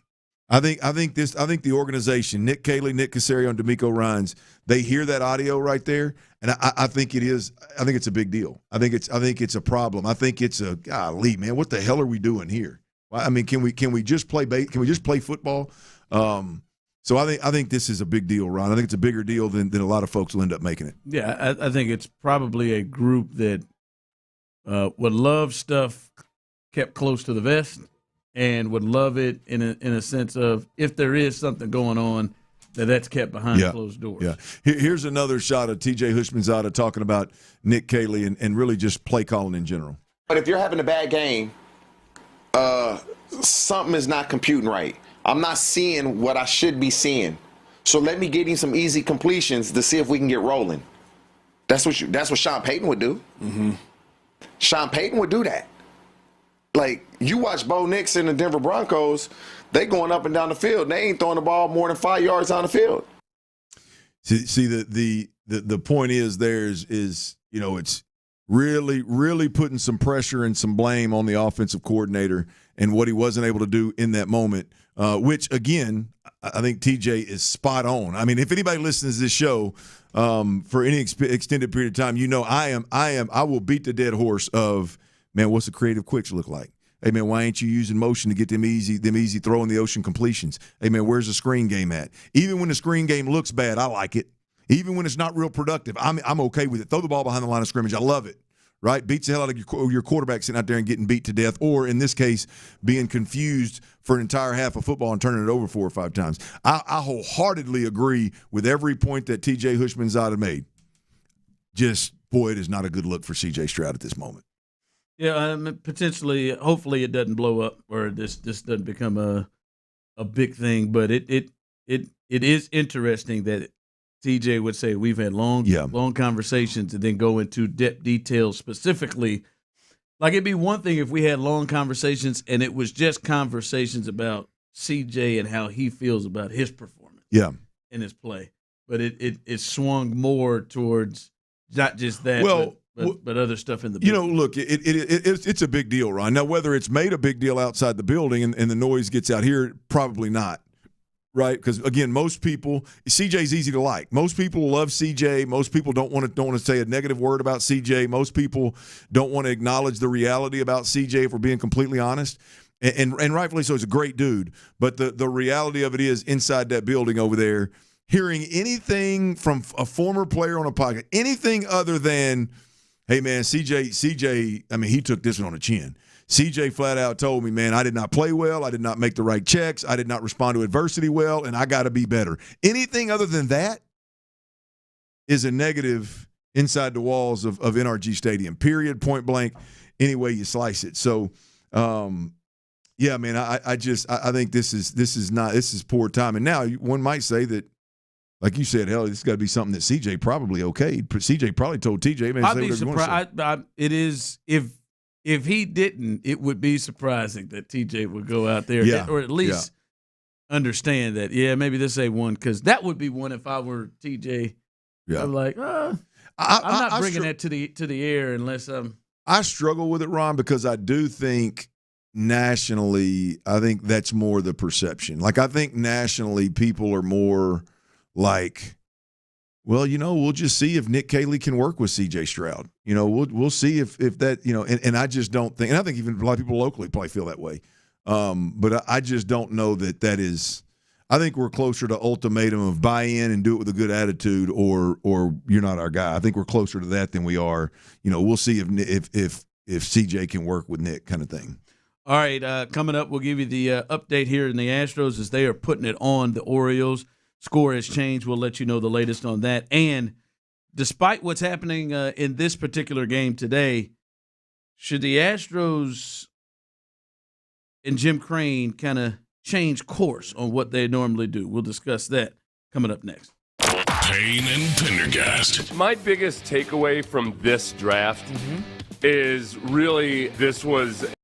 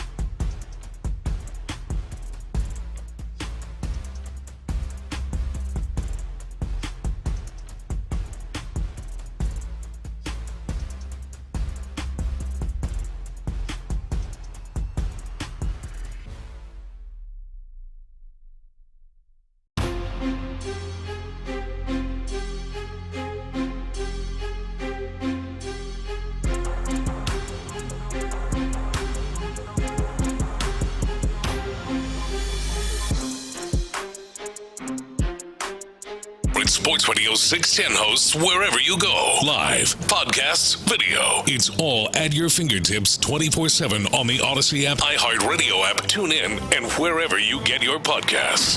Houston's sports leader. Sports Radio 610. The Drive is powered by Mokaram Injury Lawyers. Heard in an accident? Call Mokaram Injury Lawyers at 281-222-2222. Sports Radio 610 presents The Drive with Stoerner and Hughley.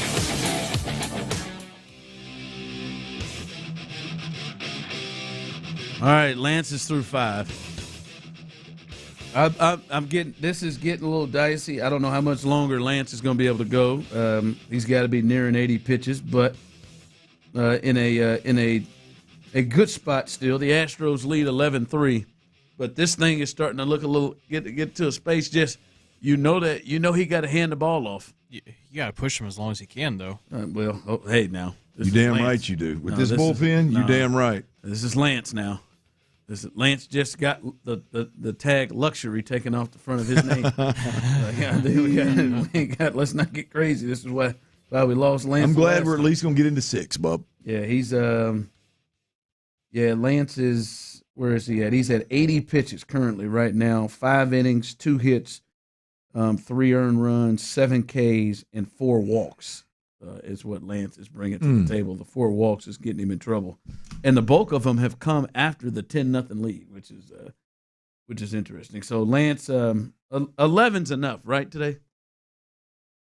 Enough for what? Enough for what? A win. That like 11's enough. Okay, I thought it was the Astros, Astros, enough for a win or enough for Clint to admit he was wrong. No. He's never doing that. He's it's not a right or wrong. It's not a right or wrong scenario. We're going to the 6th inning. 11's enough to win this game, right? It should be, theoretically speaking.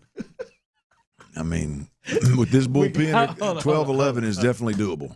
Hold on, we got it should be, and we had a shake off the fastball from Clint. And 12-11, you can close your eyes and you can see 12-11, can't you? Oh, no question. you close your eyes. Tane can't pitch, can he? Damn it, he started this thing. Well, you're right, boy. If they 6 may not be enough for you. We need you to get into the 7th right there. So it looks like the Astros bullpen may have to cover a good three innings tonight. We'll see. We'll see. Lance. Somebody texted in and said, now he's now necessity Lance. Is what old Lance is. Yeah, we definitely need him. Oh man. Oh, we definitely need him. Lance came into today with a 6.75 ERA, and he is necessity Lance with that ERA. So that is the latest there. 11-3 offense getting rolling. I think I had 10 in 4 innings to kick this game off. So big ball game, and not a lot of their big bats in there. But despite this, they are still currently 11-20. They have the worst record in the American League, and I need to check and see what the Phillies did yesterday. They may have the worst record in baseball. Nope, the Phillies the Mets are still 10-21. So they're the worst record in the American League, losing this first game of this doubleheader. But usually we look at this team, Clint, and one thing that is I may get annoyed with Jim Crane because he won't go and pay what feel like franchise players. You can name the ones that have gotten away, and that he doesn't pay for a lot of pitching. But the one thing we know that he will do is if they need something by the deadline, if they need something, he will go get them, right? He's done it with Zach Greinke. Yeah. He's done it with Verlander a couple times. Verlander and Garrett Cole, Kikuchi. Mm-hmm. Don't forget about that guy. Yeah, he's done it several times where he's going and brought in pieces that they need. They should trash that, right? What's that? So they should trash. Like Jim should probably chill out this year. This is the year that Jim maybe sits back. I like they got a big piece in Paredes, and potentially that and maybe that can bring back some arms, some pitching. But I feel like this thing right here, man, unless they go on a big run here coming up soon, I think this potentially should be the year where Jim Crane kind of backs off on the trying to add to the team. Well, I gotta see Hunter Brown, Josh Hader. I gotta see Jeremy Pena. I gotta see this team full before I just completely punt on the season. I mean, again, Punt on doing that. Yeah. Well, I mean, look, it just wholly healthy. I mean, fully healthy. I think this team is, a starter or two away from being in a really good spot. The lineup is got a real chance. I think defensively they got a real chance. It's just about the bullpen and obviously the starting rotation. And if you get the two big pieces back for both of those, and then you can make moves, one or two moves with a couple of guys, either starters, one starter, bullpen, or two, however you do it. I think you can. In this piss poor division, I think you can be a playoff team. I've got to see them. I got to see them get some guys back and see what kind of shape those guys are in. And I ain't talking about Ime Udoka. I'm not talking about Tetsuya Ime and Christian Javier either. I'm talking about the big horses. No, I'm talking about the big horses. Yeah, I mean they do have guys that are going to come back that are big pieces, right? Hunter Brown is their ace and one of the best pitchers in baseball. Jeremy Pena was their best everyday player last year, and obviously Hader, the closer. We'll see how long it takes for those guys to get back. I just think, to me, is if you want to try to fight back and get back with those guys, cool. I wouldn't give up one of the major young people like Paredes. I wouldn't give that up because I don't know, man. Y'all might have to. I've seen teams do this, Clint, where they just say, "Hey, man, y'all want to get this doing. Y'all may have to do this yourselves." I don't know if we got it in us to go and get people. Because like someone just said on the text line, and I agree, is, well, they just got so much that they need. But they just got so much that they need in the bullpen. Like they probably could use two pieces in the bullpen. They got a starter at the very least, even if you bring Hunter Brown back.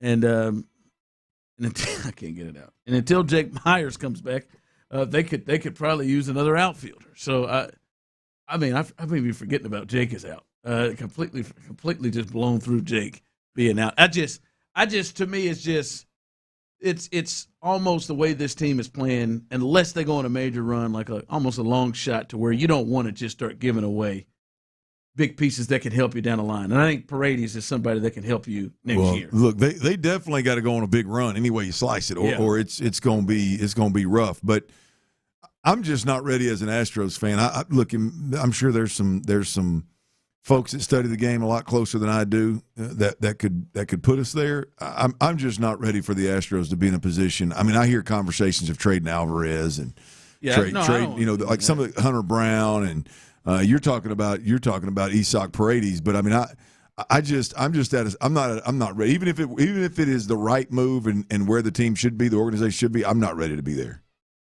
Yeah, not that. Like, I cringe when I hear those kind of conversations. Yeah, not Brown and Alvarez. That's silliness. No, somebody texting, guys. We have been a championship club for years. Amazing run. We know what good is. This lineup ain't it. But the lineup is where you go. Lineup ain't where I go. That rotation. I think his lineup be just fine. The offense. Look at him today. Look at Daniel. Look at Daniel up here. Oh, Daniel Johnson Jr. He's been on base twice tonight. Talking about, man, he's rolling. Big Dan. Yeah, 11-3 right now. And the offense, like I'm just saying, the offense hasn't been great, but the offense isn't one where you're looking at this team and say that's what the problem is. It's how they're gonna put together these 9 innings. Like right now, it's 11-3, and you're a little bit concerned to see how long Lance is gonna go because he's at 80 pitches. And we're coming to the end, and then he's got to hand it over to those guys. I mean, I made the conversation last night. Like, this is a pure example as to why I prefer a team to have really good pitching and okay, mediocre, average hitting than really good hitting and bad pitching. Because even though this offense is actually historically pretty good, the pitching is holding it back. Yeah, the pitching everywhere. To me, it's just, can the pitching be good somewhere? Can it be really good somewhere at least? And then you can fill in the voids other places. This pitching bad in the rotation and the bullpen at times, which makes it rough. All right, coming up as we continue, the Rockets, they aren't dead yet. The number one reason why they won the game and why they got a chance to make history. We'll discuss that coming.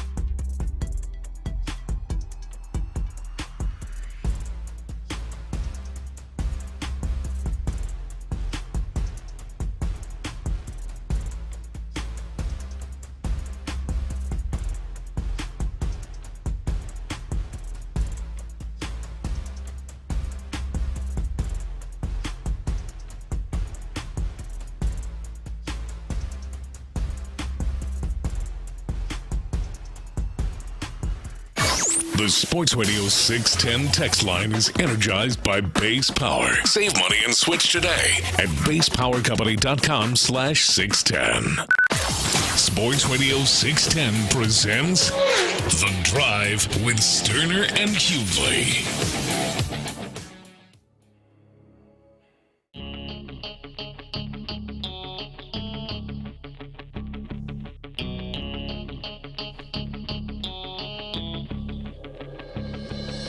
Lance is about to cut it loose right here, folks.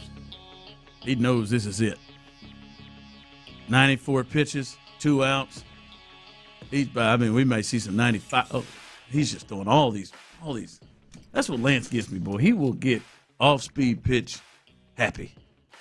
And I look up, he has thrown so many knuckle curves. There's a sweeper in here. But he is trying to get himself through 6 innings, 6 strong innings. Would be a quality start there. 6 innings, he's given up 3 runs right now. The Astros lead 11-3 as Lance is trying to help this thing out. If he can sit this old boy down, I think that's 10 strikeouts, isn't it? How about that? Is that? Let me check out what Lance is doing, strikeout-wise. It's a hell of a day, whatever 10. it is. It'd be 10, right? He's got 9 strikeouts with 4 walks right now. He's been going 3-2 with just about every hitter. Yeah, he ain't scared to get into one more full counts now. Come on, Lance, get that. I mean, just finish this guy off, man. I mean, I don't want to sit through a pitch and change right here. Do you? I don't. I think he'll get it done. There it is. Oh, there you go, foul ball. Foul ball. Dog bite it. But Lance trying to get through as they're trying to split this doubleheader. More on that. What'd you say? The dog bit it. Dog bite it. Lance is trying to get through this. Coming up here, 5 o'clock fire. We'll let you know about what happened in the first half of this doubleheader that the Astros and the Orioles played. But last night was about the Rockets, and it was a huge win last night. They are not dead. They have Game 6 coming back here, and Clint, I agree with Udoka, what he said after the game. He said, we grew up tonight. There was no KD, by the way. Spoiler, he's out in Game 6 too. But there's no KD in this game. And I think a lot of people felt like LeBron, the Lakers, getting Austin Reeves back, that they would close it out in L.A. And the Rockets just wasn't having it. And I think, to me, there was one clear key to this, and I think it gives them the best chance moving forward to get through this, Clint, and that is they made this a scrap, physical, defensive game. And I even heard the analyst there was saying they've kind of changed up. Brian Windhorst was saying they've kind of changed up philosophy in the last couple of games, where they're not just sending everybody to the glass. They're trying to stop and prevent the fast break for the Lakers, which is probably the best thing that they do, trying to prevent the fast break and make them play a half-court defense, which the Rockets the last couple of games have been really, really good. So the defense, to me, was a big deal, holding them to 93 points. That's how Udoka and company built this thing. Maybe Dylan Brooks wasn't out there. Maybe Fred wasn't out there, but that looked like the type of team and defense that Udoka had over his first 2 seasons. Well, it's definitely an identity, and it's definitely an identity that we saw last year with the team. When you talk about physicality and grit and just muddying the game up and that being where you're the most comfortable, we figured this year, and we've seen it through flashes this year that the ability to do those things.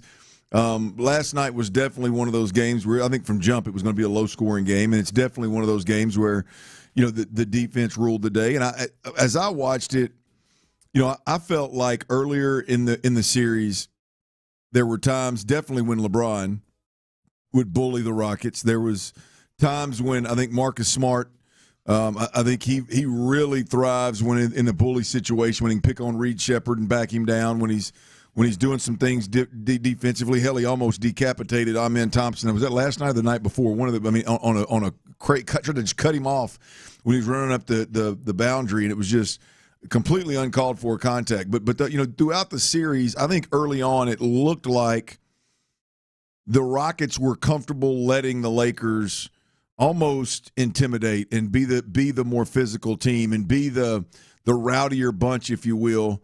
And it seemed like last night, and this has really probably shifted over the last couple of games, but it seemed like last night that intimidation wasn't there. I don't know if intimidation is the right word, but that it was like, hell with that. The Rockets are not going to let them even think that they got the upper hand in the physicality department, in the hustle, in the grind department. No, they made that. They made it. They turned that game into that. They turned it ugly. So I think to me that was it. I mean, you saw that if Ime Udoka, if his identity is going to be defense and it's going to be the physicality and mudding it up, then damn it, do it. And we saw it last night. That's exactly what that game looked like. And the Rockets seemed to be comfortable. Jabari Smith obviously really comfortable. Reed Sheppard late in big moments was special. I think obviously Şengün flopping around down there, but he and Amen Thompson were effective throughout the game on the offensive end of the floor. So I don't know. I thought it was exactly what you mentioned expecting before the series started. The better team, the deeper team, the team that is younger and has more juice, and that played itself out last night. But then that was the big thing is coming into the series, you thought it felt like they should be able to really handcuff everybody outside of LeBron in the series. They should be able to give them hell. And it was like, what has gotten into Luke Kennard? What has gotten into Marcus Smart? Hell, and to be honest with you, Ayton had another really good game last night, but what's gotten into Ayton and some of these other players? And it's just like, whoa, how are they unable to defend them? And that has shifted and changed in the last couple of games, and they have tightened that up in a major way. And the other part is, and this is what we've always questioned in the last 2 years, is what are they going to do at the end of games? How do they play late? How are they? They're one of the worst clutch time teams in all of the NBA. And late in the game, and listen, the Lakers got down 13 in the fourth, and they made a run, and they cut that lead down.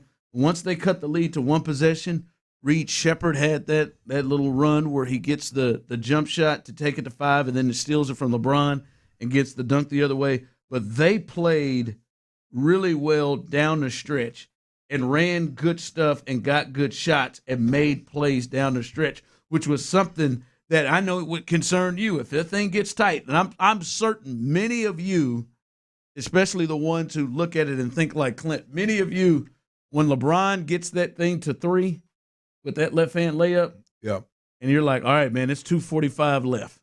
We've seen them struggle. When he gets it down to 3, the thought was, and I heard Michael Wilbon said earlier today, just waiting for the Rockets to go Rockets, and they didn't. No, they made the plays down the end of the stretch. I wouldn't have pegged Reed Sheppard to be the one doing it offensively and defensively on back-to-back possessions, but they made the big plays late. Well, this is going to be a tough series for the Lakers to close out if Reed Sheppard and Jabari Smith are shooting it well. And I know Reed didn't have a great night last night. Was he 1 or 2 for 7 from 3? I don't know. He had 12. I know he didn't have a great night last night, but the timely buckets and the timely confident shots kind of deal. If those guys are either just hot throughout and knocking down shots or playing big in critical moments, the Rockets, it's going to be hard for the Lakers to close them out. Because I think some of the things that the younger team typically, some of the advantages a younger team has later in the series, I think they're starting to show up. Again, that when you talk about the juice that Amen Thompson has and Jabari has and Tari Eason has and even Reed Sheppard to a certain degree, it seems like Şengün is working awfully hard. Every time I see him in the second half, he looks like he is exhausted. I really wonder whether he's getting good sleep. I really wonder if he's getting good sleep, by the way. What are you talking about? He strikes me as he looks tired? Yes. Like exhausted? He's too tired too early. Like sleepy tired? Yes. Like I didn't get much sleep last night. I'm out of juice. I'm not taking care of myself. I'm not hydrating right. He I don't know if he's an in the streets guy, but he strikes me as a guy that runs out of juice. But I'll be honest, when you flip that screen on and you watch Jokic and he is super pale with that pink tint to him, I'm a little concerned about him as well. Somebody has slapped him on his arm and had right. red. I'm a little concerned with him as well. So maybe it's not, and I don't know if he's in the streets or not. But, yeah, Şengün's the only one that I worry about because he flops around and looks like he is just about to die every time they call a timeout in the second half. When the ball, somebody just texted in, the ball moved much better at times. But, boy, when he gets it, it is football. No question. Rough. It is backing in. Boy, I mean, when they get that switch on Marcus Smart, those two are throwing blows at each other. And even with the other guys. I mean, even with Hayes and Ayton, he's just not a better athlete than those guys. But he's going to physical them. Oh, no doubt. He's going to try for damn sure. He seemed like he's done some things I've done at the park. Oh, he's filthy. Yeah. That's what you're talking about, dirty? Yeah, he's dirty. I feel like he steps on a foot before he goes up for a rebound. I think he throws cheap elbows in the ribs, in the kidneys. I think he steps on feet. I think he drives his knee when he shoots. I think he is absolutely filthy. He looks like he is near a violation damn near every time. When he came down, there was one he stepped on somebody's foot and he almost. I'm like, oh man, is he about to travel? He travel, boy. He is. Like that weird 3 steps that he took, like where he's going up. When they asked, they said, "Did he drag that old pivot foot?" Who's on the bump? I'm telling you, Brian Payne, Who's you had on to get the out bump? there. All right, over under. We set it at 1.5 runs. What is it? 11-3. 11-3. Over under 1.5 runs. Hey, where we at? Hey, shoot. I mean, he might. Brian Abreu, 1.5. Hey, I'm gonna go under. He might not throw 10 pitches. Bang, bang, bang. He's gonna set him down, Chief. Now, if he, all right, they got him going against 7, 8, 9 inning. Boy, the 7th inning versus 7, 8, 9. You think that was 11-3? This couldn't be. Boy, Oh my God, he just about missed a catcher. And 92 on a 4-seam fastball. What's wrong with them? Go sit it. 92 on a 4-seam fastball from Brian. I think it's mechanical issues. Well, whatever it is, whatever that was, I can get him on the IL for that. 92. When is the last time you've seen him throw a 4-seam fastball at 92? And now 91. He's shaking up there. He's trying to take it off. He's aiming, trying to make sure that those strikes.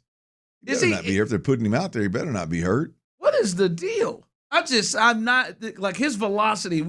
I guess he hasn't. That ball bounced in front of the plate. He has thrown. That umpire threw that back better than he did. No question. No question. Again, I mean, he's thrown one that hit the netting in the back. Now, the catcher did tip it, but it hit the netting in the back, and he just broke one off. We already got a catcher visit. Yider, in 4 pitches, has had to walk out with Brian Abreu. What has happened to him? If it is an injury, he's probably not saying anything. Oh, no, stop. He ain't getting off that. We got to go sit him down. This is the second time he's pitched since when? Good gracious. Since the 17th. Yeah, April 17th. You got to be kidding me. Come on, man. This got to be it. He's man. a once-a-week guy now. 1.5, guys. What is he? He's pitching starter. Is he a starter, but not really? Ball 4 here? Oh, no. He piped it. Then 93, pumped it up a little bit. All right, coming up, a little 5 o'clock fire. We'll get you updated on what's happening with the Astros, tell you about what happened in Game 1 of the doubleheader, the latest on Kevin Durant, and other news happening around the NFL. That's 5 o'clock fire coming up right here as we continue live.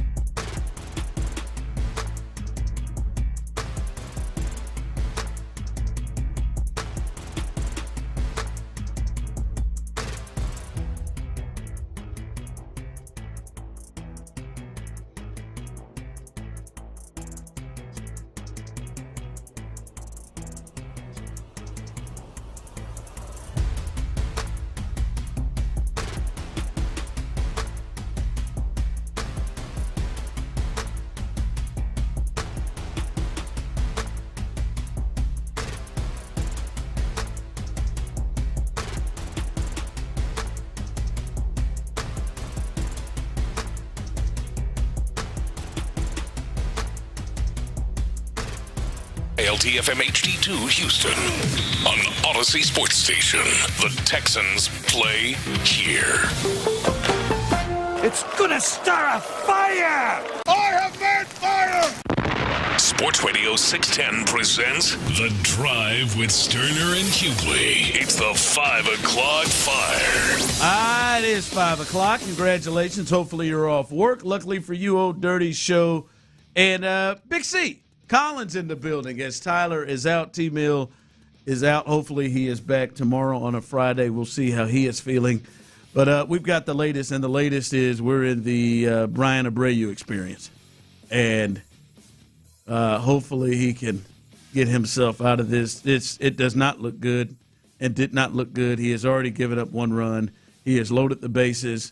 He has gotten a couple of strikeouts and trying to get another one. He may strike out the side is what he potentially may do, but it is he does. He strikes out the side, gives up his one run.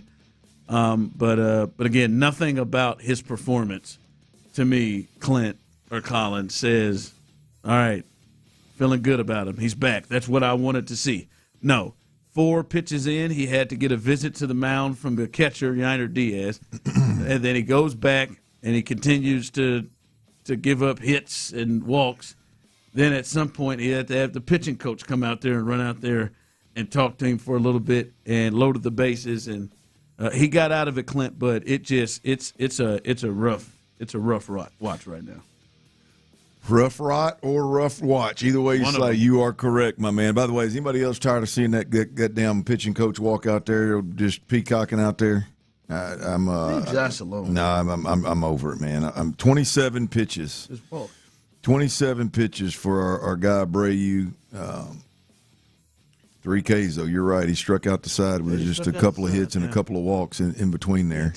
2 walks. Yeah, look, I mean, it's nothing about today's outing should give Joe Espada any more confidence, and probably more importantly is nothing about today's outing is going to give Brian Abreu more confidence. I mean, there may be an injury involved, and I wouldn't think that he or the organization would allow himself to go back out there if he were. Especially the way he's pitching. Yeah, but I mean, it's just not the same dude. I mean, again, you're 92, 93. May touch 94, 95 in an outing. He started to throw harder the longer he was out there. Yeah, and maybe that could have something to do with it. Maybe he's aiming it. Maybe he's trying to making sure he gets ahead and thinking too much while he's out there. But it is not good. I mean that's one. When you look at the guys, really across not even just the pitching staff, but you look at the guys on this baseball team. Before all the injuries hit, and Brian Abreu's probably in the top 8 players in terms of importance. I mean, obviously Hunter Brown, obviously Josh Hader, but you throw all the hitters in there. Alvarez. I mean, 8, 9. You probably gonna get to. Yeah, he was gonna get to Brian Abreu, and right now, man, I mean, he is like you said. He's there's a chance they might put him on the first bird headed towards Gulf Coast League, Florida Gulf Coast League if he ain't careful. Well, I mean, they need to, man, because one. I don't know if it's just because he hasn't pitched for a long time and he had to get his arm warmed up. I don't know, but I mean this is a guy who was pushing 100. Clint, this is a guy who's in the upper 90s. Oh yeah, consistently nasty, and that he ain't touching that right now. And just when you turn his 4-seam into 92 and 93 right down the pipes, that is a hit me ball all day long, and that's what it's been for him. Really throughout the year, and I just don't. You can't put him in high leverage situations right now. Like we look at it, you're like, well, damn, Joe, you've only pitched that man one time in 13 games, and Joe's like, well, hell, look at this. You want me to put him in a tie ball game? Yeah, I don't know, man. Yeah, like there's like at what point you would have had to take him out after 1 or 2 batters if this was a game that was in reach at all. Yeah. So you just can't trust that. As you said, man, the level of importance that he was to this team and is and has been, and they just can't use him. And they just can't sit there and just continue with this roster spot being held by somebody who pitches like he's a starter out of the bullpen. Yeah, I mean, obviously Brian Abreu is still in the thunder here because of what he's going through, but Lance McCullers was all right. Yeah, Lance was really good today. Lance, he went 6 innings, 6 strong innings, 2 hits, 3 earned, 9 Ks and 4 walks, so that's a quality start for Lance. But it was made easy for Lance Clint because this offense that you took out, the lineup that Joe Espada put out went off. They scored 5 runs in the first inning. They were at it was a 10-0 ball game in the 4th inning. So this offense rolled through, and not some of the usual suspects, but Yordan Alvarez is 3 for 4 with a bomb that he hit out. But a lot of the young guys, all those young guys that you talked about got hits. Every last one of them. Probably all of them scored, too, at least once. Bryce has a hit and a run. Shoemake has a hit and a run. I know. Danny Johnson, DJ got one. Yeah, DJ, he's got a hit and a run. Is Harris? You had Harris. Big Harris. I know he's got RBIs. He's got 3 RBIs and a run and a hit. So well, I don't want to see them all back on the field together again, Joe. You got lucky this time, bud. Fortunate. 11-4 in this second game of the doubleheader. Right now, sitting here in the 8th inning. 5 o'clock fire. Clint, they did play one earlier, and that's right. Trying to forget about that one. That one they lost 10-3.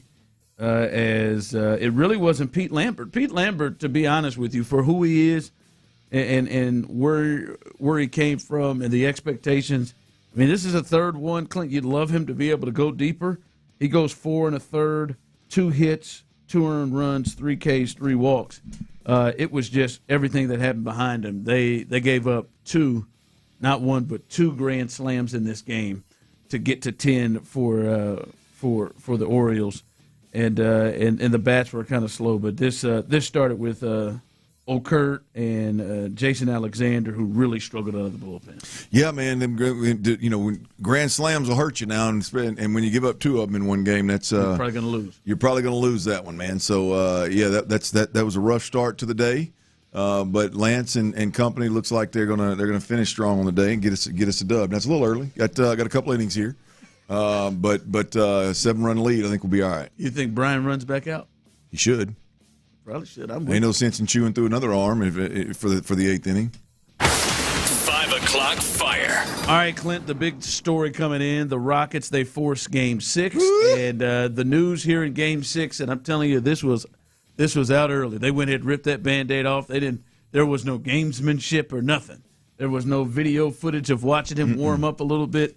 Hell, I woke up this morning. I saw that Kevin Durant will miss Game 6 versus the Lakers. That was already announced. I mean, are they going to just announce that he's going to miss the series? They might as well. The thing is, they could at least did us a solid run and let us run for a day with Game 6 with Durant coming back. Hell yeah, at least let us get hyped for a day. Who do they sit? Durant out there. There was 3-4 segments, man, just teed up on the what ifs, man. But boy, they squashed that pretty quick, didn't they? Nailed it. Yeah, Kevin Durant is out in this game 6, and they're back in the series. They are clearly back in the series. Not only have they won the last 2, but you can look at it and say they controlled Game 3 as well. They just had that collapse there at the end of the game.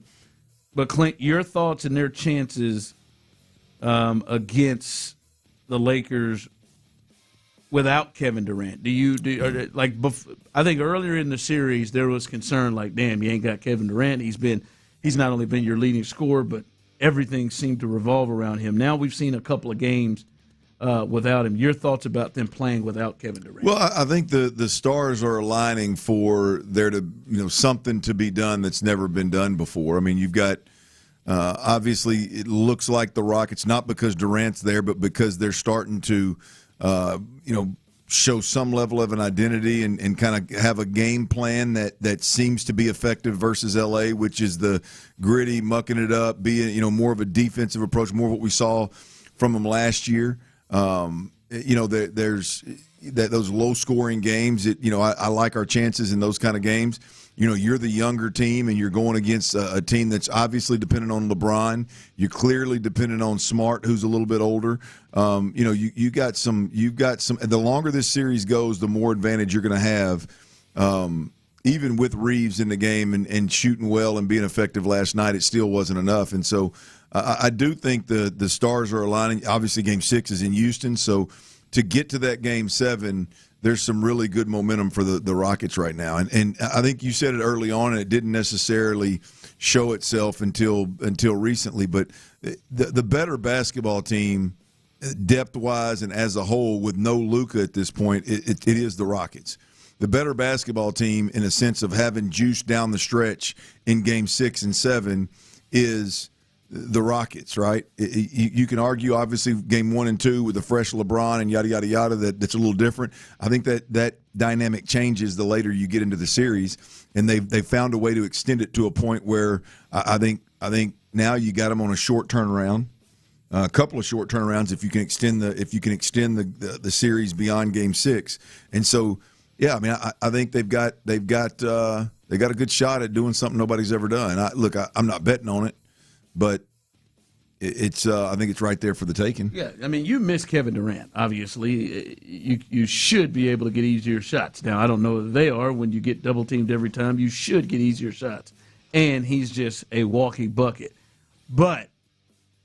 This team defensively seems to have gained that identity and take it up a little bit more with Kevin out. And there does seem to be less kind of standing and watching offensively and maybe some more movement and maybe some more other than just spotting up and cutting with KD out there. And I think it forces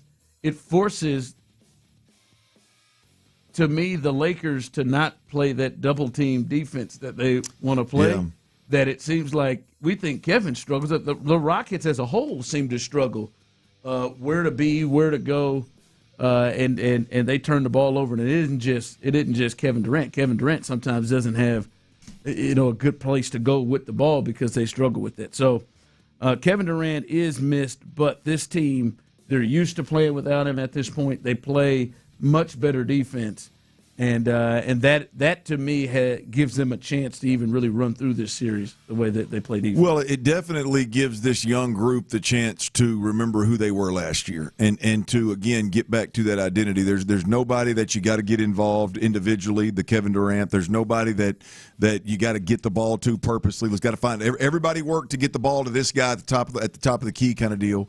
And then everybody work because he's so good. They're going to double him. Now everybody's got to know where they're going to be. Like it just takes all of that completely out of play. And so leaning into who they were before KD, I think, is obviously bared fruit for them. We'll see if they can keep that going on. Look, you win Game 6 and you go back to L.A. Whether Kevin Durant's coming back or not, can we wait till game time to announce that? Because there's going to be some hype around that. If they get to Game 7 in L.A. and KD can come back, woo, look out now. Shams will do it on the set. The Rockets are cooking. 5 o'clock fire. All right, news in the AFC South. Not a surprise here. Colts, they declined fifth-year option on Anthony Richardson. General Manager Chris Ballard said Saturday that he hadn't given much thought to it. About the fifth-year option that would have paid Richardson $22.4 million. He really said that? That's what he said. I hadn't thought much about it. Richardson has requested a trade, and if the Colts can't find a trade partner, they will have to decide whether to release him. The Colts have Richardson, Riley Leonard, and Seth Hagen behind Daniel Jones on the depth chart. You surprised that nobody's trying to take a flyer on that? I wonder what the Colts are trying to get in a trade back, because I'm certain they've at least fielded some calls. Are you surprised nobody has tried to seriously jump in there and see if they can be the fixer? Oh, I think people are seriously calling. I just don't think that they're willing to give what Indy wants to give for him. Yeah. They know that they're between a rock and a hard place, and at some point are going to have to release him, and that's going to give him the freedom to go wherever he wants. Somebody's going to take a shot. I mean, it's just, look, when you talk about an athlete that size that can spin it the way that he can, I mean, this isn't can you teach the guy how to be an accurate passer? This isn't he's a developmental player and all that, but I mean, he can spin it. He's accurate, can be accurate. Obviously, the wheels are real. I mean, I think you got to limit the times that he's scrambling in a situation where you don't, he's just running around scrambling. Obviously, you don't want to put him in that position, but he's got legs to where you can have a run game. I mean, I'm gonna tell you, if I'm, again, you and I have talked about this a lot. If I'm Baltimore and they even think about it, I'm going after him. I mean, come sit behind Lamar and do some Lamar type deals and with your legs kind of thing, and that's Tyler Huntley on steroids if you can get him to Well, I mean, he's got to be looking at his agent. Got to be looking at what was the kid who went to Green Bay? Or was that Green Bay? Malik Willis, like the Malik Willis angle. Yeah, right. And I think even with him being a first round pick, he's probably got a better opportunity to potentially have people looking at him. And I think somebody will seriously look at him, and there would be a potential opportunity. I mean, hell, Justin Fields has gotten 2 or 3 of them. A potential opportunity for him to start again. We'll just see what it looks like and if he can take advantage of that opportunity. But yeah, I would be surprised if they're unable to find somebody to trade with, to just take a flyer, to just sit back behind people the way that Minnesota has done with some of these quarterbacks, the Niners have done with some of these quarterbacks. You said the Ravens would be a good spot. I mean, you mentioned Malik. I mean, the Miami wouldn't be a bad spot. Bobby Slowick obviously has a good history with a young quarterback here. We watched with our own eyes. They've got a starter in Malik that they're gonna go with, who's got some of that athletic ability that you can have that mixed into the run game. You think about. There's a video that's viral out there about Mike McDaniel talking about them designing that offense back in Washington with McVay and Shanahan, designing that offense for RG3. So the Bobby Slowicks of the world, the McDaniels of the world, those guys have a lot of experience, firsthand experience building an offense around a quarterback that can do. That can hurt a defense with his legs and his arm, and so Malik's clearly their guy. But do you take a flyer on a guy like him and bring him in there and let him sit behind him, and you got a similar player there. So I think there's going to be plenty of opportunity around the league. I just don't think that teams are going to give up draft capital or a current player for him, and they damn sure weren't going to trade if they had ended up paying him $22 million on that 5th-year option. So no chance. Obvious move here by Indianapolis. All right, coming up as we continue here live on the drive, Tyler is out, but Tyler is smoking hot. When he has a day like this, it is unfair for us to make mention of it. We'll do that with his best bets. And the reasons why the Rockets situation of them being down 3-0 and potentially able to make history is different from so many others, and why their chances feel more real than others. We'll discuss that next. All right, look, if you are looking to sell your home, you've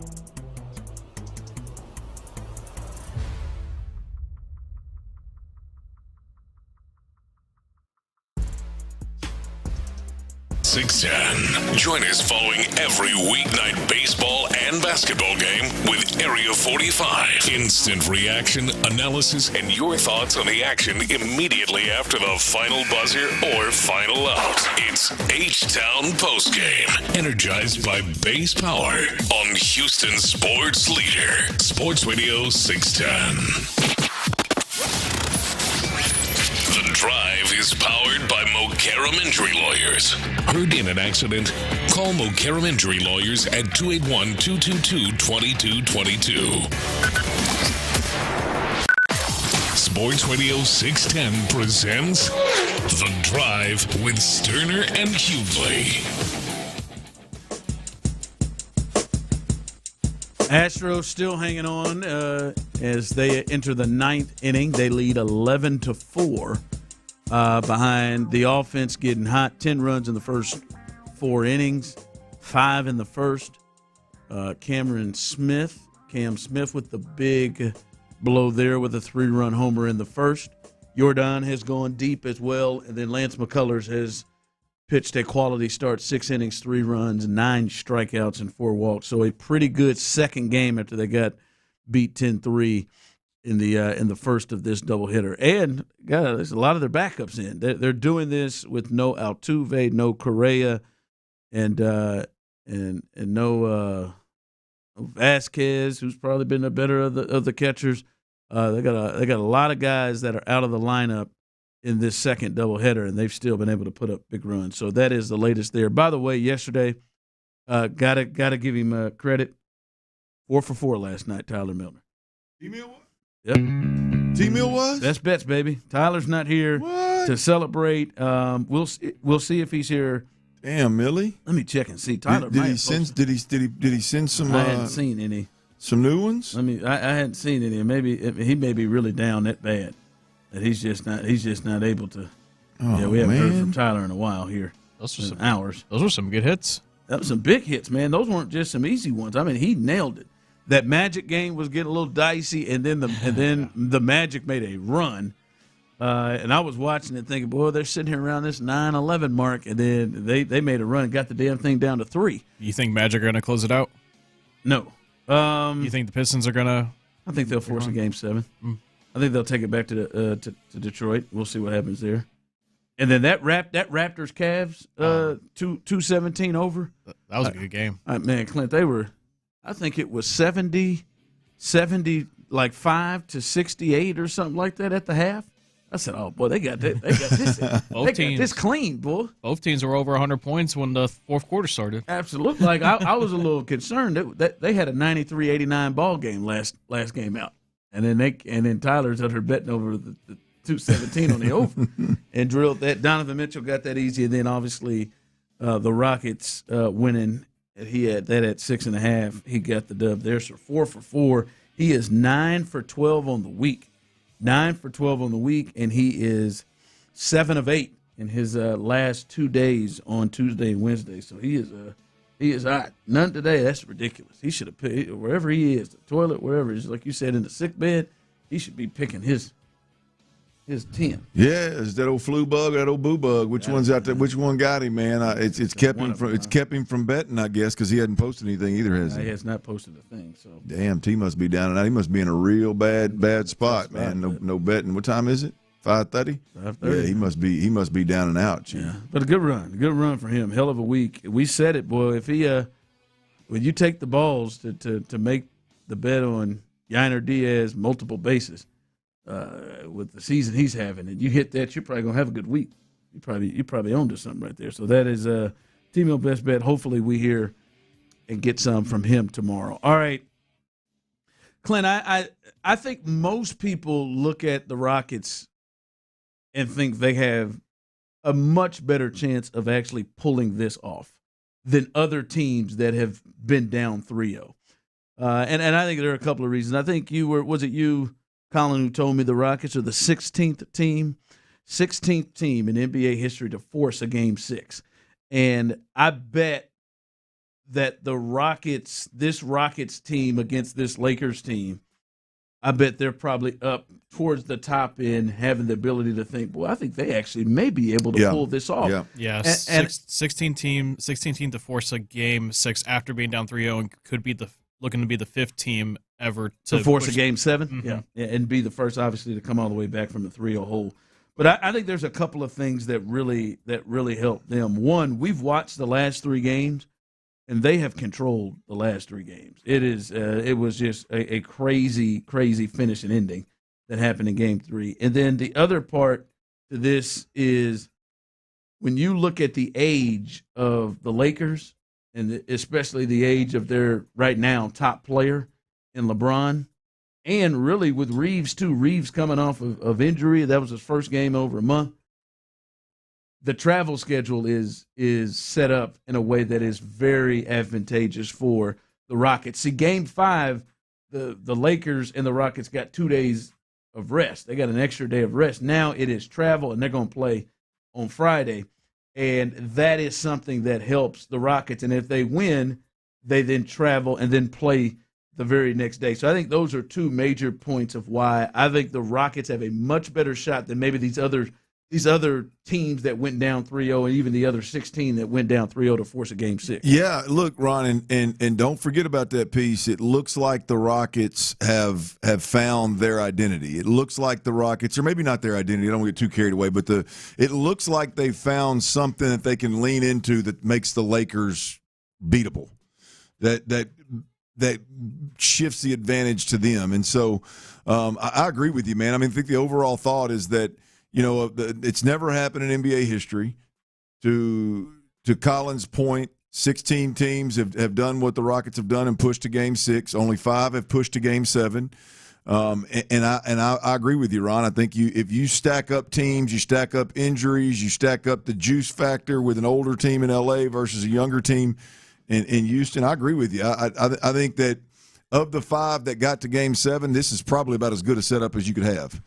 And of the 5 that had the opportunity to come all the way back from 3-0, this is probably as good an opportunity as you're going to have. Now, you'd like for Kevin Durant to get back in Game 7 and make you whole, but hell, they've been pretty good without him. So, I agree with you. It's going to be if they can get this Game 6 at home, man, look out. It's going to be a hell of a lead up to Game 7. Yeah, and I mean, and like we talked about before, They have found out the ability, which I was shocked in the first 2 games that the Lakers were able to have this occur, but they have completely shut the water off the Luke Kennards and Marcus Smarts. Yeah, especially Luke Kennard. I mean, Luke Kennard, he had 7 in Game 4 and 1 yesterday. This a guy that had 27 and 23 the first 2 games and still was in double figures in Game 3 as well.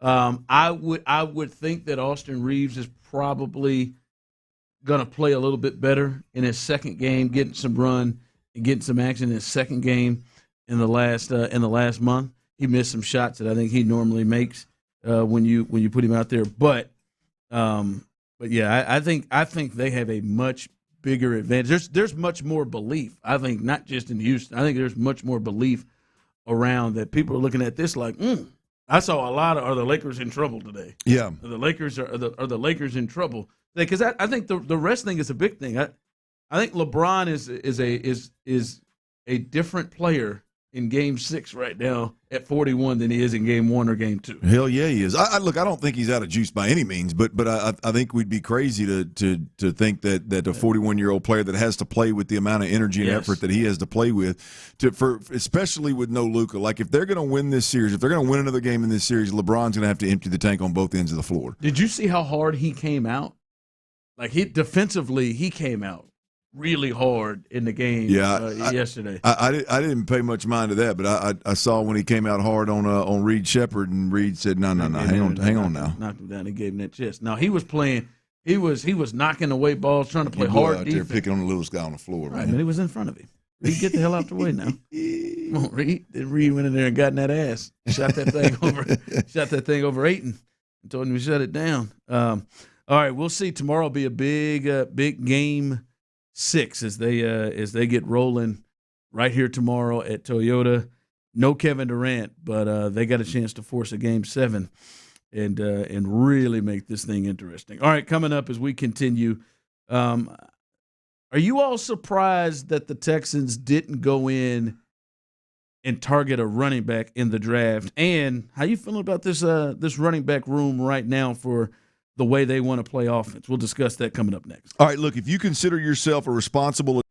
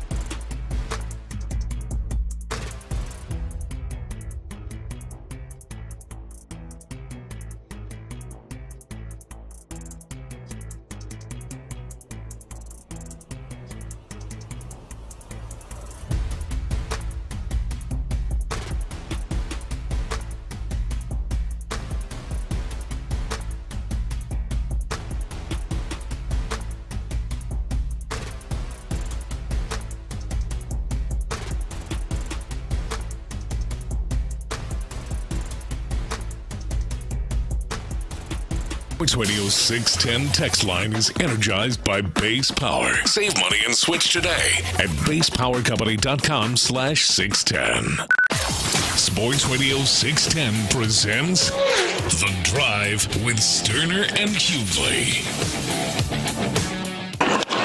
Puts this one in play. And who wants it? Daniel Johnson got a late start. He ends up making a sliding catch to end this game. Daniel Johnson Jr. got a late break on that one, but he was able to pick it from right off the grass for the final out of this one. The Astros win 11-5. There it is. Astros get a dub as they split this doubleheader, and the Astros win the both of them were just laughers, to be honest. That's one of my favorite lines that people use of blowouts. They win this one 11-5, and they do it on the backs of this offense that went off today early. They put this game really out of reach early, 5-0 in the first, 10-0 in the fourth, and Lance McCullers was able to cruise a quality start, and this improves them to 12-20. 12-20 is where the Astros are. Making progress. There you go. They get a dub. Good sliding catch by Daniel Johnson in the outfield to end the game, and he really picked it up. Had him a good game at the plate, and they had a lot of young guys in that lineup today that was that were taken a task by Clint, and then came out and I stand by. Went for it. Shout out to you, Joe Espada, for putting that together. Might have been Dana. Who knows? Dana may have come down and said, "Joe, you get some of my prospects in there, man. Show these people my work." That could be Joe. You get the first game. I'll get the lineup in the second one. What I'll do. Well, I'll be honest with you here, Ron. Obviously, was not a fan of it. Obviously, still don't think it's a good decision when you're a struggling organization to take the same approach as you would if you had the luxury of leading the division by 10 games. But I mean, I want to be critical of the guys that we have up here playing because they have no business being up here other than injury. Yeah. But I mean, Daniel Johnson, Daniel Johnson Jr. is bringing a little more to the plate than O'Harris is. I mean, if Harris got it started. Yeah, no. Look, Harris. It's great, but I mean, what Daniel Johnson Jr. at the plate, I'm a little more confident in the approach. Yeah, see this catch he made to end the game. Did he really make a good one, big one? The speed on the base pass, I like it. I mean, he's a lefty. I mean, so is Harris, but I mean, if we're gonna talk youngins and guys that are up here because of injuries, I think Shoemake's not in the conversation. I think DJ. I think he's the guy. I was just about to say he's jumped Taylor Trammell, but I think Taylor's on the IL. Yeah, he's hurt too. Tyler's hurt. He's hurt too. Damn it. But yeah, no, I mean, I think if we're going to have to watch this mess, I think I'd like to see a little bit more Daniel Johnson Jr. than the others. There you go, 15 hits. Cam Smith went deep. You think he can play left?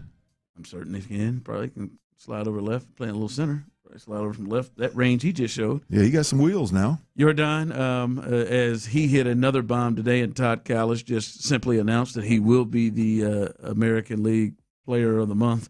Well, and he will with 12 bombs now. Well, I think he's tied though. I think there's a fellow that I don't know, and then there's Judge that all have 12 bombs. Yeah, he'll be fine. He'll be all right. Yeah, he'll hold that one.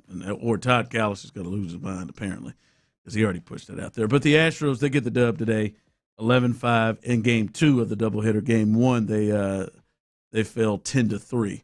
So that is a long day of baseball out there in Baltimore. Go get you some crab cakes and do whatever else y'all going to do in Baltimore. Did you mention something wrong with Brian Abreu? No. Did you see Chandler Rome's tweet? Oh God! I mean his first three, I think, fastballs or something like that, 90, 91 or something like that. Like clearly. I think he's just reporting, but he said 90, 91, 90. Yeah, that's not ideal for Brian Abreu. So an already struggling Brian Abreu, who has taken a significant amount of time off for a bullpen piece that is with an organization that is desperate for bullpen pieces. He's taken a lot of days off. Seems like he's lost. I mean, that's 7-8 miles an hour. I mean, he was high 90s every day. Scary. Yeah, that's scary. So I don't know what's going on with Brian Abreu. That is unfortunate because part of my not my confidence, part of my hope, I guess, my holding out hope for this team has to do with Brian Abreu turning the corner and getting back to the Brian Abreu that we used to know. And today was not a good move towards that. He looks like he's doing what Emi's doing on the major league level. he's doing. I'm scared to put Brian out there in Corpus. See what he does. Does he have a similar thing? Out there, does he have trouble getting? I mean, if you're touching 90-91 with control problems, I mean, he threw one that I think did hit the backstop. Then he threw one that damn near hit the umpire in the head. Then he bounced one about a foot short of the plate. Same at bat. And he threw 17 pitches. It's one of those like, golly, what's going on here, bub? But yeah, I mean, I feel it's gotten to the point where I've been mad at him, to be honest with you. It felt bad. I feel bad watching him today. Yeah. That was tough. He is in a. There's no doubt he is in a bad mental spot. I mean, he is. You know, a lot of guys you see all that they're bullheaded. They're going to work their way through this. They don't really think about it too. He is clearly in his head. It's going downhill. No question. Yeah. No question. Zero confidence. The deep breaths, the deep breaths and adjusting the belt. You know, that used to be kind of all right. Let me buckle up here. It looks like it's a nervous twitch now. He did it repeatedly. So yeah, but they get the dub. He loaded the bases and was able to strike out the side after he gave up a run and 2 hits and 2 walks. So they do win 11-5. Coming up behind us, Texans All Access, as John McClain will join the show with the fellas. And then Area 45, Sean Bijani and Patrick Creighton. And Colin, are you doing double? Ooh, Colin staying in, man. OT, son. Staying through. Yeah. OT, son. Damn. It's all good. I'm off tomorrow. Got some other stuff to do, so, you know. That's right. They're going to get them hours out of you, ain't they? Look at Colin, baby. Yeah, you off tomorrow? Hey, you think you can just double up Thursday since you off tomorrow? You got some of that ESPN work. Yeah, I do. I know. I see you over there big time. There you go. Doubling it up. Why not? I'd like to hear and see that. There you go. So, Colin will be down there doing it. Hey, man. Hey, how's your love life? Ooh, that's a good question. Oh, is it? Yes. You got an old lady or no? No. No? Okay. We single, ladies. He's single, moving on up, working double shifts. This kind of guy you want to be looking for now. Right there, man, hard worker. I mean, are you a video game guy? Oh, yeah. Oh, hell. I was trying to build you up. No. There's some ladies who like that.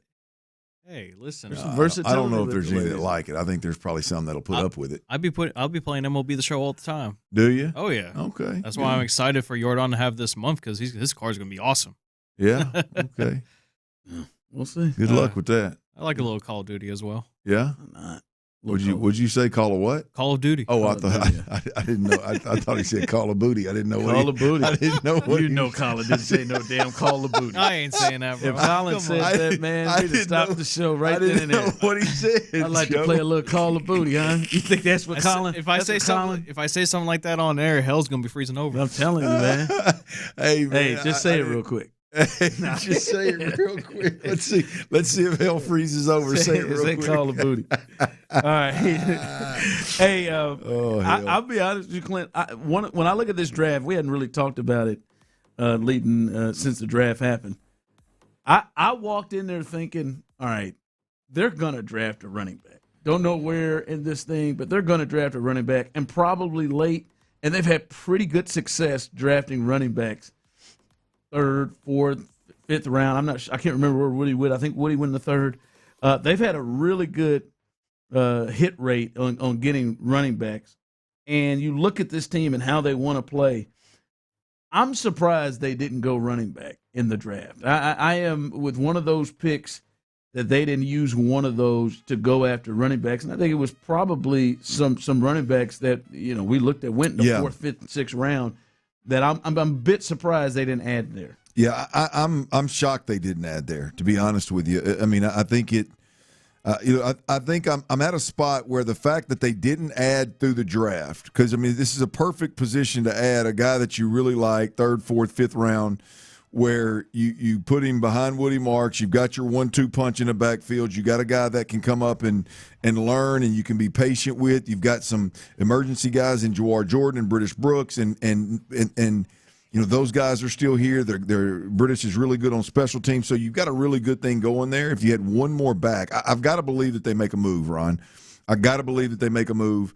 I'm looking at David Montgomery, Woody Marks, Jawar Jordan, British Brooks. I could see where the organization is more confident in that lineup in the running back room than maybe you or I are. But I still don't know how they get to a point where they're like, yeah, this is what – because you're one injury away from being in the position where you're going to overwork Woody Marks, and then if he gets banged up, now you're Jawar Jordan, British Brooks, some kind of combination.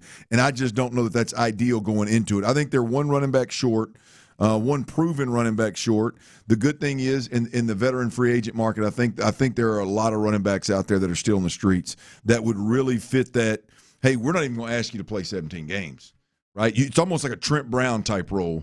You may even be inactive a good chunk of the time, but we need you in the system to know what we're doing. We want to know who you are, and at the very least, in an emergency situation, emergency being we lose a back, you jump in and you're two behind Woody Marks, or you're in that mix of guys that we can trust and we know what we're getting, to where it just doesn't shake up the entire running back room. So I got to believe that they're going to make another move at the running back position and bring in a veteran. Well, I think especially with what they want to be offensively. Yeah. I think maybe other teams don't have to have as many ready to go backs as teams, like Baltimore, like Tennessee back in the day. Yeah. But I think the Texans are starting to get into that range of wanting to, not saying that they're as good as those teams that they want to try to be, but it appears that's what they want to be. I mean, they look, want to run the football like from a volume of run game to a commitment to the run game. I mean, I don't think it's a stretch to say that the Texans would love to be to be closer to the old school Baltimore, old school Derrick Henry Titans kind of run pass percentages than, I mean, I'm not saying they're those teams, but I think they would be extremely happy if they could put a run game together, an O-line and a running back room that could get close to those numbers. I think that's what they would love. They could Ryan Tannehill play action, absolutely, pass the sucker when he was good. Where's Tannehill at, man? He in the studio yet? Probably looks like he's doing some high school coaching. That's what he okay. I don't know if he is. Look at Press. Tell me he don't need to put that cowboy hat on right there, boy. I think he looks good. I think he looks great. I think it's not a looks thing. I think he looks great. He don't look bad. I just think he flips that. He puts that lid on. I think it is. Well, I mean, we're talking about Space City Home Network. We ain't talking about it ain't like we're talking about. But Good he's Morning trying America. maybe he's trying to take this thing to the next level. Well, man, he should as well. He should. I think the cowboy hat would be a nice get down in today's world of media and the get ups and all that. Yeah, I think it'd go a long way. I think it'd be a good look for him. I think we got to try it. I think I'm gonna start trying. I think I'm gonna start trying when I wear hats in here, cowboy hats. I've not seen you bring one in here. I'm not. But I can't put my headphones over it. I got to get some buds like you got. I get some buds, and you can wear that sucker. All right, Clint, great job today as always. Colin, great job as always. Good luck and rest up as you got Area 45 coming up tonight with Sean Bijani.